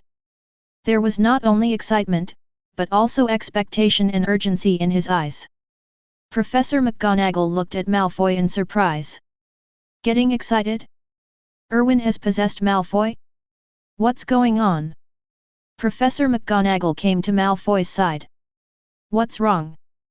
Malfoy, do you want to use the toilet? Erwin almost burst into laughter. The most outrageous thing about this sentence is that Professor McGonagall is not making fun of anyone, but she really thinks so in her heart. That's why I ask this. This is Malfoy's reputation. Malfoy was also stunned. Ah? Going to the bathroom? I'm not. Don't you want to check your homework? I'm done. Professor McGonagall was shocked. Are you done? Malfoy nodded. Professor McGonagall said, then try it. Malfoy took out his wand. Getting ready to take action. Professor McGonagall thought for a moment. He took 2 more steps back. Erwin couldn't stand it any longer. It's so funny. Why did Professor McGonagall suddenly develop into a comedian? Malfoy did not notice Professor McGonagall's movements. At this time, he was looking at the matches on the table with all his concentration. He wants to make a splash. He recalled Erwin's words yesterday in his mind. He was a Slytherin. He was Malfoy, and he needed to defend the Platinum Glory. In the Gryffindor camp on the side, Ron continued his disgusting habit of cuckolding others behind their backs. However, Professor McGonagall's prestige is there. Ron only dared to speak secretly into Harry Potter's ear. Ron said, "Just watch." The evil Slytherin thought of another way to impress people. In fact, Ron's brain and knowledge base could not even think of the word sensationalism. However, Hermione just scolded her yesterday, so Ron remembered it. It has to be said that life is full of places for people to grow. Although some growth is beyond your expectations. It was unexpected and presumptuous. Harry Potter smiled. In fact, he didn't think Malfoy could succeed. Erwin succeeds and he can accept it. But Malfoy will never succeed. After all, our Mr. Potter is still proud, he is the savior. If you can't compare to Erwin, is it possible that you can let others compare? He didn't know that, in fact, among all the freshmen at Hogwarts, his starting point was considered to be in the upper echelon, but his qualifications were only in the middle echelon. As for his level of effort, he was in the lower echelon, and those who were better than him were there are too many people. Malfoy waved his wand and whispered the spell. Professor McGonagall nodded. Not to mention, Malfoy really surprised her. There was nothing wrong with his movements or spells. On the table, matches changed, and then a silver needle appeared. Malfoy's face was filled with excitement. Professor McGonagall stepped forward and picked up the silver needle. Looked at it carefully. There was also unconcealable surprise in his eyes. Malfoy, he actually succeeded. The little wizards around also looked in disbelief. The same goes for Slytherin's little wizard. Damn it, Malfoy secretly worked hard behind their backs, so why did he backstab the scumbag like he promised? Especially Malfoy's two followers were confused. They felt a sense of betrayal. Ron and Harry Potter also looked in disbelief. Malfoy actually succeeded? Malfoy looked proud. Turning to look at Ron and Harry Potter. His eyes were full of provocation. Harry Potter noticed the look in Malfoy's eyes. Lowered his head. Malfoy's face became even more proud. He won. Malfoy was in a good mood. Professor McGonagall put down the silver needle in her hand. Not bad, Malfoy. 10 points for Slytherin. Malfoy was so excited that he could actually help the Academy gain points. Erwin watched the fun and was very happy. Just then, the sound of the system came. Ding! Malfoy gained 10 Academy points under the guidance of the host, and the host gained 100 reputation points. Please keep up the good work, the host. Chapter 60.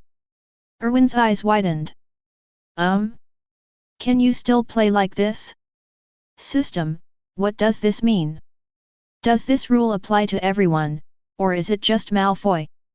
Ding! It applies to everyone. As long as the wizard gets Academy Cup points under the guidance of the host can get achievement point rewards. Not limited to individuals, not limited to colleges. Even, not limited to schools. Erwin's eyes lit up. Okay, it turns out there is still this way to play. If so. Hey. Erwin felt that he had found the best way to increase his points. As for whether it will hurt these little wizards, Erwin said, who cares about him? Erwin is doing a good deed. Allowing the little wizards to progress can also become the nourishment for Erwin to become stronger. The merit is immeasurable. Erwin thought he was a great man. However, this matter needs to be thought through carefully on how to operate it in order to maximize the benefits. The most important thing is how to let this kind of thing be linked to yourself. Otherwise, if you work for a long time and can't harvest achievement points, wouldn't that be a huge loss? A class passes quickly. When get out of class is over. Professor McGonagall was just about to leave. Erwin took 3 steps at a time and came to the front of the podium. Professor McGonagall. Wait a minute. Professor McGonagall put down the textbook in her hand. It's Erwin. What's wrong? I see that you were a little unfocused in class just now. Did you encounter any problem? Is there something wrong with the materials you were asked to sort out? Erwin shook his head, no wonder. I've almost finished organizing it. If nothing else happens, I will be able to hand over the paper to you by the weekend at the latest. Professor McGonagall nodded, what's going on? Erwin said, that's it, Professor McGonagall. I've been here at Hogwarts for a few days, and I've discovered a problem. That is, we really have too much free time. This is not conducive to improving our academic performance. Professor McGonagall was stunned. What did she hear? What a strange language, but the little wizard actually cares about his grades. Professor McGonagall looked at Erwin. It's like looking at a treasure. Professor McGonagall said, then what do you think?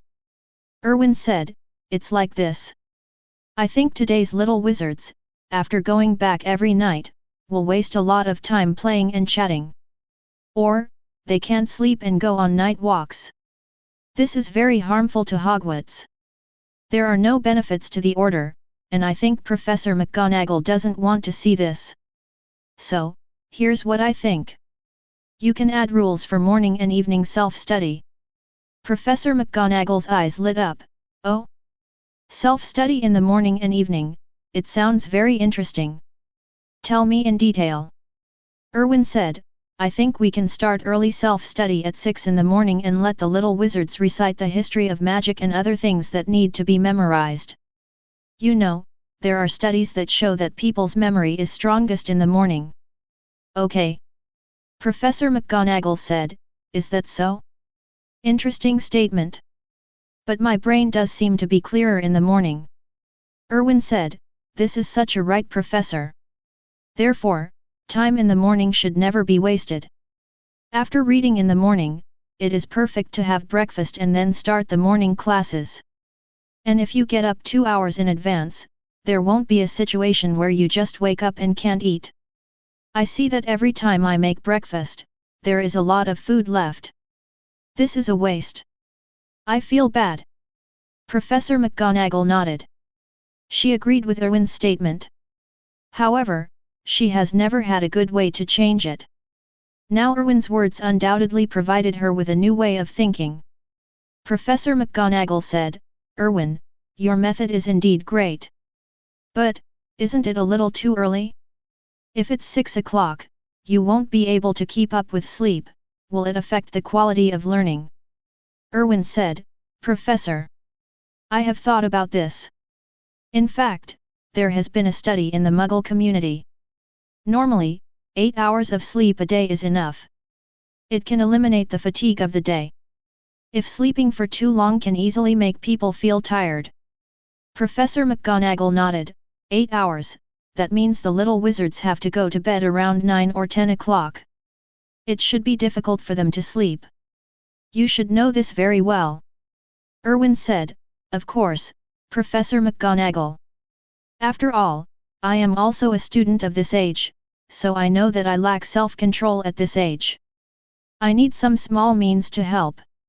So, I also thought of a way. Professor McGonagall's face showed anticipation. Look, what a good student. Can help professors solve problems. Erwin said, we can increase evening self-study. The time between dinner and bedtime is actually a large blank space. Most of the little wizards use this time to play and go out at night. It is against school rules, and it is also very dangerous. But it would be different if we added evening self-study. They would not have time to play. Moreover, students can communicate with each other when they get together. It is definitely good for improving grades. It can be used after dinner until 9 o'clock night self-study. And after attending night self-study, the students must be very tired. At this time, designate those who want to go to bed as soon as possible when they go back. This can also ensure the time to sleep. Professor McGonagall's eyes became brighter and brighter. I have to say, Erwin, these ideas of yours are simply great. You must have put a lot of thought into it. It's hard for you. In order to help other little wizards, I thought of so much. Professor McGonagall is liking Erwin more and more now. Erwin said, Professor, you have given me the award. This is what I should do. We are all classmates, and this is what I suddenly thought of after coming to Hogwarts in the past few days. You know, I am very keen on serving others. If you think about it, some people may think that I am nosy. But, my intention is actually good. Professor McGonagall's eyes turned red when she heard this. Kid. No one will think you are nosy. What you said is really useful. I think all Hogwarts students should thank you. You have helped them find a more efficient learning method. Erwin lowered his head slightly. He was afraid that Professor McGonagall would see the smile on his lips. Is this thing difficult? Isn't it just a matter of copying Daxia's teaching methods? Learn about exam-oriented education and learn about involution. It was Erwin who took all the first-year students by himself. But now that a new mechanism for increasing points in the system has been discovered, Erwin has nothing to hesitate about. Of course everyone has to roll up. As for whether other little wizards would thank Erwin, Erwin thought it would be good if they didn't have to ask him to eat a big melon every day. Thanks. Chapter 61. But so what? Erwin can stand between heaven and earth, patting his chest and saying that he is doing everything for the good of the little wizards.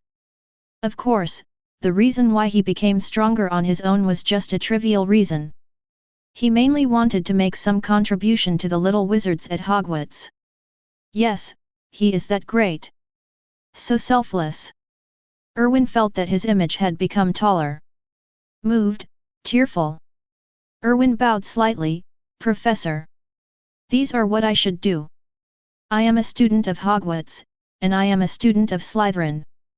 I have an obligation to help my classmates become better. I hope that from now on the little wizards who go out of Hogwarts will become the best. Professor McGonagall's eyes turned red when she heard this. Touched, really touched. Look, what does it mean to be a good student? This is called a good student. What is a worry-free little wizard? This is a worry-free little wizard. Professor McGonagall said, Erwin, I see all your consideration for Hogwarts. Believe me, you are the best student I have ever seen. No one. If other little wizards were like you, then I'm so relieved.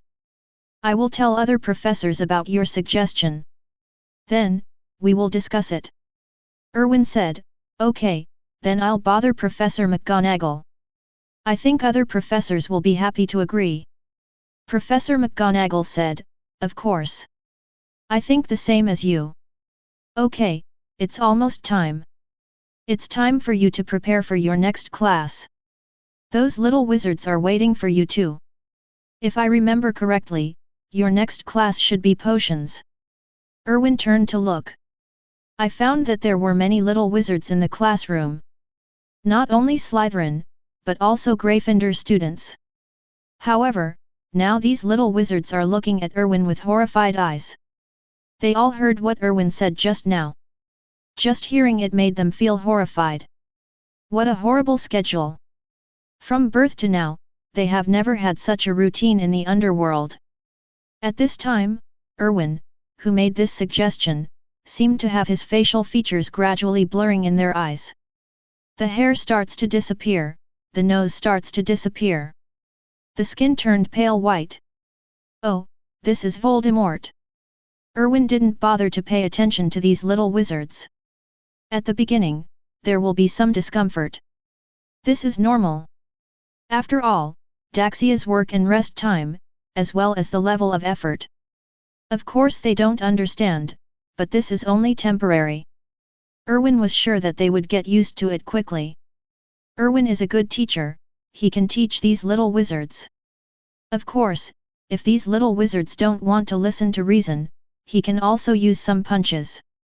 Erwin spoke to Professor McGonagall, and then left the Transfiguration classroom with the Slytherin wizards. When going to the potions classroom, these little wizards were very silent. Looking at Erwin's back, they felt more and more eerie. What an evil person to think of doing self-study in the morning and evening. This resulted in the potions class being unprecedentedly quiet today. Although usually due to Snape's presence, the air pressure in the potions classroom was already very low. But it's extremely low today. Our keen Professor Snape noticed the abnormality immediately. He frowned. Didn't say much. The Gryffindor wizards may have been frightened by Erwin's suggestion. So, it's very quiet. This actually saved Snape a lot of work. Of course, silence is not enough in potions class. For example, Mr. Neville Longbottom still made a powerful potion. Even Harry and Ron around him suffered. Erwin doesn't know how to counter curse, or any other spell that spells the end of all curses. So I didn't take any action to increase my presence. Of course, even if he could, he probably wouldn't take action. The stupid little lion needs to endure hardships to grow up. The great Erwin sacrificed too much. He even did not hesitate to bear the reputation of not helping his classmates. There is nothing worth talking about in a potions class. Gryffindor's performance was as expected by everyone. Not the slightest surprise. And Erwin, who made 30 points like crazy, seemed to be gradually getting used to it. It would be an accident if Erwin didn't earn points for the school one day. Erwin himself felt embarrassed. Snape was really biased. Even if Flitwick is partial, it's only 50/50ths. Look at Snape. A very plus. The most terrifying thing is that Snape didn't even try to pretend. Just like after Erwin brewed the potion. Wiped the table. Snape always gave 10 points directly. Erwin himself was so embarrassed. But don't tell me, the efficiency of scoring points is really high. Seeing himself return to a reputation value of 2007, Erwin could say proudly. What he has achieved today is all due to his own efforts. As for the system, it's just auxiliary. After class, Erwin packed his things and was about to leave. Suddenly a shadow blocked the sunlight in front of him. The corners of Erwin's mouth twitched slightly. This is a familiar appearance. There was no one else but Snape in this sun-blocking area. Erwin smiled charmingly. "Dear Professor, what's wrong?" Snape said nothing. Instead, he looked at the other little wizards. These little wizards were full of curiosity and were ready to hear if there was any gossip. Snape's cold voice came out, "Are you so slow to clean up your things? Why? Your troll-like brains have made you don't know how to clean up the cauldron? Or do you not want to leave my classroom?" All the little wizards suddenly trembled. The movements of his hands began to speed up. Snape turned to look at Harry Potter. "Mr. Potter, is there something wrong with your hands? What were you listening to in class? I told you that those who clean up the cauldron need to clean the cauldron. You didn't listen to a word." 5 points from Gryffindor. Harry Potter turned green. Such a special disaster. The other little wizards haven't been cleaned either. Malfoy's face was full of schadenfreude. But with his previous experience, Harry Potter wouldn't dare to refute even a word. Soon, all the little wizards in the classroom were gone. Then Snape looked at Erwin. "What happened in your last class?" Erwin was stunned for a moment. He didn't expect that Snape would actually talk about this when he left him. Erwin told Snape what he told Professor McGonagall. Snape looked at Erwin suspiciously. "What are you planning?" Chapter 62. Erwin suddenly became anxious. "Professor, you are wrong to say that. I am doing this for the sake of our study. What ideas can I have?" Snape gave Erwin a meaningful look. "You are the most authentic Slytherin. There has never been a selfless person in Slytherin. No matter what your intentions are. But remember one thing. Hogwarts is Dumbledore's Hogwarts. Don't go too far." After saying that, Snape turned and floated away. "That's right, it's floating again." Erwin was shocked. Is there no professor in Hogwarts who appears normally? The ones that drilled into the wall, the ones that floated around, the ones that turned into cats, and the ones that rolled on wheels. Oh, what a sin!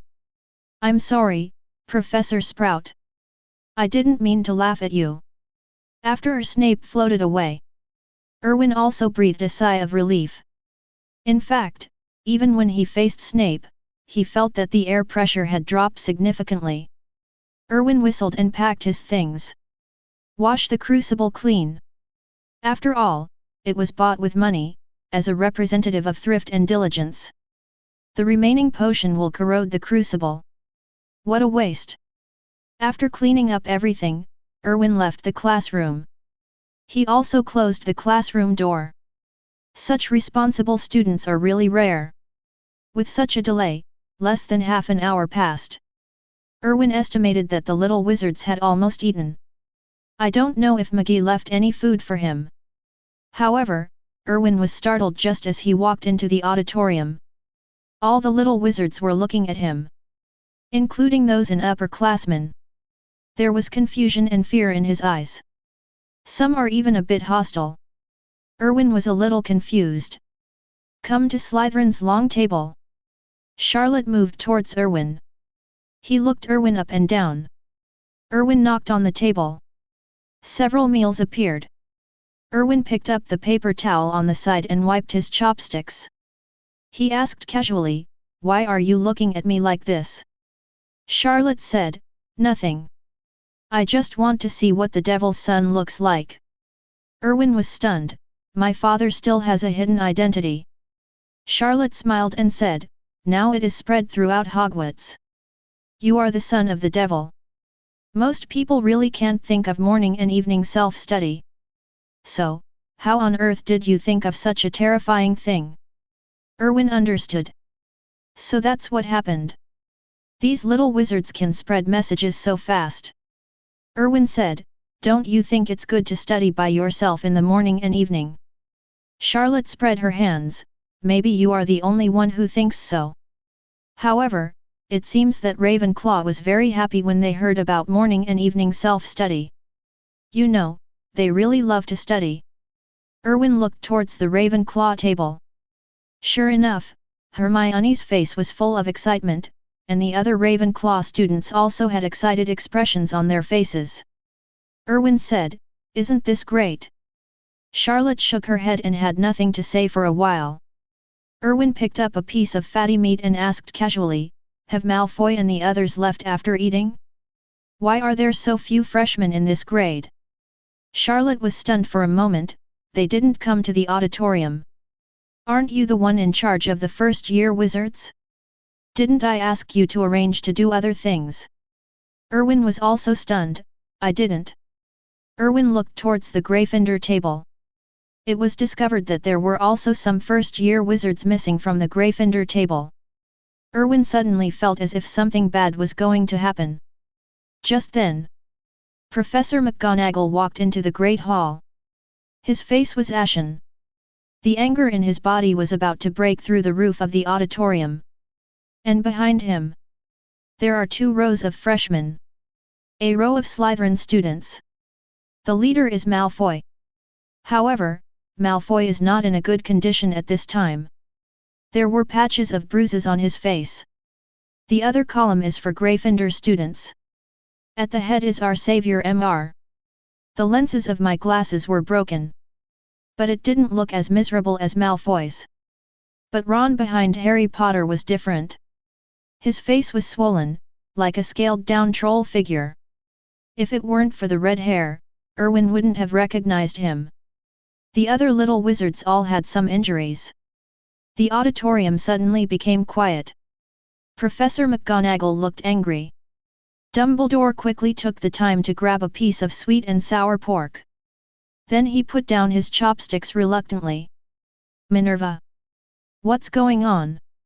Several other professors also looked over curiously. Professor McGonagall said coldly, "They. How dare they get together to fight in groups? Use their fists, my God! I have never seen such students. Hogwarts has never appeared since the day the school was founded. Such a thing." Erwin was also shocked. Damn it! They actually started fighting in groups. And you haven't called him yet? He actually missed such a fun thing? Just missed it. Erwin took a big mouthful of rice to express his dissatisfaction. Dumbledore's expression also changed slightly. This kind of thing really never happened in Hogwarts. This is indeed a first time. Dumbledore didn't know what to do. Turning to look at Snape. Severus, what do you think? Snape's face was also cold. Erwin. Erwin, who was watching the show, was stunned for a moment. Did someone call him just now? It was Snape who shouted. Erwin stood up quickly. Professor. I'm here. Snape said, this is your first year. Erwin was stunned. How the hell can he take the blame? Wasn't it Snape who drove them away?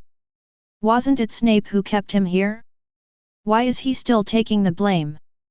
But seeing Snape's cold gaze, Erwin didn't dare to say a word. Sorry, Professor. I'll take care of it. Snape snorted. No further words were said. Professor McGonagall glanced at Erwin. Then he turned to look at the young wizards. Because of your behavior, Slytherin and Gryffindor will deduct 100 points from each house.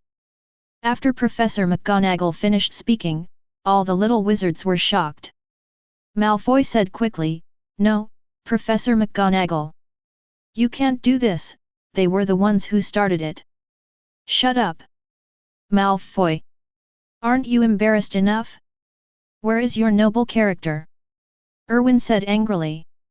Malfoy immediately shut his mouth and did not dare to speak. Professor McGonagall waved her wand.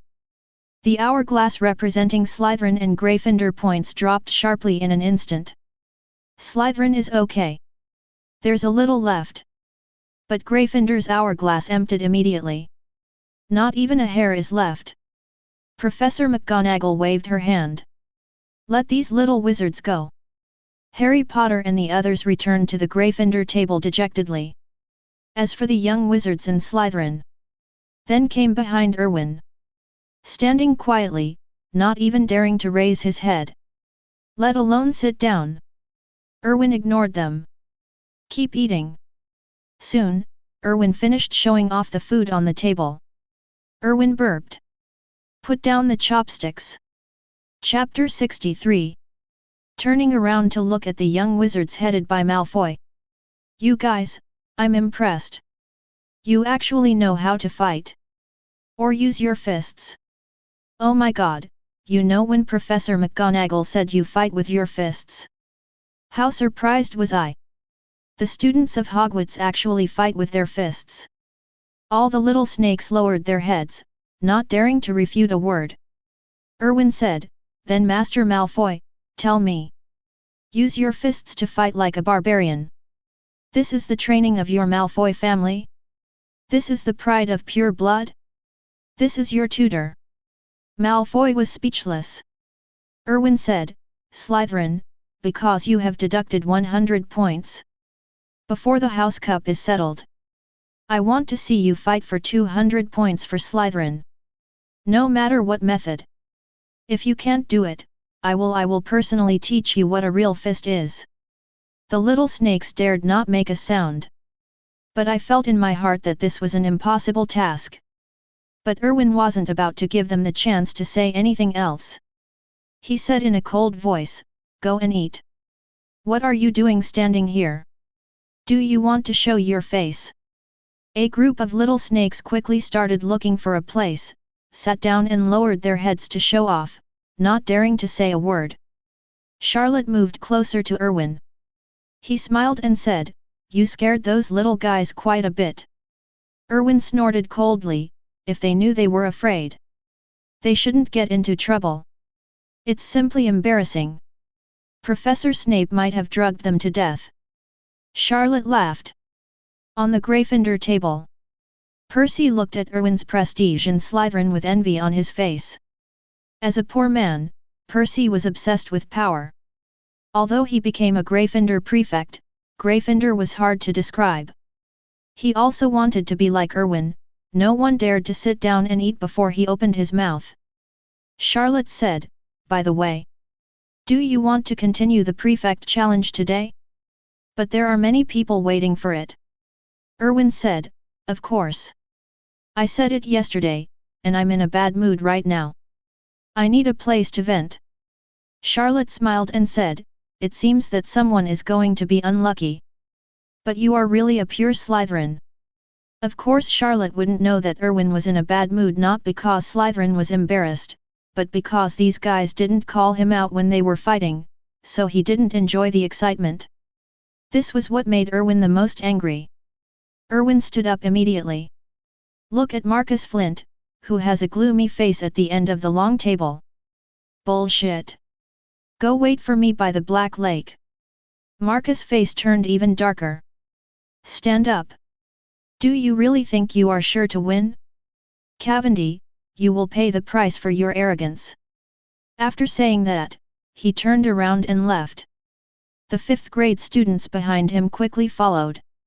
Erwin pouted. He said it quite forcefully, but he didn't just go there obediently. The other little wizards who were waiting to watch the duel also took notice. Soon the number of people in the auditorium decreased by 70%. Malfoy and others also accelerated the pace of showing off their food. Erwin stood up. He straightened his robe, which was wrinkled from sitting down. Then he walked out of the auditorium. Behind him, Charlotte quickly followed. Erwin looked at Charlotte in confusion. Why do you always follow me? Charlotte said, I lost to you. You are also my prefect now. Of course I will follow you. Isn't this normal? Erwin frowned. I don't feel like this girl is a good person.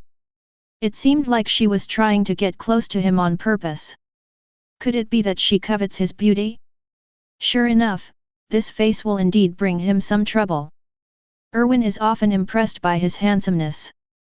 Apart from hearing about a mysterious group called Readers before traveling through time, Erwin has never seen him before. More handsome than myself. Lan Yan can also be a disaster. Erwin sighed.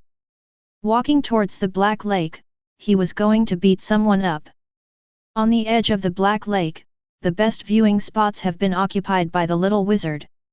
Seeing Erwin coming, the crowd made way. Erwin walked directly into the crowd. Central location. Marcus and Glodia are already waiting. Marcus' face was cold. The eyes looking at Erwin were full of malice. Glodia smiled at Erwin. Erwin stood on Glodia's right side. Glodia said, okay. The protagonists are all here, so the 5th stage of the Prefect Challenge officially begins. Both sides bow. Marcus said coldly, I won't bow to him. Just start. A cold glint flashed in Erwin's eyes.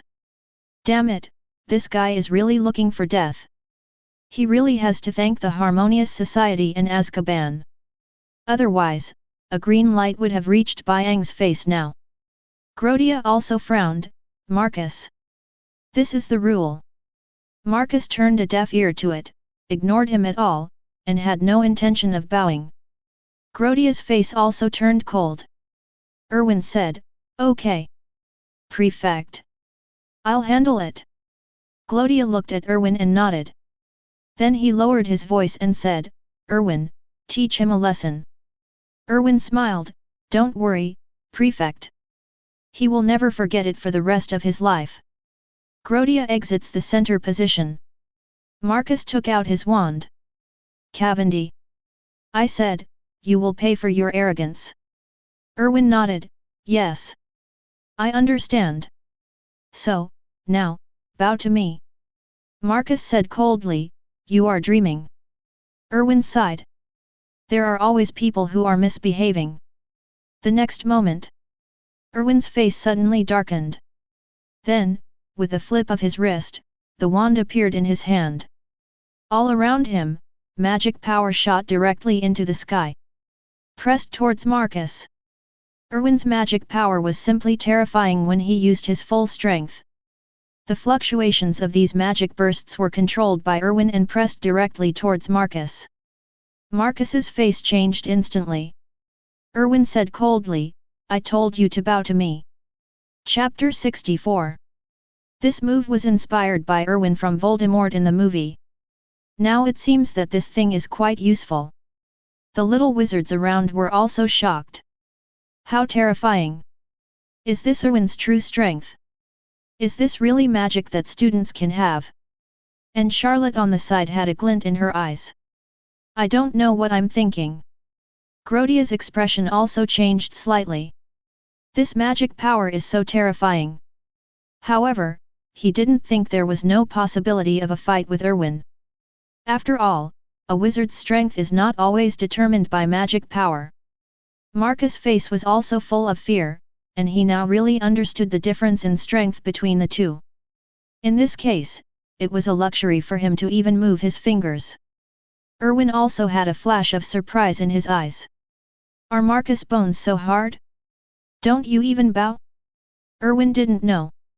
It was the first time he used this move, but he didn't control the strength well. So, it's not that Marcus doesn't want to bow, it's that he can't bow at all. He can't move. Finally, there was a crisp click. Marcus' leg was actually broken by Erwin's momentum. This soft clicking sound was heard by almost everyone. Marcus had a look of pain and fear on his face, but was oppressed by momentum. Not a single word could come out. Erwin was shocked. Marcus's bones are actually so hard?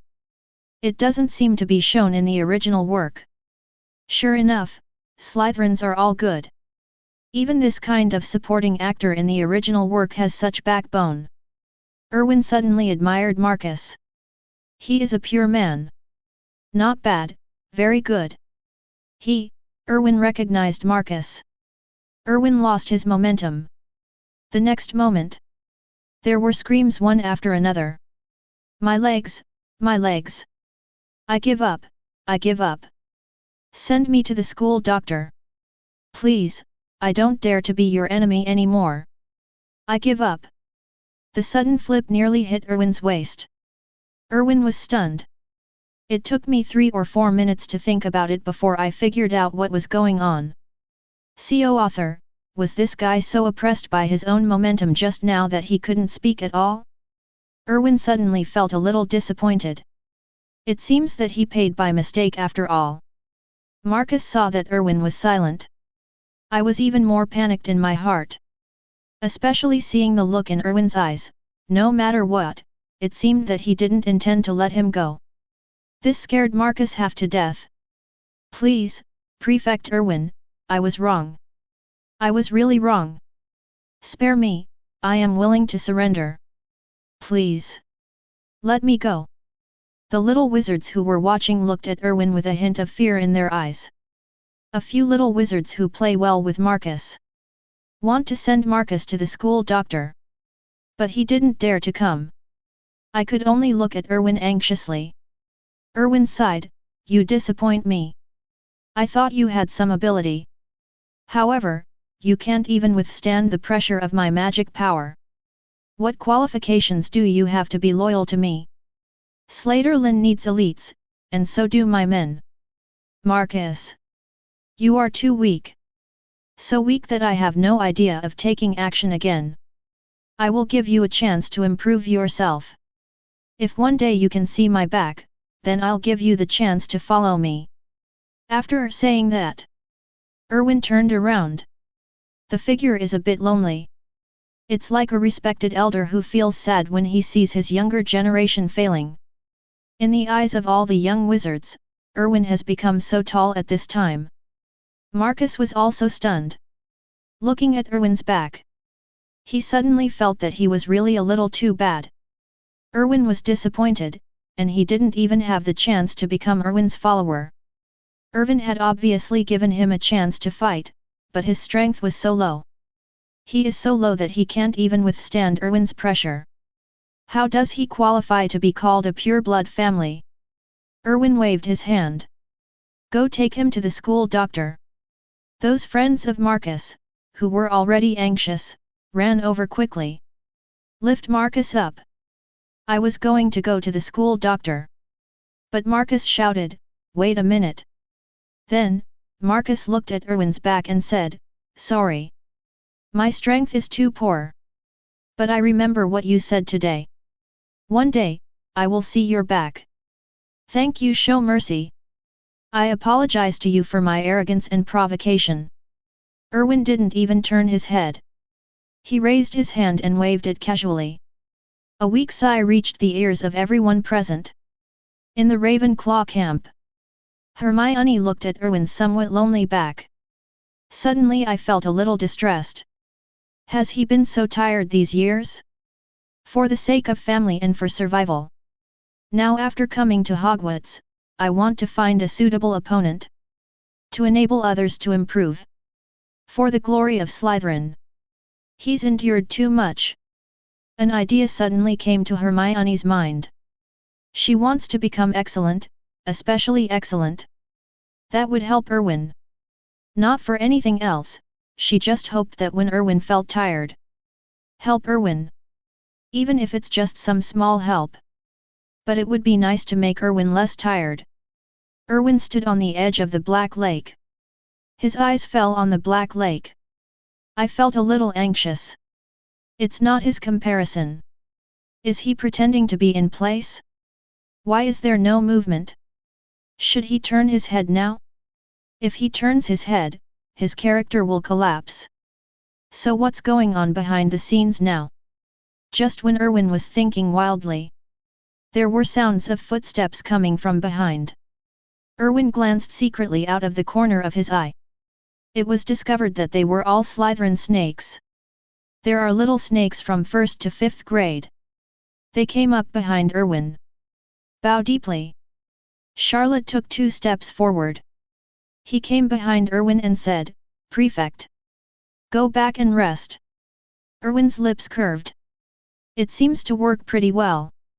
Sure enough, Voldemort's path was wrong. Grindelwald was wrong too. Blind high pressure will only cause resistance.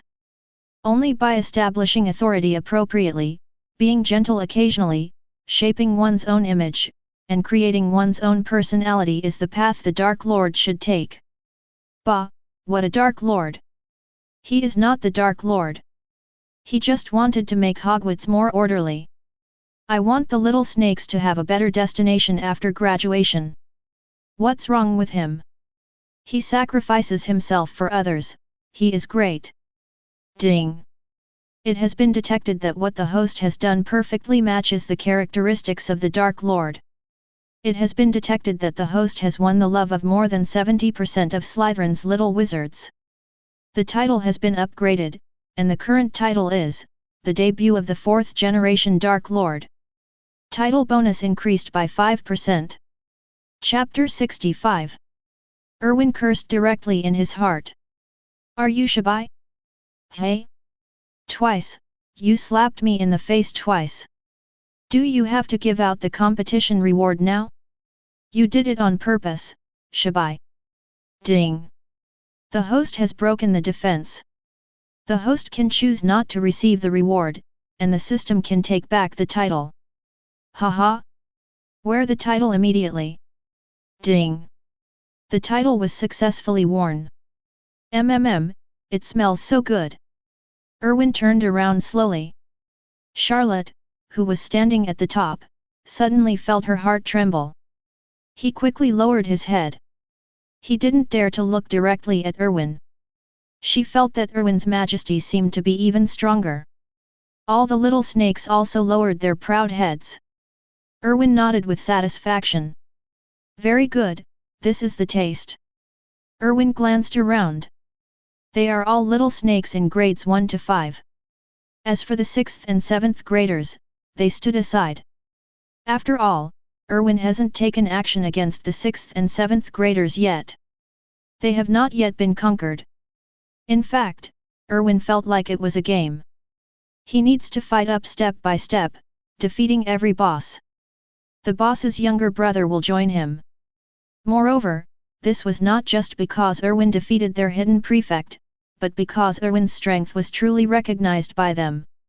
At this time, Erwin finally understood why Slytherin had this prefect challenge that was impossible to complete. Rely on strength to defeat everyone. Then you are a well-deserved prefect of Slytherin. The weak eat the strong, and the strong occupies the throne. Erwin really loves Slytherin to death. Erwin said, "Let's go." Then, the little snakes made way for a passage. Erwin passed through the middle, and Charlotte and other original hidden prefects followed Erwin. Behind them were all the little snakes from Slytherin. The other little wizards who were watching also quickly moved out of the way. Let the little snakes pass through.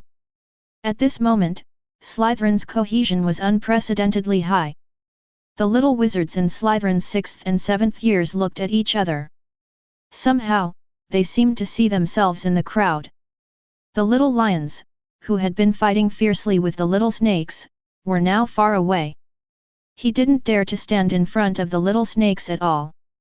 They even doubted that if they stood in front, they would be crushed directly by the small snakes that swarmed to attack. In the shadows, Snape looked at Erwin, who was walking at the front. His eyes were dazed for a moment.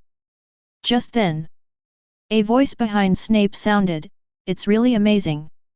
Even I have never seen such a Slytherin." Snape didn't even turn his head. "Just know who is coming." There was a mocking expression on the corner of his mouth. "What? Principal Dumbledore, are you being ridiculously suspicious again? Don't forget, he is Cavendi." Dumbledore said, "I know, Severus, you don't have to be on guard against me like this. You know, I won't have the slightest malice towards this child. I will protect him. This is what we owe him." Snape mocked, "Really?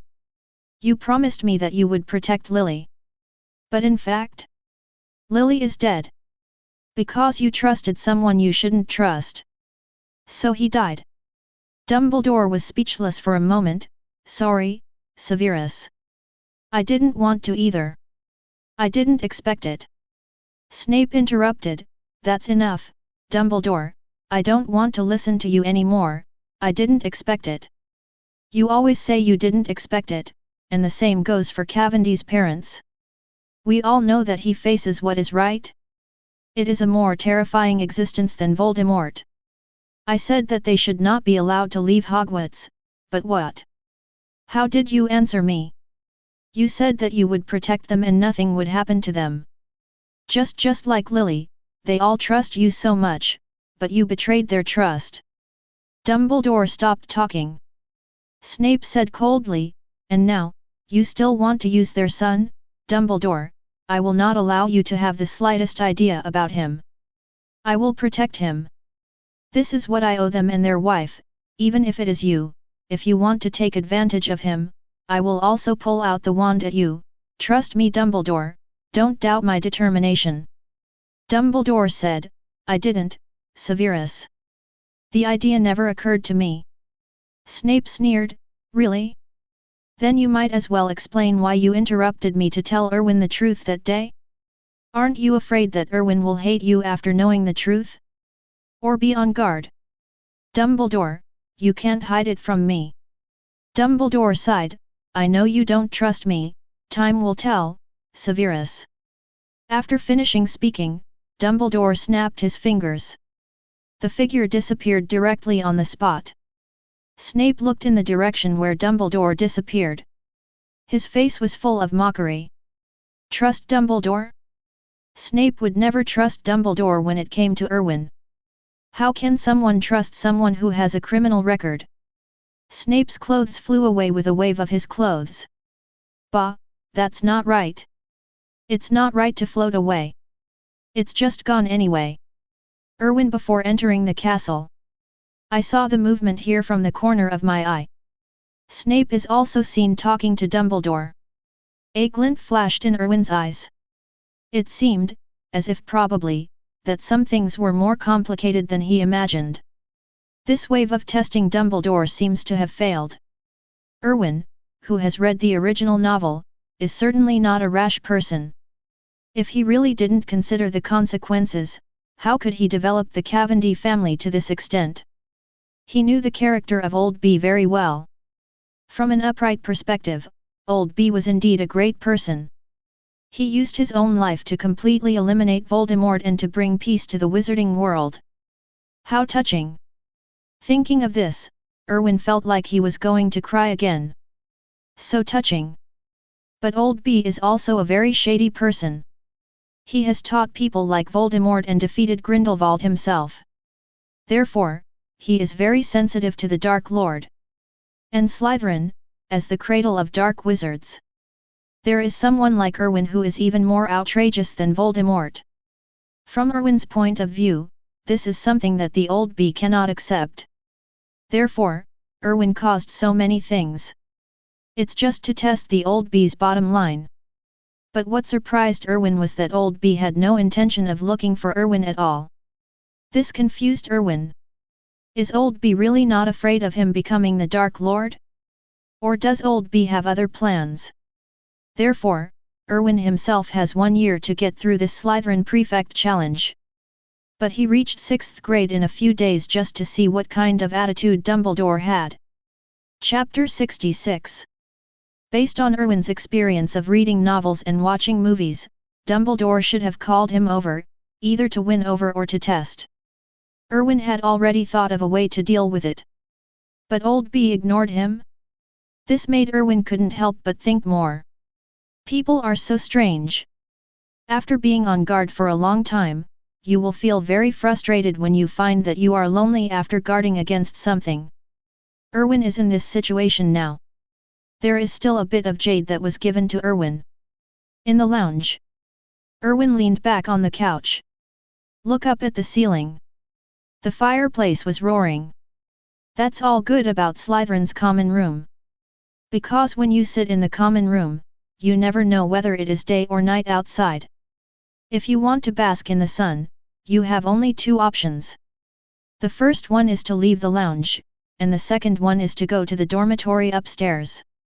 Of course, only the top floor is built above the water and can see the sun. The top floor is the dormitory for the prefects. Fortunately, Slytherin at least had the ability to see light above the water. Otherwise, Erwin wouldn't have anywhere to bask in the quilt even if he wanted to. Westerners will never understand the noble Daxia's obsession with drying quilts. Just when Erwin was about to close his eyes and rest his mind while waiting to go to class, a figure sneaked towards Erwin. Erwin maintained his posture. Not even a glance. Said, Malfoy. Are you planning to assassinate me or something? Malfoy paused. Somewhat embarrassing. Erwin said, if you have anything to say, tell me immediately. Malfoy said, I'm here to apologize. Erwin became interested. Sit up straight, oh?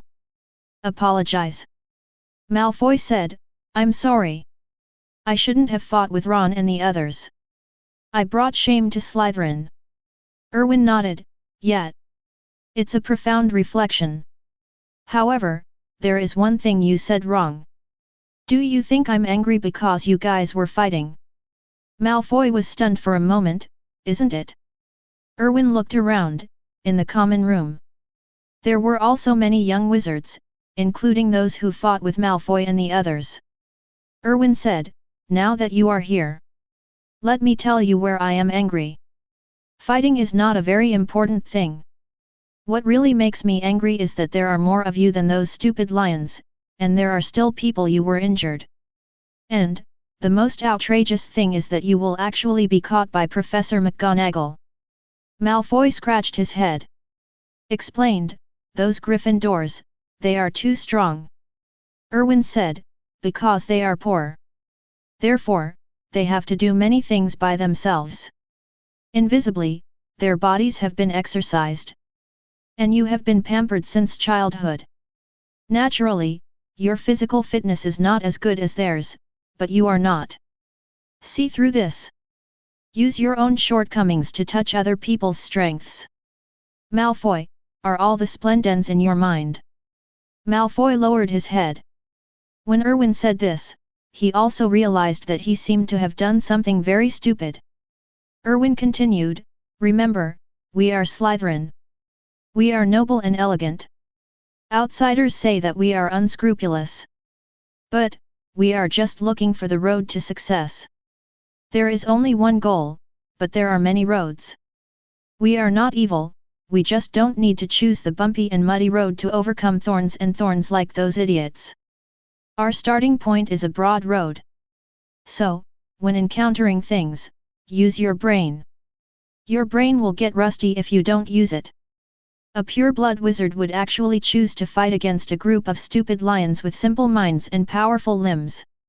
This is the stupidest thing about you. The young wizards were so scolded that they did not dare to raise their heads. Malfoy said, but we don't know how to do magic. We have too few magics. Erwin was secretly happy. Okay.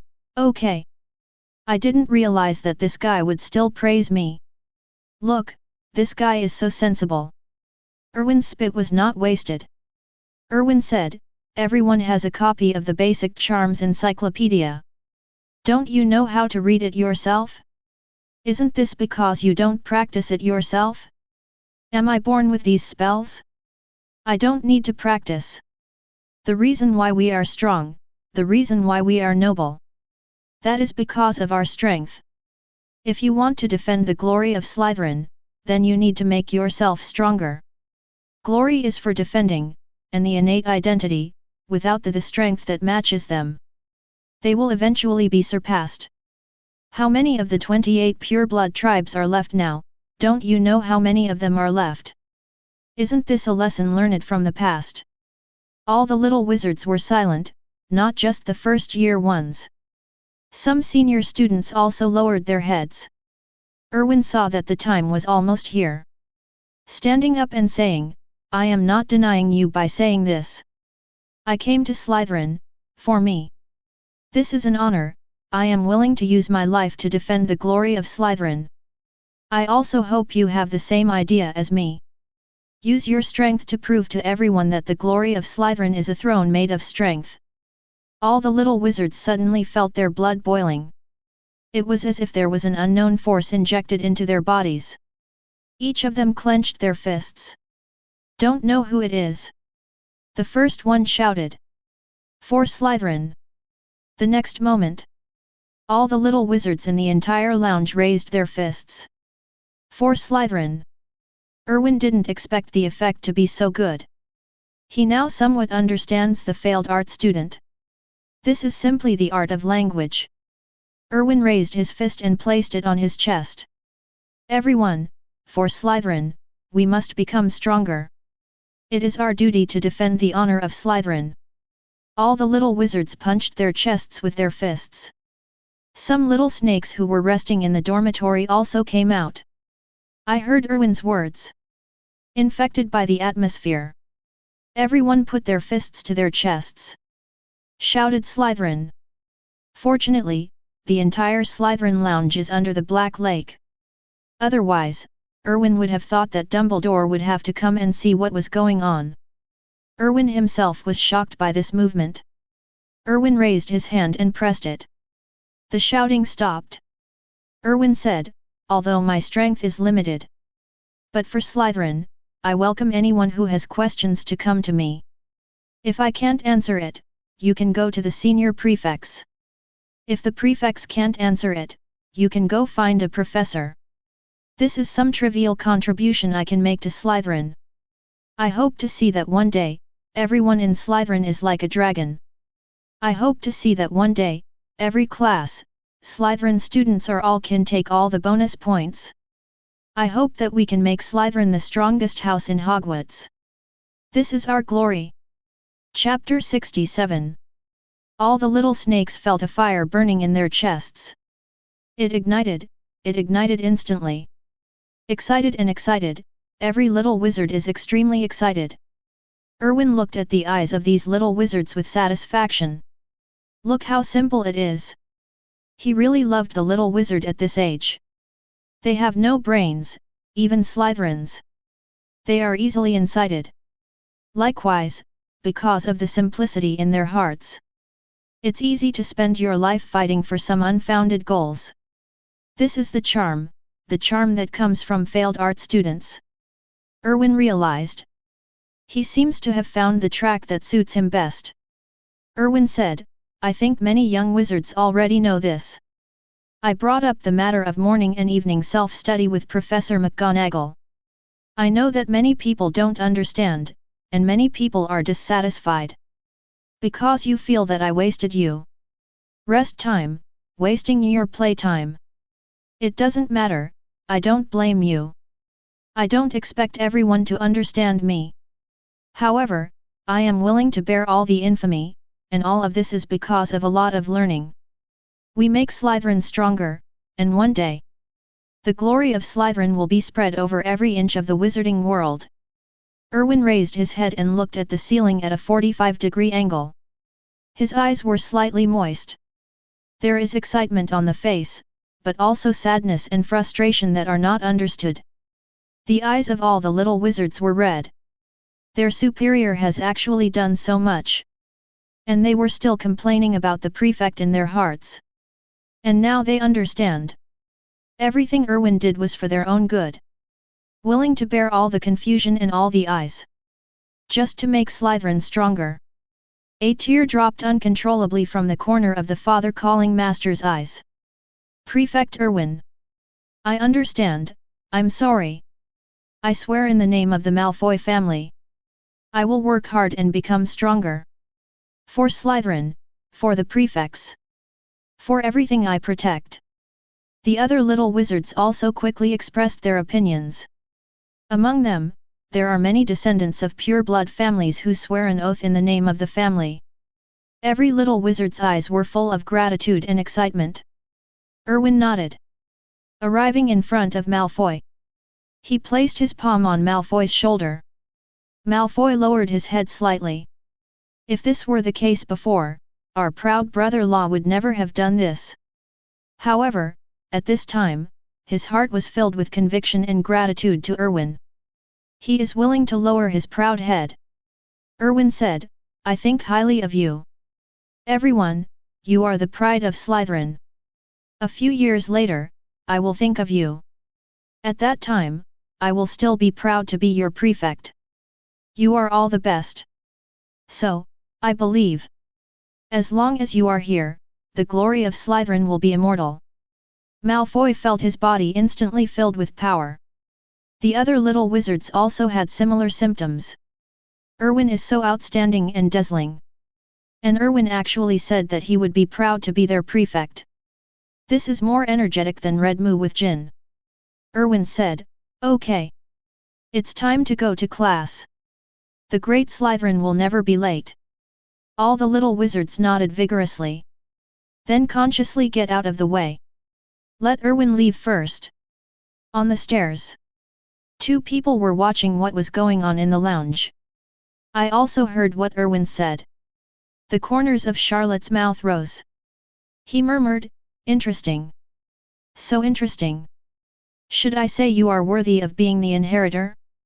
It's so interesting.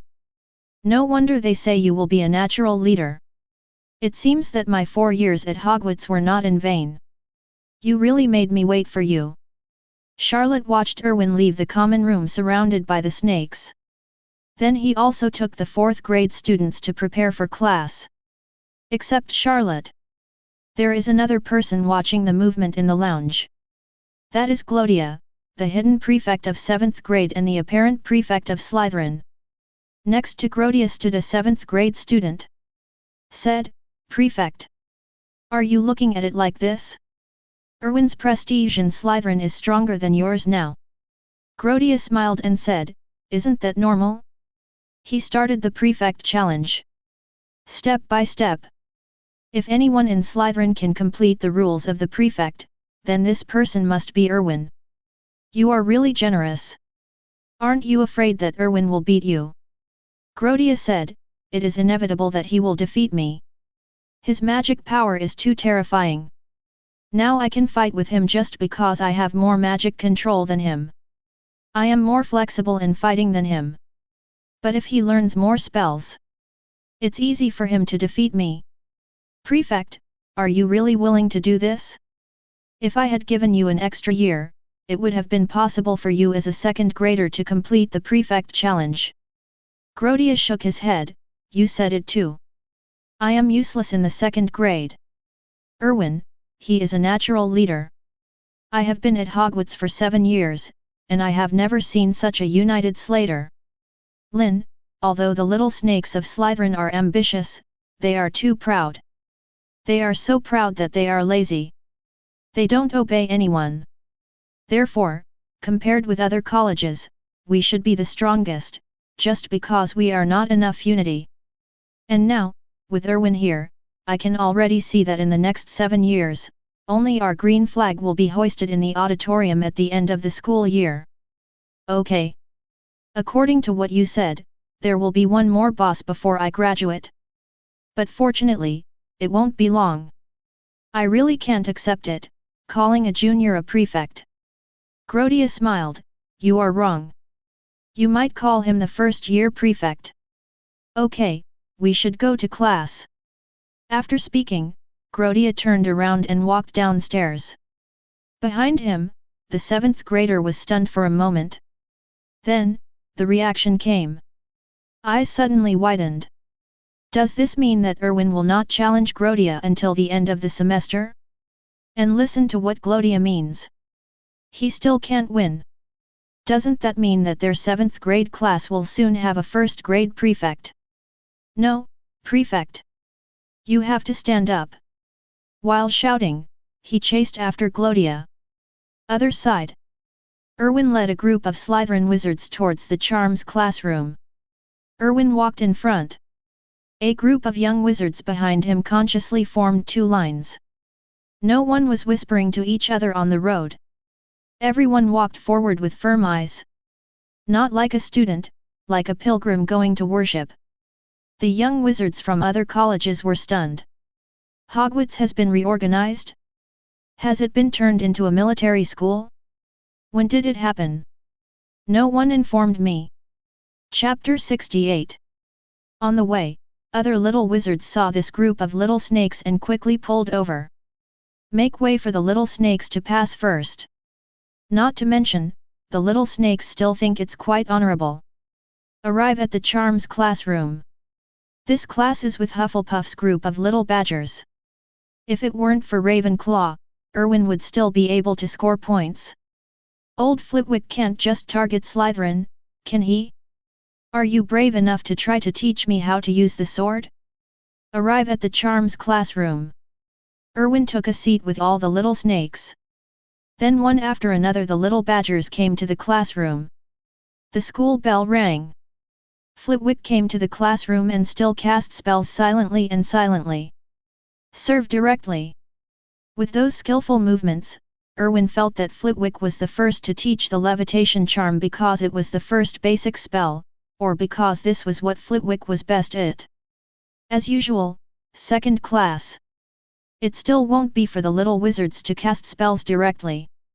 This thing is not that simple.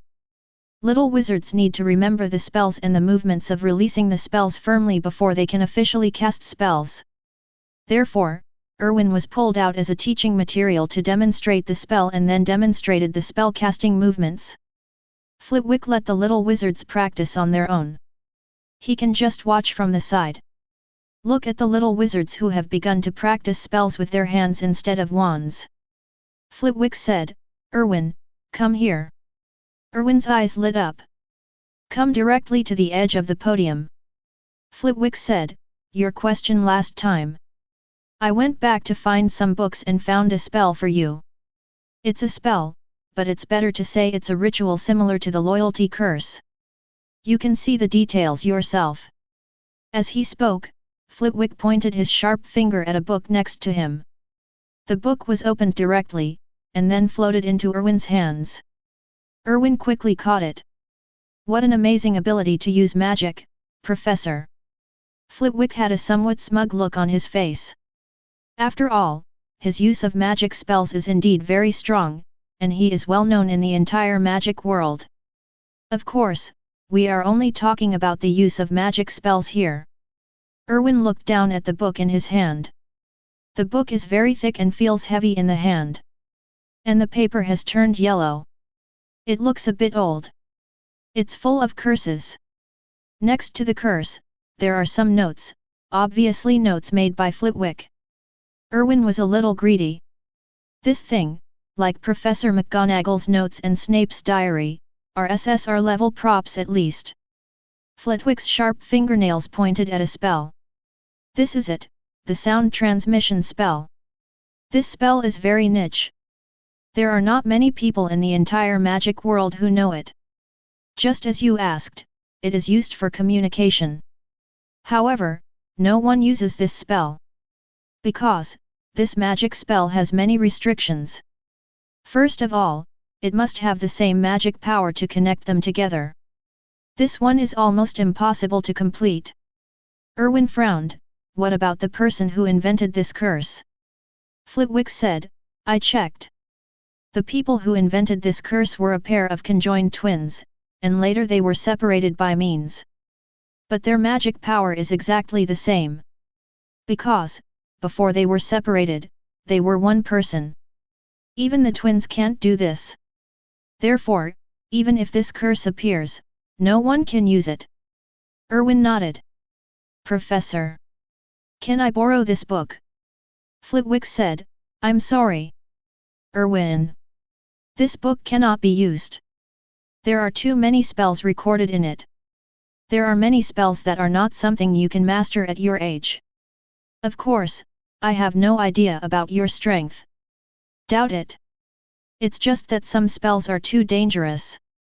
But if you want, you can go to my office. In your free time, you can read it. If you don't understand anything, you can ask me. Erwin understood and was not surprised. You can tell from the weight of this book that there are almost a massive amount of magic spells in it. There might even be a lot of black magic in it. These kind of things are the kind of books that cannot be placed in the restricted area. But it was a surprise to be able to make Flitwick relent and go to the office to read it. And it's like finding a tutor in disguise. Erwin said, Thank you very much, Professor. Flitwick waved his hand, It doesn't matter. Your idea of morning and evening self-study is very good. Ravenclaw students all like it. I can see that you are a student who really loves knowledge. It's a pity that you went to Sri Lanka Litlan. In fact, I think the Sorting Hat may have been watered and there are some problems. You should come to Ravenclaw. I think I should take the time to tell Dumbledore and ask you to transfer to another house. The corners of Erwin's mouth twitched slightly. What a little old man. I'm just looking for a tutor, and you're planning to poach me directly. The Divine Edge, which almost became the fourth most powerful unforgivable curse, is about to move on Snape's wand. Erwin said, Thank you for your support. Flitwick waved his hand, Have you memorized this spell? I don't think this is of any use to you. Because no one can use this spell. Erwin nodded, I took note of it. Professor Flitwick. Thank you again. Flitwick said, It doesn't matter. Then you can go back to your place and practice. If you can, help me teach those little wizards. You know, it is still very troublesome to get on and off the table. Erwin smiled, Of course, it's an honor. After Erwin returned to his position, some little snakes heard Flitwick's words and had already taken the initiative to ask for advice. Erwin also welcomes everyone. Teach carefully. After all, he, Erwin, is a qualified prefect. As for the little wizard performing well and getting extra points after that, this is just a coincidence. He definitely doesn't do it just for points. Some of the little Hufflepuff wizards were also interested and wanted to ask Erwin.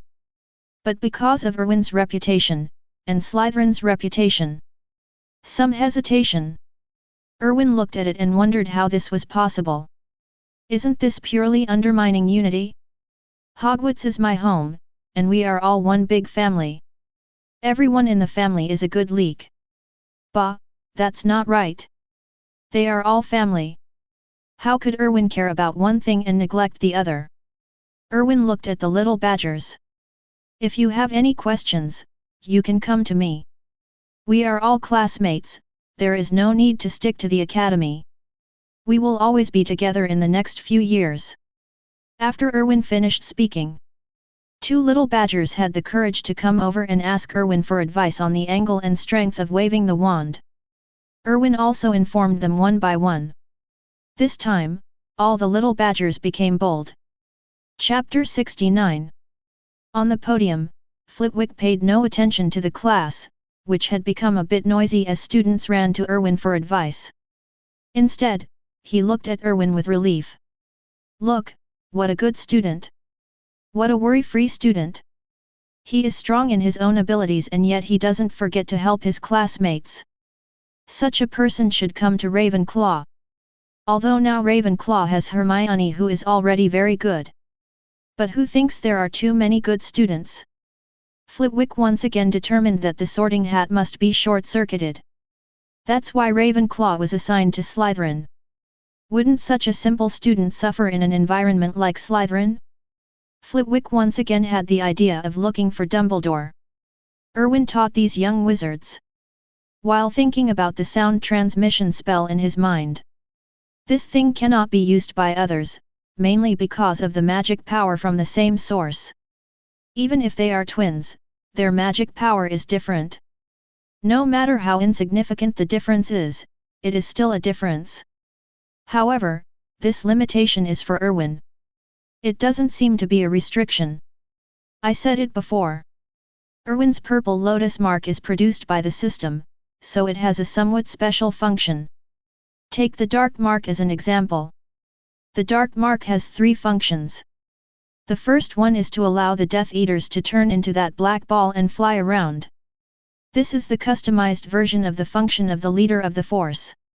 The second function is that Voldemort can sense the location of the Death Eaters through the dark mark. The third function is that Death Eaters can contact Voldemort through the dark mark. Of course, this contact is not through voice or video, but when they activate the dark mark, Voldemort can sense it. To put it simply, cough, cough, cough, your friend is online. Yes, just online. Erwin's purple lotus mark has these 3 functions. However, compared to the dark mark, Erwin's purple lotus mark has an additional great function.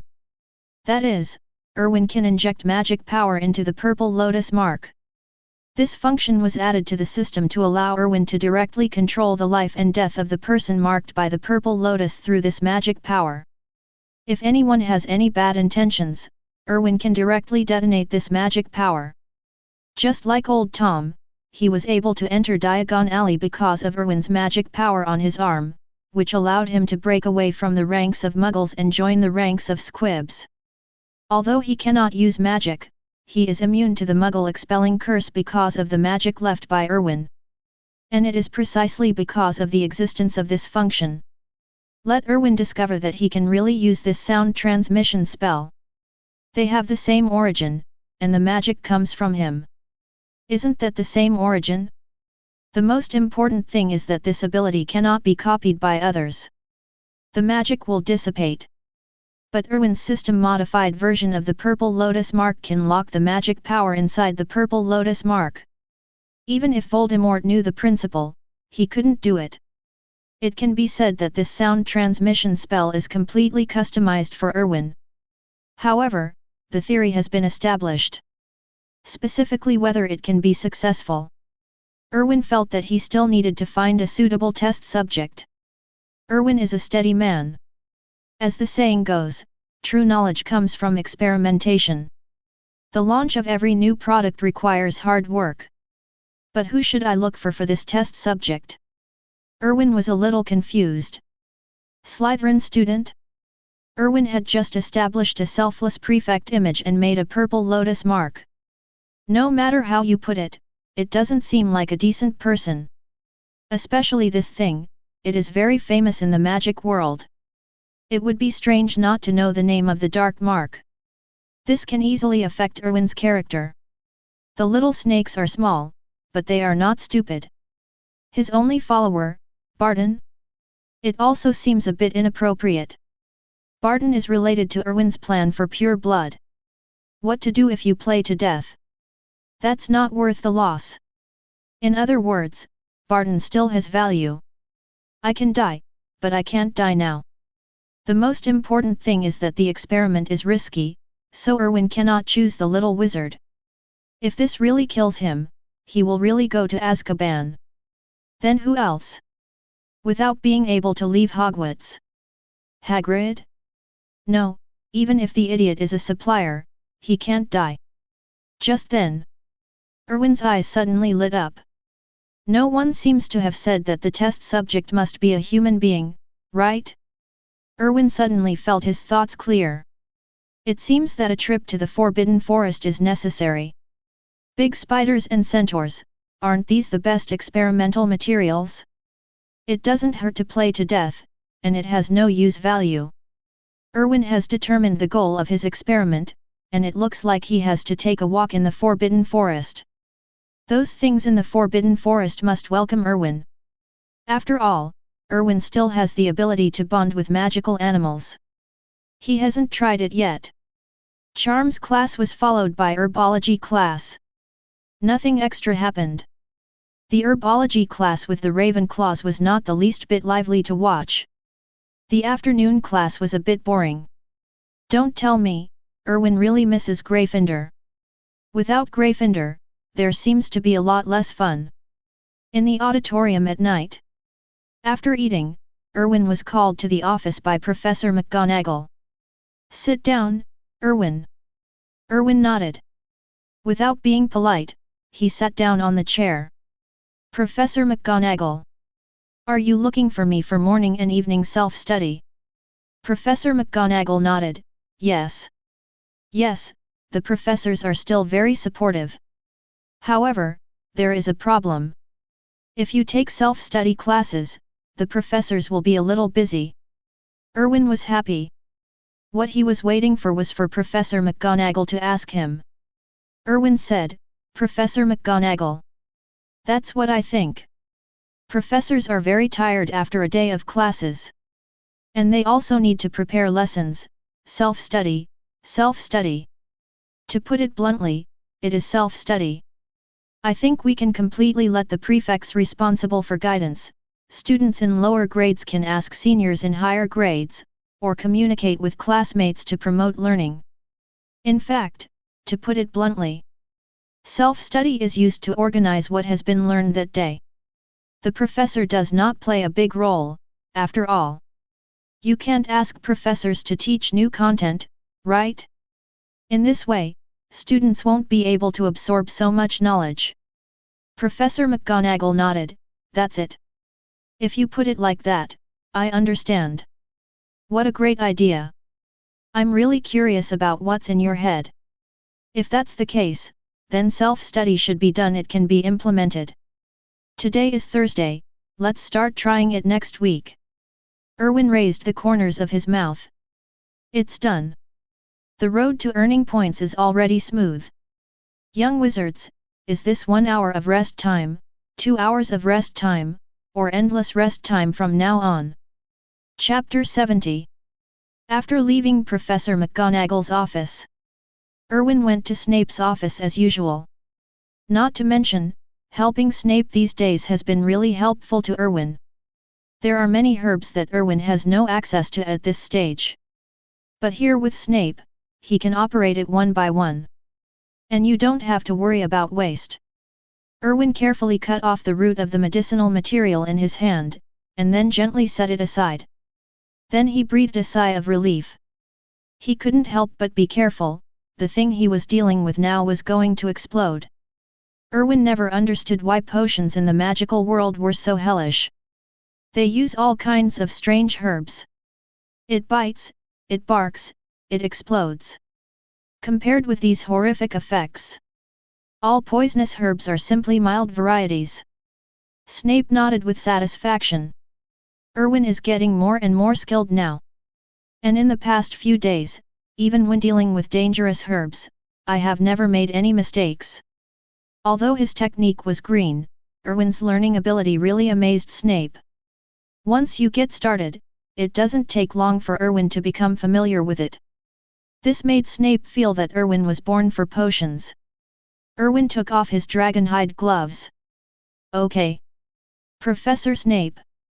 If there is nothing else, I plan to go back first. Snape frowned. Glancing at Erwin, you seem to be in a hurry today. Snape was confused. You know, usually Erwin will not leave his office before 11 or 12 o'clock. Even after finishing the work at hand, Erwin would observe Snape's potion refining process. Especially some details, this is the experience that only a potion master has. Of course Erwin wouldn't miss it.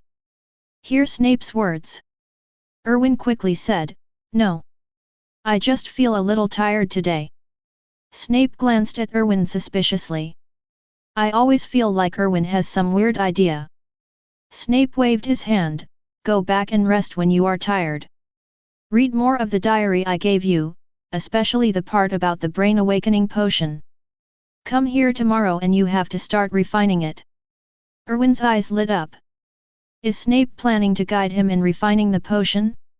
This is a good thing. Although the brain-refreshing potion is just a basic potion, Snape can teach him this now. Will the elixir be far behind? Sooner or later Snape would have to pay for it. Erwin nodded, "Okay Professor, I understand." After saying that, Erwin turned and left Snape's office. Snape looked at Erwin's back. After thinking about it, he continued to work on the potion in his hand. However, the movement has sped up a little. After Erwin left Snape's office, there was no rush to get to the Forbidden Forest. Instead, he returned to the Slytherin lounge first. For night tours, you have to wait until it's late at night. It's only after 10 o'clock. Too early. The little wizards haven't slept yet. After all, young people are more energetic. However, they can only enjoy it for a few days. Starting next Monday, they will feel the pain of not getting enough sleep that all students in Daxia have experienced. Tisk tisk tisk, it's really heartbreaking to think about it. The reason is that Erwin wants to come back early. That's because he also needs to take a break. That's the Forbidden Forest. Even he couldn't rush in carelessly. There are too many strange things there. There are too many dangers. Erwin had to keep himself full of energy. After shouting the command, the door to the lounge opened. Erwin walked into the common room. Some young wizards who were chatting in the hall saw Erwin. "Stand up quickly. Salute respectfully, Prefect." Erwin pressed his hand. "Talk about you. I'm going to rest first. Don't be too late." All the little wizards nodded. Late at night, Erwin opened his eyes from the bed. Yawned. Listened carefully. There was silence. Erwin stretched. It's time to get down to business. As a clan leader, Erwin is really busy and has endured too much at his young age. Coming to the window, Erwin opened it. Then his body swayed and turned into a purple smoke, flying towards the Forbidden Forest. Pass by Hagrid's hut. The lights were still on in Hagrid's hut. Erwin flew at a low altitude without alerting the Forbidden Forest guard. Erwin, who was running fast, didn't see it. Zhai Hong, Hogwarts headmaster's office.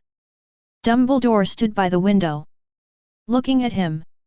In the dark, a flash of light reflected from the moonlight on Dumbledore's glasses. Like his father, he chose to go to the Forbidden Forest for his first night outing. What a brave little guy! On the wall, one portrait said, "You saw him go to the Forbidden Forest, and you are still here? Why didn't you stop him? Is the Forbidden Forest a place where little wizards can go?" Dumbledore picked up a candied date from the side and put it into his mouth. His eyes narrowed, his face full of satisfaction. What a magical summer food! There are such elves in Hogwarts. I never knew about it. I feel like I missed so much. I never have to worry about Erwin's safety. There will naturally be people sitting there can't live. Dumbledore looked at the black smoke flying out of the castle. He shook his head and yawned. He snapped his fingers lightly. She put on a set of pajamas that looked a little funny. "I'm old, go to sleep. I hope our little Slytherin guy won't make too much noise. As an old man, I really don't want to be disturbed in my sleep." Purple smoke fell directly on the ground of the Forbidden Forest. As the smoke gradually dissipated, Erwin reveals his true face. Erwin touched his chin. Where are those big spiders? Erwin realized something very bad, that is, the forbidden forest was too big. He didn't know where to find those spiders. Think for a moment. According to the records in the original book, those spiders were deep in the forbidden forest. After all, this thing can't be kept outside the forbidden forest. But the depths of the forbidden forest are also a very large area. Just when Erwin was thinking about what to do, suddenly, Erwin heard a series of small sounds coming from the grass. Erwin turned his head and looked curiously. All I saw was the grass. A green thing stumbled out. He jumped up to Erwin's feet. Started to circle around Erwin's feet. Erwin's eyes lit up. Crouch down. Reach out. The thing jumped directly into Erwin's hand. The bowtruckle? Why are you here, little thing? Erwin raised his finger and tapped the bowtruckle leaves. Bowtruckle rubbed Erwin's finger, his little face with almost invisible facial features full of enjoyment. Chapter 71. Erwin knew that his affinity with magical animals played a role. Bowtruckle is a very kind and shy plant. They have an interesting ability, which is that they can take on all leaf shapes. It's also very cute outside. However, if you underestimate it because of its appearance, you are wrong. As you can tell from the name of this thing, their duty is to protect. Protect the trees that make wand material. Therefore, their combat effectiveness is actually not weak. And if someone wants to mine wand materials, they need the bowtruckle's permission. Of course, as long as you don't want to cut off the roots of the tree, bowtruckle will not disagree. All in all, this little guy has a good temper. He is also one of the few magical animals that can communicate with wizards. However, it is impossible for them to actively approach people. In particular, the bowtruckle cannot leave the trees it protects. And being able to run to Erwin now is obviously because of Erwin's ability to be friendly with magical animals. The bowtruckle waved his branches, flicking gently on Erwin's hand. Erwin couldn't help but smile. Little guy. I'm looking for the eight-eyed spider, have you seen it? After hearing this, bowtruckle waved his branches quickly. There was also some anxiety on the little face. There were also squeaking sounds coming from his mouth. Erwin was surprised to find that he could understand this little guy's words. Erwin said, I know they are dangerous. But I am not weak either. Can you take me to find them? Bowtruckle hesitated. Then he nodded slightly. Then he jumped directly from Erwin's palm. He fell on the ground and fell. But he quickly stood up and shook off the dirt on his body. He moved his legs made of roots and trotted forward. Erwin laughed dumbly. This little thing is so cute. Erwin raised his feet and followed the bowtruckle toward the depths of the forbidden forest. The little guy was jumping up and down in front. Stop now and then. Then he pointed to some herbs on the ground. The meaning is obvious, let Erwin pick. Erwin was not polite either. They picked them all directly, and Erwin even found a large piece of moon grass. I have to say that this forbidden forest is indeed a treasure. This little bowtruckle is also a treasure. This little guy seems to be changing his job as a treasure hunter. As the bowtruckle led Erwin deeper, the surrounding light is getting darker and darker. Big trees blocked the moonlight. Only some scattered moonlight fell down. According to the settings of general novels, there are also settings of the original work. Erwin should use lighting at this time.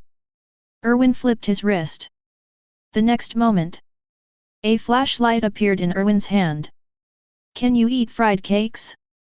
Illumination does not require magic power. Moreover, Erwin didn't learn at all.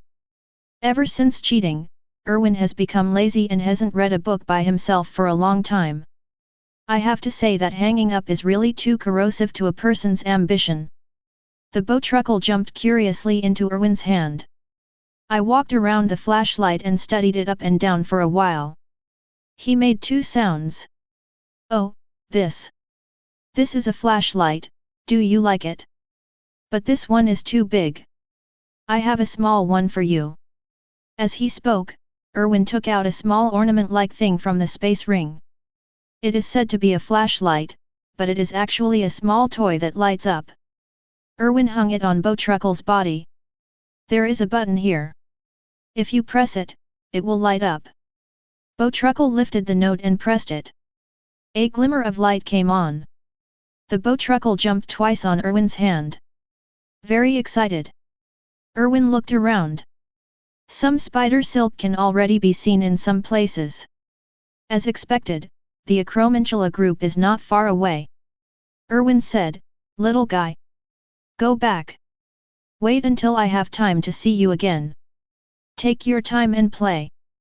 Wait until I come to bring you a replacement battery next time." Bowtruckle was a little reluctant to leave. He rubbed Erwin's fingers. Erwin smiled and said, "Be good. I will come to see you as soon as possible. You can sense my breath. When I come again, just come to me directly." After hearing this, Bowtruckle nodded. Then he turned around 3 times and left full of reluctance. Erwin stood there and watched the Bowtruckle leave. Then he continued to go deeper inside. After all, the Bowtruckle is so small, and the scene where he conducts experiments will definitely not be so harmonious. What if I scare this little guy? Erwin is a decent person. Erwin walked inside with his flashlight on. Something is wrong. Under normal circumstances, shouldn't these Acromantulas take the initiative to attack him? Look around, there are more and more cobwebs. We have obviously arrived at the Acromantula's habitat. Just then, Erwin swept his flashlight forward. Then he almost died of fright. FK.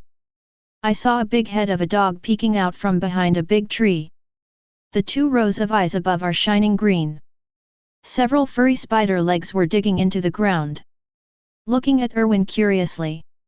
What the hell, why does this thing make no sound when walking? Where did it come from? But this Acromantula didn't attack him immediately. It seems to be the effect of the affinity with this magical animal. Erwin suddenly felt that the ability of this magical animal to be friendly was even more outrageous than he imagined. Erwin waved his hand at the Acromantula. "Come here, big guy." The Acromantula hesitated for a moment. Then he walked on his furry spider legs to a place not far from Erwin. He looked at Erwin warily. Erwin didn't expect that this guy would actually come over. So, his ability can make magical animals understand his words? This is a bit interesting. Isn't this the Super Plus version of Parcel Tongue? Erwin said, "Big guy. You can understand what I say, right?" Acromantula nodded. Erwin said, "I need to test a magic. This magic will not harm you. Can you cooperate with me?" "No harm? Maybe." Erwin thought it wouldn't be a big problem anyway. It's just a sound transmission spell. Acromantula heard this. Startled. His feet kept moving backwards. Obviously, it is very resistant. Erwin quickly said, "Don't be afraid. You help me, and I will give you meat." As he spoke, Erwin threw a huge ham directly from the space ring. Of course, this was what Erwin prepared before coming to Hogwarts. Erwin didn't know why he was preparing this thing. Anyway, he saw it when he was passing by the kitchen and put it up. It seems to be in use now. Chapter 72. The Acromantula smelled the scent of ham. Somewhat restless. It's greedy. Erwin struck while the iron was hot. Want to eat it? Come here for more. Let me test it. This ham is yours, believe me. This is delicious food that you will never be able to eat in your life. Excellent ham. It's very expensive. Several spider legs of the Acromantula have begun to trample restlessly on the ground. Obviously, I am already very greedy. Finally, the Acromantula couldn't bear it anymore. He walked slowly towards ham. The distance to Erwin is getting closer and closer. Erwin's eyes lit up. A flick of the wrist. The next moment, The ham simply disappears. The acromantula has not yet reacted. The ham just disappeared. The next moment, a burst of magic power hit the acromantula directly. The acromantula was directly pushed down by this tyrannical magic power. Eat, eat, eat, you know how to eat. You're going to have to eat such an expensive ham.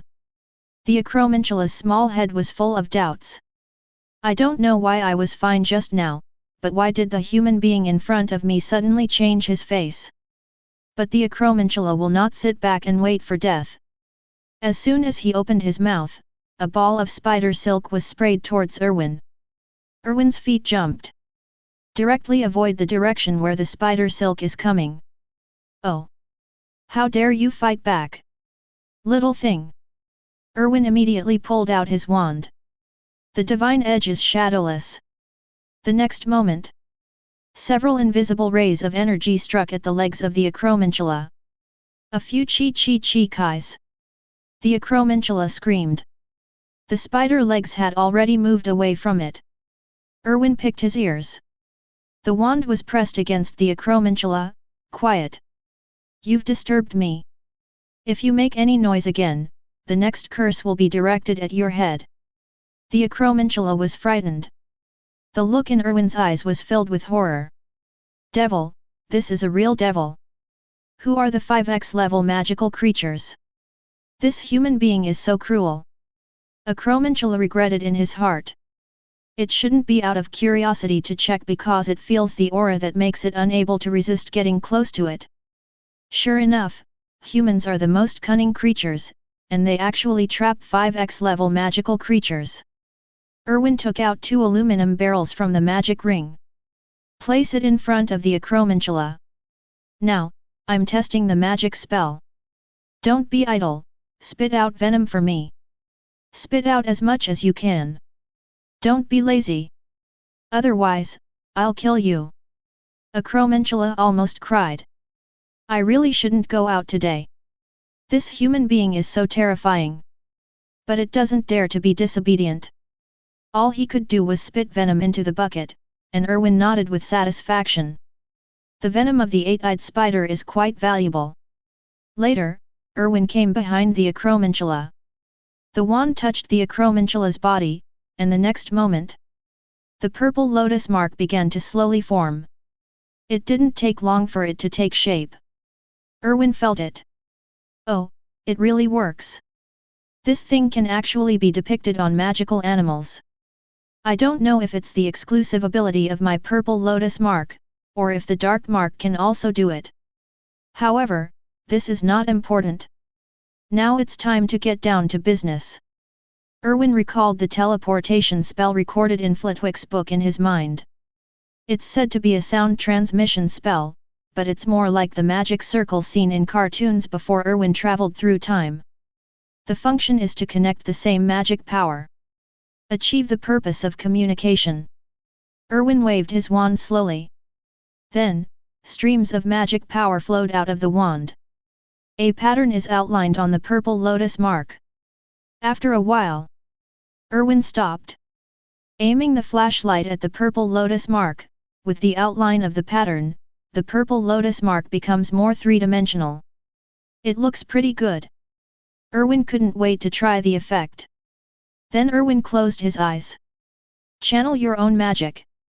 In an instant, Erwin felt that he had some strange connection with the acromantula. A hoarse voice sounded in Erwin's ears, "It hurts so much. It hurts so much. I'm so tired. Evil humans." Erwin looked surprised. Is this the voice of the acromantula? Erwin's face was full of surprise. It's really doable. However, this thing seems to be unable to achieve the effect Erwin wants. Erwin didn't just use this thing to communicate with others. He really planned to open a connection in the magic world. Erwin groped his chin. First of all, he has confirmed that he can indeed use this sound transmission spell. Then, if he wants to make money, he needs 2 conditions. The first one is the phone bill, the second one is the mobile phone number. As for phone bills, Erwin is a qualified capitalist. Bah, that's not right. Is a smart person. He has already thought of a way. First of all, the purple lotus mark can lock Erwin's magic power. But when using the sound transmission spell, Erwin felt that some of the magic power stored in the purple lotus mark on the acromantula was consumed. Although the purple lotus mark soon absorbed the magic power from the acromantula, used to complement the purple lotus mark, which is one of the characteristics of the purple lotus mark. But if the purple lotus mark is imprinted on a dead object, it won't be like this. As for what others have added, this is also impossible. Only those who are branded with the purple lotus mark can convert their magic power through the purple lotus mark and then charge the purple lotus mark. This is also one of the special places where the system produces the purple lotus mark. So now we just need a mobile phone number. The mobile phone number is used to distinguish the different places marked by each purple lotus. At least you know who to call when you call. What to do about this? Erwin thought for a moment. If you want to get something like a mobile phone number, it is necessary to distinguish each purple lotus mark. So what's the simplest way? Erwin's eyes lit up. Magic. Yes, it's magic power. Everyone's magic power is different. Even if they are twins, their magic power is slightly different. Only the pair of conjoined children who created the sound transmission spell have exactly the same magic power. Therefore, recording the difference in magic power is the best way. So what to do? Erwin had some general ideas in mind. When outlining the sound transmission spell, blend different magic powers into it. Can it achieve the effect? Erwin thought he could give it a try. Erwin turned to look at the big spider. Planned to start a new round of experiments. However, Erwin turned his head. I was surprised to find that the big spider was out of breath. Erwin was angry. Why are you dead? You're a 5x level magical creature. It's nothing. It's so fragile. Erwin waved his wand and cast the levitating spell. Directly throw the spider's body away. Subsequently, Erwin prepares to find another experimental target. Skin with flashlight. Hey, another lucky guy has appeared. Erwin, take out the ham from the space ring. Place it on the ground. Hey, big guy. Do you want some meat? Chapter 73. Erwin knows his way around. Seducing the acromantula with the old actor ham. After all, these things are the most gluttonous. Erwin felt that he could easily get a test subject without any problem.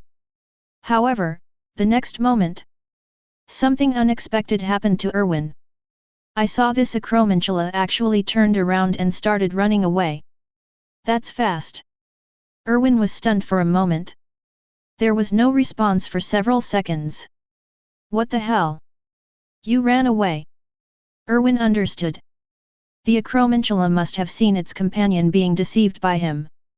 That's why he runs so fast. Sure enough, when you do bad things, you can't have an audience. This is very unfavorable for Erwin to do bad things a second time. Erwin put the ham away with a wave of his hand. Weirdly expensive.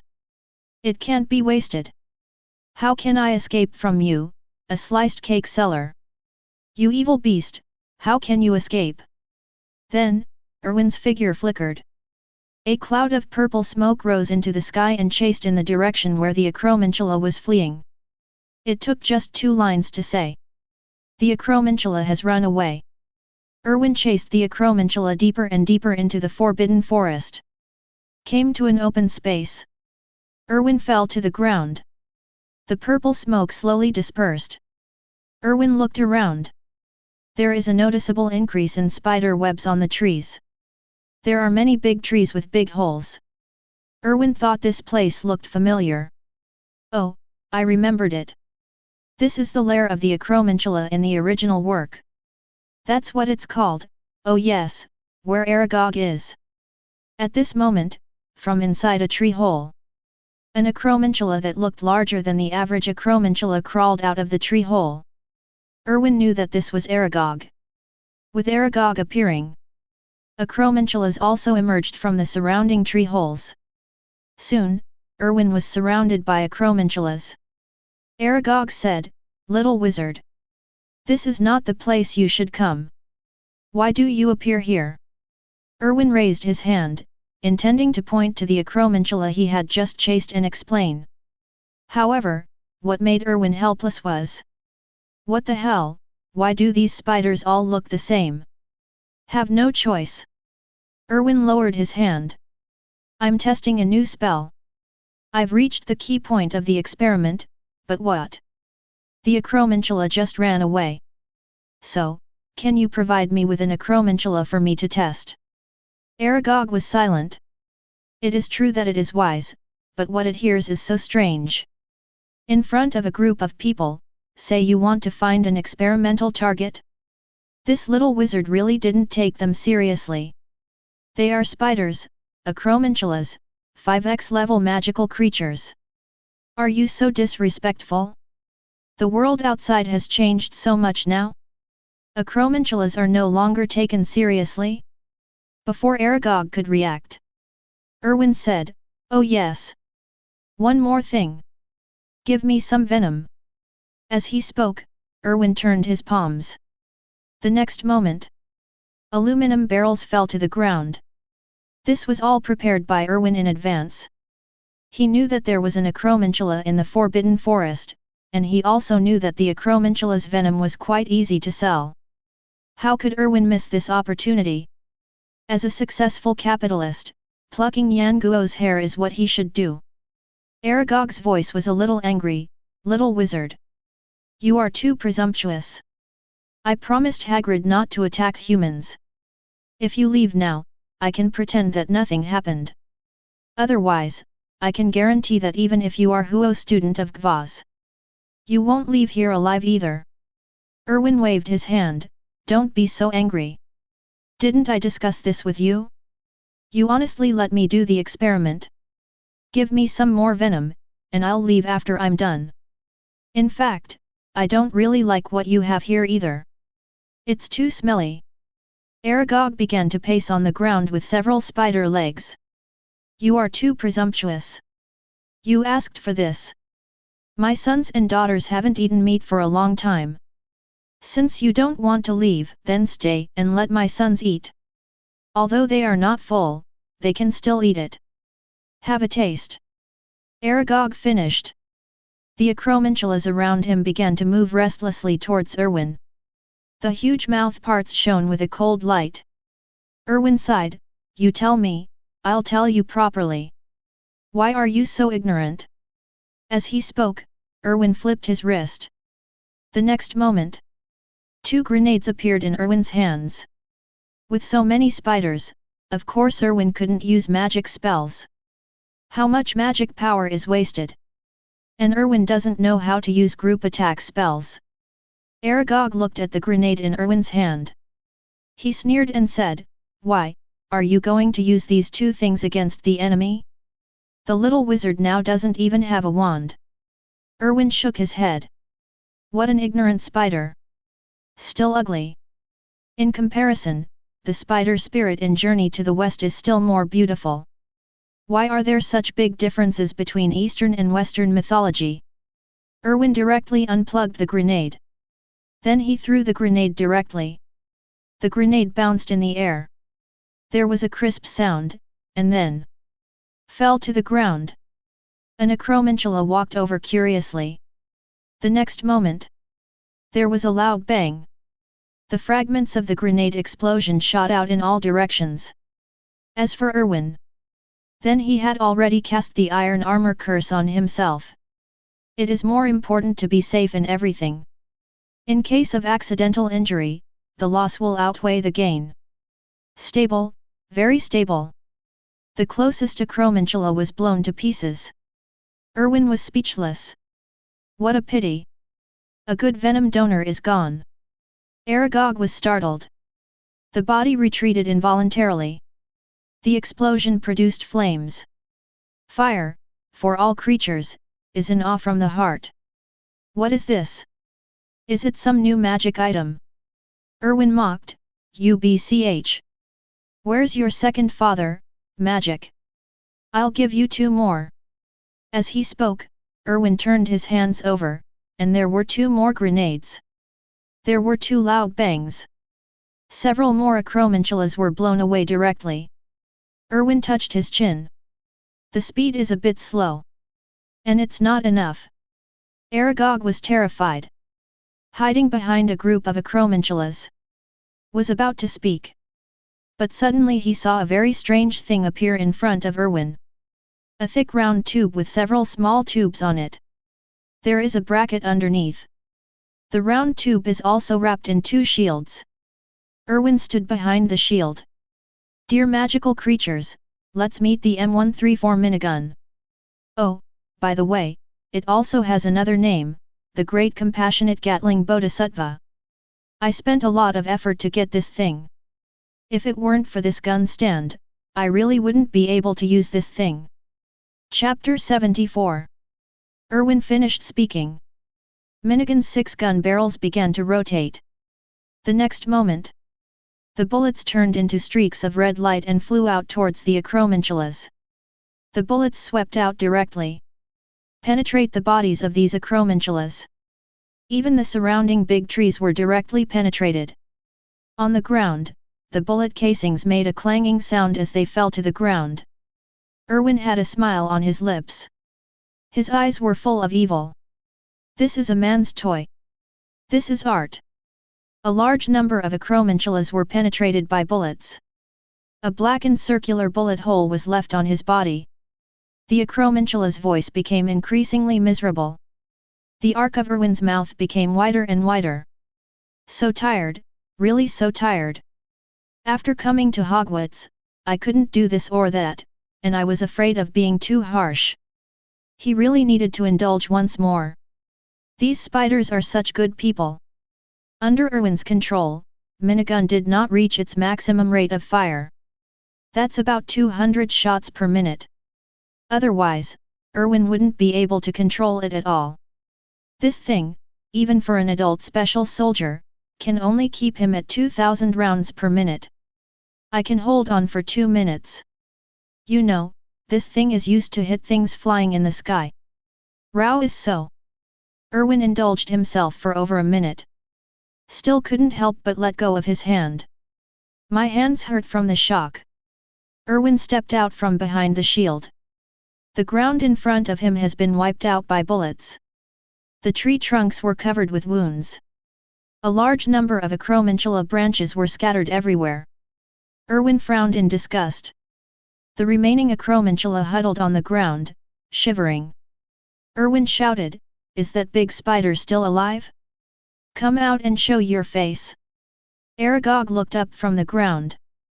Several spider legs are trembling. You are simply a devil. Erwin spread his hands, maybe. But this is not important. Now, can you cooperate with me? Aragog said, "What on earth are you going to do?" Erwin said, "Didn't I tell you, I'm just testing a spell. I'm collecting some venom by the way." Aragog wanted to curse. 30% of its children are dead. Died by Erwin's strange weapon. Erwin saw that Aragog was silent. He frowned, "Are you still unwilling? You are really looking for death." As he spoke, Erwin prepared to sacrifice his great merciful and compassionate Gatling Bodhisattva again. Aragog said quickly, "I do. I do. Whatever you want. You can do it. Don't use that weapon again." Erwin nodded with satisfaction.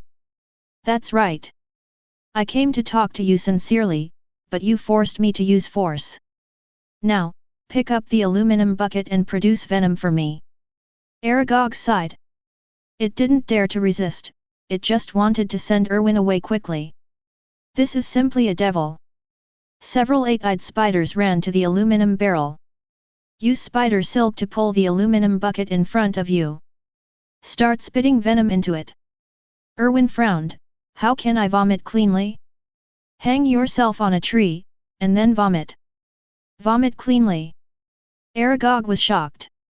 "Is this really a person?" Erwin said coldly, "Didn't you hear what I said?" Aragog was startled. He shouted angrily, "Do as he says. Hurry up!" Those acromantulas quickly spit out spider silk and hung themselves on the tree.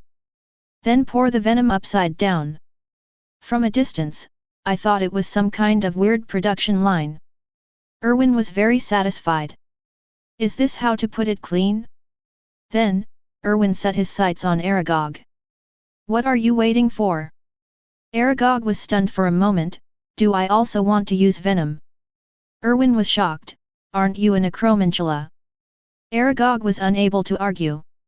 I can only hang myself on the tree.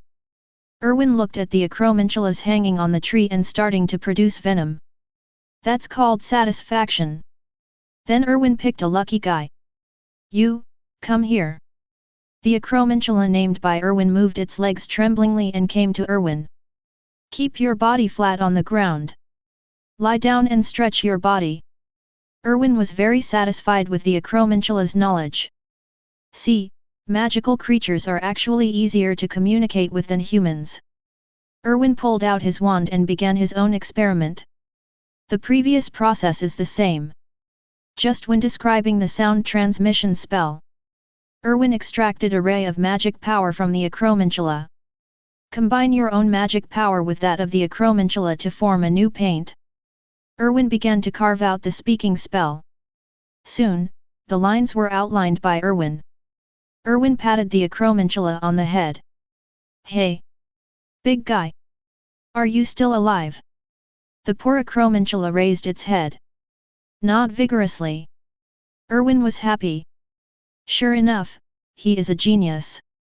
Doesn't this mean the experiment was successful? Erwin touched the acromantula's mind. Good boy. You helped me a lot. Acromantula was a little excited. It survived. But the next moment, Erwin's wand touched the acromantula's head. The divine edge is shadowless. The next moment, this acromantula was directly killed by Shen Feng Wuying. Aragog suddenly became anxious. Why? Why do you still kill it? I have asked them to cooperate with you. Why do you still kill my children? Erwin put his finger to his mouth. Shhh. Don't make any noise. You have so many children, this is just a small problem. Aragog was shaking with anger. Erwin frowned. Don't shake. If you spill my venom on the ground, believe me, your tribe will disappear. Aragog looked at Erwin, not doubting the authenticity of Erwin's words. Erwin said with satisfaction, that's right. Then, it's getting late. Keep spitting out venom and fill my aluminum bucket. It's time for me to go back to sleep. Aragog said, impossible. This aluminum barrel is too big. The venom reserve in my child's body cannot be filled. Erwin wondered, is that so? Aragog said, I can help you fill it. But they really can't. But I have a lot of children, and they can help you fill it up. Erwin thought for a moment, I think you are lying to me. I have to verify it. How do you verify it? Erwin raised the corners of his mouth, it's very simple. Erwin waved the wand in his hand. The divine edge is shadowless. The next moment, the chest cavity of an acromantula on the side was directly torn apart. The acromantula cried out in pain. He twitched a few times and stopped moving. Erwin came to the acromantula. Wand waved. From the chest, a green poison sac flew out. Erwin pulled out an aluminum bucket. Pour out all the venom from the poison sac. Soon, an aluminum bucket was filled. Erwin smiled and said, look, you are really lying to me. Chapter 75. Aragog said, if you take away all the venom in the poison sac, you will die. You can't do this. Erwin smiled. In this dark forest, Erwin's smile was particularly bright. But, what does your death have to do with me? However, considering how cooperative you are today, I can't go too far. Forget it, no matter what, just help me fill up these aluminum barrels. Come on. Who told me that I am always more generous? Aragog breathed a sigh of relief. I don't want to worry about the fact that Erwin just killed another of its children. Anyway, it can be born and created. If you die, just die. Not long after, 3 waves of acromantulas came to work. The aluminum drum is filled. The venom of a living acromantula is quite valuable. Aragog said, now, you can leave. Aragog's voice was a little weak. After all, it also spits out a lot of venom. The consumption of it is also very large. Erwin wondered, leave? But you haven't vomited the aluminum bucket full yet. Aragog was stunned for a moment, we are obviously full. Erwin waved his hand and put away the aluminum barrels. It's harmful. It's my fault that I didn't make it clear. I still have an aluminum barrel here. Erwin said and waved his hand again. The next moment, more aluminum barrels than before appeared on the ground. Aragog was furious, you. The smile on Erwin's face instantly faded. Me? What's wrong? Aragog could only break his teeth and swallow it, nothing. Is this the last wave? Erwin nodded, of course. Don't worry. I have a good reputation. Everyone knows it. Aragog was unable to complain. Half an hour later. Satisfied, Erwin put away the aluminum barrels. On the ground, each acromantula has taken in more air and lost less air. Too weak. Erwin said, okay. Thank you for your generosity. Aragog, I will come again next week. I hope you eat more during this time. Take good care of your body. Erwin said and turned to leave. Aragog looked at Erwin's back. His eyes were full of hatred. But it has no way to deal with Erwin. It needs to move immediately. Erwin whistled and left the 8-eyed spider's habitat. Make a lot of money today. This much venom can be sold for a lot of money. If you take them all out, you might be able to inflate the 8-eyed spider's venom. And just after Erwin left, a dark shadow appeared where Erwin had been standing just now. Aragog was startled. Look up. I was shocked. Snape. Snape ignored Aragog. Instead, he looked at the bullet casings that Erwin had left on the ground. A wave of his hand. The shell casing simply disappears. Looking at the direction Erwin left, Snape's expression was a little complicated. After a while, Snape sighed. Turning to look at Aragog, watch your mouth. Know what to say and what not to say. Otherwise, I will personally destroy your tribe. Do you understand? Aragog nodded quickly. Snape's figure flashed and disappeared into a ball of black mist. Aragog almost cried. Damn it, their 8-eyed spider offended someone. Move, the King of Heaven is here, they all have to move and leave. On the other side, Erwin did not know that Snape had threatened Aragog. At this time, Erwin was thinking about how his Daxia Unicom company should operate. If this thing is done, it will be of extraordinary significance. At least Owl can be laid off. To be honest, Erwin misses the soup made by the owl, it tastes really good. If Owl could be laid off, if nothing else, this thing would be able to eat a few more meals. Of course, this is secondary. Daxia Unicom has brought great benefits.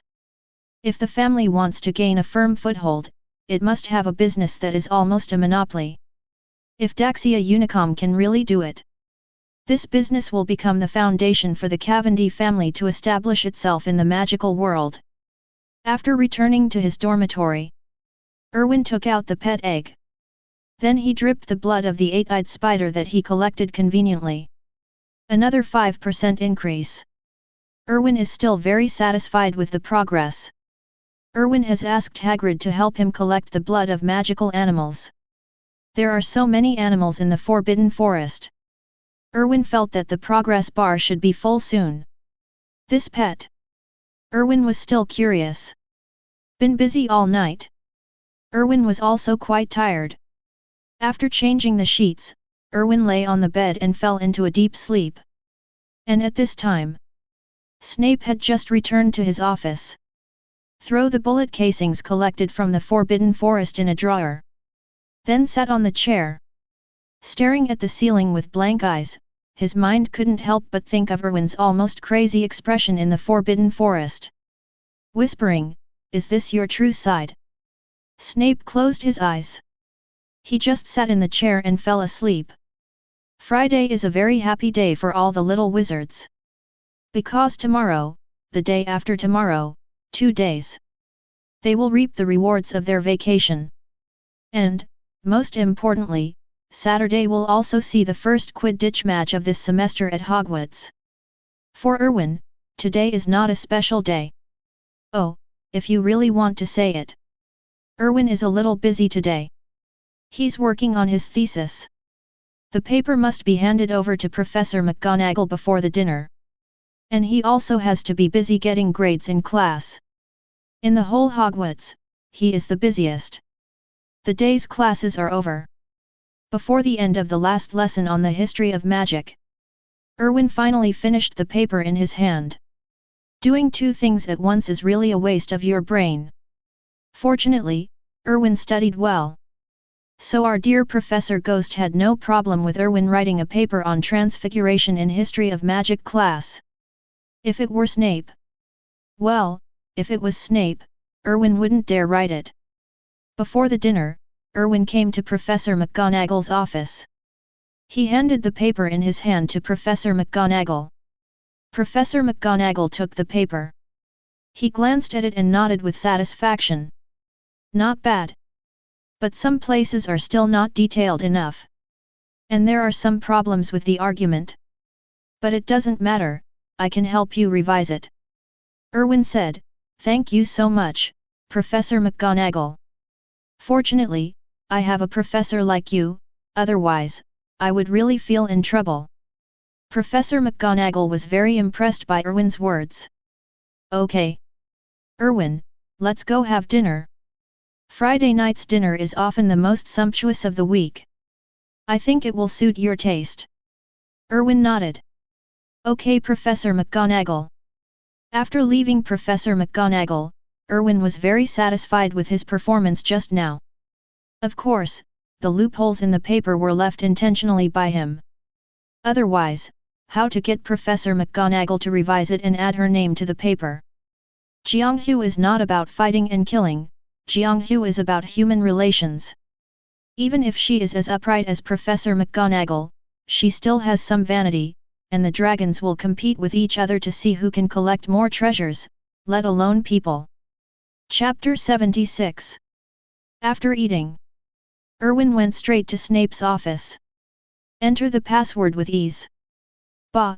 After shouting the password, the office door opens. Erwin walked in. As soon as I entered, I smelled a pungent smell. Erwin subconsciously waved his hand in front of him. Get rid of that bad smell. Professor Snape. What are you brewing? Why is it so choking? Snape ignored Erwin. Instead, he focused on the crucible in front of him. In the crucible, a pitch-black mass was bubbling. Erwin shuddered subconsciously. So evil, so scary. Isn't Snape brewing some poison? Looking at Snape who was focused, Erwin didn't bother him. He walked aside, opened the Half-Blood Prince's diary and started reading. After about half an hour, Snape's potion is finished. Erwin saw visibly relieved Snape. There was also an expression of relief on his face. Pour the dark liquid from the crucible into the bottle. Then handed it to Erwin. Erwin took it curiously. Are you going to put it somewhere? Professor. Snape said, drink it. Erwin was stunned. Look at the dark potion in the bottle. Drink? Is this thing for drinking? Don't let the person die after drinking it. Is this really for drinking? Snape frowned, drink it, and you will know its effect. Hurry up, we will have to brew a brain-refreshing potion later. Erwin's face turned dark. It seemed that he had no chance to choose. Erwin shook the bottle gently. Judging from Snape's attitude towards him, Snape probably didn't intend to kill him. The most important thing is, if Snape really wants to kill him, there is no need to use this thing to harm him. Erwin raised his neck and looked at death with a look on his face. Drink the potion directly into your stomach. The moment the medicine enters the mouth, a bitter taste spread through Erwin's taste buds. Erwin couldn't help but frown. Snape said, "Drink up. Don't leave any of it behind." Erwin drank the potion from the bottle. Chirp, chirp. To be honest, it tastes really bad. Just when Erwin was curious about the effect of the potion, the next moment, Erwin only felt a burst of power within his body. The next moment, Erwin only felt an inexplicable throbbing in his body being forcibly suppressed. Erwin's expression changed instantly. This is... Erwin was filled with horror. In fact, he has always had a secret in his heart. That is, he may be a pervert. No, that's not quite accurate. It should be said that Erwin's desire for killing is almost pathological. Only old Tom knows this secret. Although Erwin considers himself a good person, he does have a different hobby in taking away the lives of others. He has been hiding this secret in his heart. After coming to Hogwarts, I also deliberately suppressed my desire. It was also because of this that he was so cruel to the Acromantula yesterday. He couldn't hold it back anymore. Erwin always believed that this was because he had been walking in the dark since he was a child, and his body had developed some unknown protection mechanism. After all, in this industry, if you are not ruthless, you will not survive at all. However, now it seems that this is not the case. Snape's potion can suppress his impulse. The most important thing is that Snape knows about his impulse. Erwin looked at Snape in confusion. He didn't know why Snape knew about his situation and could brew a potion to suppress his impulses. He couldn't help but be wary in his eyes, and an acacia wood wand quietly appeared in his hand under his robe. Snape glanced at Erwin's hands under his robes. A flash of loneliness flashed in his eyes, but he quickly hid it. Don't be so nervous. If I want to do something to you, it will depend on your current magic level. You will not be my opponent at all. Even with your weapons. I have told you this. As for your desire for killing, it's because of your bloodline. Erwin asked in confusion, bloodline. Snape nodded, there are some things that I can't tell you now. Otherwise it will not be a good thing for you. You just need to know that the potion you just drank can suppress the side effects of your blood. You will need it every week in the future. Come and have a drink with me. Erwin said, I don't understand. Professor Snape, since you know my situation, then you should know that I can suppress it on my own.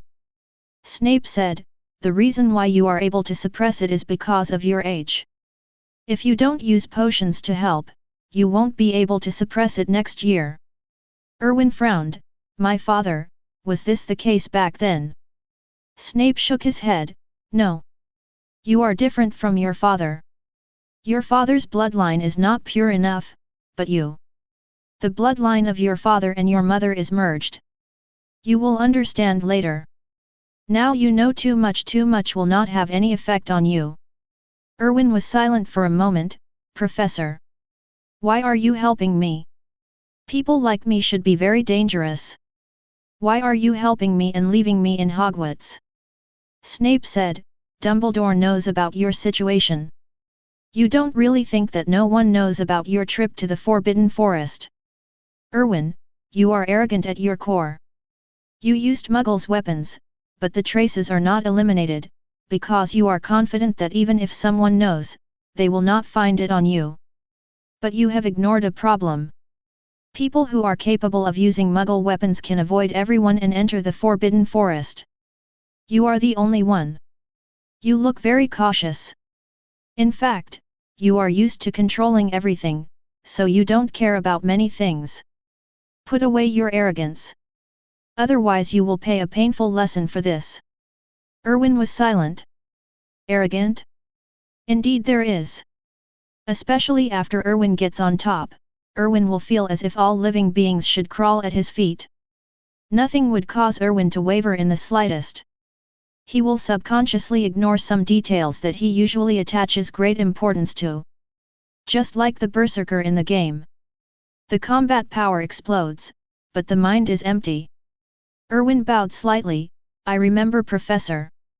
Snape nodded, hesitated for a moment and said, you can trust me. I will never harm you, but you can't trust Dumbledore. Because he has his own ideals and pursuits, and he will do anything to achieve his ideals. Erwin looked at Snape in surprise. He was not surprised by Snape's words, but he was surprised that Snape would tell him these words. Old B certainly can't be trusted. Chapter 77. In Erwin's opinion, Old B and Grindelwald are the same people. How about they become a couple? The only difference between them is how they handle things. Grindelwald pursues high pressure, while Dumbledore pursues gentleness. Both are idealists. But in the end, Dumbledore's ideas were more acceptable, and Dumbledore defeated Grindelwald. So Dumbledore became the White Wizard, and Grindelwald became the Dark Wizard. But do you think Grindelwald really did anything wrong? He's right. Isn't he also trying to give all wizards a brighter future? So in this world, the winner is king after all. Erwin had already seen this clearly. What surprised him was that Snape would actually say such things to him. This made Erwin once again start to think about his own weight in Snape's heart. It seems that his parents, who went to meet the god of death early, have a deep bond with Snape. Sauce gives? Which road to ask for? Erwin shook his head quickly. It's a conspiracy, it's a conspiracy. Snape said, okay. Come and make the potion. I hope you have memorized the method of brewing the brain-refreshing potion. Erwin nodded, I will try my best to be a good professor. Erwin was gearing up and finally started private lessons from the potion master. Erwin just sat there and started operating. Snape was watching Erwin's movements closely. Both of them were very cautious. The brain-refreshing potion is not too difficult. But it is a potion that tests one's potion skills. Because the Xing-Nao potion contains a particularly strict potion, the proportion of herbs and the heat. All have strict requirements. You can say that the brain-refreshing potion is very basic, but you can never say that the brain-refreshing potion is very difficult. It's so contradictory. Brain-refreshing potions are generally used as a test item during the 5th-year exams at Hogwarts. An ordinary little wizard can get very high scores if he can brew a brain-refreshing potion. Erwin was operating while Snape was guiding him. Snape was also very satisfied with Erwin's performance. Although the action is very green. Very slow. But I couldn't find any faults in every step. Snape was very happy and felt that there was someone to succeed him. And under Snape's guidance, Erwin's hand gradually became faster. Soon, Erwin successfully brewed a brain-refreshing potion. Snape nodded, it's okay. Make 2 more batches to familiarize yourself with what I just taught you. Erwin nodded. For potion masters, their most precious treasures are the little tricks they use when brewing potions. For example, Erwin would never have thought on his own that adding mugwort when purifying the awakening herb solution would make it more pure. This is a little trick that every potions master has. It's something you can never learn in a classroom. Time passes bit by bit. In a blink of an eye, it was past 12 o'clock in the evening. Erwin dragged his exhausted body out of Snape's office. Brewing potions is really a time-consuming task. You need to keep looking at the bubbles in the crucible to control the heat. A little more won't do, and a little less won't do. No wonder every potions master is lonely. Damn it, staring at a pot every day would make a normal person withdrawn. No wonder they are. And after brewing the magic potion, Erwin would be really tired. Don't want to say a word. After returning to the Slytherin common room, in front of the fireplace, there were still many little wizards gathering together and chatting. See Erwin coming back. He stood up quickly. Prefect, you are back. Erwin nodded and forced a smile. Why aren't you sleeping yet? Tomorrow is the weekend. There is a Quidditch match and we are talking about tomorrow's game. Erwin nodded. Which two colleges will it be tomorrow? Draco quickly said, it's us Slytherin and Gryffindor. We Slytherin will definitely win. That boy Potter used some means to become Gryffindor's seeker. But tomorrow, he will definitely be beaten to pieces. Erwin rolled his eyes. Sure enough, when it came to Harry Potter, Draco was more excited than ever before. After Draco finished speaking, he asked with expectation, Prefect, will you go to the game tomorrow? Erwin hesitated. I should go. All the little wizards suddenly became excited. Although Erwin is not interested in Quidditch.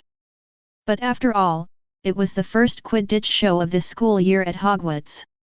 And it was Gryffindor and Slytherin, the two old enemies, who made the opening show. It wouldn't be appropriate for Erwin not to be there. Erwin yawned, okay. Go to bed early. It's getting late.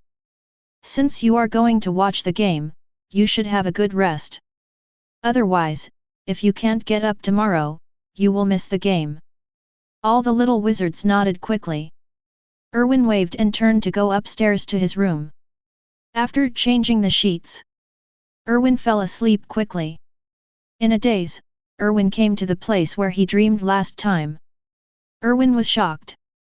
Can this FG dream continue? Erwin looked at the dark passage ahead. Thought for a moment. As we all know, you will not die in your dreams. Probably not. Erwin was really curious. What is this dream about? I thought about it for a while. Erwin clapped his hands. Done. If a person dies, a bird will look up to the sky, and he will not die for tens of thousands of years. Can a Thunder King be frightened by his dream? What a system! Erwin walked directly towards the depths of the passage. Still a familiar scene. As Erwin goes deeper, on the walls on both sides of the passage, torches were automatically lit. It's quite magical. Erwin ignored these things and continued to go deeper inside. Soon I came to the corner that I discovered last time. Erwin peeked out his head and took a look. Hey, it's very quiet. There seems to be no one. Erwin listened for a while. I found that there was really no one there. This time, Erwin became much bolder. Out of the darkness, he walked towards the cage over there. As Erwin approaches the cage, the situation in the cage also reflected in Erwin's eyes. I saw that there was a person imprisoned in each of these cages. It's just that these people are huddled in the corner at this time. He looked like a savage, dirty. Erwin came to a cage. A voice came from inside. What? Did you come up with another way to deal with me today? Don't waste time. What's not yours is not yours after all. No matter how much you do, it's useless. It's just a dream. Erwin scratched his head. Who are you? Chapter 78. Erwin finished speaking. There was a sudden silence in the cage. Subsequently, Erwin only heard the sound of chains. The sound of chains came from many places. Erwin was startled. Turn around and look. It was found that every person in the cage was moving. Come closer to the cage fence. A child. It's not them. It doesn't smell like that. It seems to be from the same origin. Is it him? He should be the only one. He should be the only one in the magic world now. Is it Cavendi? Erwin was stunned for a moment. You know me. The man in the cage in front of Erwin instantly became excited. He trotted to the cage door. Are you Cavendi? Erwin nodded. Yeah. Do you recognize me? What's your name? Let me think about it. Erwin? Is it Erwin? Erwin was even more confused. It's me. Why do you know me? Who are you and what is this place? The man in the cage lifted his messy hair. He glanced at Erwin. It turns out you are in a roaming state. You are dreaming, no wonder you are here. Erwin was full of doubts. Why does it feel like a person in prison is so mysterious? Is this world really Harry Potter? Isn't he wearing the wrong clothes? I remember reading a novel before, Harry Potter, a colorful novel, and the setting in it was mysterious. There's also the demon world and stuff like that. I won't be able to cross over into this world. Erwin said, can you please stop talking about those useless things? Tell me, where is this place? Who are you and why do you know me? I don't know where this is. We were all captured here. I only know that this is somewhere in Germany. I had a dream and it was really for him to come from abroad. Is it so outrageous? Erwin asked, then who are you? We are the protectors. We are the protectors of the inheritors. Erwin curled his lips, protector? Do you have any misconceptions about protectors? Are you like this, still protecting the road? The national highway. The man in the cage was silent. If we face the enemy head-on, we will not be caught. We are your protectors, the protectors of Cavendi. Erwin was shocked. Cavendi's guardian? The truth is, with these competition tools to protect the Tao, no wonder his parents died. At this level, it is not unjust for my parents to die. Erwin said, what is an heir? The man in the cage was silent for a moment. About to speak. Erwin's body began to flicker. The man said, your time is running out. You can't stay here anymore. If you want to know the truth, you must become stronger. Come and find us. Erwin was anxious, are you drafting it? You have the time to say these words. You have told me the truth. But Erwin had just finished speaking. It felt like my consciousness was trapped in a vortex. The next second, Erwin opened his eyes from the bed. His face was ashen. Shaviva, that person is Shaviva. What are you talking nonsense about, and why are you silent? If you have the time, you should tell the truth quickly. What the hell is this thing written by an author that has to have a big main plot? Are you giving up your face just to make money? Erwin punched the bed twice. Very angry.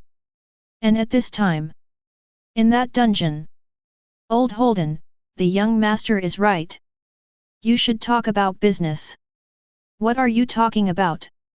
Old Holden was the one who just talked to Erwin. Said, blame me. I'm just used to it. Really, I will never understand why the old master asked you to become the guardian of Cavendi. You should obviously be the guardian of the Houston family. They like ink as much as you do. Old Holden stopped talking. Autistic. At this moment, in the passage, there was a rush of footsteps. Then two men in black robes appeared here. One of them looked around. Do you feel it? Inheritor, he is here again. We can't delay. We must kill him. At his current age, his soul can roam in the form of dreams. He will be the master's biggest threat. Old Holden said coldly, despicable things. Are you really not afraid that the old master will come back to liquidate you? The man in black robe sneered, let's wait until he comes back. Our master is the only future. Soon, you will see your little master being imprisoned next to you. We will take away things that do not belong to him.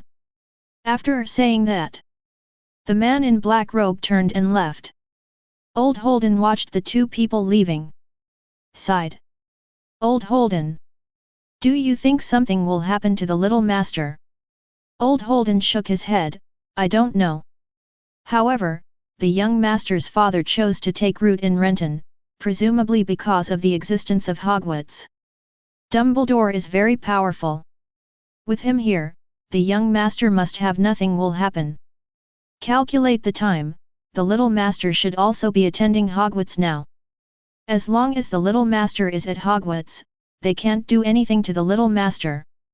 Several people in the cell returned to their seats in the corner and sat down. In the dungeon, silence fell once again. Other side. Erwin ruffled his slightly messy hair. The more I think about it, the angrier I get. This kind of idiot is still a protector. Even those who were sent to the expressway for road maintenance thought he was too old and too slow to protect the road. What idiot would come up with the idea of letting such a guy become a protector? The most important thing is, who is he protecting? At this time, somewhere unknown, a figure couldn't help but sneeze. Is someone talking about me again? And it should be someone who is related to me by blood. Which one is it? Forget it. Never mind. UBD, get back here. If you peek at me and sneeze again, I will make a big one with my backhand. Wait Yen Long. Bah, that's not right. I took a trip to Daxia and took me astray. With my backhand, I will come to the world with a thunderbolt and kill your BD. As this person's words fell around him, a group of doggy black mist swayed, then quietly shrank back. The man sighed. The power is getting stronger and stronger. Don't these new generation wizards know how to control themselves? No matter how hard this can't restrict them. Erwin was about to take a shower. At this time, there was a knock on his door. Erwin opened the door. Charlotte stood at the door. Erwin asked strangely, "Is something wrong?" Charlotte said, "Today is Quidditch. I heard from those little wizards that you promised to watch the game today. So they are waiting for you in the common room now. Let me see if you are awake." Erwin said, "You just go there. It's not like I can't find a place." Charlotte spread her hands, "I can't help it. They have to wait for you. I really envy you. You have such great prestige in Slytherin, and it's only been a week. I wonder if you will be there before the end of this semester." Unify Slytherin. Chapter 79. Erwin said quickly, "Don't dare to say this nonsense. People who don't know think I am some kind of villain." Charlotte rolled her eyes secretly, thinking that this person still thinks he is a decent person. After Erwin cleaned up, he straightened his hair. "Looking at myself in the mirror, I am very satisfied. Sure enough, he is still so handsome." As expected of him, Elvin Cavendi. Erwin said, "Let's go. You can't miss the first Quidditch game." Charlotte nodded. "Follow Erwin." The two of them walked towards the common room downstairs. In the common room, many young wizards have gathered together. Erwin was seen coming down the stairs. "Stand up quickly. Prefect." "Good morning." Erwin nodded, "Okay. Let's go and cheer for the warriors who help us Slytherin win glory." All the little wizards were very excited. In fact, Erwin can understand it. After all, these poor wizards really don't have any entertainment other than watching Quidditch. Erwin suddenly felt that there might be a market for selling TVs in the wizarding world. After all, their spare time life is really lacking. Erwin walked out of the Slytherin common room first. Then a group of little wizards followed closely behind. Consciously arranged in two lines. Erwin didn't know why. Slytherin now looks more and more like a regular army. You won't really let him change it to a military academy, right? Just thinking about Erwin made me look forward to it. If possible, can we let them shave their heads? Only hidden prefects can grow hair. Sorry, I'm cheating. At the same time, on the Hogwarts Quidditch field, in the auditorium, a group of young wizards have arrived. Even the professors are here. It was the first Quidditch match at Hogwarts after all. All professors were present. Even Old B came to the Quidditch match. It's just that he came to watch the game because it was Harry Potter's first time participating in the game, that's all. The young wizards on the stage were talking a lot. Why haven't you seen any Slytherin students? Yes. Today is Slytherin's game. Why are they all absent? There are only a few here and there, it seems like they are only in 6th grade and 7th grade. In the Ravenclaw auditorium, Hermione craned her neck, looking for that figure. Zhang Qiu looked at Hermione and smiled, "Okay. Hermione, don't worry. Erwin will definitely come. The Slytherin students said that their prefect promised to come to watch the game today. Hermione's face turned red instantly. I'm not waiting for him. I'm just looking at the scenery, yes, I'm just looking at the scenery. Zhongqiu looked at the Quidditch field with nothing but stands around it. Shaking his head, he didn't expose Hermione. Girls have worries, everyone has them. Even she is the same. Mrs. Huoqi came to the center of the field. Wave. Players from both sides enter. The two colleges have had a long-standing feud. Therefore, when you appear, you glare at each other. Harry Potter followed the Gryffindor crowd. Scanning the surrounding audience stands, I felt a little nervous. At this moment, Harry Potter saw Dumbledore. Dumbledore responded with a smile. Harry Potter felt at ease instantly. It's also Erwin's absence. If Erwin were here, he would be very disappointed. You might even be moved to tears, this is the bond. Encouragement from a guardian. Think again about your guardians. Forget it, don't talk about it, don't mention that idiot guardian, he is a fool. Mrs. Huoqi came between the two teams. I don't know if I am afraid that they will fight. Mrs. Huoqi announced the rules as usual. Just when the whistle is blown to start the game. Marcus spoke, wait a minute. Professor Huoqi. Can you wait a moment and start? Mrs. Huoqi frowned, why? Marcus said, the prefect promised to come to our game today. We want to wait for the prefect. Mrs. Huoqi looked at the time. He frowned. But the time has come. Marcus said seriously, I insist, Professor. Marcus's current attitude. Talking about it is inseparable from one person. That's Charlotte.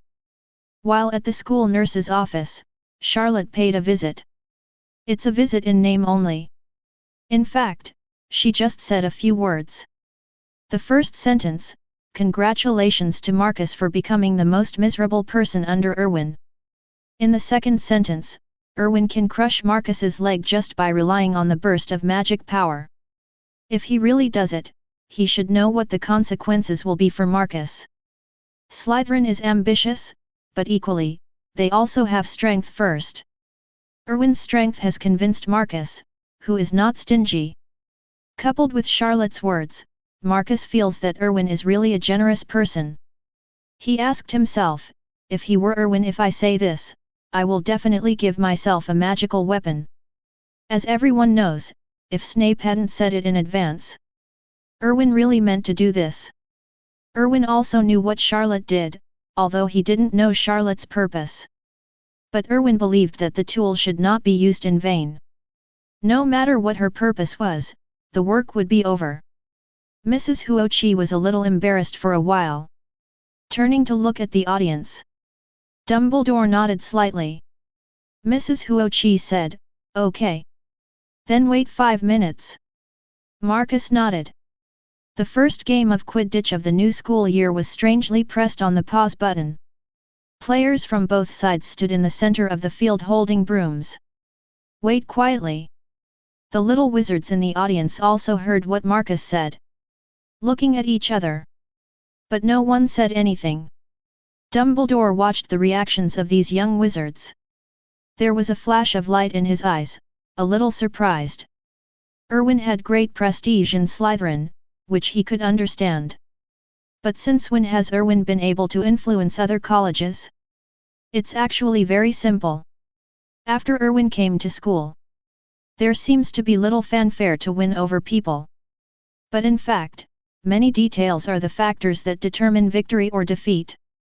Ravenclaws like knowledge and learning, so they have a natural affinity for academics like Erwin. As for Hufflepuff, word had already spread about Erwin's help to the little badger in the charms class. Now Erwin's reputation in Hufflepuff is simply not very good. In particular, Spootlaw, the professor who could take care of the Whomping Willow, was also very fond of Erwin.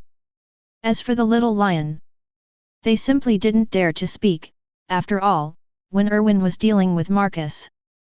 They all saw it. Too scary. These little lions are representatives of courage, but except for people like Ron, the other little lions are brave but not stupid. They also know that there are some people they cannot beat. Chapter 80. Just then, in the viewing channel, a figure walked out of it. The person coming was none other than Erwin. Behind him was an army of little snakes. In an instant, a group of young wizards stood up quickly on the audience stage. Erwin was shocked. What's going on?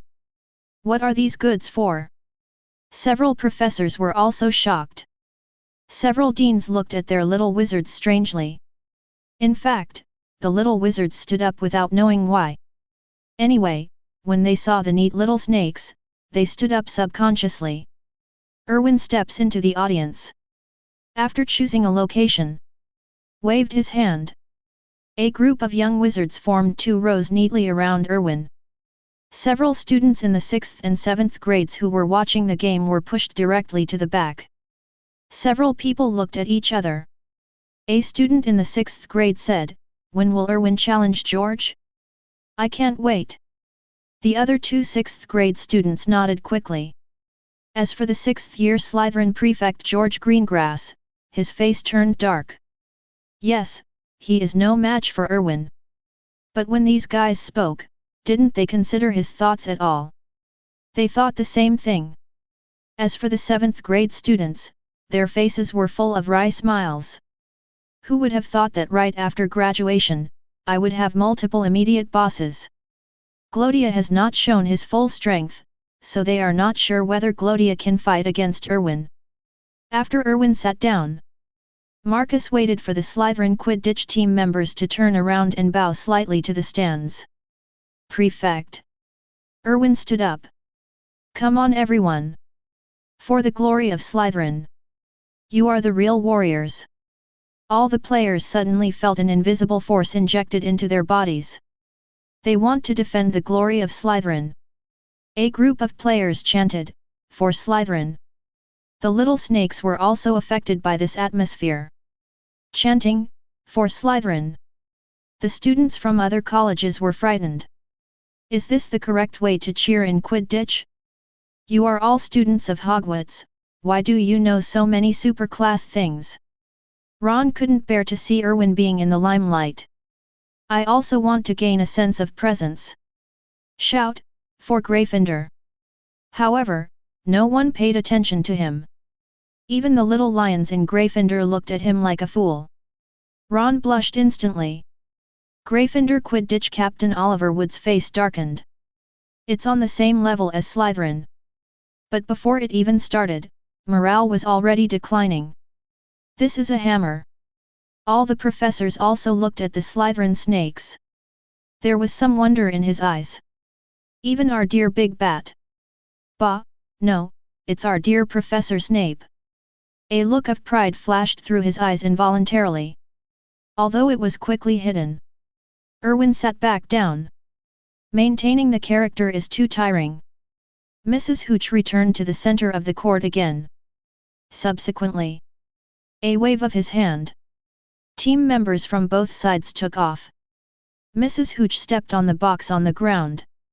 Shouted commentator Lee Jordan. The players on both sides are now ready. The game is about to begin. Mrs. Hooch raised her head and glanced at the players on both sides. I hope both sides can compete with a high level and a high level of style. Say it. Mrs. Hooch kicked the box. Lee Keaton shouted, "Now, the blood jars are in the air. Then comes the golden snitch." Harry Potter looked at the golden snitch flying in front of him. Keep your eyes firmly on the golden snitch. The golden snitch flapped its wings. Fly away directly. Mrs. Hooch picked up the quaffle. Throw it directly into the air. Lee Keaton shouted excitedly, "The quaffle is thrown. The game officially begins." The players from both sides started taking action directly. Just like the original work, the first ball was taken by Angelina of Gryffindor. And success gets 10 points. Erwin crossed his arms across his chest. Didn't take it seriously. He never came here to watch Quidditch. What's the point of this thing? What Erwin was really interested in was... There was no intervention from Hermione now. Will Harry Potter die when Professor Quirrell fights with Snape? Oh no, Dumbledore is here. Harry will never die. Erwin was interested. Will there be other fun things happening? The game gradually became anxious. Erwin looked at the two teams of players walking back and forth around the stands. Once again, I genuinely dislike this activity. Too barbaric. You must know that they are all watching the game from the high stands. What if some idiot breaks the support of the stand? Doesn't it all have to be played? It's so unscientific. Sure enough, there is a reason why there are so few wizards. Because they always have all kinds of strange experiences of seeking death. As Marcus attacked twice, he was blocked by Wood. And for example, coming to Gryffindor 20 is better than Slytherin 0. All the little snakes couldn't sit still. Erwin rolled his eyes. If nothing else, Marcus will soon think of a way to break the situation. As the saying goes, if you can't solve the problem, that simply solves the problem for the person. Just like now, Wood's defense is top-notch. With Wood around, Slytherin's attack was hindered. Then just deal with Wood and be done with it. Relaxed and happy. And this is allowed by the rules, right? From this point of view, Erwin quite admires Marcus. This kid's brain is quite active at certain times. Erwin loved it. Sure enough, the next moment, Marcus hit the bludger directly onto Wood. Wood was knocked down without even reacting. Without Wood, Slytherin quickly scored 20 points. The score is even. Erwin raised the corners of his mouth. The excitement is about to begin. Erwin turned his attention to Harry Potter. Sure enough, Harry Potter had discovered the golden snitch. He directly rode on the broom given by Professor McGonagall and rushed towards the golden snitch. However, the next moment, Harry Potter's broom suddenly went out of control. Started to swing wildly in the air. Erwin glanced at the professor's stand. Sure enough, Professor Quirrell and Snape were both chanting spells. Erwin looked forward to it. This time without Hermione's help. What should Harry Potter do? Erwin looked at Dumbledore. Just in time to see Dumbledore glance in the direction of Quirrell.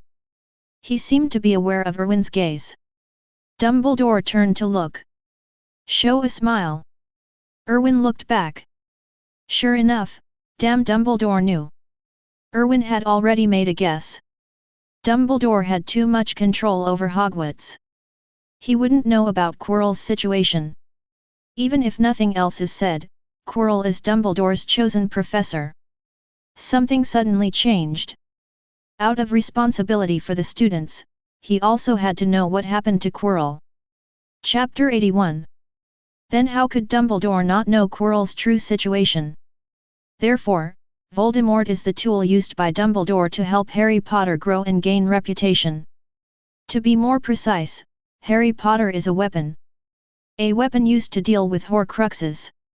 Lao Yinbai, I really did not call him wrong. As Harry Potter's broom shook more and more, Erwin was filled with anticipation. Will Dumbledore take action? Quirrell's words about magic are not as good as Snape's. But with this kind of remote spelling and remote interference, Snape was temporarily unable to deal with Quirrell. Shake it for a while, and Harry Potter will fall off the broom. However, at this moment, Erwin suddenly heard a commotion in the professor's chair. Erwin turned to look. Just in time to see a bludger hit Professor Quirrell. Quirrell's expression changed greatly. He staggered and almost fell down. Erwin was shocked.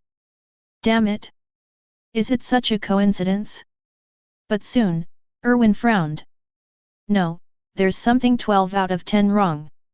This bludger would never appear at Professor Quirrell's place by such a coincidence. But she still has a clear goal. Erwin looked at Snape. Sure enough, he saw Snape's sleeves shaking. Although the action is very subtle. But Erwin still saw a few things exposed. It was a wand.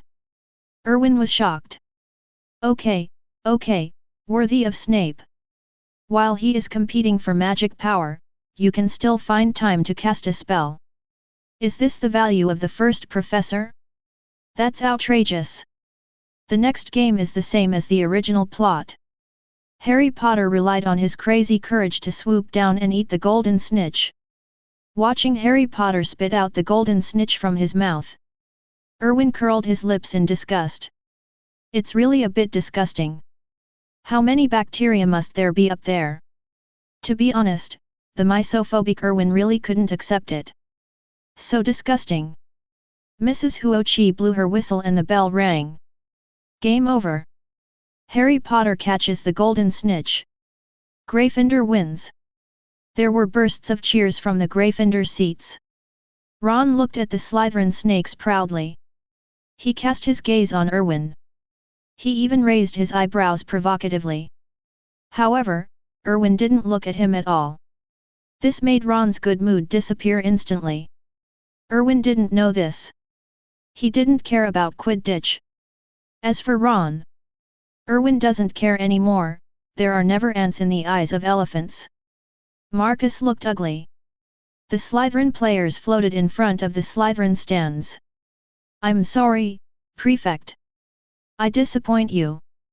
Slytherin seeker Terence Higgs lowered his head. I'm sorry, Prefect. I'm scared. Marcus glared at Terence. His face was very gloomy. Erwin stood up. Okay. It's just a temporary gain or loss. Moreover, the golden snitch itself is uncontrollable. Terence, you did the right thing. Slytherin, you must always remember to take care of your own safety in order to pursue greater ambitions. Everything is based on the premise that you are still alive. All the little snakes thought about Erwin's words. Erwin said, the same goes for you. Remember, no matter what you face, only by protecting yourself can you plan for a better future. I hope you keep this in mind. Don't risk your own life. Unless, this profit it's worth taking the risk. Obviously, the outcome of a game is not worth fighting for with your own lives. Terence's eyes were full of emotion. His eyes were red. Thank you, Prefect. Erwin smiled and said, no matter what, you are all heroes. You are real warriors. Now, little snakes, applaud our heroes. All the little snakes burst into applause. It's like Slytherin won the game. Harry Potter looked at the thunderous applause of Slytherin. For the first time, he envied Slytherin, and he even regretted it. Maybe he should have listened to the Sorting Hat and gone to Slytherin. The students in other houses also looked at Slytherin. I couldn't help but clap along. This moment, as the winner, Gryffindor was ignored. Erwin said, okay. Go change clothes. It's almost lunchtime. I think you don't want to miss Saturday's sumptuous lunch. Marcus nodded. Leave with all the team members. Erwin casually picked up the newspaper that had been spread on the stool. Prepare to leave with all the little snakes in the stands. But at this moment, the sky suddenly became gloomy. Bursts of thunder shuttled through the clouds. Erwin stopped and looked up. Dumbledore's expression changed slightly. Subsequently, the figure immediately jumped into the air. All Hogwarts students, leave the grounds. Now, immediately. Snape turned to look at Erwin. Erwin, take them away. Erwin nodded. Slytherin students, leave the stands as soon as possible. Erwin also quickly got off the stand. Under the stands, Snape was waiting. Erwin asked, Professor? Why are you here? Snape said, let's go, I will take you away. Erwin nodded. Just then, from the sky, a bolt of thunder fell directly. Dumbledore waved his wand. The next moment, flames rose into the sky. Thunder was swallowed directly. Dumbledore looked a little cold. This is Hogwarts. You are so brave. Erwin keenly felt the magic power surging out of Dumbledore's body. Erwin's face changed slightly. Dumbledore is angry. The next moment, in the air, several men in black robes suddenly appeared. Without any tools. They were just suspended in the air. Surround Dumbledore in the middle. Dumbledore. Hand over the man. Dumbledore's face was gloomy. This is Hogwarts. This is not your place. Leave now. I can pretend that nothing has happened. The man in black robe said, Dumbledore. We have no intention of being your enemy. However, he must be handed over. Erwin listened to these words. Thought for a moment. These people are here to seek revenge. It's a bit outrageous to dare to come to Hogwarts to seek revenge. I don't know who is so unlucky. Erwin glanced at the men in black robes. Suddenly, Erwin's pupil shrank. The staff held by the man in black robe was a metal staff with a crystal ball on it. Damn it! This group is here to find him. He is the unlucky guy. Chapter 82. Thinking of this, Erwin's steps became a little faster. Just kidding, everyone knows whether the other person is here to seek revenge, or he is here to find him. Erwin is not crazy, he is still hanging around outside. As for going against the enemy. Stop it, damn, these guys can control thunder and lightning. Who knows if it still belongs to the magic system? Anyway, let's take a closer look at the curses in Harry Potter. Erwin had never seen such a spell before. This kind of person is not something he can touch. Besides, even if Erwin can win, Erwin won't even fight. A gentleman does not stand under dangerous walls and dares to come to Hogwarts to cause trouble. It's still Hogwarts where Dumbledore is. It is conceivable that this group of people has a certain level of realism. Don't you see that even Voldemort and our dear Mr. No-Nose have to wait until Dumbledore is dead before he dares to attack Hogwarts? When Voldemort was at his peak, all parts of the wizarding world fell. Only Hogwarts Voldemort dared not come. Why? Isn't it because of Dumbledore, an outrageous old man? Erwin didn't know how much stronger Dumbledore was than Voldemort. But Erwin was certain. If we just talk about the magic rating of the system, in Erwin's perception, regardless of the existence of those myths, Dumbledore is already the strongest. I say Dumbledore is getting old every day. Strength has weakened. But Erwin turned to look at Dumbledore in the sky. The Elder Wand is like a flamethrower. Fire burst out suddenly. Fortunately, noon was as clear as dusk. You call this old? Your strength has weakened? Stop it. Erwin felt that if Old Den threw away his wand, covered half of his mouth, and reduced his magic power by half, he would be able to defeat himself.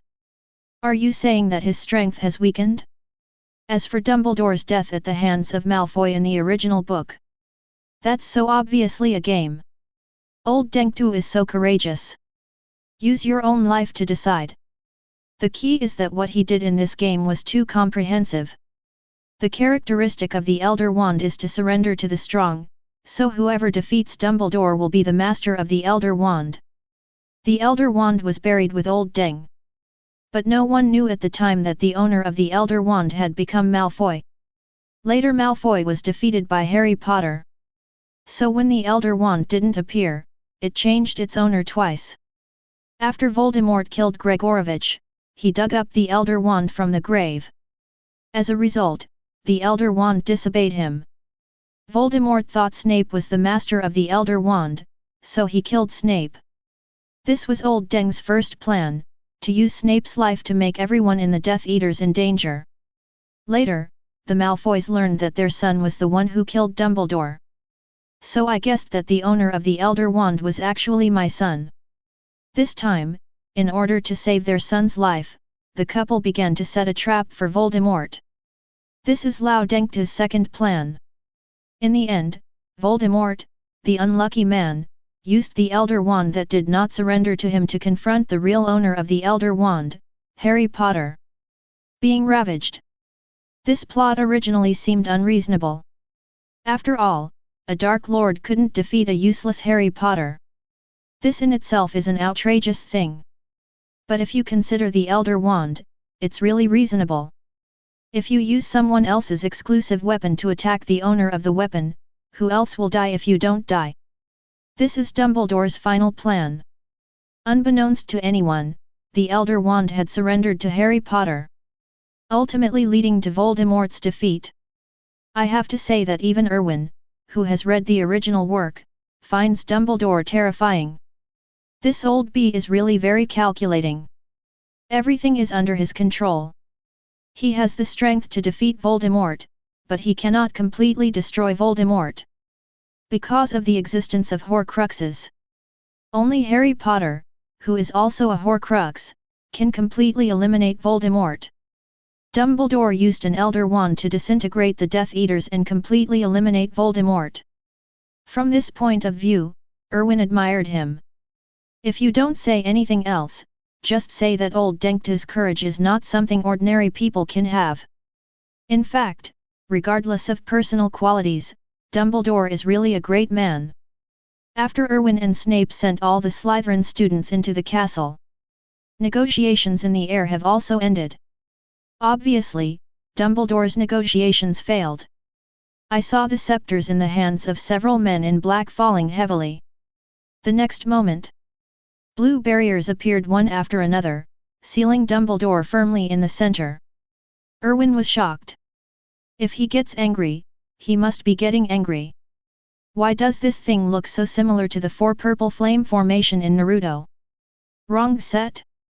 Dumbledore looked at the barrier that enclosed him. Said, "Are you going to fight me with this? You're still far from it. Leave now, I won't take action against you. You can't touch him while I'm at Hogwarts for one day."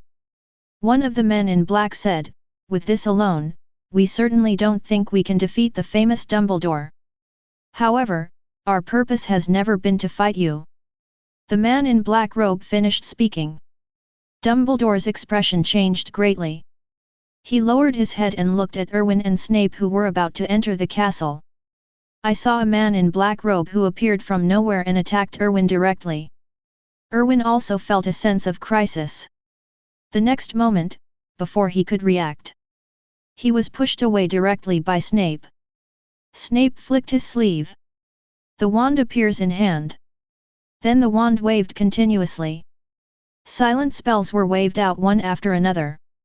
In front of the man in black robe, a series of vines blocked the path of the man in black robe. Subsequently, he connected 3 magic spells and rushed towards the man in black robe. The divine edge is shadowless. The upside-down golden bell. Expelliarmus. Erwin was shocked. Damn it, my charming professor. What is this casting speed? Too fast. This wand seems to have turned into Gatling. Colorful lights swished and shot. Blast towards the man in black robe. Snape turned and shouted, "Enter the castle." Erwin was stunned. Isn't the situation under control? Why did Snape seem a little anxious? But Erwin's main thing is to listen to advice. Especially things related to your own life. Erwin didn't even bother to nod in response. Turn around and run. Just ran into the castle. Erwin passed several professors. Professor McGonagall, Professor Flitwick, Professor Sprout. The 3 deans appeared at the same time. Professor McGonagall said, "Erwin, go and calm down the students. Leave the outside matters to us." Erwin nodded. Looking at the backs of the 3 professors leaving, Erwin was inexplicably aroused. Darling, big scene, big scene. The final battle in the final chapter of Harry Potter has begun early. Chapter 83. Although Erwin wanted to watch the battle, but just think about it. This kind of battle is not something he can get involved in. Not to mention anything else, just before entering the castle, Erwin saw the glass ball on the scepter in the black-robed man's hand light up for a moment. Then a magic shield formed in front of him. All of Snape's magic hit it. It was eliminated immediately. Erwin felt that this move was a bit outrageous. Anyway, Erwin believed that his iron armor curse could not achieve this effect. It's really like beating up a cat or a dog. That's Snape. Just then, Erwin suddenly felt a powerful magic bursting out between heaven and earth. Then a voice sounded, "You are too presumptuous." Erwin knew the sound as soon as he heard it. This is Dumbledore. For the first time, Erwin had an intuitive feeling about Dumbledore's tyranny. This magic is so terrifying. If Erwin's magic power is like a pool of water now, then Dumbledore's magic power is like an ocean. Just 2 words, outrageous. Through the glass in the hallway, Erwin saw that the entire sky had turned red. A cry. The next moment, a phoenix wrapped in flames galloped from high in the sky. Fox. Erwin was very interested in this phoenix. In the original novel, this thing looks like a turkey. He doesn't appear many times, and his combat prowess is not described. Fox flapped his wings and rushed towards the barrier. But the next moment, a man in black robes appeared. Blocked Fox. The scepter in his hand lit up, and a jet-black beam of light rushed towards Fox. Fox cried. The next moment, wings flap. Waves of monstrous flames erupted from his body. Stand in front of you and block the black beam. Erwin swallowed.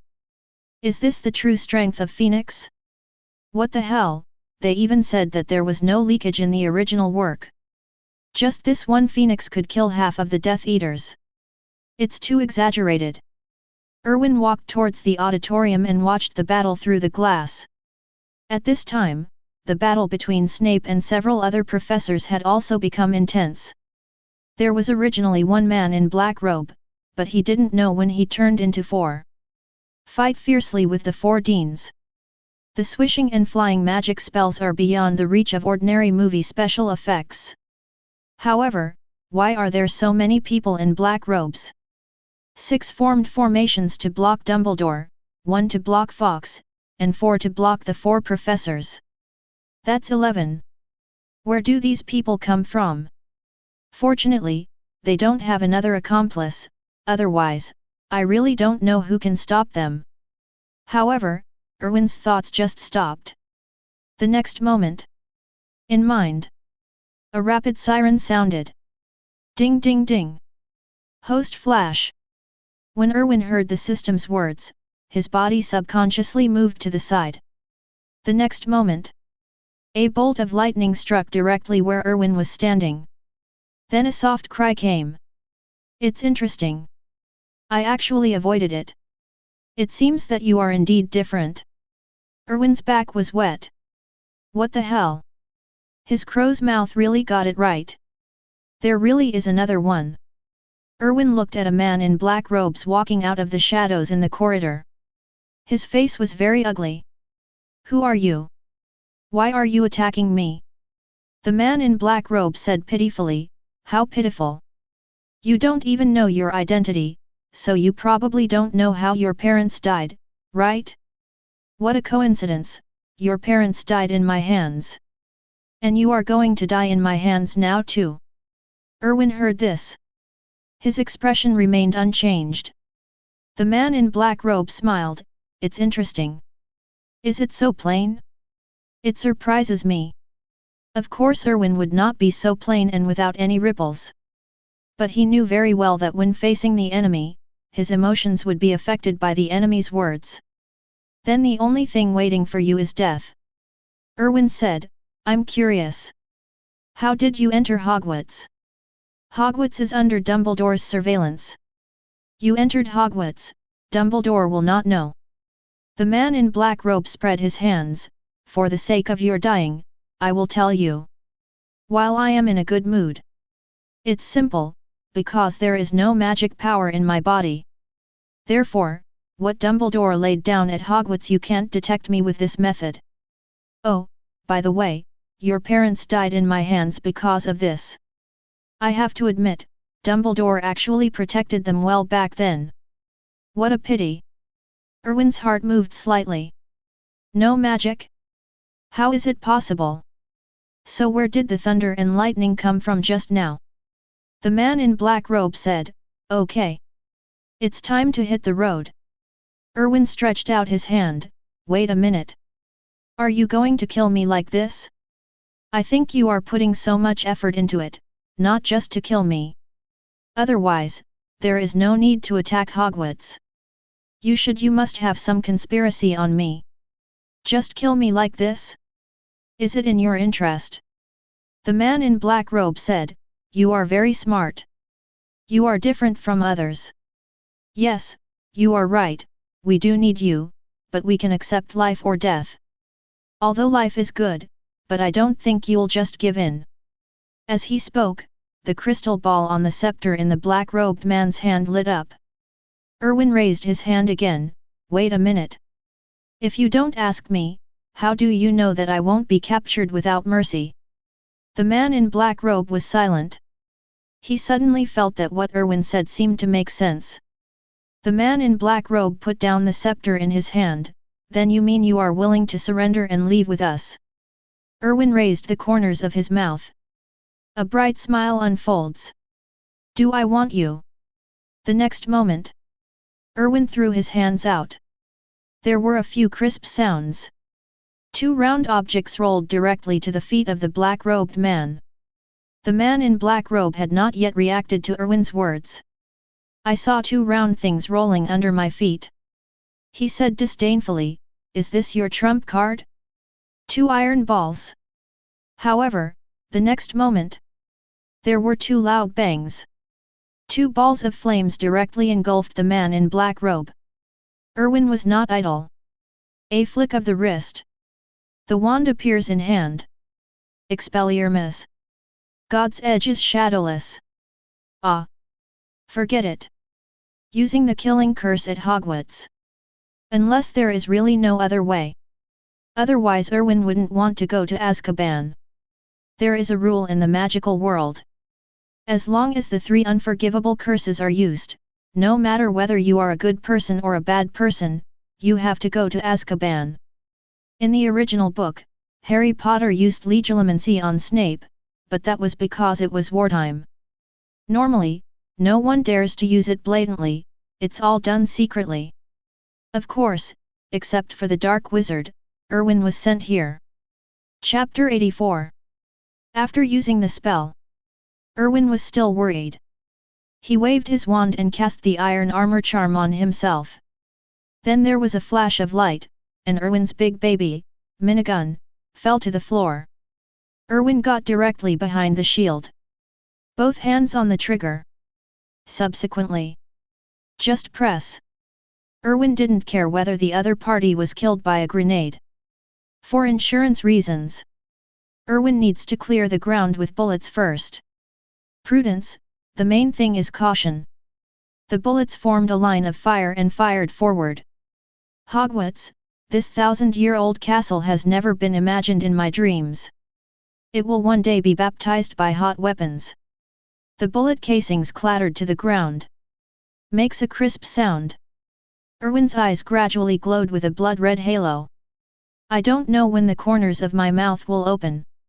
A head of silver-white hair, fluttering in the wind. The whole person is in a state of excitement. The faces of the 4 professors who were fighting with the men in black robes changed drastically. Professor McGonagall exclaimed, "What is the sound? Why is there an explosion in the castle?" Only Snape. His expression changed instantly. The wand in his hand waved continuously. Defeat the man in black robe. You guys stop me, I'll go take a look. After speaking, Snape had no time to wait for a response. Rushed directly towards the castle. In a hurry, he turned into a black mist. You know, he has almost never used this trick in front of others. Because this is the representative of Death Eaters. Professor McGonagall frowned. Looking at Snape leaving. To make Snape so nervous. Professor McGonagall's heart skipped a beat. Erwin. It must be Erwin.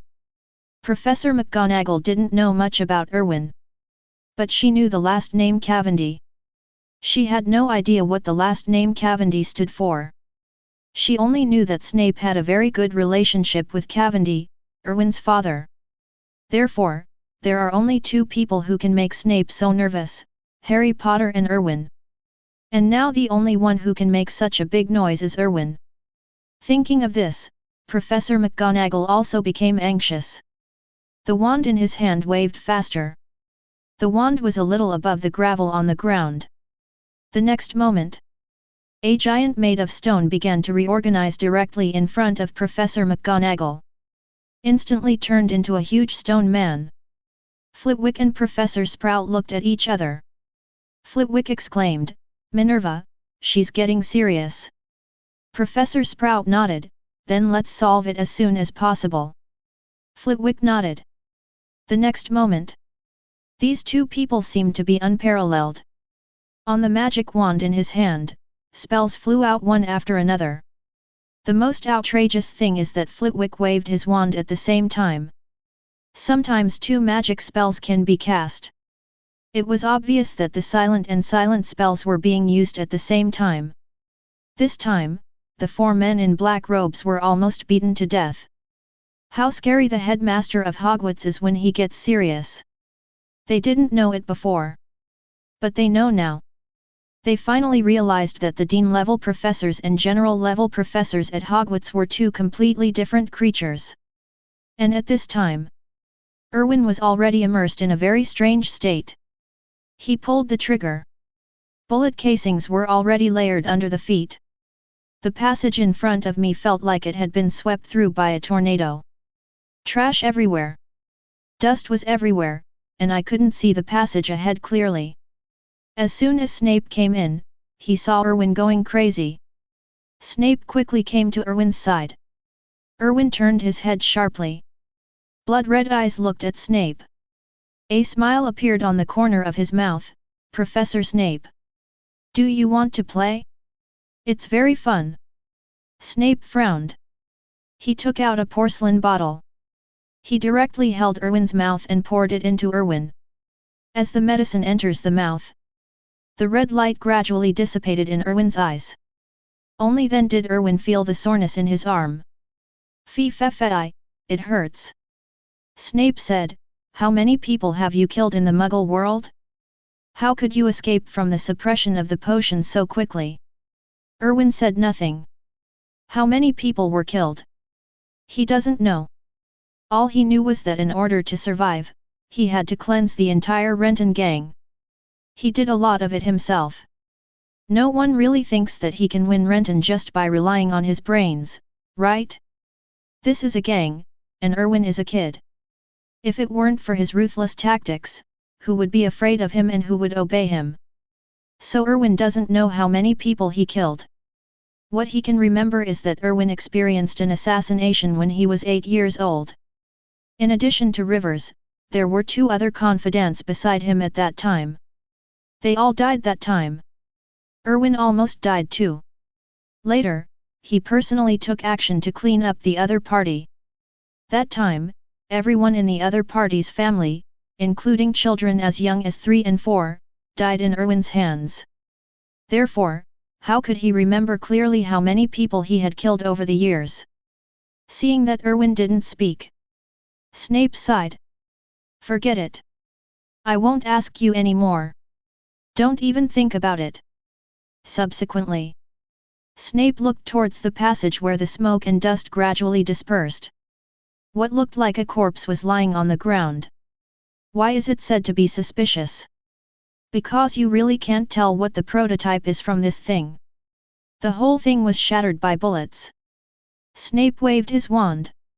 The next moment, a ball of flame appeared from above Snape's wand.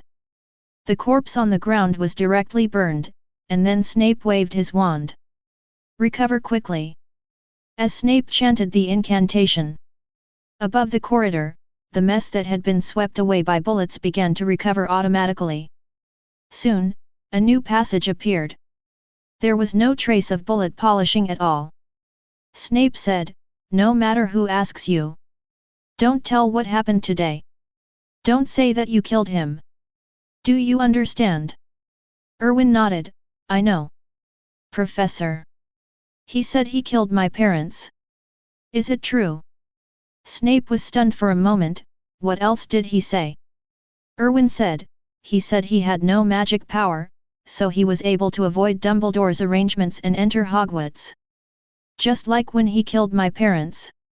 Snape suddenly felt a murderous aura on his body, so that's how it is. No wonder I made so many arrangements in the first place. But they succeeded. So that's how it is. Damn it, damn it. Erwin said, Professor Snape. Who are they? Why do they want to kill me? In other words, what do they want from me? Snape was silent for a moment. You can't know now. Your strength is too poor. If you can really win the prefect of Slytherin, I will consider telling you something. Now, go to the auditorium. Don't tell anyone what happened today. Chapter 85. After hearing this, Erwin didn't say much. Show your hands. In fact, he has started to get used to it. Every day is mysterious. Of course, Erwin could also understand Snape. Look at this scene today. The enemies he has to face may actually be some amazing people. As the saying goes, the more you know, the sooner you will die. Therefore, Snape did not tell Erwin now because he was afraid that Erwin could not help but take the initiative to take revenge. But what a steady person Erwin is. Erwin would never do anything until he was 100% sure. Even if he was only 99% sure, Erwin would not take any risk. Especially risking your own life. At this time, Professor McGonagall and others also walked into the castle. It was obvious that the men in black robes outside had been dealt with. After seeing Erwin, Professor McGonagall quickly asked, Erwin, are you okay? Did you encounter an enemy? Erwin nodded, I'm fine, Professor. A man in black robe sneaked into the castle and attacked me. Fortunately, Professor Snape arrived and solved him. Professor McGonagall breathed a sigh of relief upon hearing this. In that case, let's go to the auditorium. The students should be scared. Erwin wondered, Professor. Don't you need to help Professor Dumbledore? Professor McGonagall said, don't worry, Professor Dumbledore will be fine. Let's go to the auditorium. Erwin nodded. Looking at Professor McGonagall's expression, Erwin thought for a moment. It seems that Professor McGonagall did not take this attack seriously. Is it because your strength is displayed here that you feel confident? In the auditorium, all the students of Hogwarts are staying here. As we all know, the tradition of Hogwarts. Whenever there is danger at Hogwarts, the professors will gather all the students together. On the one hand, it is for the convenience of protection, and on the other hand, it is also to prevent crises from taking advantage of. Such as the Chamber of Secrets incident, such as the Death Eaters attacking Hogwarts. Erwin went directly to where the Slytherin students were gathering. All the little wizards stood up quickly. Prefect. Erwin nodded, yes. Everyone, sit back in your seats and wait for the meal. It's almost time for dinner. All the little snakes nodded. It didn't take long. Dumbledore entered the Great Hall. All the little wizards turned to look. Dumbledore smiled and said, it seems I can still make it in time for dinner. Dumbledore walked onto the stage. Then he tapped his fingers lightly on the table. The next moment, dishes appeared on the table. Ever since Erwin started eating Huxia food at Hogwarts, the Hogwarts recipes began to change. Huxia food became the main theme.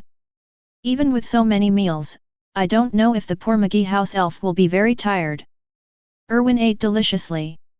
As for the men in black robes, Erwin had long forgotten about them. Is there anything more important in this world than eating? Nothing. If so, it must be that the food is not tasty enough. But it's obvious that McGee's craftsmanship is still as good as ever. After eating, Erwin comes to Dumbledore's office. Sweet and sour pork. The next moment, the door to Dumbledore's office opened. Of course, this password was also told by Dumbledore to Erwin, and it was also Dumbledore who told Erwin to come to the office. For this password, Erwin really couldn't complain. Does old B really like sweets that much? Erwin, who used to have cockroaches piling up candies, couldn't bear it anymore. It's better now. The emergence of Daxia recipes has given old B some new ideas for setting passwords. Entering the office, Erwin looked at everything around him curiously. Speaking of which, this is the first time Erwin has come to old B's office. Erwin looked at everything around him. Not to mention, Dumbledore's office is really big. It doesn't look too messy. Sure enough, the room was clean and smell-free. She was either a transvestite or a gay person. This sentence is really applicable to Dumbledore. In the office, Dumbledore has not returned yet. Hey, a little wizard. Silver white hair, are you Cavendi? Erwin looked around. I saw several murals on the wall looking at him curiously. Erwin bowed slightly. I have met all the principals. I am Cavendi. Erwin Cavendi. One of the portraits said, it's so similar. You are almost the same as your father, no. You are even prettier than him. Erwin looked at the portrait. There is a name tag on the lower left side of the portrait. Phineas Nigellus Black. Erwin understood that this was the headmaster known as the most unpopular at Hogwarts. Phineas said, when your father came to the principal's office, I looked at him the same way. Erwin said, salute to you, respected principal. Phineas nodded slightly. Well. Polite little guy. You are really a born Slytherin. I heard that you were attacked today. Erwin nodded, yes. It's very thrilling. If it weren't for Professor Snape, I think I would be in danger today. Phineas smiled and said, little guy. Very polite, but dishonest. Don't you know that there is communication between all the portraits in the castle? There are also portraits in the corridor where you were sitting. Erwin was stunned for a moment. He had forgotten about it. Phineas said, it doesn't matter. I like your caution. I also know something about Cavendi. I'm sorry about your parents. You know, among the Slytherins of that generation, there are only 4 people I like the most, your parents, Snape and Forget it, let's not talk about it. What's the matter with you coming to the principal's office?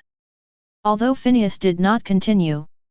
But Erwin knew who he was talking about. Voldemort. Only Voldemort. A person who is too good to be written down in books. That's right, it's excellent. This is what Erwin said about Voldemort. Don't talk about Voldemort's character. Just talking about the things he did, can't it be called excellent? Amazing talent and full of ambition. It's a pity that I have a bad mind. As long as you have a better mind, it doesn't matter who will win. In Erwin's opinion, Voldemort only did one wrong thing. That is, he believed in the so-called language. Where would Erwin be placed? Then Erwin really doesn't take the so-called prophecy seriously. All worries and crises are due to lack of ability. Erwin said, Headmaster Dumbledore asked me to come. Phineas nodded, that's right. Then just sit in the office for a while. He will be back soon. Chapter 86. Erwin sat in a chair. Asked, looking at several other photo frames. Aren't the other principals here? Phineas said, well. You know, staying in the portrait is quite boring. So they will go out for a walk from time to time. You will know when you die, being in a frame every day is really boring. Mean. Erwin's face darkened. What's going on with Lao Deng? What do you mean by waiting for him to die? Can you wish him well? Just come up and wait for him to die. Is it polite? Phineas smiled when he saw Erwin's darkened face.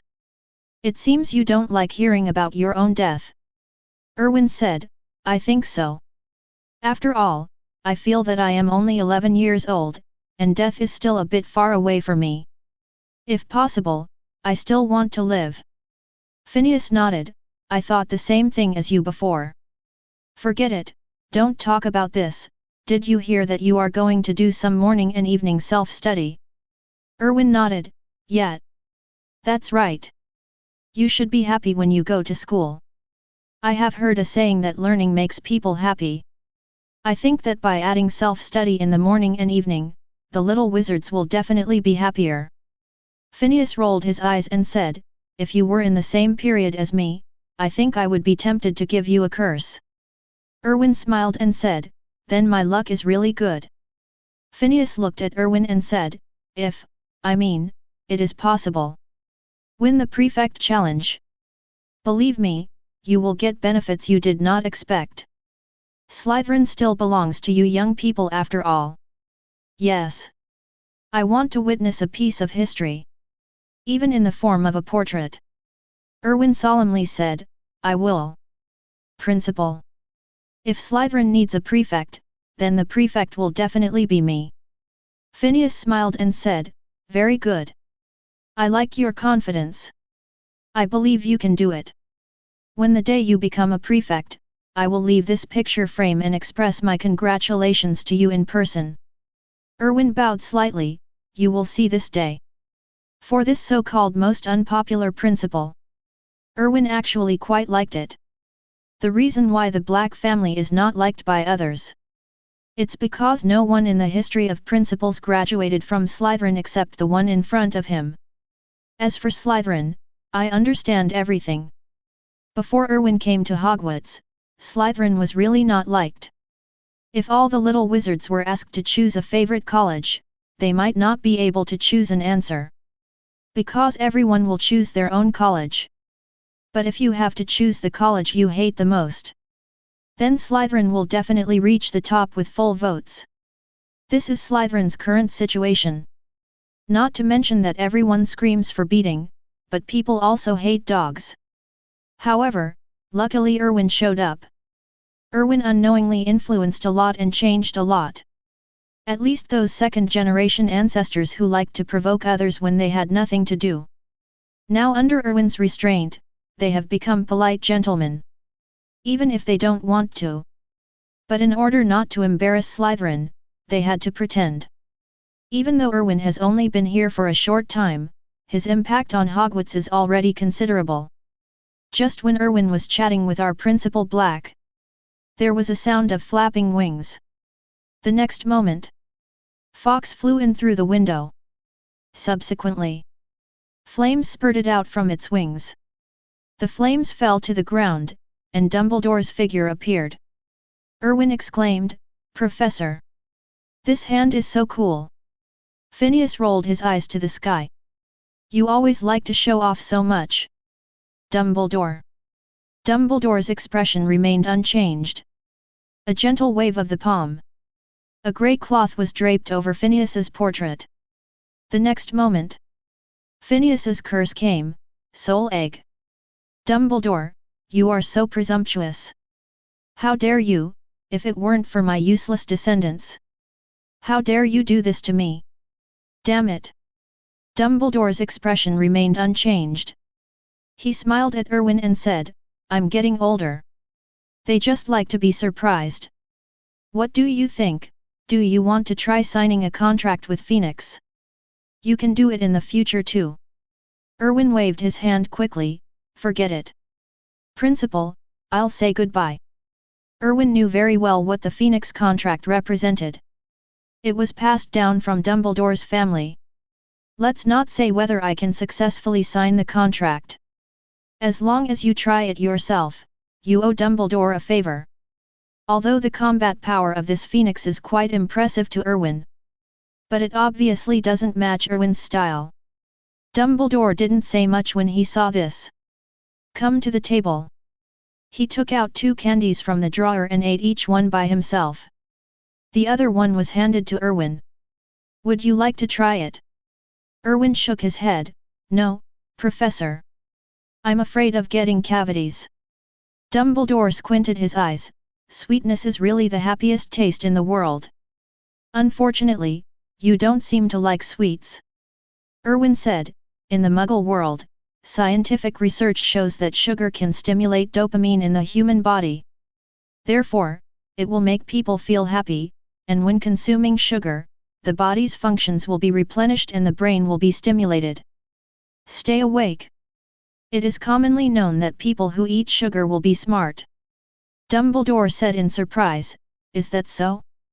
The Muggle world is developing really fast. The power of technology. It's really amazing. Then Mr. Erwin, the weapons you used in the corridors and the Forbidden Forest are also Muggles. A product of the Melon world. Erwin was not surprised that Dumbledore would know that he used Gatling Bodhisattva, the equality of all beings, the great mercifulness and the great compassion. It would be a surprise if Dumbledore didn't know. This man's control over Hogwarts is the greatest in history. Even more outrageous than the Big Four. When the Big Four were around, the four people were in charge of their own affairs and were all equal, and no one could truly fully control the Hogwarts castle that the four of them built together. Later principals could not fully control it. Only Dumbledore, this guy is simply evil. He can study and understand all the secret rooms in Hogwarts, and the tunnels are a mess. And with complete control over Hogwarts, the little wizards thought they were traveling at night, avoiding everyone. As everyone knows, Dumbledore knows everything. Erwin even doubted whether this guy knew exactly how many fish there were in the Black Lake. So if you want to hide anything from Dumbledore at Hogwarts, it is simply impossible. Erwin said, I'm just trying to protect myself. A flash of light flashed above Dumbledore's glasses. Really? I don't think robbing the eight-eyed spider's venom is for self-protection. Erwin, those weapons of yours are too dangerous. Chapter 87. Erwin frowned slightly. So, what does the professor mean? Dumbledore said, I will keep your weapons for you. You will not encounter any danger in Hogwarts. Erwin sneered, really? Professor? If there weren't these weapons you call dangerous in the corridor today, I would be dead. You told me that I won't encounter the slightest danger in Hogwarts. Dumbledore was silent for a moment and said, that was an accident. Erwin spread his hands, maybe. But who can guarantee that this accident will not happen again, so asking me to hand over those weapons is impossible. Dumbledore said, in Hogwarts, they will never come again. This is the condition for me to let them go. Erwin shook his head, Professor. I have taken over the family business since I was 6 years old. I will not leave my safety in the hands of others. Dumbledore thought for a moment. If you insist, forget it. But you must promise me that you cannot use your weapons unless necessary. Erwin spread his hands, okay. But if my safety is threatened, I will still use it. Dumbledore nodded, you can no longer use your weapons to find the Acromantula in the Forbidden Forest. Erwin said, so, is the Acromantula coming to complain to you? Dumbledore shook his head, no. The Acromantula migrated on a large scale to the territories of other magical animals, and the centaurs found me. Erwin understood. What the hell, Acromantula? How dare you run away? The little hot chick can't afford it. Erwin said, the principal came to me today and just wanted to tell me this. Dumbledore shook his head, no. I have something to ask you. Erwin chuckled, oh?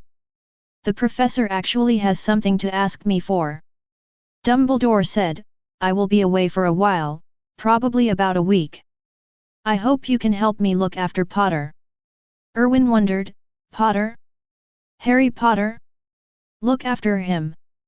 Dumbledore nodded, yes. They are curious about something, and this matter is very dangerous. I hope you can help me take care of them while I am away. Erwin smiled, I refuse.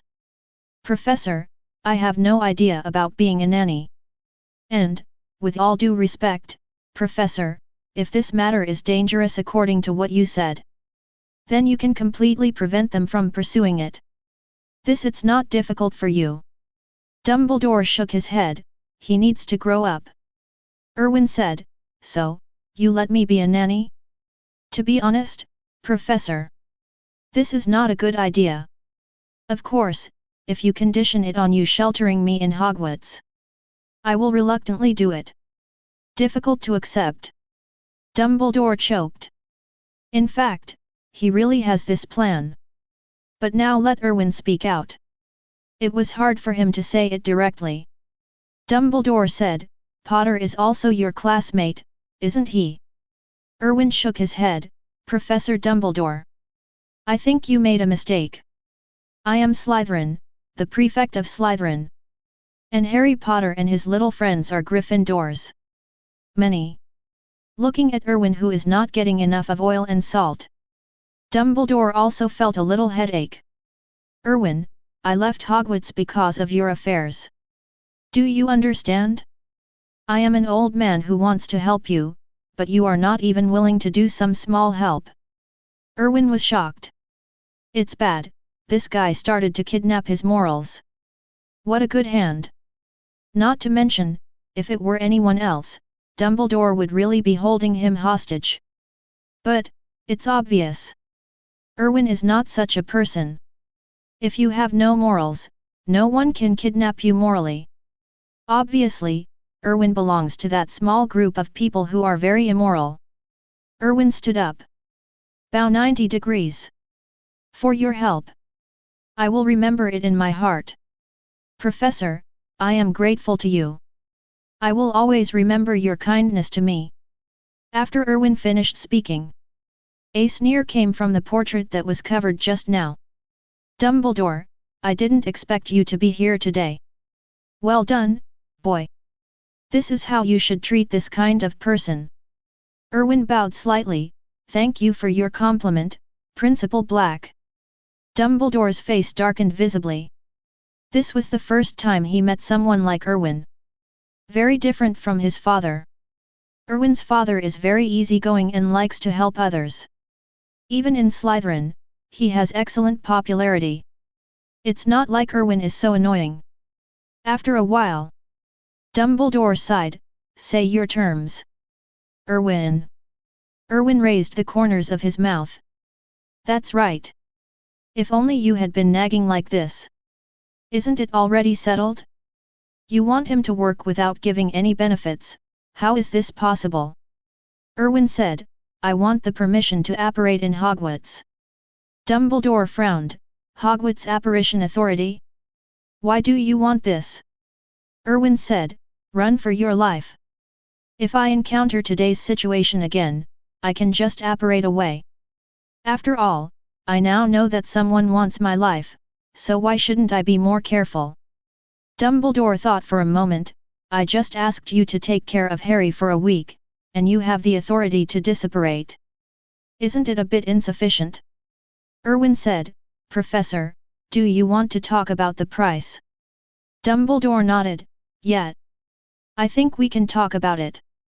If you just rely on a week of care, it's not worth the price.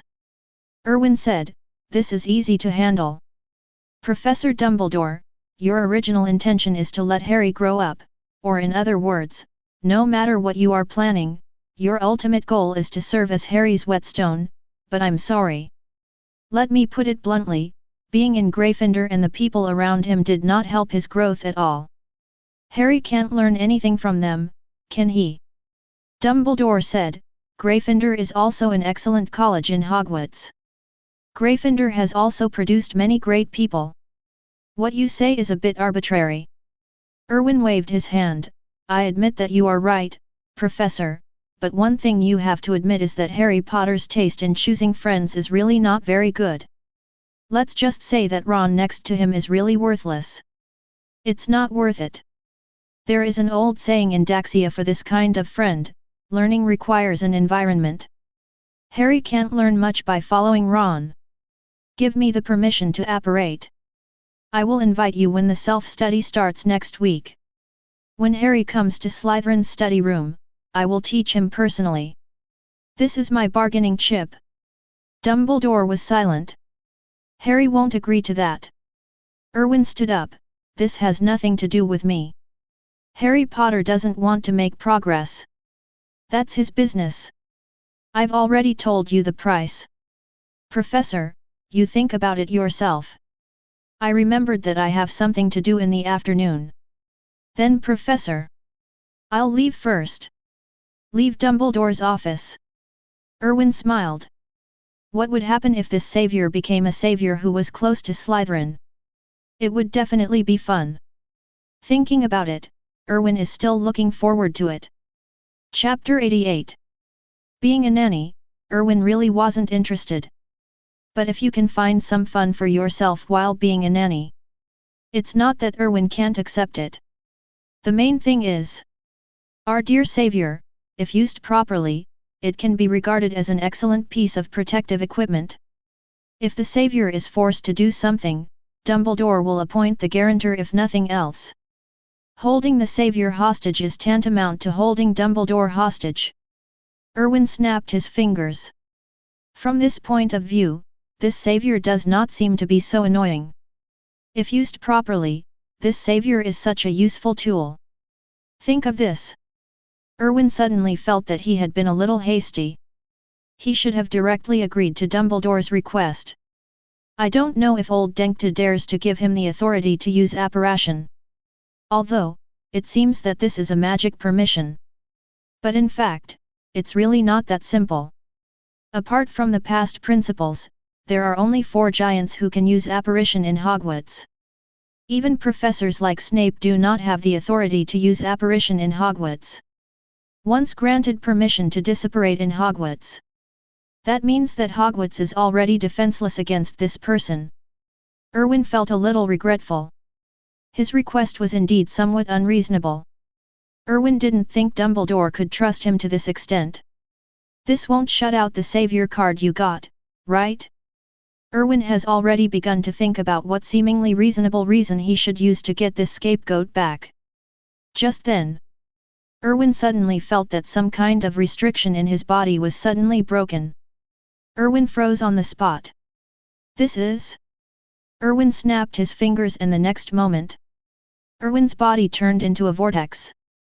The next moment, Erwin appeared in his bedroom. Erwin was confused.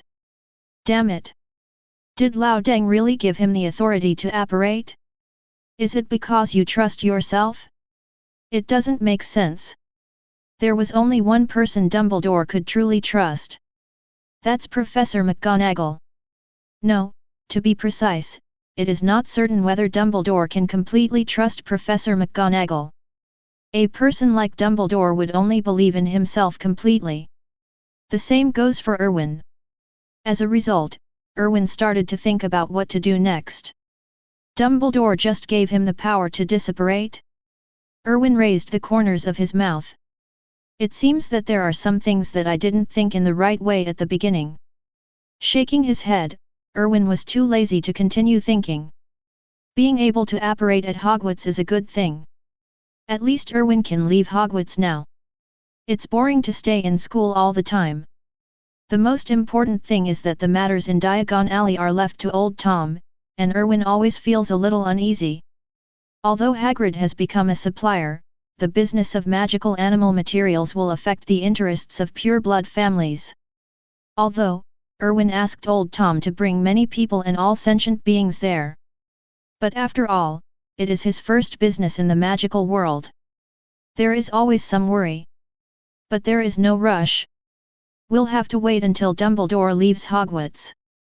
Otherwise, what if old Bideng gives him permission to take it away? Erwin looked at the time. It was still quite early and there was still time to take a nap. There was nothing else to do anyway. While Erwin was catching up on his sleep, Harry Potter came to Dumbledore's office. Before Harry Potter knocked on the door will open automatically. Dumbledore sat on the stage. Wearing a somewhat funny hat, he looked at Harry over his glasses. With a smile on his face, "Harry, you're here. Come in." Harry Potter walked into the office. Looking around curiously, Dumbledore waved his hand. "Sit down, Harry. Wait until I finish writing this." Harry Potter nodded and sat down obediently. In the portrait, Principal Black looked at Harry Potter with a cowardly look. I couldn't help but shake my head. Compared to Erwin, it's much worse. Is this really the so-called savior? Didn't Dumbledore encounter an electronic scam? Oh, and that unfortunate Voldemort. One of the best Slytherins he had ever met Erwin had ever been. Dumbledore wrote and drew for a long time. Then put down the pen. Harry, how is life at Hogwarts? Harry Potter himself is in a fugue. He was shocked when he heard Dumbledore's words. Stand up quickly. Hey? Oh, good. Professor, I have never felt so good. Dumbledore pressed his hand. Don't be so nervous, Harry. I'm just chatting with you, and you know that. When you get older, you like to talk to people. Do you want a piece of candy? Harry Potter quickly took it. Thank you, Professor. Dumbledore smiled. Sure enough, Harry Potter is much cuter than Erwin. Candy cannot be shared with others, it will be very uncomfortable.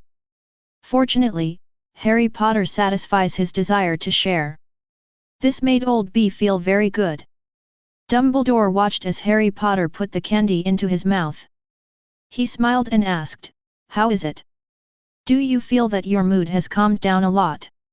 Harry Potter nodded. Dumbledore said, "Harry, what do you think of Erwin?" Harry Potter was stunned for a moment. He didn't know why Dumbledore suddenly asked him this question. But Harry Potter still said honestly, "Erwin, he is very powerful. It seems that everyone likes him, professors, or other classmates, seniors, they will praise him when they mention Erwin. In class he always answers all the questions and nothing seems to be difficult for him." Dumbledore nodded, "Yes, Erwin is indeed very powerful. I feel the same as you on this point. To be honest, even I have never seen a student who is better than him, especially a first-year freshman." Harry Potter scratched his head. "So?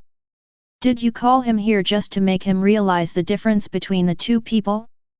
"Thank you, he has seen it." Harry Potter looked a little depressed. A glint flashed in Dumbledore's eyes. "What's wrong, Harry? You seem a little distressed." Harry Potter shook his head and said nothing. Dumbledore said, "It's okay, kid. Little wizards of your age will always worry about gains and losses. This is not something to be ashamed of."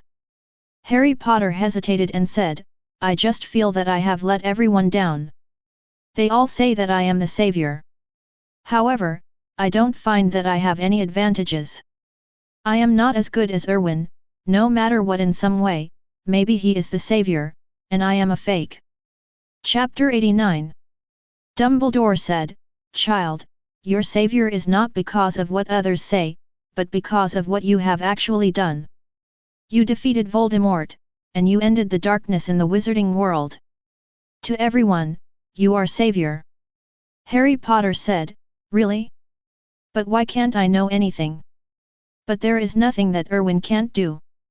Professor, I will really feel frustrated." Dumbledore said, "If I were the same age as you, I would also feel frustrated when facing Erwin. Harry, I hope you can understand the truth. No one is born excellent, including Erwin." "Inside." Harry Potter said, "Then Professor, how can you become as knowledgeable and as powerful as Erwin?" The corners of Dumbledore's mouth rose. Look, isn't this a trap? He really likes children this age." On this point, Dumbledore and Erwin have the same view. Of course, there are differences between them. For example, at this time, in comparison, Dumbledore felt that Erwin was so annoying. Dumbledore said, "How do you become like Erwin? Then you need to work hard and teach others. When you don't know, Erwin will go to his friends to study together, and he will also find professors to seek help. So, if you want to get better, you need to work harder. Of course, just trying hard is useless. You also need to communicate with other people. It is best to find a peer and talk to him. Study together. This is the most efficient way to learn." Harry Potter was lost in thought. Dumbledore saw that the time was almost here. He said, "Harry, do you know about self-study?" Harry Potter nodded, yes. It was Erwin who suggested it. Many seniors and classmates were very dissatisfied at that time. But these days, Ravenclaw and Slytherin are looking forward to the arrival of self-study. Dumbledore said, then do you know why they expect it? Harry Potter shook his head. Dumbledore said, that's because they can have more time to study. Especially during self-study, they can communicate with each other. Their grades will improve very quickly. Harry Potter's eyes lit up, then I can also study with Ron. Dumbledore shook his head, although it is possible, Harry, I suggest you study with Erwin in Slytherin's study room. Because you and I both know that Erwin is the best in your class. Moreover, Erwin is very knowledgeable about helping his classmates. I heard that Draco Malfoy successfully learned the basic transfiguration with Erwin's help. Harry Potter thought of when he was in the transfiguration classroom. Malfoy's mocking eyes and proud expression. I couldn't help but clenched my fists. But, Erwin, will he let me study with him? And Slytherin and Gryffindor. Harry Potter's next words remained unspoken. But Old B knew what Harry Potter meant.